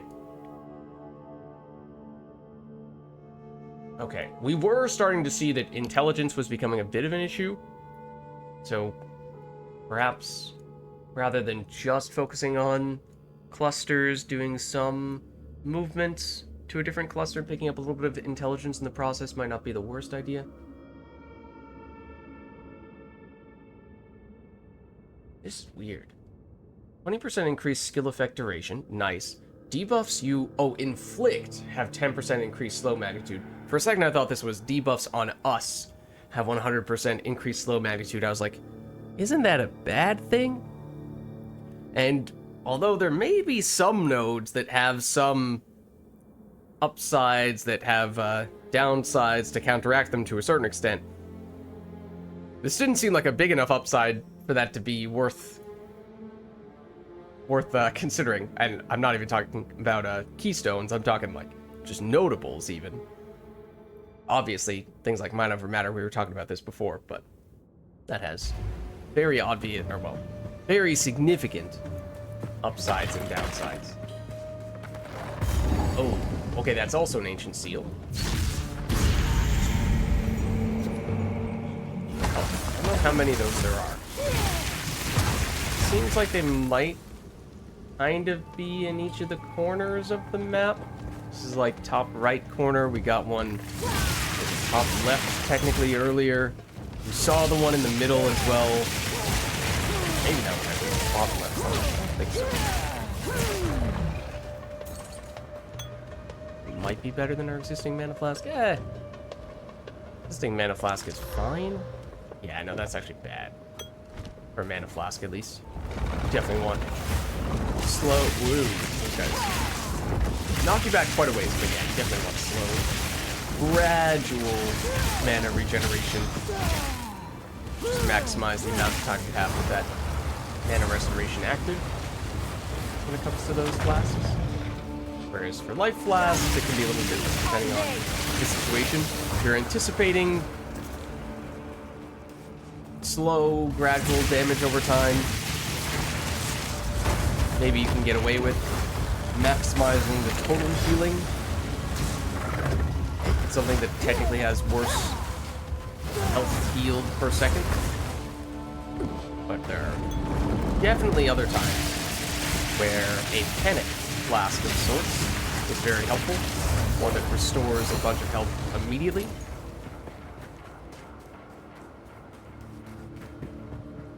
It's just a dead end. Oh, and then I said all that, and then we didn't actually allocate a skill point.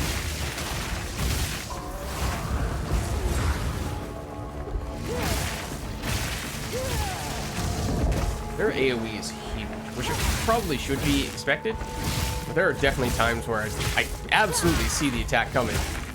And I just take a step or two out of the way and think, oh, that's enough, right? Nope.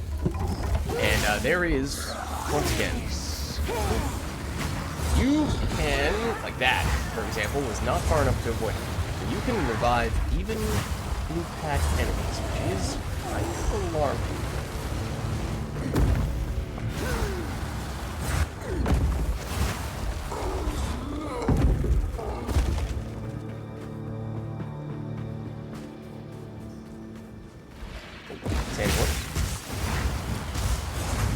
Love it when they both get frozen by Arctic Armor. Thank you, Arctic Armor.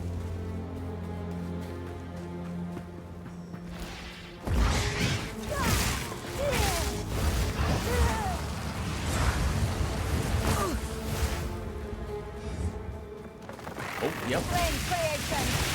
Yeah, it's little guys.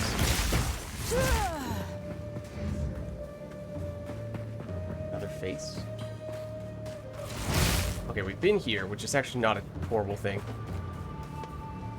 That means 1, 2.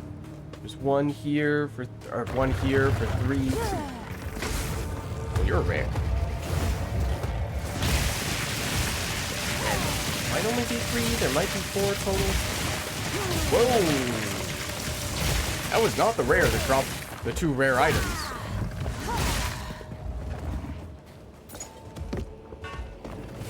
I'd like to check those out. Saw the Enrage.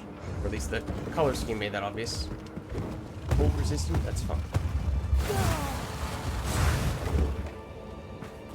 I still don't really know what the Enrage does. I wonder if it means it's unblockable. Because it's kind of a similar color scheme to whenever we see a boss that has a big telegraphed move that lights up and basically is a sign, hey, you actually need to dodge this. Oh, he grows when he gets enraged. Because it happened there, even though he was frozen. That's interesting. Actually, it seems like we dealt more damage with the harp that we did with these. Kind of sort of.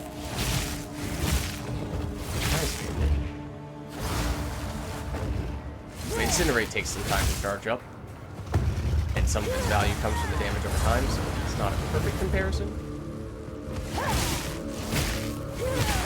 There we go. Another support gem. We should use this now, though, and stop getting distracted. Okay, so what do we want? What are we doing here? Basically 800 effective life. What are we going for? We kind of need another notable cluster to target. There's elemental penetration here, which can be helpful. Oh, here is the +1 level of all cold skills that I was eyeing earlier, which seems like it would be extremely strong, but for whatever reason, it only exists for cold skills, not for other elements. There is a lightning cluster over here, but it does different things, and there's a fire cluster right next to it as well, but that also does different things. It does not give +1 to all of their types of skill gems.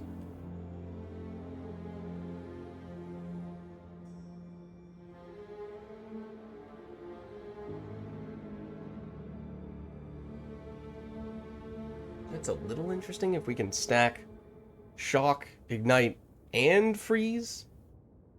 That could do a fair bit of damage. Yeah, enough of that stuff. At least for now. Ooh, this looks kind of interesting. Increased elemental damage if you've chilled, shocked, ignited an enemy recently. Those are all things that we'd like to be doing a lot of in the future. What's up, Darkside Studios? How are you? Trying to figure out what we're looking for here. That requires that we kind of make a call on what kind of elemental damage we want to be doing going forward. We're not totally sure on. Shock, I think we want to be doing regardless, because that's something we can do a whole lot of once we ascend. Potentially even with non-lightning things. Increased magnitude of shock you inflict. Mana regeneration if you shocked enemy recently. Magnitude of shock. It's weird to combine magnitude of shock with mana regeneration rate, because I don't love mana regeneration rate. I do like this, though. We're targeting these. What's the best way to get there? Lots of attribute points if we go this way. That might be the most direct, though.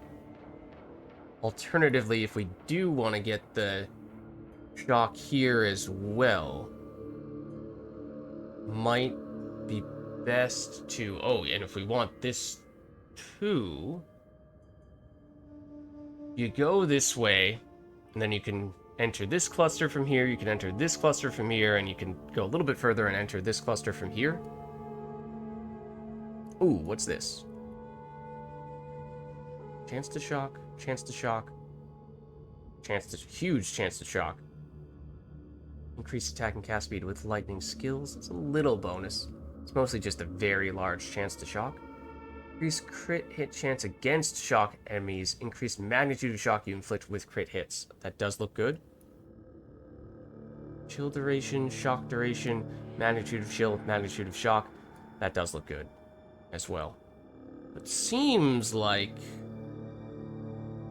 we may kind of want to be headed in this general direction for shock-related stuff. And then maybe up here eventually, although that's obviously in the more or less the exact opposite direction. And that would take some time for us to get there too. So, seems like there's much more stuff on this side. So I think we probably prioritize going there.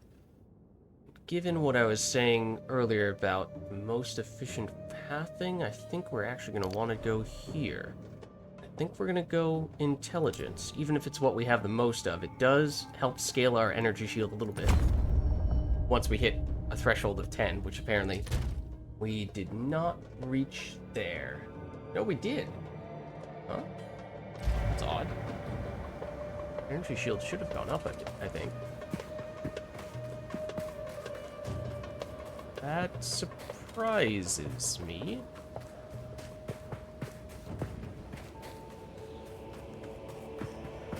I still don't know what the deal is with that icon there. But we do know there's an ancient seal over here. Might be the last one we need to activate. In which case, something might be about to happen when we click on it. Fall before me. Wait, this is the end of this area, which suggests this likely is the last seal. Unless we go further in that direction, but that might also be a dead end.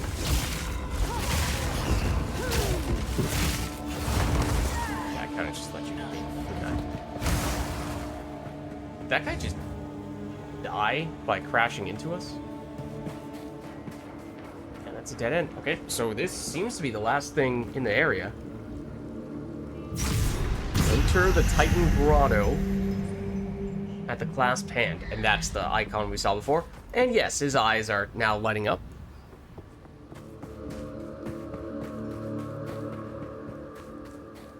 There's a tiny little area over here that we missed.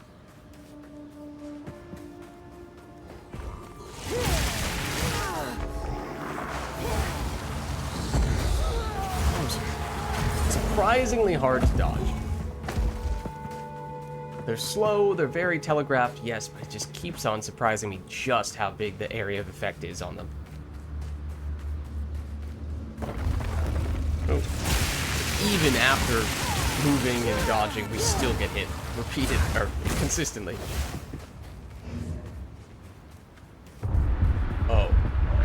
Okay, it just activates immediately once we get here. I did notice that the camera started changing the angle on us.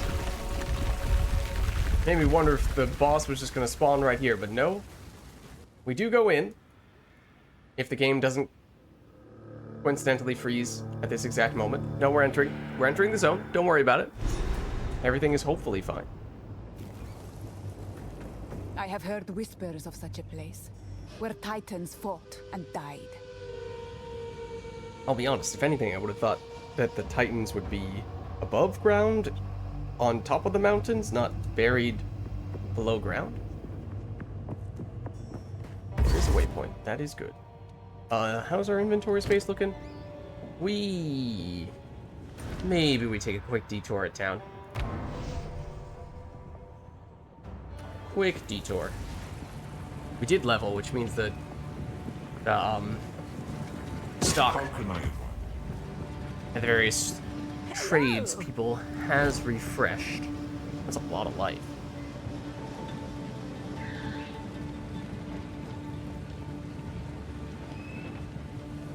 Technically lower energy shield than what we have right now. We miss out on the lightning resistance. We could, of course, augment this.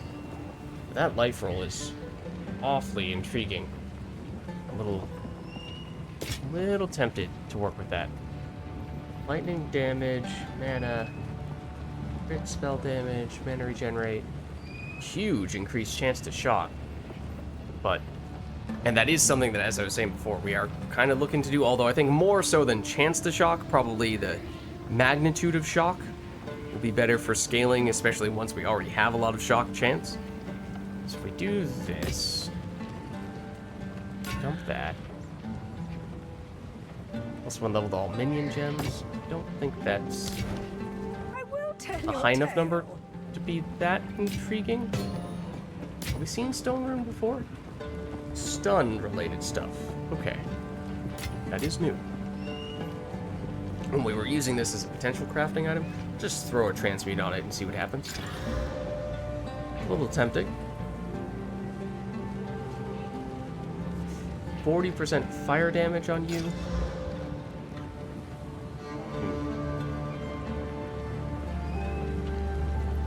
Yeah, I think it's already is too far behind to catch up with what we have on our existing shield. Old as it is, it's remained very good. Do not wander. Try augmenting this. Not great. Probably gonna disenchant that as well at this point. I know the life roll is good, but kinda was hoping for a solid resistance roll there. Lots of support gems. Lots of support gems. Oh, disenchanted as well. Do not wander. Okay, quickly check if there's anything good to purchase for ourselves.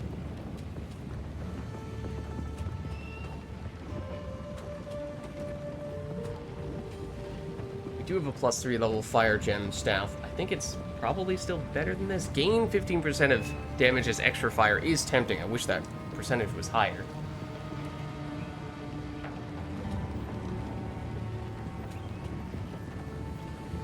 Yeah, it doesn't seem like those are all that good.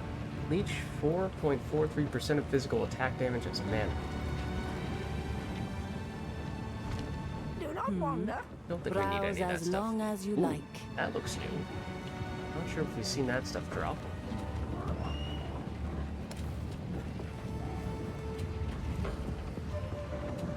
It is energy shield. Bone raiment. Teth raiment. It is a better base than what we're working with right now. So if we wanted to craft a chest plate, it'd be a half decent way to do it. It's a better base helmet for us as well, but I don't love those rolls.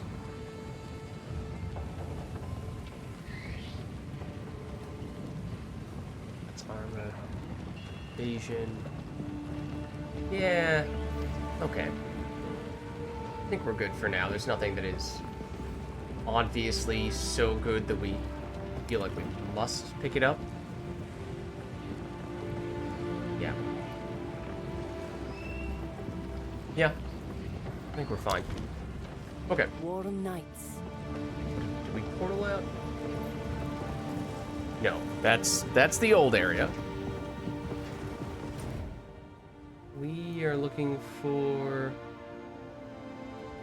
this. Okay.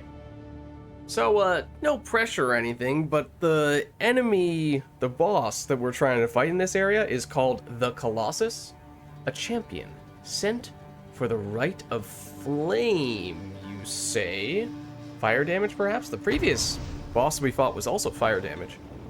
I think that is still our highest resistance right now. Yeah? I mean, just because he was sent for the fire trial doesn't mean that he has fire himself. Maybe he's just resistant to fire.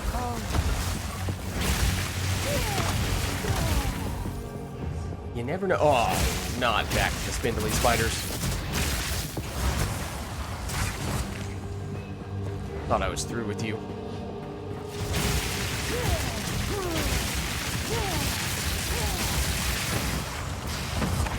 Oh, that is a Goliath of a different variety. Oh, and you have a different kind of range skill, apparently. That is a hasted Goliath, so they are not going to be that fast on the regular, which is a little more comforting.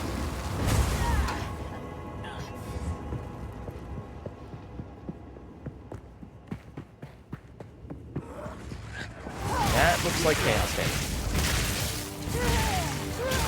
What did that say? Terracotta something? Not the usual terracotta stuff we've seen before, but purple typically equals chaos damage. Game is freezing up. Not good. Extra chaos damage. Terracotta Fanatic of Armageddon. Okay, so hopefully that does not become a consistent thing. If so, then we may need to end. See, because there were times when it was really bad. Just how long a single arc chains for.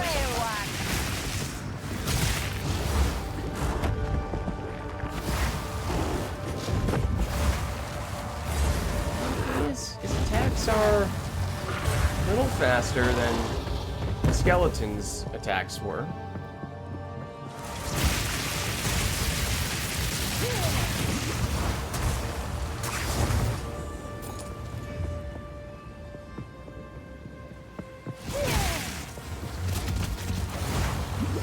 Nope, quite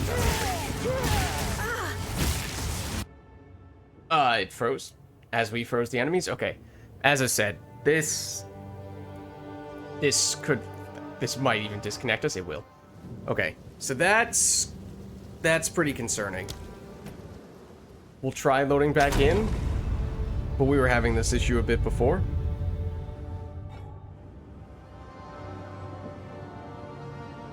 Okay. Loaded us back in. I think that was not frozen when it loaded back in. It was paused, technically. And it only unpaused once we started moving. Of course, they were unfrozen once we started doing that, which was a bit annoying. The game freezing overall, I suppose. Is it?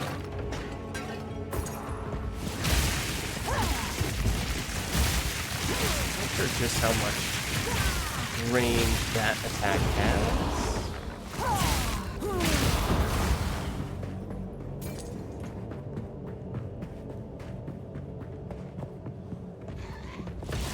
Yeah, we'll see how the Colossus goes. Don't tell me yet, but obviously we've had a fair bit of foreshadowing here. It's an energy shield base, but I think it's relatively low level.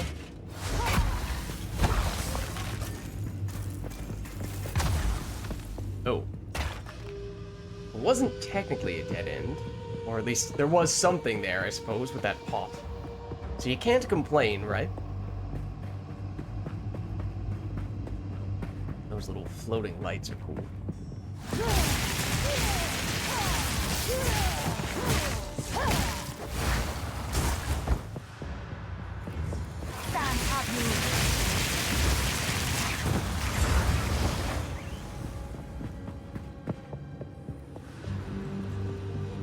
This is a dead end. That's not.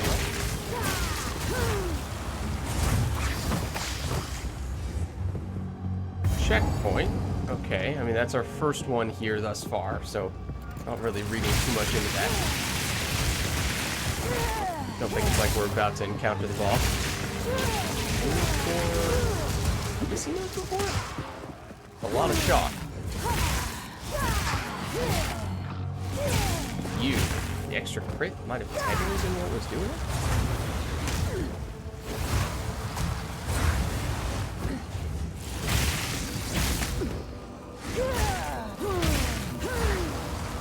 Crit resistant.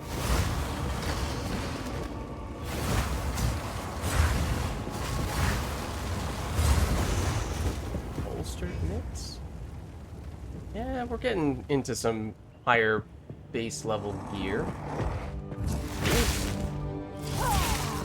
Not see you very quickly.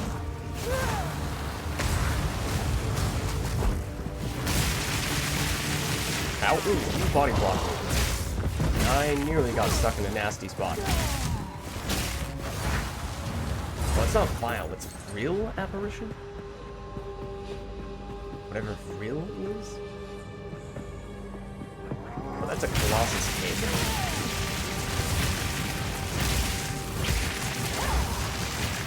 Split open, no less. Over there.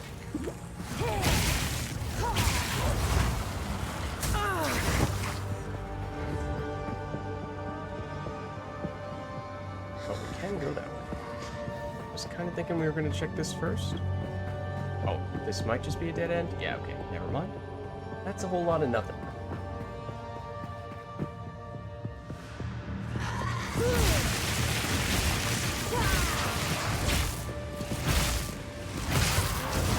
You create that shocked project. It's like a ball lightning, I guess. Looks like shocked ground, practically. I'm not sure if that was technically the case. That has to be low item level. Low base type of gear, just based on the name. I assume we can do better than tattered gear at this point. I'd like to believe that. Ow. Can I shoot being frozen as well? Oh,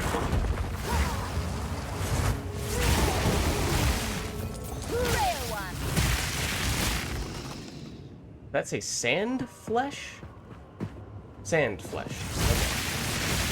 Okay. Not that that's a pleasant thought, but I guess it does make sense, given where we are and how those are skeletal enemies of some variety.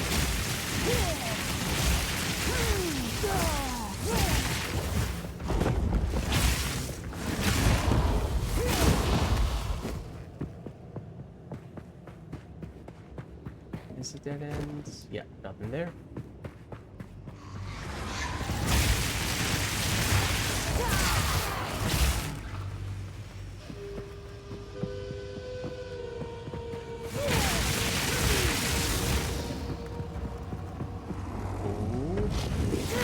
The fact that we're going up, yeah, kinda suggests to me that this might be significant. Waypoint. Or checkpoint, I should say.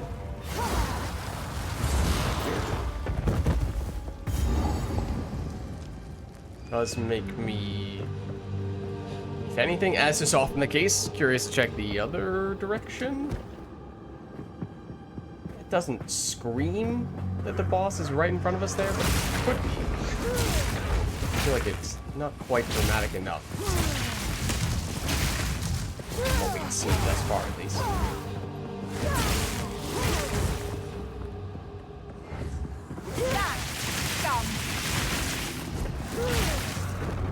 Those guys just, yeah, they just explode. They run into us and just explode. I think we killed several of them before they got to us, so we couldn't really see if that was us making them go boom, or if they were doing that of their own accord. They're definitely doing that of their own accord. At least on some occasions. This area is extending a ways. We're also wasting.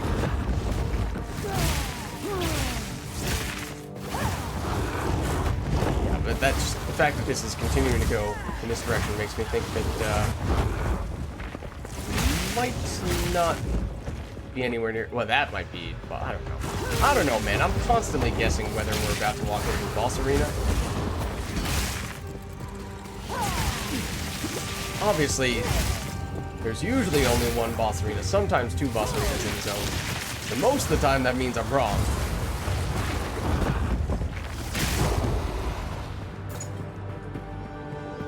But now I feel like this all perhaps indicates that the previous waypoint that we saw was not about to go into a boss fight, unless the boss is in the middle, because that does kind of seem like the middle.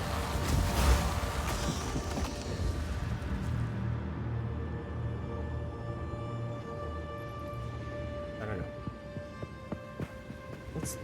Let's be a little, well, we're on 99% experience as well. Perhaps we would stand to benefit from finding just a little more stuff. No worries, Darkside Studios. Thanks for stopping by. Good to see you. Are we about to walk into a boss fight? No. Okay. I think this just reconnects with the general direction we were originally coming from. There's the level. Okay. A fairly innocent checkpoint. Nothing more.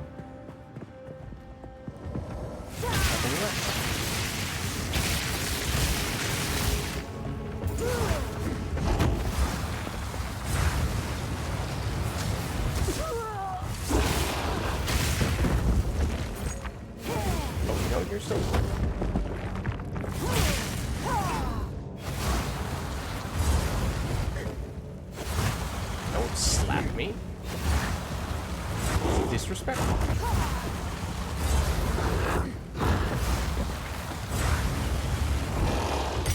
Oh, I mean, if you want to drop that, though, we'll take it. Yeah, this seems like it's maybe going to reconnect there. Maybe? This might be a dead end. It's not.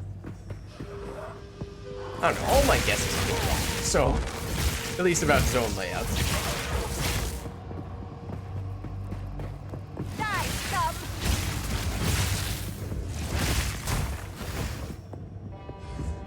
That's a dead end, though. You have the skill point. We were interested in going this way, and then eventually moving into additional lightning / shock related stuff. Make this probably more intelligence.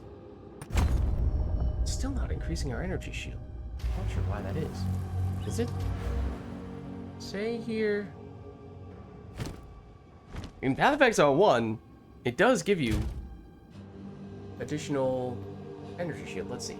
Every 1 intelligence grants +2 mana. Intelligence does not grant damage to skills or any other benefits except when specifically stated. Only mana then. No energy shield. Okay, so that is different. That is weaker, for sure. Accuracy for dexterity. 1 strength grants 2 life. So, technically speaking, strength is probably the most useful.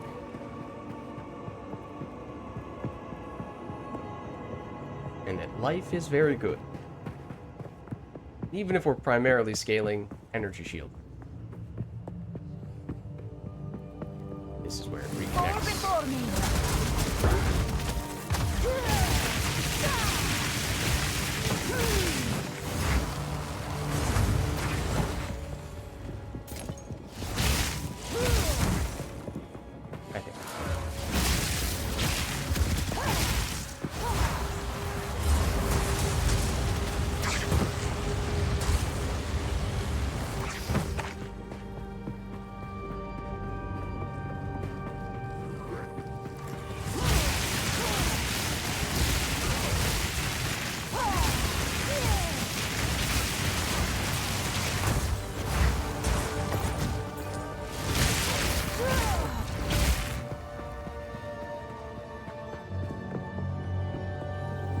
Here we go. Okay. Confirmation. Reconnection.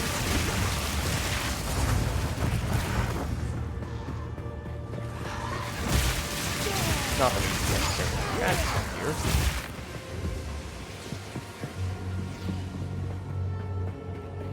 But now we know.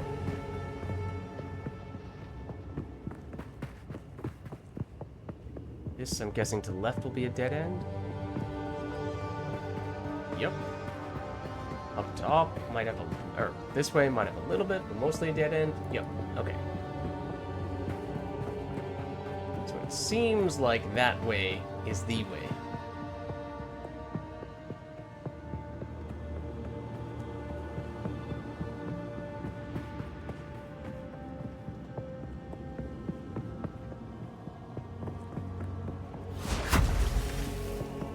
Checking to see what, if any of this stuff might be destructible.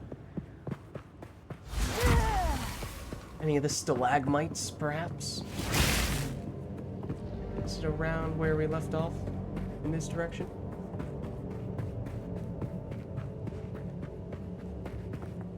The fact that there's light poking through, and the fact that that looks like a gigantic, colossal.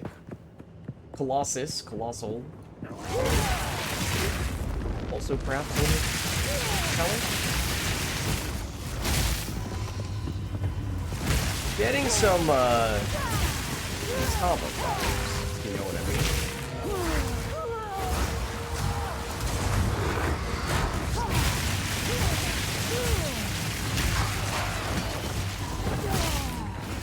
Oh, you're... Once again, we've seen slow resistant enemies does not mean you are freeze resistant.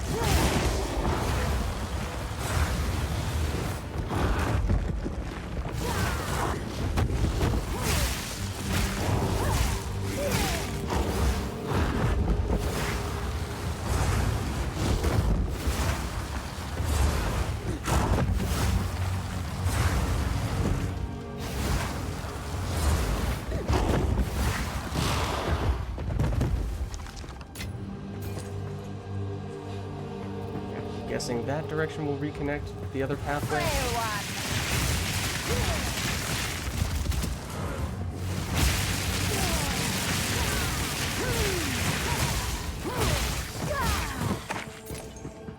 This might be either a dead end or a somewhat unique pathway.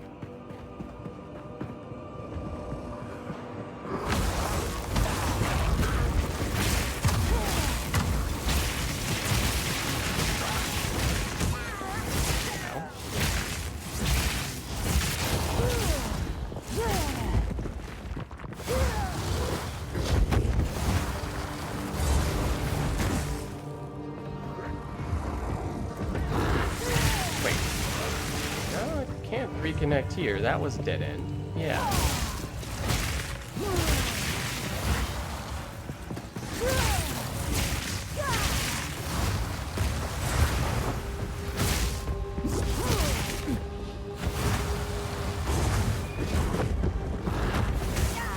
I might have dodged into that. I definitely dodged into that.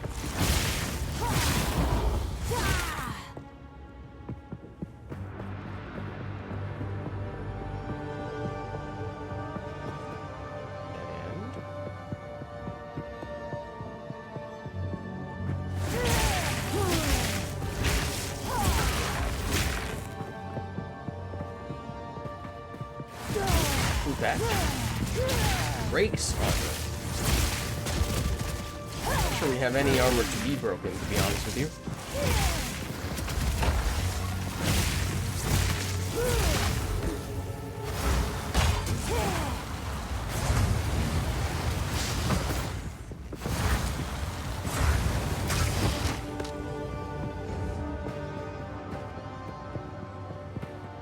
If this is the way, I think we're getting kind of close.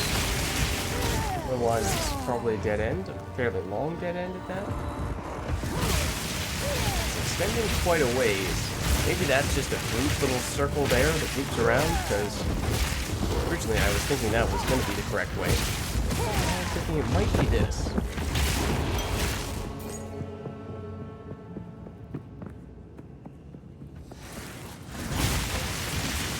It just feels like every zone is huge. Uh-oh. We've frozen again.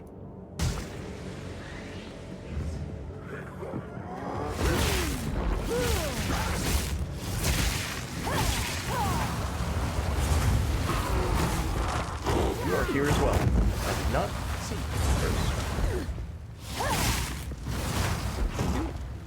Oddly blended. Despite their size.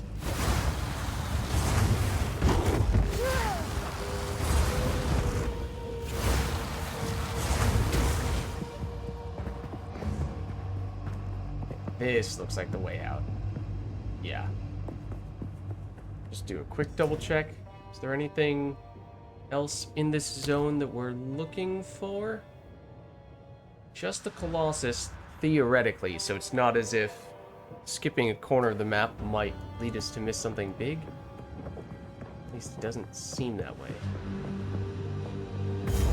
There's a checkpoint. Maybe this reconnects up there, but I doubt it. No. I think we found the spot. You know why I am here. Relent. Hey, buddy. That's a problem. I'm pretty sure it just crashed. Outright. Not just froze. Yeah, or it's gonna disconnect us at the very least. Wonderful. The game has crashed. Back in time for the boss fight, back in time for the game to crash. Let us see what happens when we load back in. We have been having some issues with freezes and stutters, stuff like that today. Which does concern me, because the straightforward fixes: restart the game, restart your computer, have not seemingly done much to fix it. Now, there is a chance that as soon as we load back in... Yeah, I don't know how much of that is on my end versus on the game's side of things. I'm honestly not sure. There was a patch that just came through a little while ago, a few hours ago, which may or may not have helped or exacerbated some of those issues. There is a chance when we load back in here that we are going to be in the middle of a boss fight. There presumably was a waypoint or a checkpoint there. So, you know, worst comes to worst, we take a huge hit, we die, and then we just resurrect there.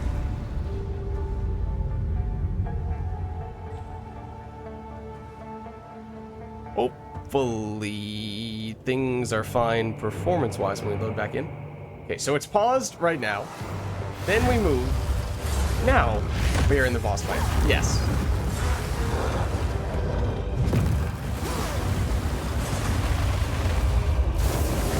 Okay. Circle around the arena. Do that. That doesn't look good. I don't know where that hits, to be honest with you.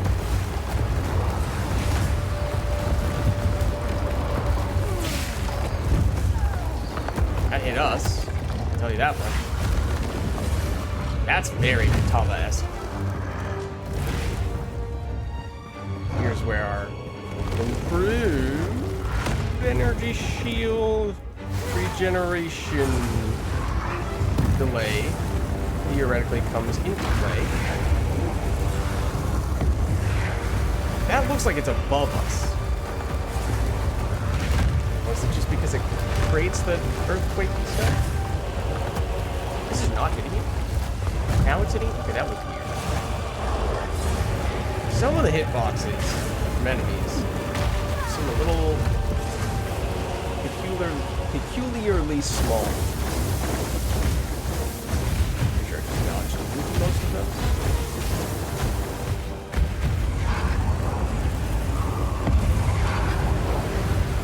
Hey, buddy. Oh, okay. What the heck? At first I was like, oh, you actually didn't really hit us much there. But then you did, and we moved, and it was confusing. It made it hard to tell what exactly was happening there. I dodged into that. I got skewered by that. That definitely is aimed at us.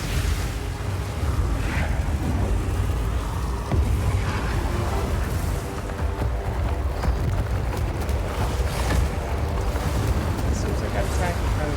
Why does that not... Like, I get that I'm right on top of you, but the instant earthquake doesn't hit there.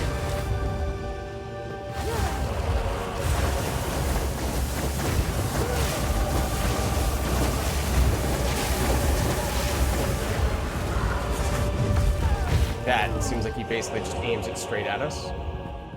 Unless we move. I'm not sure why you're just choosing to stand there, but we'll take it.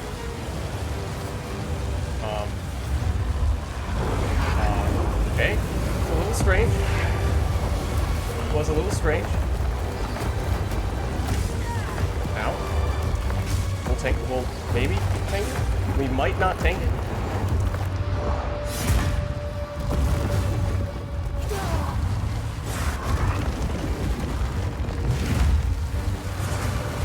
That feels like it should have hit him more than it did. I don't know.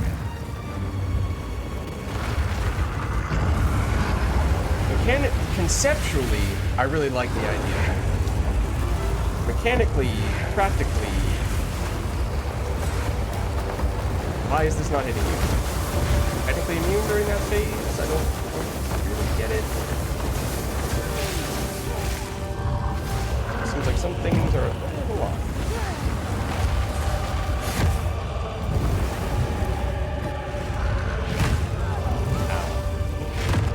So now you're bringing friends. And we can arc and potentially hit you like that. Oh, you dropped your little dagger thing. That doesn't look good. That doesn't look good.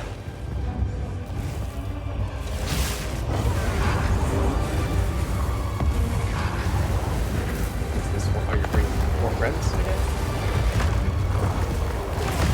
Ow. Can't tell what the tell is for those meteors.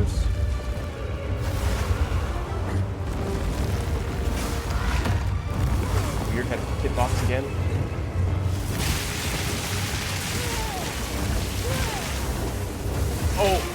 Oh, okay. Okay, everything is fine, don't worry about it. Maybe. Okay, so we can hit you during that phase, apparently. During that attack. But only kind of sort of.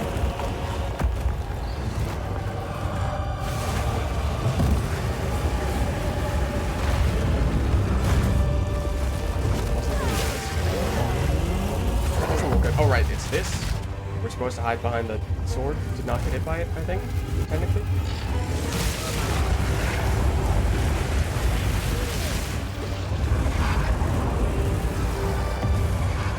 That's the summoning meteors. It's not clear what determines where those actually land.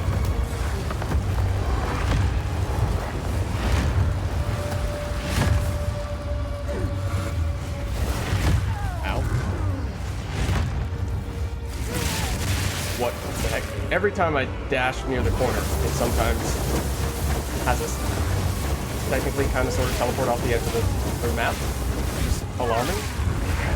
It's as alarming to me as it is alarming to you. What is that?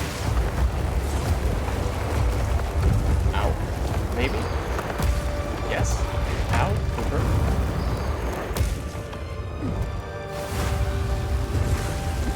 Ow. Confirm.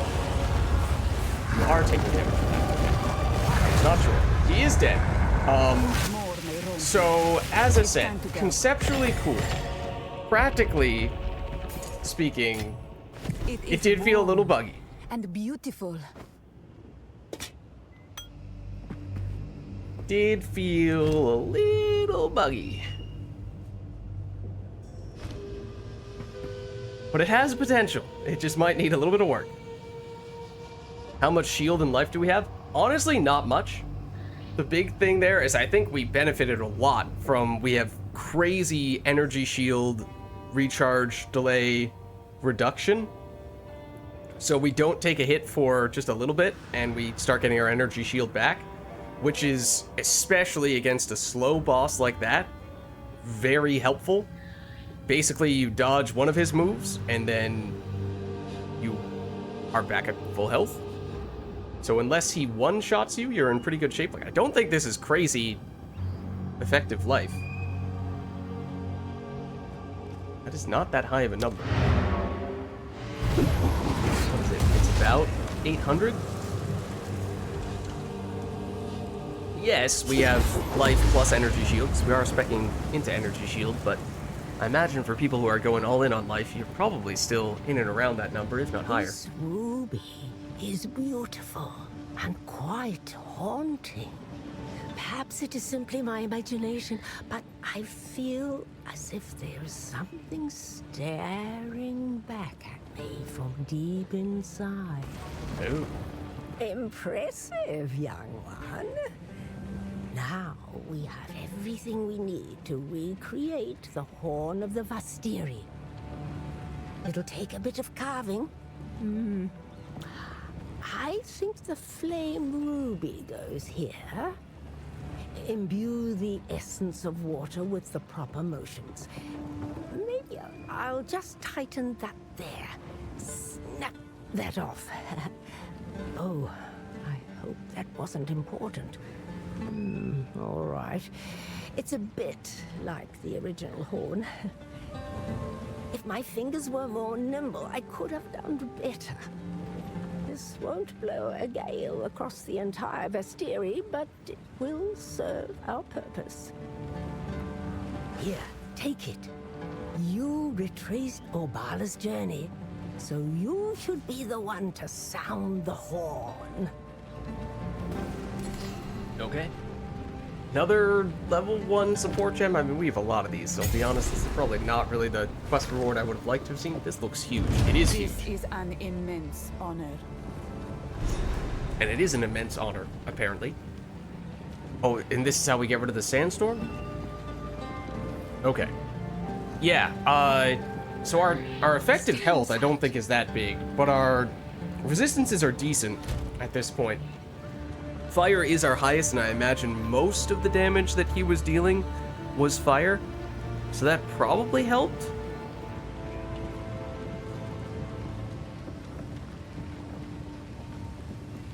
But we did get hit by some of the stuff. We obviously did not get one shot, so it was at least good enough to avoid that.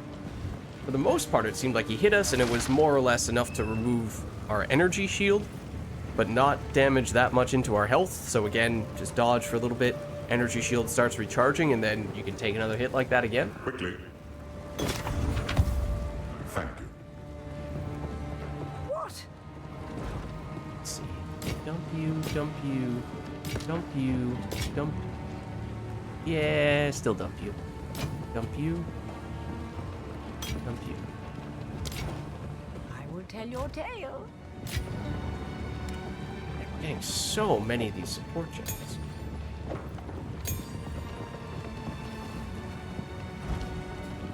Oh, and I assume we leveled, which means we might have new stuff here. Worth noting. +2 fire gems. Eh. You only get my attention starting at +3. Yeah. Not especially interested. Stay Chance we already checked this No need gear to rush. for this level. I don't remember if that was just before we leveled or just after.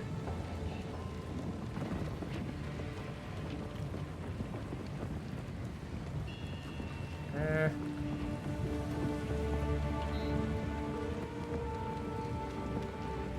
are 2 separate rolls, unfortunately. Okay. I remember seeing this, I think. I think we have looked at these. That looks cool. The Veiled Mask. Oh, that was a base for Path of Exile 1, although the art has been updated. It looks very cool. Goodbye. Oh, I can speak It with you. is time to use the reforged Horn of the Vestiri to open the way through. Prepare yourself. War is nigh. Okay. So it feels like we are now leading our way into the final fight of Act 2. The gates, sandstorm barrier, obviously. Oh, but do we actually go here? Wait. Huh? Also, what's the deal with this medallion?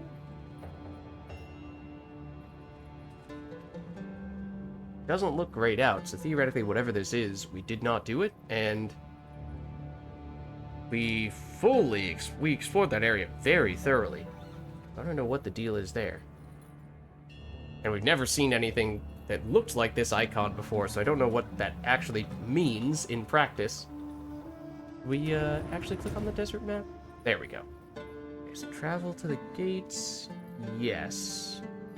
Are we gonna have to fight through this zone, or do we show up immediately at the storm? So yeah, I think this is gonna be the final boss of Act 2, which if it's anything like the difficulty of the final boss of Act 1, it's gonna be hard. Do we still have the carvings? We have the relics, and we have the horn. We haven't used the relics yet. Launches inside of a connection. Searcher Queen's fan from Cap. Hold on.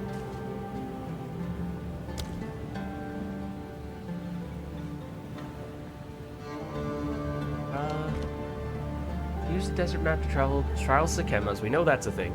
Find a use for the relics. We haven't found this yet, I suppose. And then use the Horns of Vestiri, so that's a different thing. The relics. Oh, slot into a statue. In that area? Specifically in the Valley of Titans, where this medallion is? Might be worth doubling back there. Isn't great, but hey. I mean, if we were gonna miss it... Is it in this zone?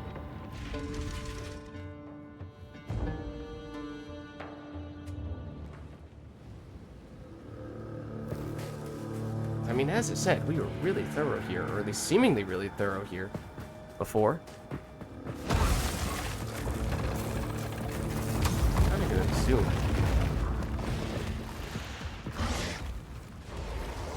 literally avoid some / most encounters, which is probably going to get me killed, to be honest, but kind of just looking for wherever this thing is.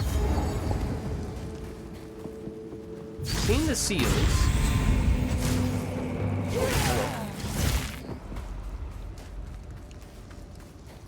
Around the perimeter.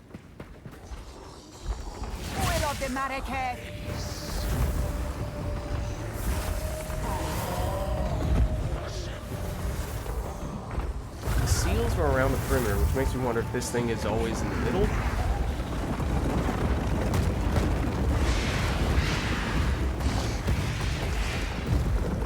We did not see it. Or if we did, we walked right past it. Speaking of walking right past, it's a lot faster to explore this way, of course. It also is a lot riskier, especially when you accidentally do path in such a way that you have to walk through the enemies.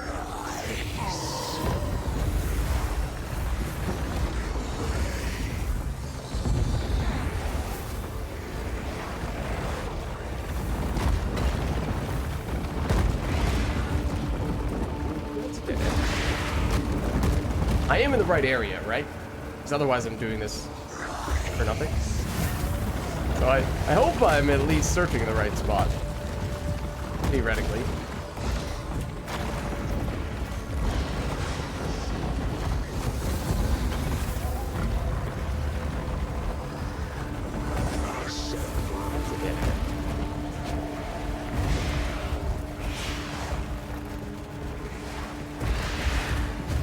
Think? Okay. Hopefully? Man, as I said, it has an icon. There's something that we did not interact with. That's a checkpoint. That's another ancient seal. We know that has to do with the quest thing that we did.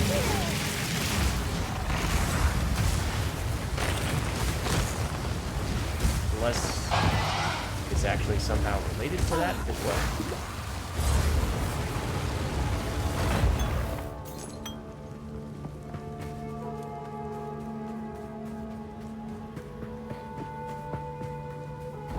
Maybe it's in the next zone down. Technically the zone where the boss fight was, underground. Could be the case. There was one small corner that we skipped in that area. Possible that that was the most important corner. Well, there it is. There's the thing we were waiting for. Right, it will also at least leave our inventory. I'm wondering... It might be in the middle here where those enemies hit us, or we go in there and maybe we can cut in. But I'm wondering if it's actually in the next area down. Because this area, the first time we entered it, we were pretty thorough, which makes me think it's unlikely we missed something here, whereas I know there was at least one corner of the next zone where we did skip it. So, the chance that it was just there all along, and that's why we missed it. Well, this would be the entrance to this zone if we had activated all the seals, but I think we missed one of them.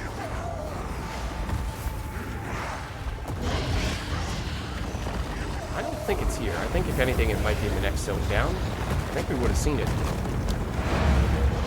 Just now as well.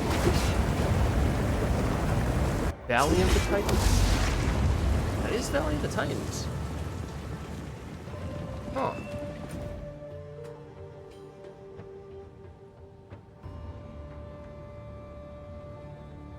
Medallion? I assume that's it.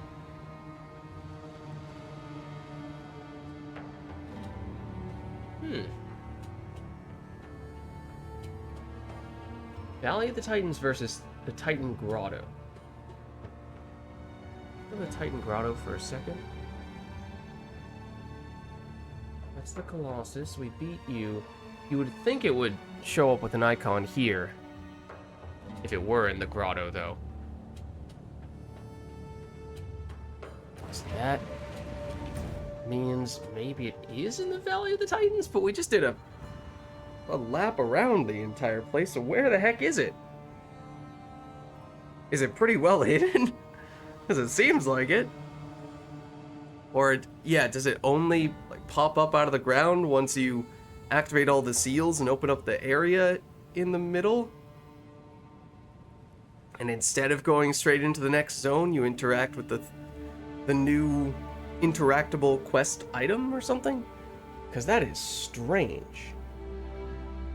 And having run through it on a few occasions now, I'm a little bit reluctant to continue to do it. Not particularly enthused about it, to be honest. At least not after having just done that.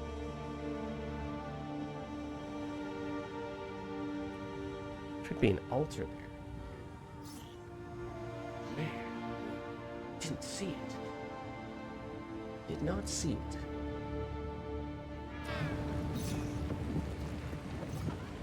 I don't like that zone, which also might be a bit of a factor.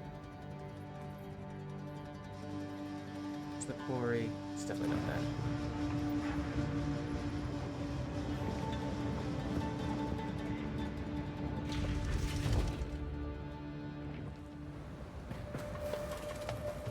Ready?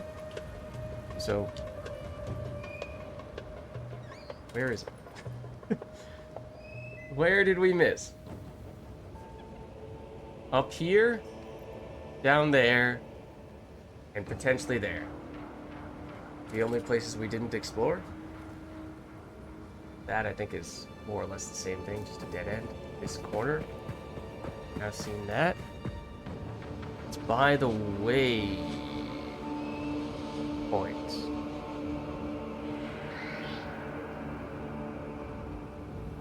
I don't think this zone has a waypoint. Might mean it is the next one down. Does this have one? No, this doesn't have a waypoint. Okay. In that case, and if it is truly right by the waypoint, then that could be a quick check for the next one down.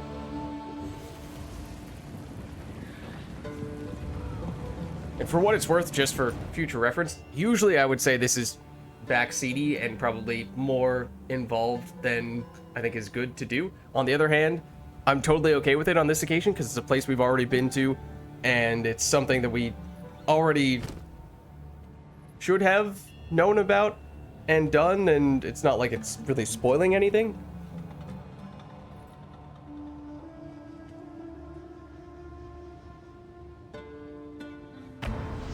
I'm curious. It's right here by the waypoint and we just missed it for some reason?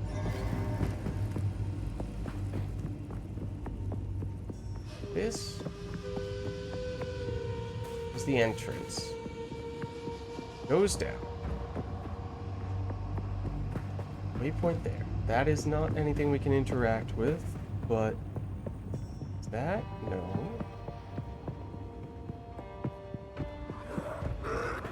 No worries. As I said, I think totally fine on this occasion, and I knowingly kind of encouraged you, and I would probably not have done that had I taken issue with it. So totally fine. But I'm just saying for future reference, for like areas that I haven't been to, for things that are more plot related and stuff like that, then I probably would be a little more looking to avoid those types of things, and it would feel more backseaty. But in general, when it comes to games, my rule of thumb is kind of like, if it's something that I've already gone past and missed because I didn't see it, then that's a good instance of time when it is fair to let me know. Because it's not like I deliberately skipped it.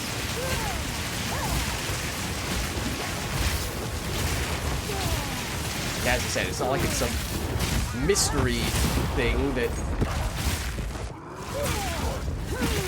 I didn't even know about. I know the relics are there, I just didn't know where to use them.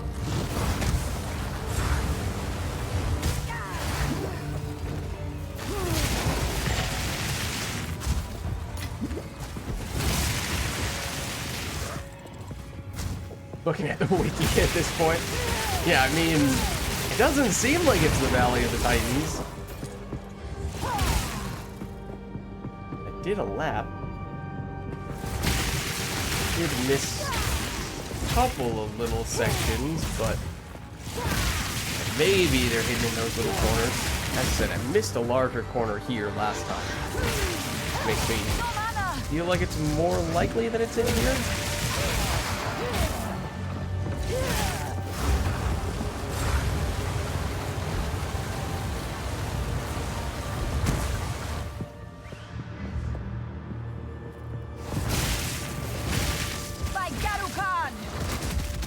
It is in the area where we did the series. Oh, okay.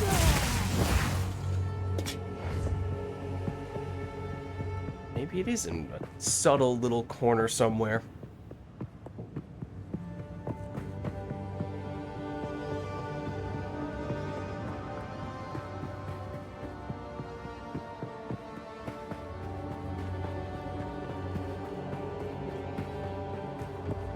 I'm hoping we can just go up through here and pop up into the previous zone, even though we technically didn't activate all the seals in this instance. Curious how that's gonna work. Is it even gonna let us? What happens now? It does let us. Does it pop us back out at the beginning? No, it just magically lets us go through this.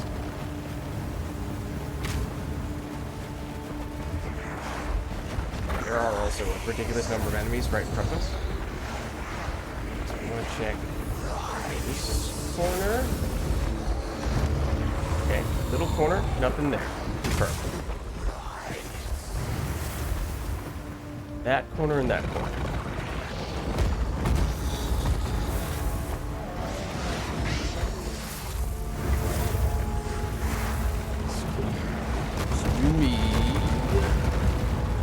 But unless it's something that we actually have walked by, even when we're just doing our rounds like this, and for whatever reason I didn't see it. I mean, you'll excuse me for being a little bit sidetracked, not being able to keep complete focus. This looks like it. Is it? Past the seal? Perhaps? No, it's just a dead end.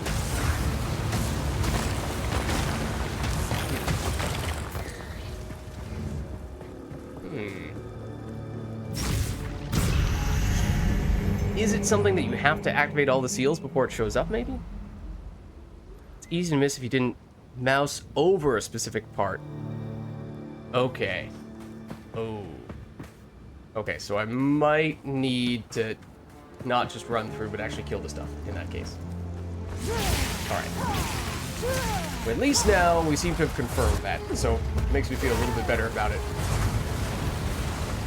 Not as if we're barking up the wrong metaphorical tree. Ow. Yeah, that rare has an extra physical damage aura, which theoretically means his teammates were also dealing extra physical damage, and that includes one of the big jumbo Skelebros. That could have potentially hit us for a lot more damage than that.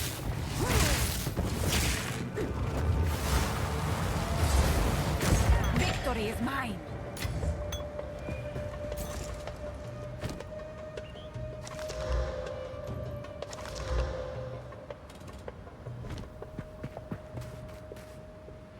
Okay. It's just a little hard to see it. This is the one corner we haven't seen yet, so I do want to check this. You might be okay, well. This is probably about not killing any enemies. But there is no safe place to go ever.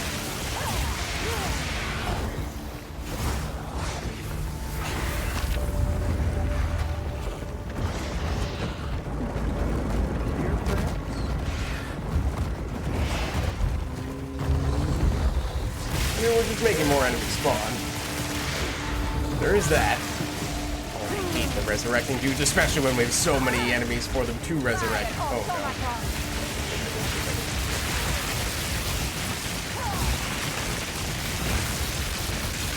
no. Maybe don't dash straight into all of them. Yeah, that's gonna hurt.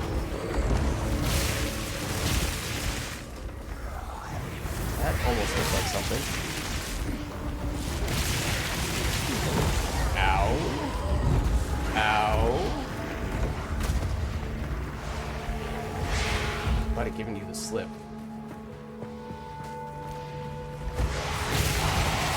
That cuts 4 gems, but we're gonna die before we can pick it up. This remains the one corner we haven't seen.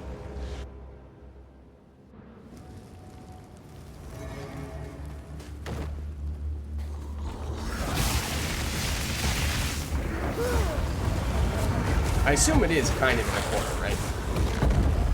I mean, maybe that's hard to know definitively, but...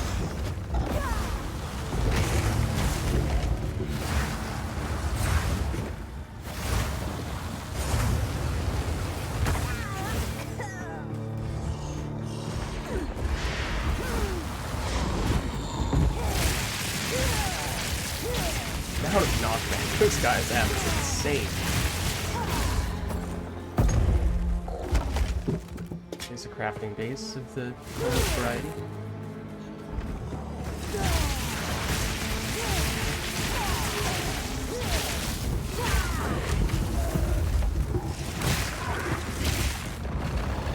Up here.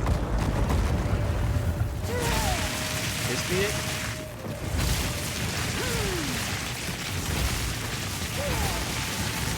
Oh, there is a waypoint here. And you said it's near the waypoint. That's encouraging. I wish I would stop pressing all the buttons I didn't mean to press. And here we are. If you guys could just give me a second.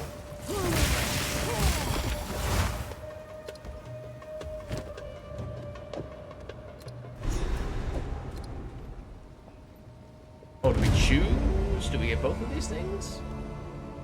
Increase mana recovery from flasks. Increase charm charges gained.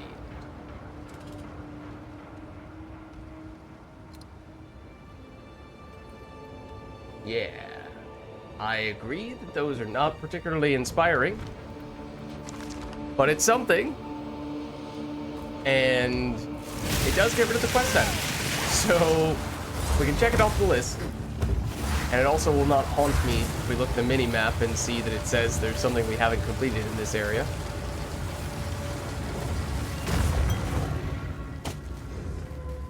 Thank you for the help. We did find it eventually. And there you go, yep. Now that looks completed. Okay. Alright then. Whew. So now that means we head back to town. And then... different location, yeah. Yeah, obviously that stuff can vary a bit from one instance to the next. Just don't you. Probably you two, to be honest. Stay in sight.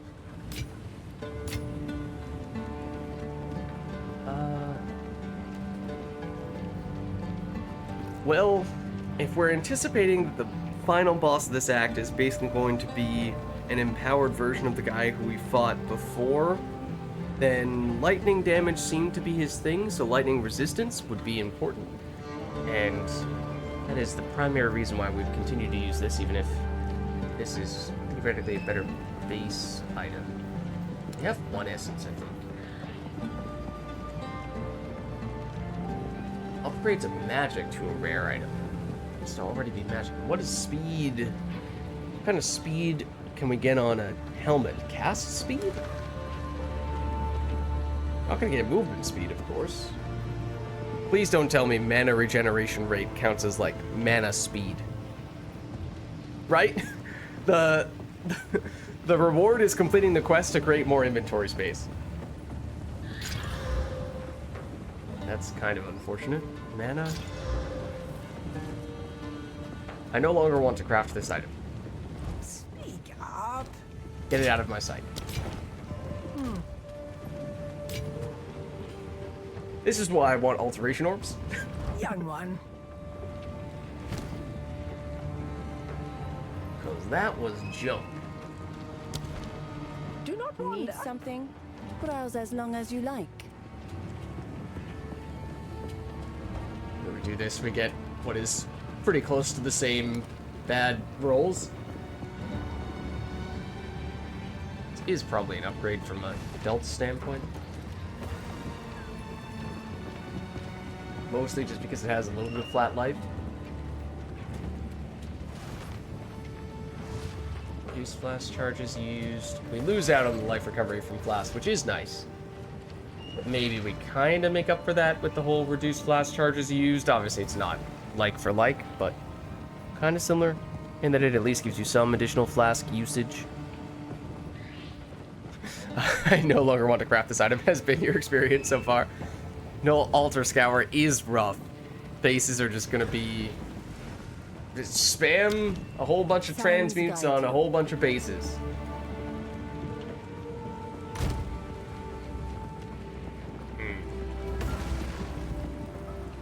We do have some additional rune stones. We do have ones that give lightning resistance.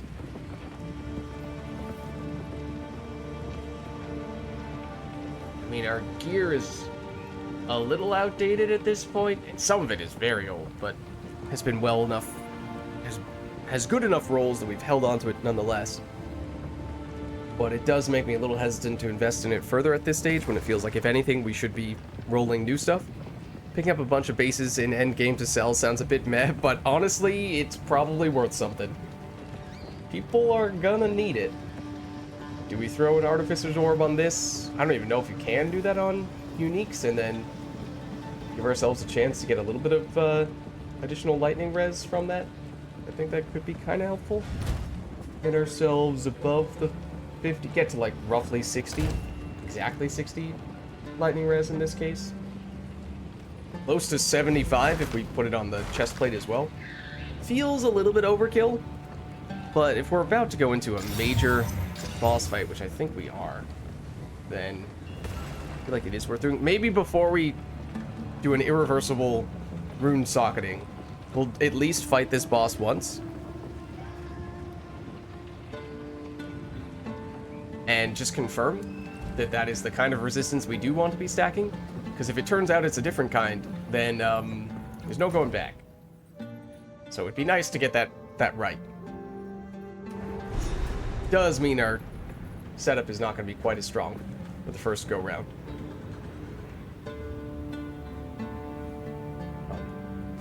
Excuse me? Why am I not allowed to leave?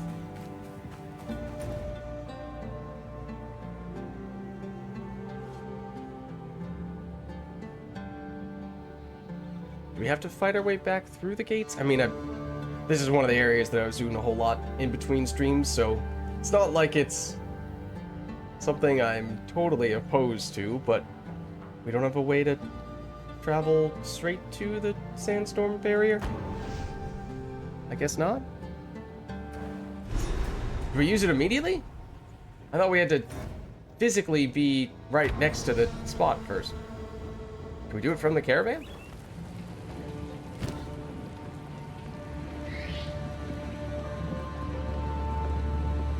I thought we had to go up to the storm itself. And that, previously at least, required that we go through the gate.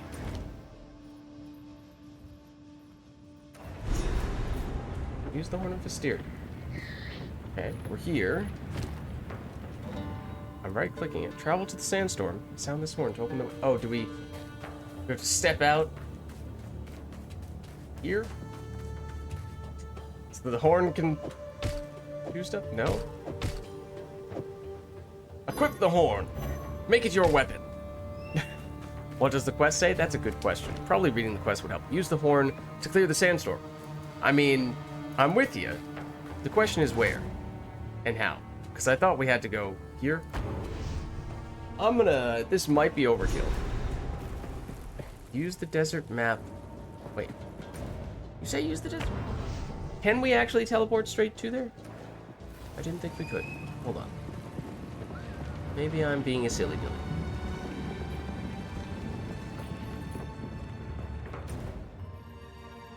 We teleport there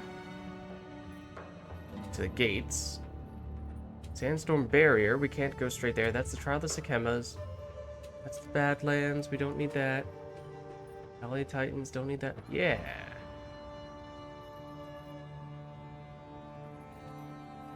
At the Sandstorm Barrier, right?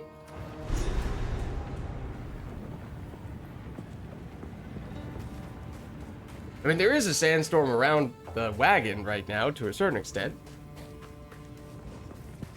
Don't get me wrong. I'm definitely overthinking this, of course, but my logic is go to the Helani Gates, because you need to go there to fight through in order to actually arrive at the location called the Sandstorm Barrier. This is where it says use the Horn of Vistiri.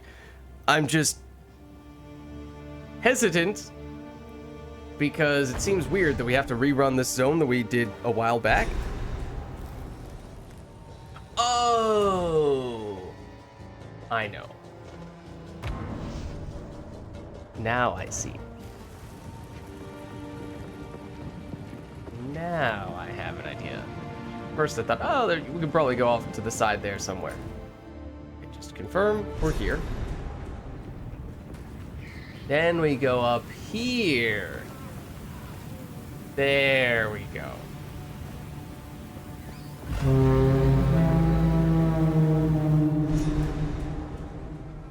Okay. Onwards to war. Now we're good. Enter Deshar and take our vengeance upon the Ferryden within. Thank you for your We will patience. flank them while you ascend and undertake your duty. I thought we had Fight to to the last. go out into the location called the oh, and now it's not even there anymore, but the Sandstorm Barrier, whatever it was. Okay, also, I did just kind of miss your description of how we go there. Use desert map to travel to Deshar. Oh yes, okay, that is now possible. Enter Deshar and take our vengeance upon the Ferryden within. We will flank them while you ascend and undertake your duty. Okay. So I'm guessing that, like the final part of Act 1, there's going to be a pretty long zone leading up to that fight. And then, of course, we'll have the final fight, which will probably be quite difficult.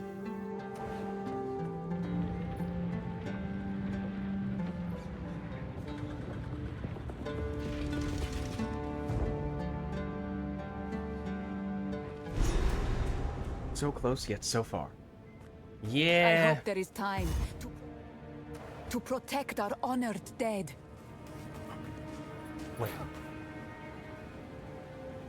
Here someone rode in on this Roa, but never left. Okay. Don't get my hopes up like this. Just for a recent corpse? That's dark. Okay, not gonna lie, as soon as I saw the abandoned Roa like that, I got my hopes up and thought I was gonna be able to ride the Roa. I got really excited about that. Now I'm extremely disappointed. My day is ruined.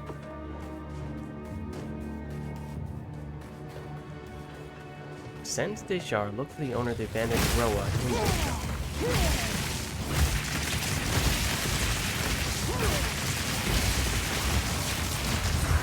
Oh, uh-oh.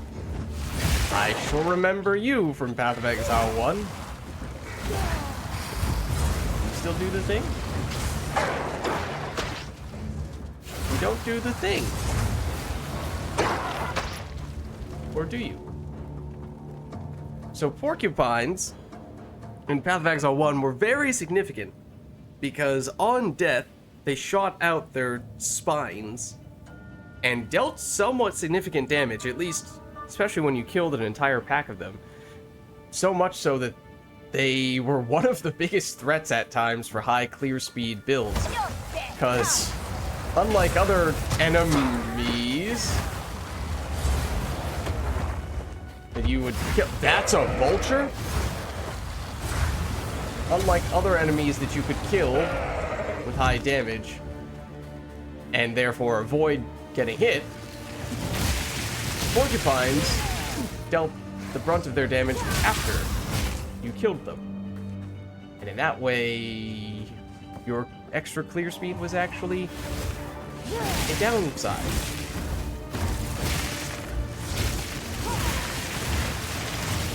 Okay, not loving the seemingly chaos attack that you were sending our way.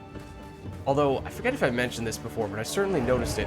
It does seem as though chaos damage does not bypass energy in Path of Exile 2, and that was perhaps one of the most defining characteristics of chaos damage in Path of Exile 1.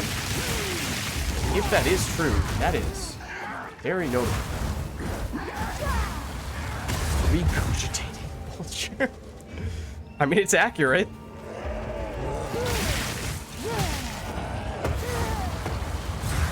Yeah, I'm gonna be honest, the first time I saw one of those things leap at us and slam the ground like that, I thought it was one of the wolf-like enemies from the very beginning of this area.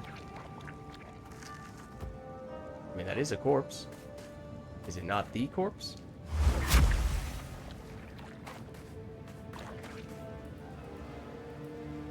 They don't explode if they die to an ailment, or they didn't in Path of Exile 1. Freezing the porcupines was actually a very important form of defense. I don't know if that's still the case in Path of Exile 2. We might have burned them to death with Incinerate, and therefore we did not see them explode and deal damage, but I don't know. We might have gotten away with it in that way. That is alarming.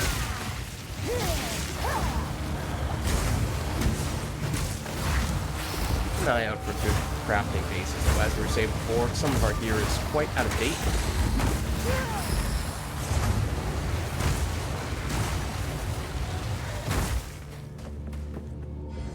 It's Dex int. Oh, and that's level 16 base. I think we can do better than that. Technically going backwards by most accounts here, you'd think. I was curious just how much damage that dealt. Also, did not really hit you while you were frozen. Oh. Ooh. Extra chaos damage and a rare. Uh-oh. This is a danger pack. It's a volatile! Oh no! Oh no! That is activating pretty deep PTSD. Those were so dangerous in Path of Exile 1. Volatile Crag? Yup, that's what it's coming from.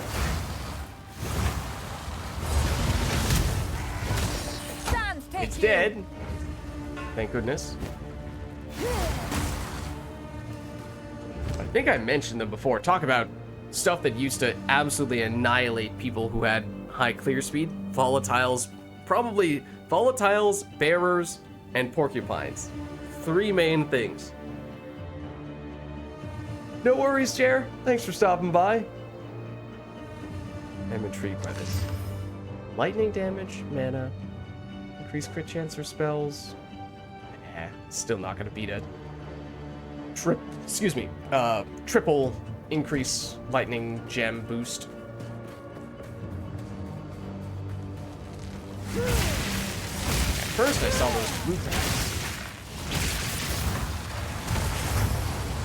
Then I saw the either minion name below one of the enemies, or saw the actual gold name of the rare enemy directly. Combination. Scared.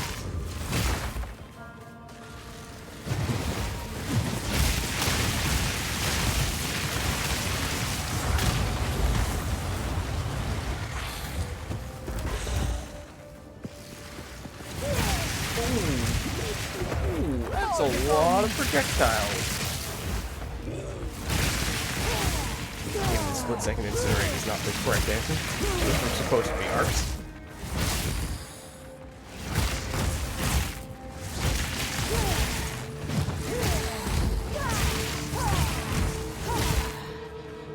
Those called rap scavengers? Yes. Oh no, rasp. Oh man. That's gonna start a raffle.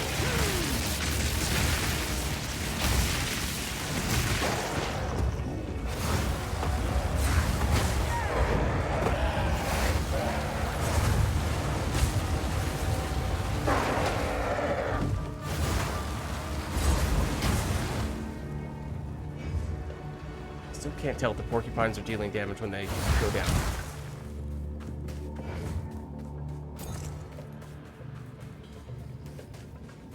So yeah, porcupines and volatiles in the same zone. That is a nasty combination.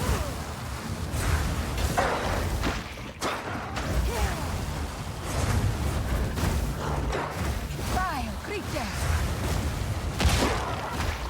That one... Something seemed to explode.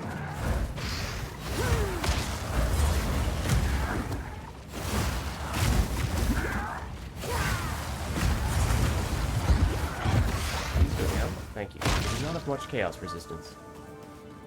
It might have been actually the regurgitating guys, though. It looked like they did explode after we killed them.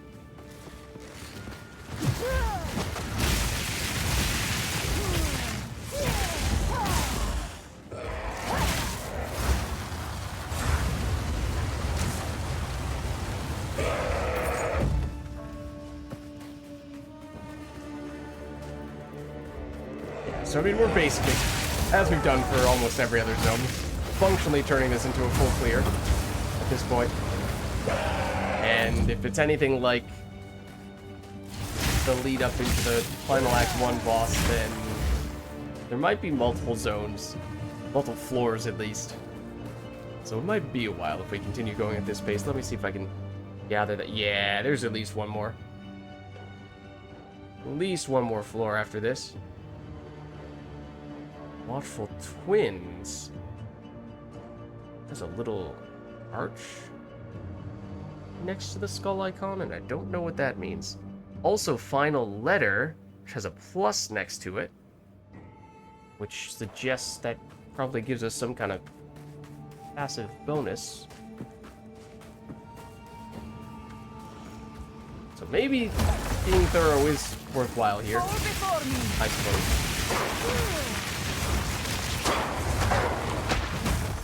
100% sure that all those things are in this zone instead of the zone we go to next.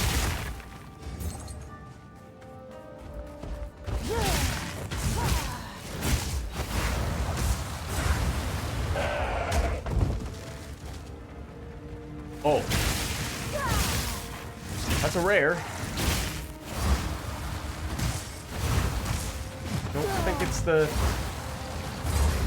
specific enemy. Oh my god, your energy shield is ginormous. Extra energy shield? Yeah, I noticed. It took an eternity to break through it. It was the entire time that you were frozen.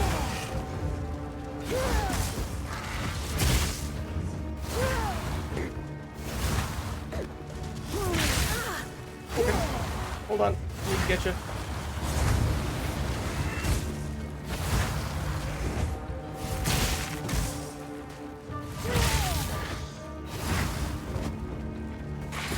There we go. How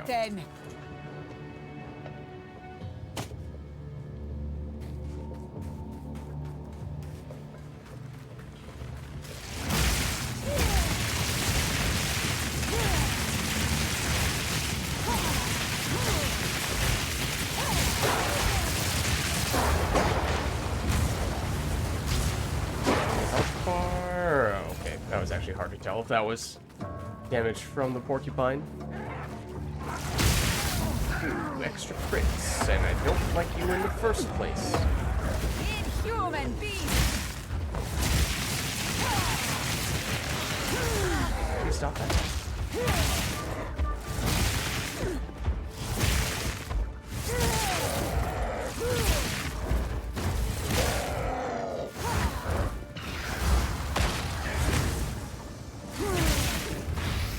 Oh, those poison clouds hurt us as well, don't they?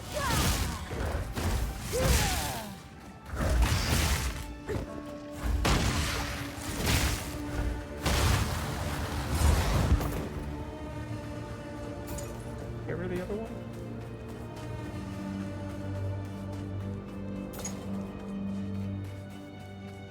Feels like rares in campaign aren't worth the time killing. Yeah, I don't know. At first it felt like they were.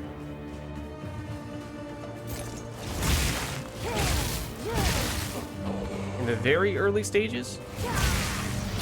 But I haven't really reconsidered more recently. You may actually be right. At this stage.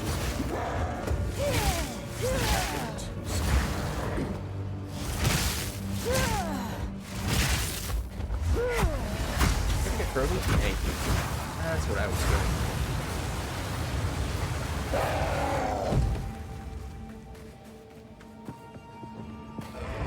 Yeah, you're still there.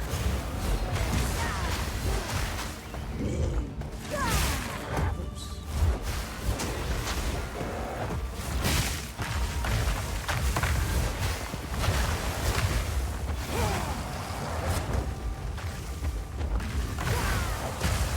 Now you're frozen as soon as I start walking away from it. Okay, there we go.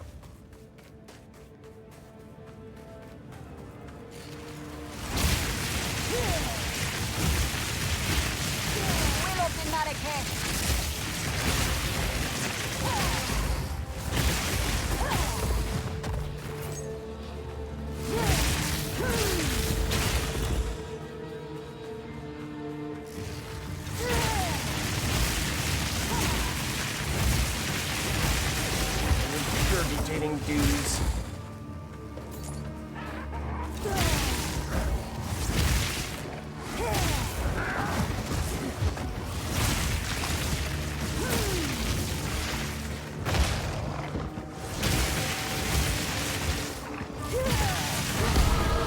I did not realize we were closer level.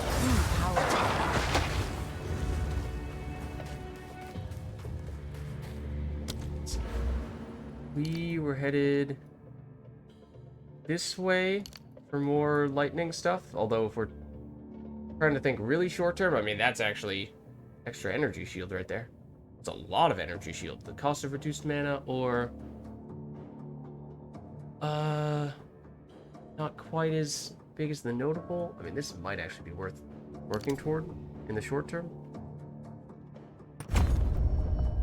Okay.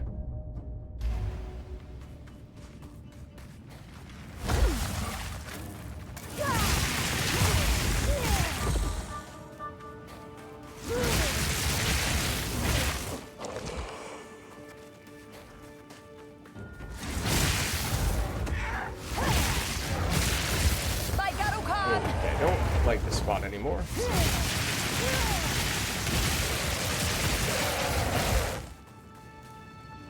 Oh, that's low level. That face.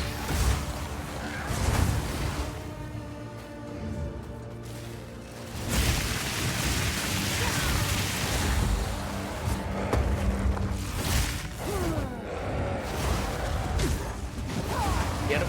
Get him over. Both frozen.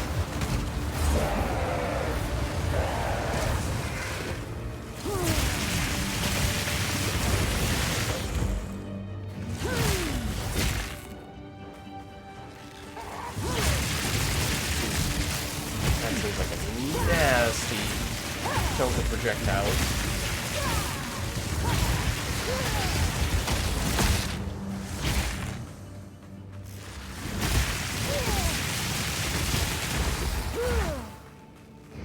So reconnect with where we were before.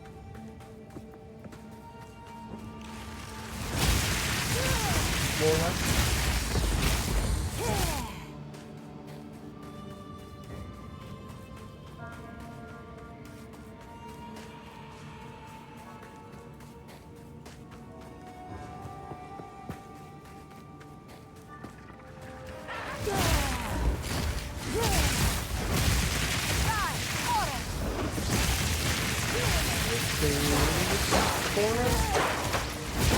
Doesn't really seem like it.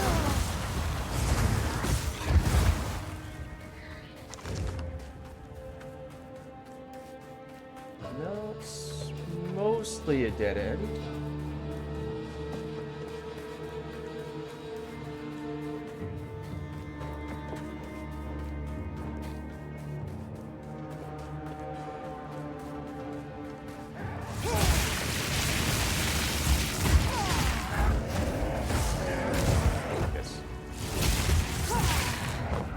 monsters in general are pretty nasty. I don't just mean visually.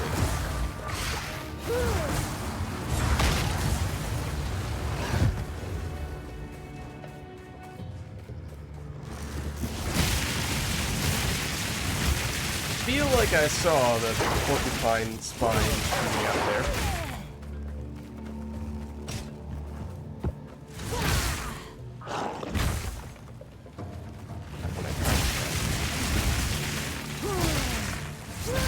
Just want a porcupine in isolation that we can test that out. Burn one way or another.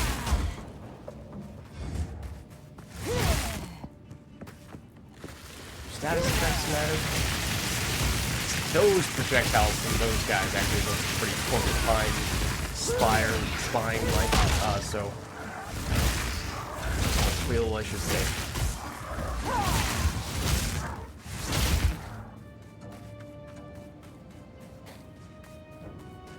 Oh. That looks like something.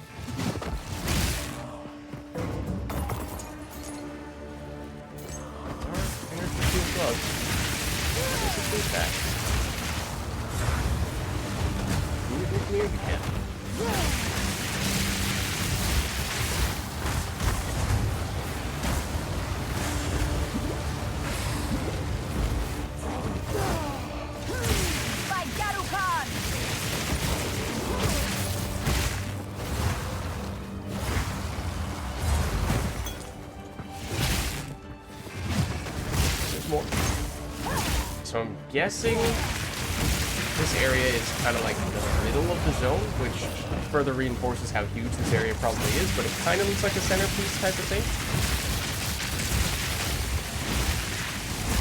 That is a blue.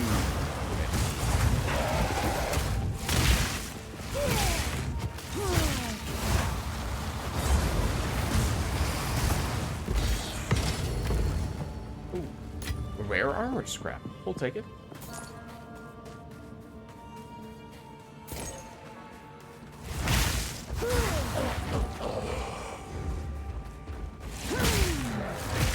You're right.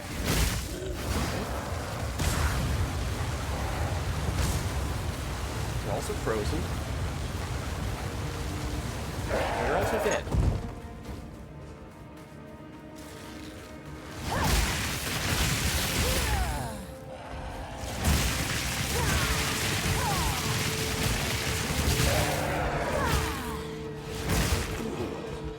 Deals damage, I imagine. Please go away. Poison cloud? Thank you.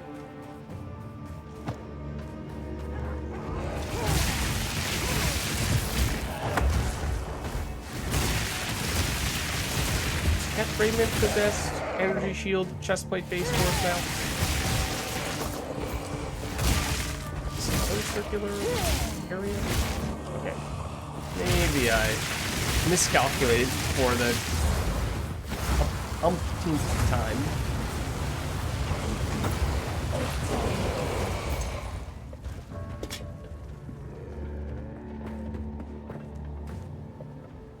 Yeah, that is our preferred crafting base.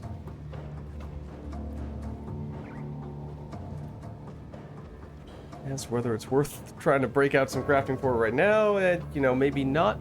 We don't really have anything to work with.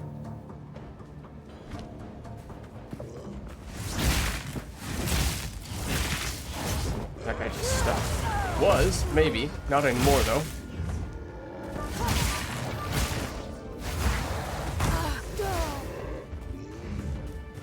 Don't hide in the bit. What? Don't they ring around the rosy with me? Unacceptable.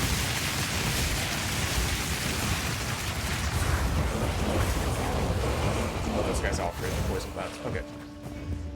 Don't mind me as I go around that way.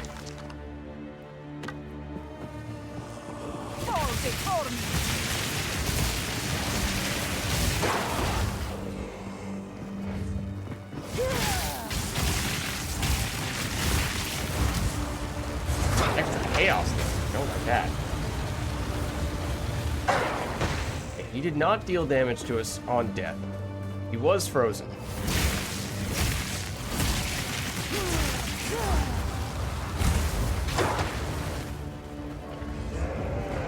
Whoa!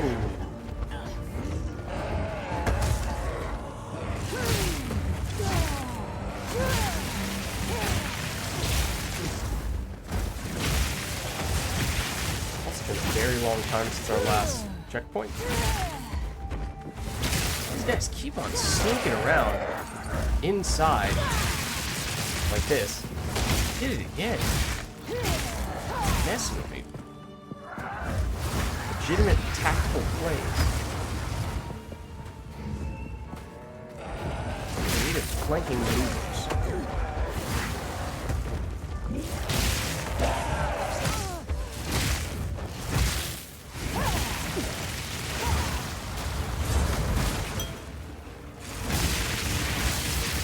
More of those guys than I realized. Chance Shard. Oh. Don't think we've seen one of those yet. Shards or the full-blown orb. That's a little exciting.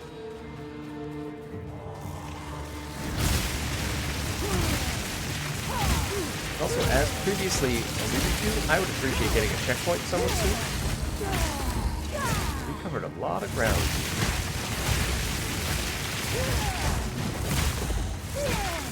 That quarterstaff also has quality on it. Awfully large item to carry around just to cash in for some quality.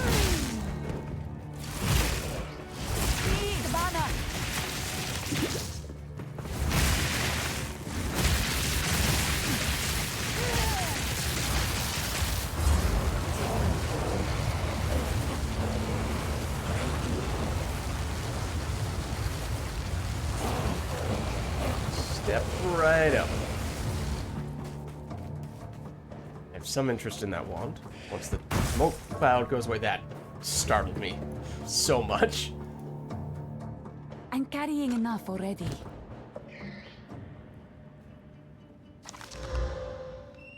Eh.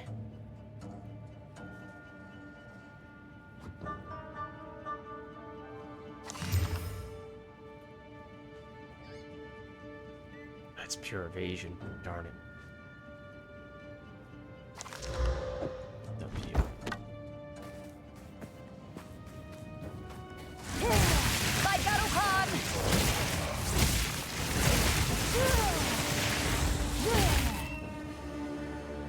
I do wish these. I know I said this before, but they last so long. Those smoke clouds.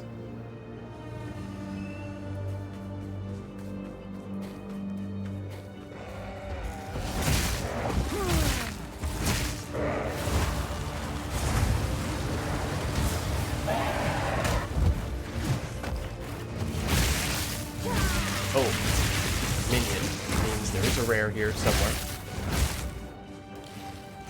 And it is you. Oh, and it's, yup, Creep Lightning Mirage dudes. For cold damage as well.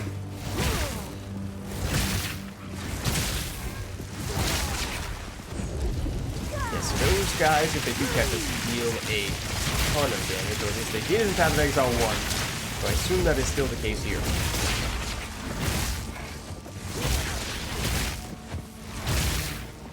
We're just gonna casually sidestep you.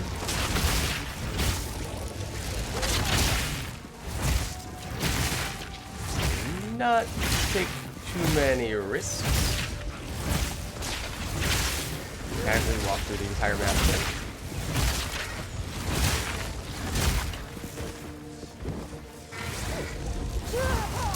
There we go. Take you. Please go away, lightning dudes. Thank you. It's like those drops, I'm not sure those were really worthwhile. Go back to that previous point of conversation. Once upon a time, it seemed maybe when we were pretty desperate for any gear at all, any drops at all. It still felt okay, but a little pickier at this stage.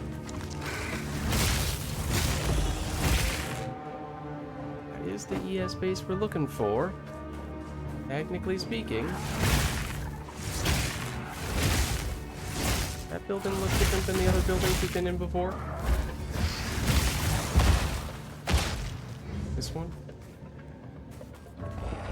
Or is it the same? I have no space for that. I would like to have that.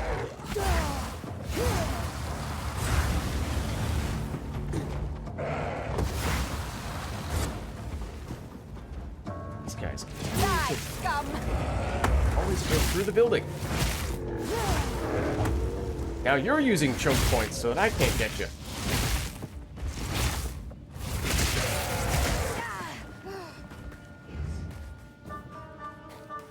This way. Oh, and you'll just collapse into shards of ice. I mean, that's fine, I guess.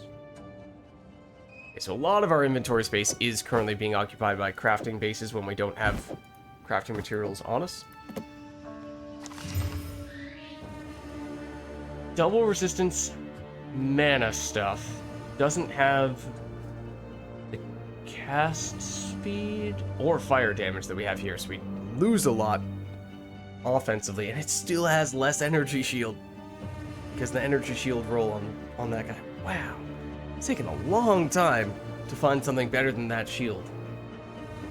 It's pretty insane.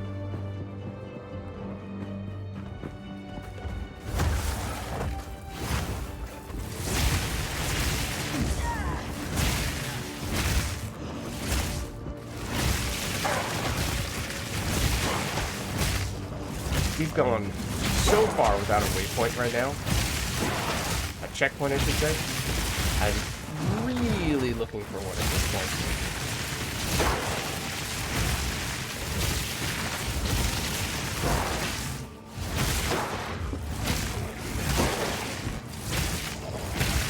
Fall before me.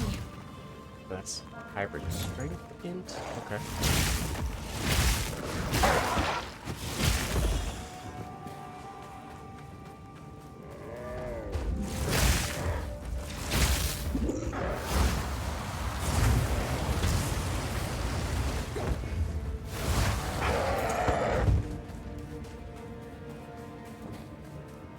Oh. Surely there's a checkpoint over here where this significant thing is. Right?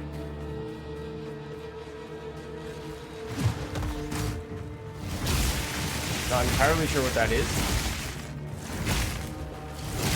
Like a person. Oh, is that the person who was riding the Roa? Would be my guess, but I really don't want to have a significant encounter when we don't have we haven't had a checkpoint for a humongous amount of time in what is perhaps the largest zone we've been in thus far.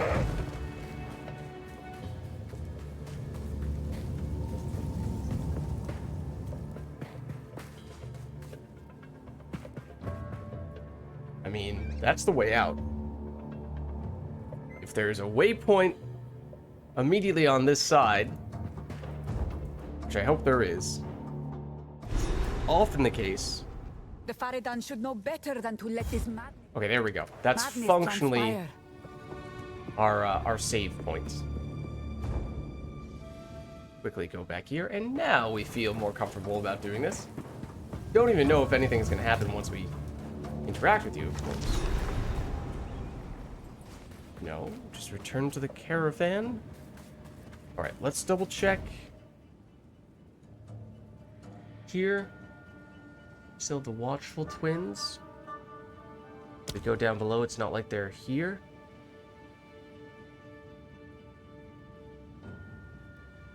Doesn't seem like it. Theoretically, they appear to be in this zone.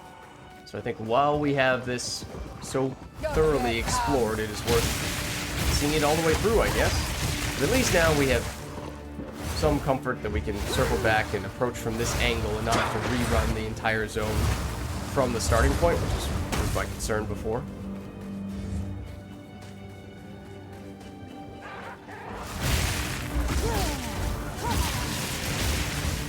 not entirely sure how wide this zone is.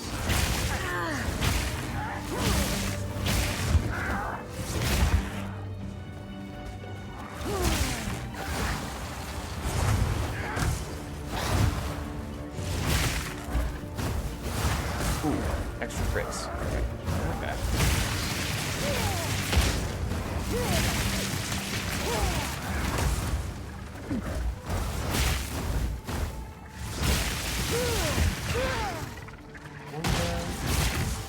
One frozen.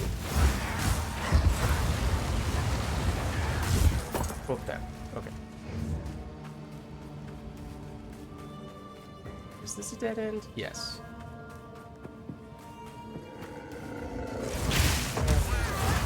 There's a chance this isn't actually that wide of an area, in which case it's not quite as big as I thought it was. Honestly, at this point, it's probably a good thing.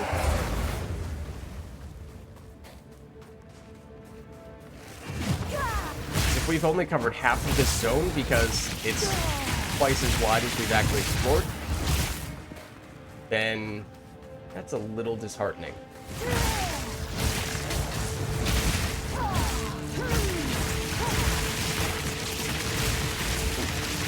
Taking fair damage. I did not mean to do that. I meant to do that. Actually, now that we've found that waypoint, we can potentially use some of those crafting materials to do the crafting, but we've since dropped most of them, I think.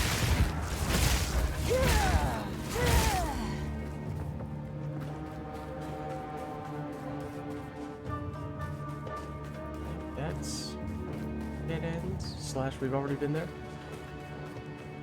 Maybe we have explored most of this area then. Okay, but here, this is what we were looking for. Here's a checkpoint, and this is looking a whole lot like it's going to be a mini-boss of some variety. Not up here, but through this pathway. You know where all the bones and death are?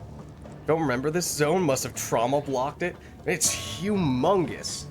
So honestly, I would understand if you just kind of made your way straight on through and did not go out of your way to do this part. I think we're about to encounter a boss. A lot of gold. Yup. Oh, it's, okay. They're technically rares, they're not uniques, which is a little bit comforting, but they are fast. And furious, of course. I've dealt basically no damage to them. They do seem to both have shock, or no, evasive, extra fire damage, I don't know. They're glowing. Love to freeze you. Either of you. I did freeze one of you, actually. I said that, and then I was not actually able to capitalize on that opportunity, despite it being exactly what I asked for. And you have energy shield. Okay, so this is actually a nightmare.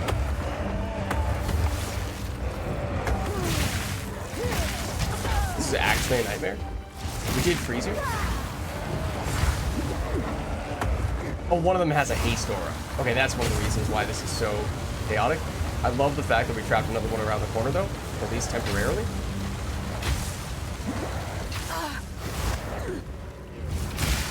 Isolating you is actually humongous. And you don't seem to have energy shield, unlike the other one. I have backed myself into a corner. Oh, you're frozen. You're frozen. Get him again.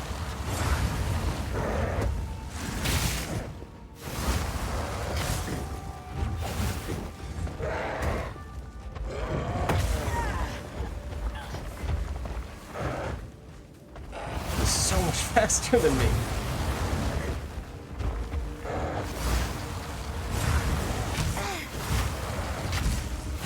Get him. Finish him off. Okay. So, that was a lot. A lot of drops.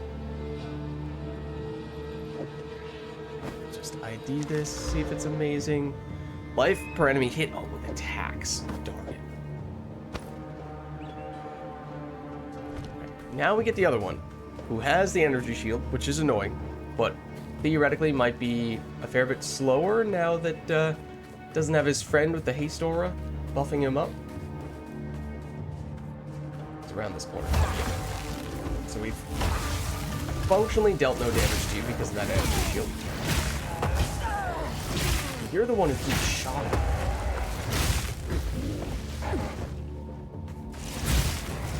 It doesn't even say why you're shocking. You don't have any mods that say you shock. I need more time. Hold on. I am a fan of you just hanging out here, sort of.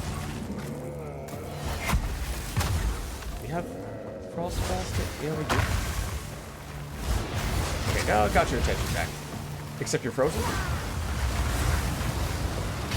Yeah, you create shocked ground. Even though that's not stated anywhere, it's absolutely a thing. Bye, Garukan!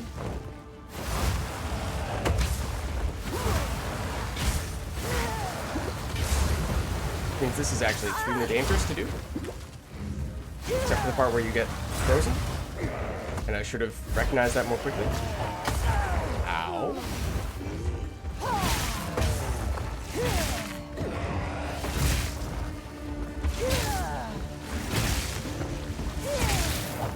And getting back into the arena. Somewhat intentionally, somewhat not intentionally.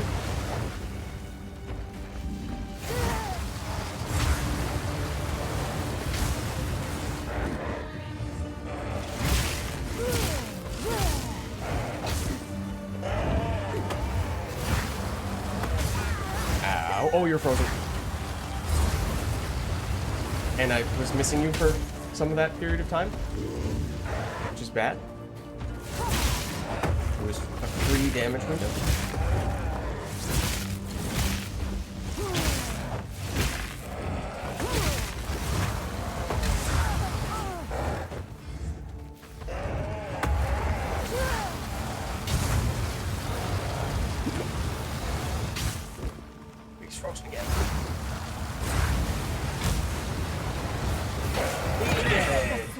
Finally. Ooh, okay. Well, so I believe those were the other enemies here. Yeah. Let's go back and double check what was in the area of the boss arena itself.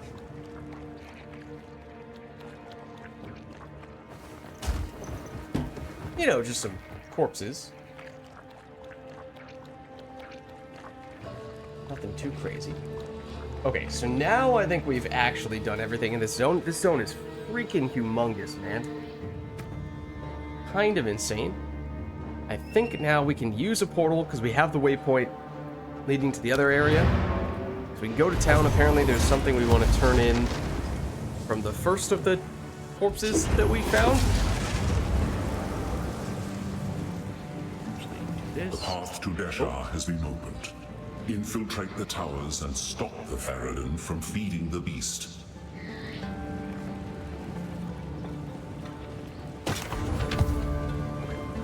Whatever it takes. Speak up. No. It's okay, but it's not good enough as what we... not good. Good.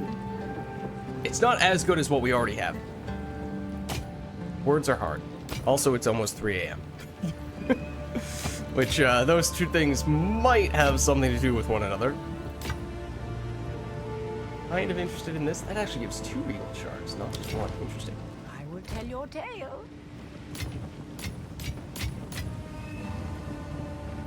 Oh.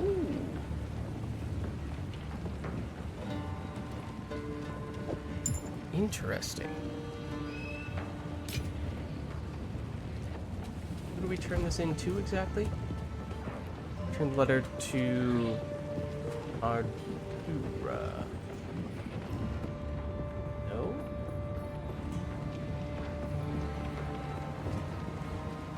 Who is that?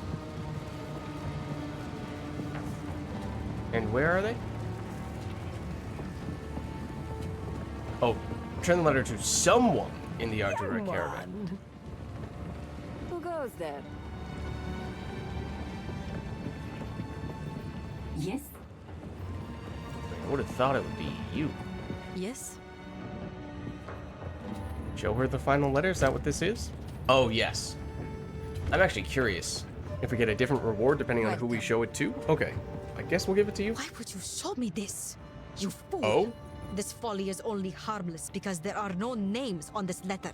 Otherwise, tradition would demand unhappy duties of me. What does that even mean? I value Unhappy each duties and of every one of my Dekara.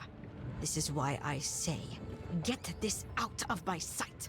Okay. Apparently we chose the wrong person. Fight to the last. Cool wins.